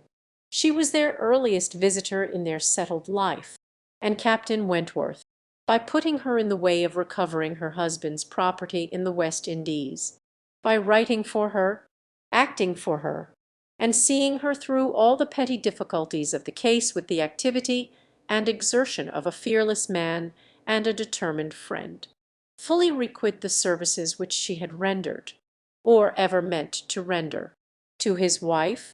Mrs. Smith's enjoyments were not spoiled by this improvement of income, with some improvement of health, and the acquisition of such friends to be often with, for her cheerfulness and mental alacrity did not fail her, and while these prime supplies of good remained, she might have bid defiance even to greater accessions of worldly prosperity. She might have been absolutely rich and perfectly healthy, and yet be happy. Her spring of felicity was in the glow of her spirits, as her friend Anna's was in the warmth of her heart, and was tenderness itself, and she had the full worth of it in Captain Wentworth's affection. His profession was all that could ever make her friends wish that tenderness less. The dread of a future war all that could dim her sunshine. She gloried in being a sailor's wife, but she must pay the tax of quick alarm for belonging to that profession which is, if possible, more distinguished in its domestic virtues than in its national importance. Finis,